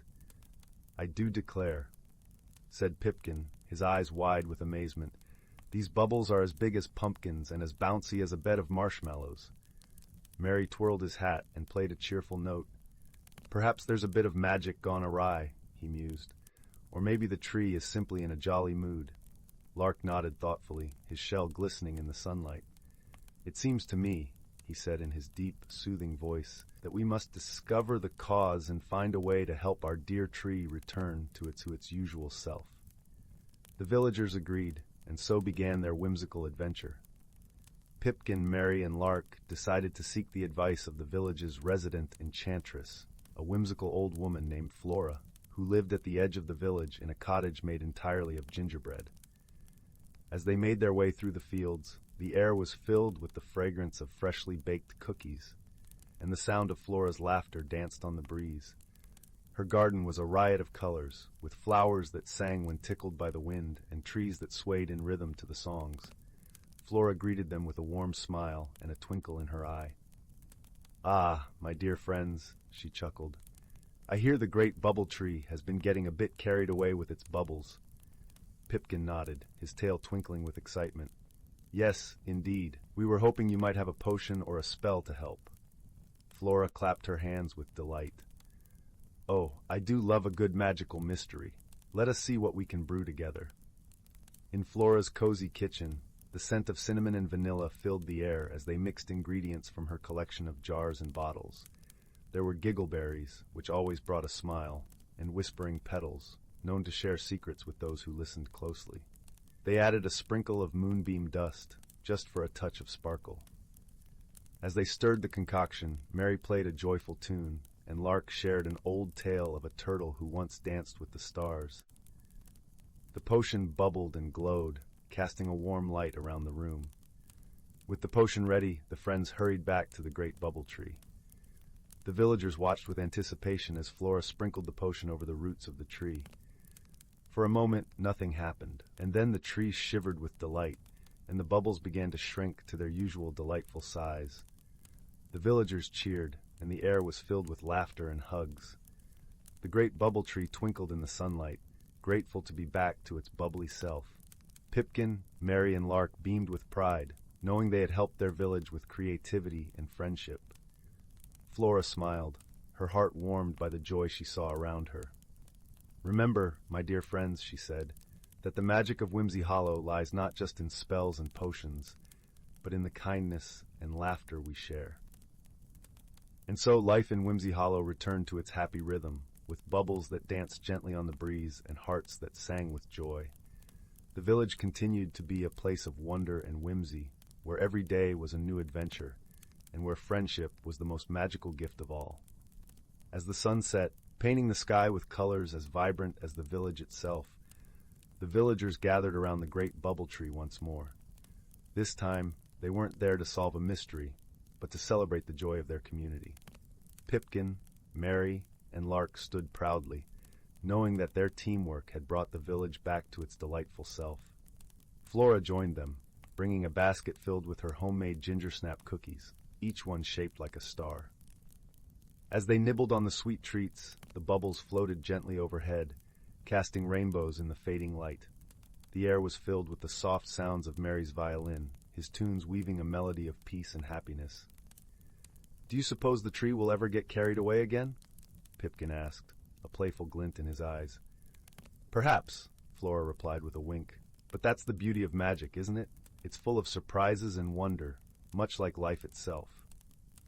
Lark nodded in agreement, his wise old eyes sparkling with wisdom. "And when it does, we'll be ready with our wits and laughter," he said, his shell reflecting the gentle glow of the bubbles. The villagers continued to celebrate, sharing stories and dreams as the stars began to twinkle in the night sky.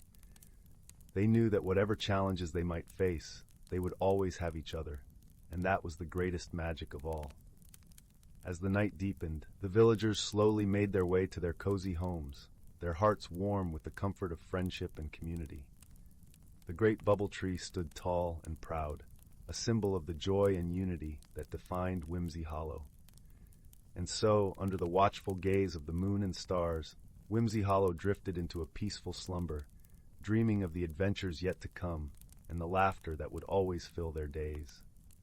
In the quiet hush of the night, the gentle rustle of leaves and the soft murmur of bubbles filled the air, a lullaby of magic and love. And as the first light of dawn began to peek over the hills, Whimsy Hollow awoke once more, ready to embrace the new day with open hearts and cheerful spirits. For in Whimsy Hollow, every day was a celebration of life, a testament to the power of friendship, and a reminder that with kindness and creativity, any problem could be solved. And that, dear listener, is the true magic of Whimsy Hollow, a place where dreams come to life and every heart finds its song. In a quaint village nestled at the edge of the whispering woods, where the trees hummed soft lullabies and the air was sweet with the scent of blooming honeysuckle, there lived a young girl named Lila. Lila had chestnut curls that bounced as she walked and eyes like polished amber, always alight with curiosity. Her home was a snug little cottage with a thatched roof, surrounded by a garden that danced with wildflowers. Every evening, as the sun dipped below the horizon and painted the sky with hues of lavender and rose, Lila would sit by the fire with her grandmother, a wise woman renowned throughout the village for her knowledge of herbs and lore. The hearth crackled warmly, casting a golden glow over the room, where shadows played gently on the walls. One particular evening, as Lila and her grandmother were preparing to settle down with steaming mugs of chamomile tea, a soft but persistent tapping echoed through the room. It seemed to be coming from the window, which overlooked the garden now blanketed in twilight's embrace. Curious, Lila padded over to the window and pulled back the lace curtain. To her astonishment, she found a small, peculiar creature perched on the windowsill. It was a moonbeam sprite, its delicate wings shimmering faintly in the dim light. The sprite's eyes were wide with worry, its tiny hands clasped together as if in prayer. "Oh, dear Lila," the sprite fluttered its wings, causing a gentle flutter of silvery dust to cascade around it. "Something strange is afoot in the whispering woods. The songbirds have fallen silent, and the fireflies are nowhere to be seen." Lila's grandmother joined her at the window, her expression thoughtful. "These are indeed curious happenings," she murmured, her voice as soft and comforting as a woolen shawl. "Perhaps it is time for a visit to the woods. They have secrets to share if one knows how to listen." The next morning, with the sun barely peeking over the horizon, Lila set off toward the whispering woods. The air was crisp and cool, carrying the earthy scent of dew-kissed leaves. As she entered the woods, the familiar rustle of leaves underfoot welcomed her, though the absence of birdsong was unmistakable. Lila walked deeper into the forest, her senses attuned to the subtle whispers of the trees. She soon came upon a clearing where the ancient oak known as Grandfather Tree stood proudly. Its gnarled branches stretched toward the heavens, and its bark was etched with the wisdom of centuries. "Welcome, young Leela," a voice rumbled softly, resonating from the heart of the oak. It was the tree guardian, an ethereal presence that watched over the woods. "I sense you seek answers." Leela nodded, her voice barely more than a whisper. "The forest feels different. Can you tell me what has happened?" The tree guardian seemed to sigh, a gentle breeze rustling through its leaves. "There is a disturbance in the balance. The nightshade, a mischievous creature, has been playing tricks, drawing the magic away from the woods." Lila listened carefully, her mind already turning with possibilities. "How might we restore the balance?" she asked. The tree guardian's response was a soft rustle. "The nightshade is drawn to its reflection. You must craft a mirror of moonlight to capture its attention and coax it back into harmony." Thanking the tree guardian, Lila set about gathering what she needed. She collected a handful of silvery dew from the petals of moonflowers and a shard of smooth, reflective riverstone. With these, she fashioned a small mirror, its surface gleaming with a pale luminescence. As twilight descended, painting the woods in shades of blue and silver, Lila returned to the clearing. There, she placed the mirror upon a bed of moss, right where the moon's light would touch it. Then she waited, her heart steady and calm. Before long, a shadow flitted across the clearing, a dark, wispy shape that darted about with an impish energy. It was the nightshade, drawn irresistibly to the mirror's glow. The creature paused, entranced by its own reflection. Its antics momentarily ceased. With gentle words woven of kindness and understanding, Lila spoke to the nightshade. She explained how its playful tricks had unbalanced the magic of the woods, and how harmony could be restored if it chose to return to its rightful place among the shadows. The nightshade listened, its form shimmering as if considering her words. Finally, with a playful wink, it vanished into the night, leaving behind a trail of sparkling dust. Almost immediately, the woods felt different. The air was lighter, and the soft chirping of crickets resumed its familiar melody. As Lila made her way back to the village, the moon watched over her, casting a gentle glow on her path. She felt a comforting sense of achievement, knowing she had helped restore peace to the woods she loved so dearly. Back at the cottage, her grandmother awaited her with open arms and a warm smile. "You have done well, dear heart," she said, her voice a balm to Lila's soul. "Remember, even the smallest creatures can teach us the greatest lessons." That night, as Leela lay in her cozy bed, she listened to the soft hum of the forest outside her window. The world was at peace, and so was she, knowing that wisdom and friendship could always light the way, even through the darkest of shadows. And with that comforting thought, she drifted into a gentle, restful sleep, cradled by the whispers of the woods. In a small, sleepy village nestled between rolling hills and whispering woods, where the air was always fragrant with the scent of wildflowers and the gentle hum of bees, lived a young girl named Ada. Her home, a quaint cottage with a thatched roof and weathered stone walls, stood at the edge of the village, where the forest began and secrets lingered in the shadows of ancient trees.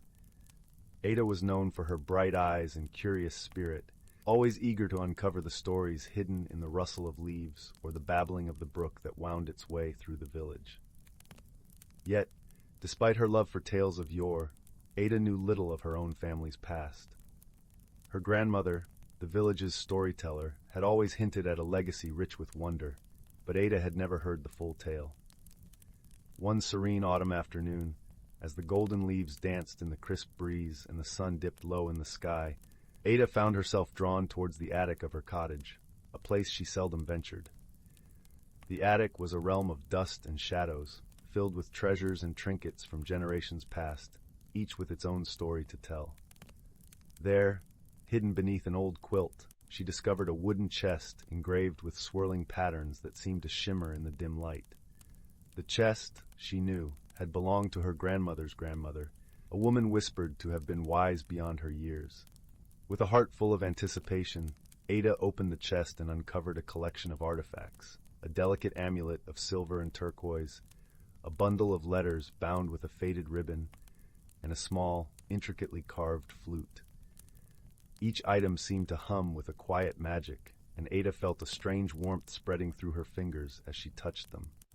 Her grandmother, hearing the gentle creak of the attic door, climbed the stairs and joined Ada, her eyes soft with memories. "Ah, you found it," she said, her voice a gentle melody. "Our family's legacy." As they sat together in the fading light, her grandmother began to weave the story of their ancestors. She spoke of a time long ago when their family had been the keepers of an ancient tradition, tasked with preserving the harmony between the village and the forest. The amulet, she explained, was a symbol of their bond with nature, its turquoise stone a gift from the river spirits. The letters written by their ancestors contained wisdom and tales of courage and kindness. The flute, with its sweet, haunting melody, was used to call upon the forest creatures in times of need. Ada listened, her heart swelling with pride and wonder. She realized that the legacy she had uncovered was not just a tale of the past, but a guiding light for her own journey. The artifacts were not merely relics. They were symbols of the values her family cherished: wisdom, harmony, and a deep connection to the natural world. With newfound understanding, Ada felt a sense of belonging she had never known before. She saw herself as part of a greater tapestry, woven with threads of love and tradition. The lessons from her ancestors resonated with her, teaching her that true strength lay in gentleness, and that the bonds we share with others and with the world around us are the greatest treasures of all. As the stars began to twinkle in the velvety night sky, casting a soft glow over the village, Ada and her grandmother descended the stairs from the attic. Together, they sat by the hearth, where the flames danced and crackled, casting a warm, comforting light. Ada took the flute in her hands and played a simple, sweet tune. The music flowed through the open window, mingling with the night breeze, and for a moment, it seemed as if the entire forest paused to listen. In that serene moment, Ada felt the presence of her ancestors, their love and wisdom enveloping her like a warm embrace. From that day forward, Ada cherished her family's legacy, not as a burden, but as a gift. She shared the stories and the music with the villagers, fostering a renewed appreciation for the bonds that connected them all. And as the seasons turned and the years passed, Ada became the village's storyteller, a gentle guardian of the tales that had shaped her life and the lives of those who came before. In the quiet of the night, as the village slumbered under a blanket of stars, Ada knew that she was exactly where she was meant to be, rooted in her heritage, enveloped in love, and forever connected to the ancient legacy that whispered through the leaves and sang in the heart of the forest. Once upon a time, in the quaint little village of Willowbrook, nestled between gentle rolling hills and whispering woods, lived a young boy named Finn. His days were filled with the sweet simplicity of village life, gathering wildflowers with his friends, listening to the soothing lull of the babbling brook, and exploring the endless wonders of the forest that bordered his home. Willowbrook was a place where the grass was always a lush emerald, and the air carried the fragrance of honeysuckle and freshly baked bread. Each evening, the sun would cast a golden glow across the thatched rooftops, promising the village another peaceful night. One serene afternoon, as Finn wandered through the forest, his gaze fell upon something peculiar. It was a small, ornately carved box, half hidden beneath a blanket of fallen leaves. The box was crafted from a rich, dark wood and adorned with intricate patterns that seemed to shimmer in the dappled sunlight. Curiosity piqued, Finn carefully lifted the box into his hands. As he did, a gentle warmth spread through his fingers, as though the box were alive with a quiet, comforting pulse. With a soft click, the box opened to reveal a single, delicate feather inside, iridescent and gleaming with colors that danced like the northern lights. This was no ordinary feather. It whispered secrets to Finn's heart, unlocking a sense of magic he had never known.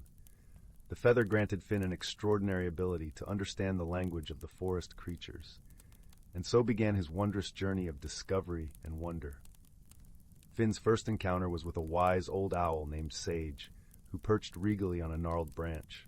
Sage's eyes, deep and knowing, regarded Finn with a hint of amusement. "Ah, young one," he hooted softly, "the forest speaks to those who listen. What brings you to our sacred woods?" Finn explained his newfound gift, and Sage nodded sagely, his feathers rustling like pages of an ancient book. There is much to learn in these woods, but remember, wisdom is the key to understanding. With Sage as his guide, Finn journeyed deeper into the heart of the forest, where sunlight wove through the canopy in threads of gold. Along the way, he met a myriad of creatures, each with a story to tell and a lesson to share. There was Willow, the gentle deer, who taught Finn the importance of patience and observation. Her eyes, soft and brown like the earth, held a serenity that calmed Finn's restless spirit. Then there was Bristle, the mischievous squirrel with a knack for finding the hidden treasures of the forest floor. Bristle's chatter was a constant reminder that joy could be found in the smallest of things, and his laughter echoed through the trees like a playful melody. As Finn's journey continued, he found himself in a secluded glade where the air was thick with the scent of pine and the ground was carpeted with soft moss. Here, he encountered a challenge, a riddle posed by the enigmatic Mist, an ethereal fox with eyes like liquid moonlight. Mist spoke in a voice that was both melody and mystery. To unlock the secret of the forest's heart, you must answer this. What is it that speaks without words, guides without force, and is felt but never seen? Finn pondered the riddle, feeling the cool breeze brush against his cheek, hearing the rustle of leaves and the distant call of a nightingale. He closed his eyes, letting the symphony of the forest fill his senses. And then, with a smile, he answered, "It is love." Mist nodded, her eyes twinkling with approval. "Indeed, young Finn, love is the language that binds us all, the unseen force that guides our hearts." With the riddle solved, the forest unveiled its deepest secret, a hidden grove where the ancient wisdom of nature was inscribed on the stones, like whispers of time. Here, Finn learned that true magic lay not in power or grand gestures, but in the kindness shared between friends, the quiet moments of understanding, and the gentle touch of love that connected all living things. As the sun dipped below the horizon, casting the forest in a soft twilight glow, Finn returned to Willowbrook, his heart forever changed. The village welcomed him home with open arms, unaware of the magical journey he had undertaken. Yet Finn carried with him the lessons of the forest, whispering them to those who would listen, weaving them into the fabric of village life. And so, under the watchful gaze of the moon and stars, Willowbrook continued to thrive, a place where ordinary objects held extraordinary secrets, and where the gentle power of love and wisdom prevailed. With a heart full of warmth and a spirit enriched by the wonders of the forest, Finn drifted into peaceful slumber, knowing that the magic of the feather and the lessons it had taught would remain with him always. And in the quiet of the night, the forest whispered its eternal lullaby, cradling Willowbrook in its timeless embrace. Once upon a time, in a far-flung corner of the galaxy, where stars twinkled like tiny diamonds scattered across a velvet sky, there existed a peculiar planet known as Luminara. Luminara glowed with a gentle, ethereal light, its surface a shimmering tapestry of luminescent forests and crystalline lakes. The air was sweet with the scent of blooming stardust flowers, and the gentle hum of life resonated through every leaf and stone. On this planet, a young being named Nyx lived. Nyx was a Luminian, a creature of light and air, with skin that shimmered like the morning dew, and eyes that glowed softly like the moonlit seas. Nyx was as curious as they were kind, always eager to explore and learn about the universe beyond their radiant home. One day, as Nyx wandered through the glowing groves, a strange object fell from the sky, creating a gentle ripple through the air and a soft thud upon the ground. Nyx approached cautiously, their heart fluttering with both excitement and apprehension. The object, sleek and metallic, was a small spacecraft, and from its door emerged a being unlike any Nyx had ever seen. This newcomer was Ryle, a traveler from the distant and shadowy planet of Tenebrae. Ryle's form was cloaked in shades of deep indigo, and their eyes gleamed like twin stars in the night. They were a Tenebran, beings known for their wisdom and their connection to the shadows that cradled their world. Nyx and Ryle stared at each other, each a mystery to the other. The Luminarian saw the Tenebran as a figure of dark mystery, while Ryle viewed Nyx as a dazzling apparition of light. For a moment, they stood in silence, the air between them buzzing with the potential of new beginnings. Their first attempts at communication were fraught with misunderstandings. Nyx's bright gestures and melodic voice seemed incomprehensible to Ryle, who was used to the quiet, subtle language of shadows. Likewise, Ryle's whispered words and gentle, flowing movements were a puzzle to Nyx, accustomed to the vibrant expressions of their own kind. Despite these challenges, a shared determination to understand each other slowly began to build a bridge between them. With patience and creativity, they found common ground in the universal language of kindness and curiosity. Nyx showed Ryle the wonders of Luminara, the way the stardust flowers opened to the moonlight, the soft glow of the firefly-like creatures that danced through the night. Ryle, in turn, shared stories of Tenebrae, tales of shadowed valleys and skies filled with swirling nebulae. As they explored the planet together, they encountered many challenges. In the deep woods, where the light was dim and the path uncertain, they relied on each other. Nyx's glowing presence illuminated the way, while Ryle's keen senses guided them through the hidden dangers of the forest floor. One evening, as they sat by a gentle stream that sparkled under the twin moons, Nyx asked Ryle about their journey. Ryle explained that they had been seeking a place where light and shadow could coexist, a world where differences were celebrated rather than feared. Nyx listened intently, their heart warmed by the Tenebran's dream. It was then that Ryle shared a secret, a device they carried that could harness light and shadow, a tool meant to bring balance and harmony. However, it had been damaged during their landing. Without hesitation, Nyx offered to help repair it, using the luminescent energy that flowed through everything on Luminara. Together, they worked through the night, their efforts illuminated by the gentle glow of stardust. As dawn broke, the device flickered to life, casting a harmonious blend of light and shadow across the clearing. In that moment, they realized the true strength of their friendship, the ability to embrace their differences and create something beautiful together. As the sun rose, painting the sky in hues of pink and gold, Nyx and Ryle stood side by side, their bonds stronger than ever.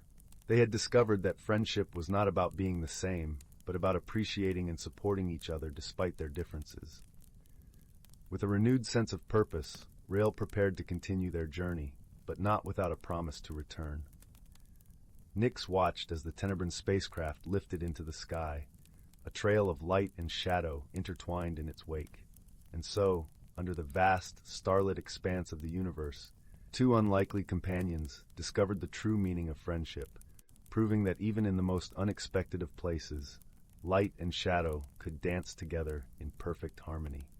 The whispering ferns and the secret of the silver wood.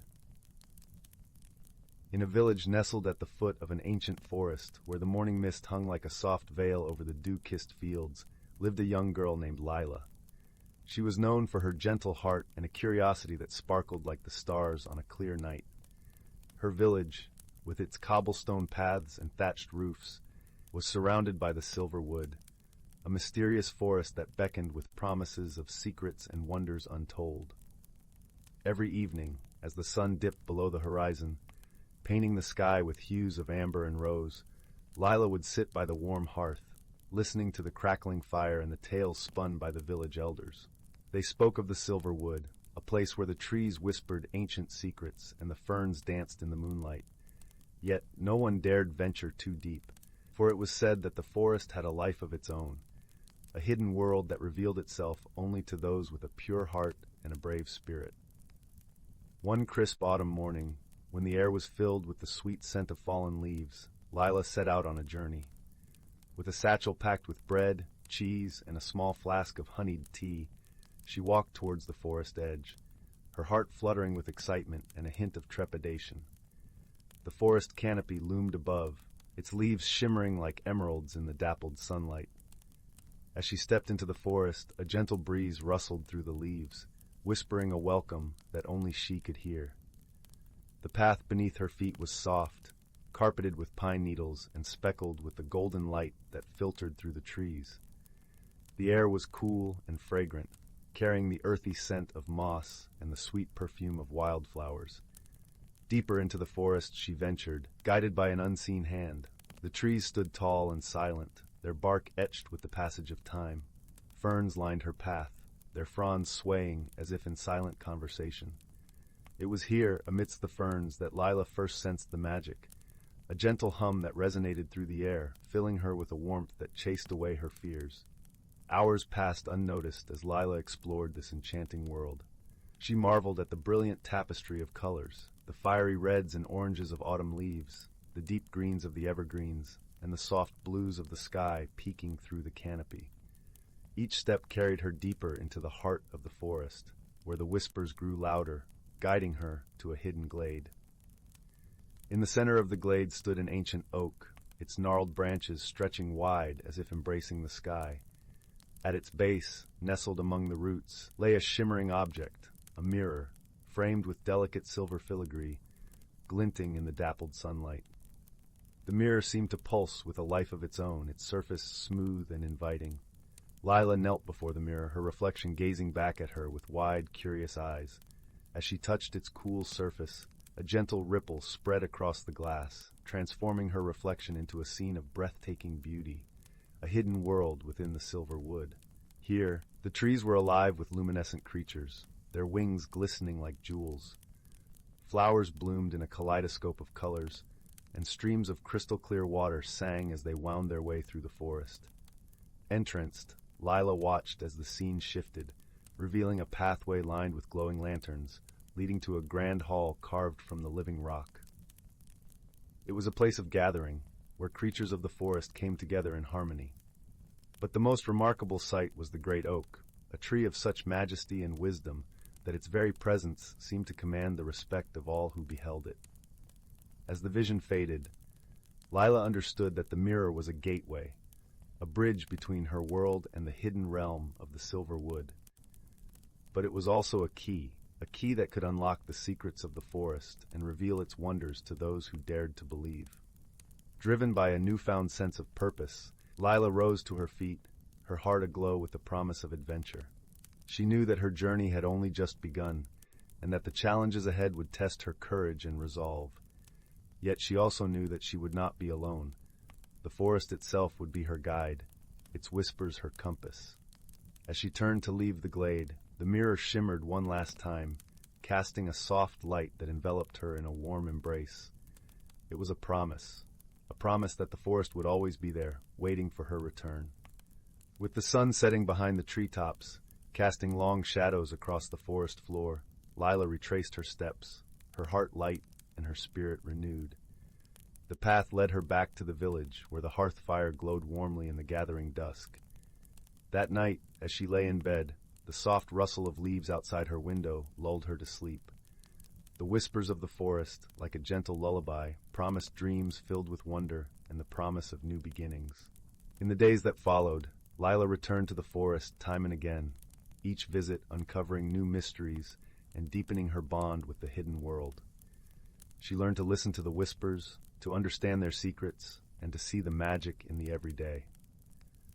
Through her journeys, she discovered that the heart of the forest lay not in its hidden treasures or ancient secrets, but in the connections she forged with its inhabitants. She befriended the creatures of the forest, learning their stories and sharing her own. Together, they wove a tapestry of friendship and understanding that transcended the boundaries of their worlds.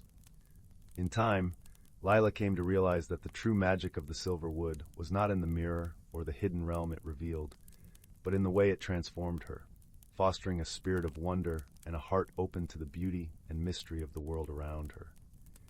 And so, with each passing season, Lila's journey continued. A journey of discovery and growth, guided by the gentle whispers of the forest and the enduring light of friendship.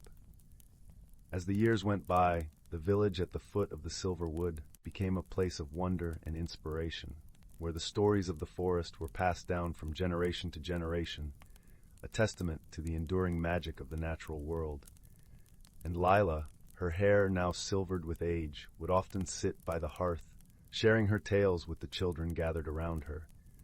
Her eyes still sparkled with the same curiosity and kindness that had led her on that first journey into the forest, and her heart remained forever intertwined with the silver wood and the secrets it held. In the end, it was not the mirror or the hidden world that defined her story, but the journey itself, a journey of transformation, friendship, and the enduring magic of believing in the impossible. As the fire crackled softly in the hearth and the stars shimmered in the night sky, Lila's voice would carry through the quiet of the evening, weaving tales of wonder and adventure, of hidden worlds and the bonds of friendship that transcended time and distance. And though the stories would change with each telling, one truth remained constant. The magic of the silver wood was alive in every heart that dared to dream, and every soul that dared to listen. In the quiet moments, when the world seemed to hold its breath, the whispers of the forest could still be heard, a gentle reminder that the magic of the natural world was ever present, waiting to be discovered by those with the courage to seek it. And so the story of Lila and the Silverwood lived on, a timeless tale of wonder and enchantment, forever etched in the hearts and minds of those who believed in the magic of the world around them.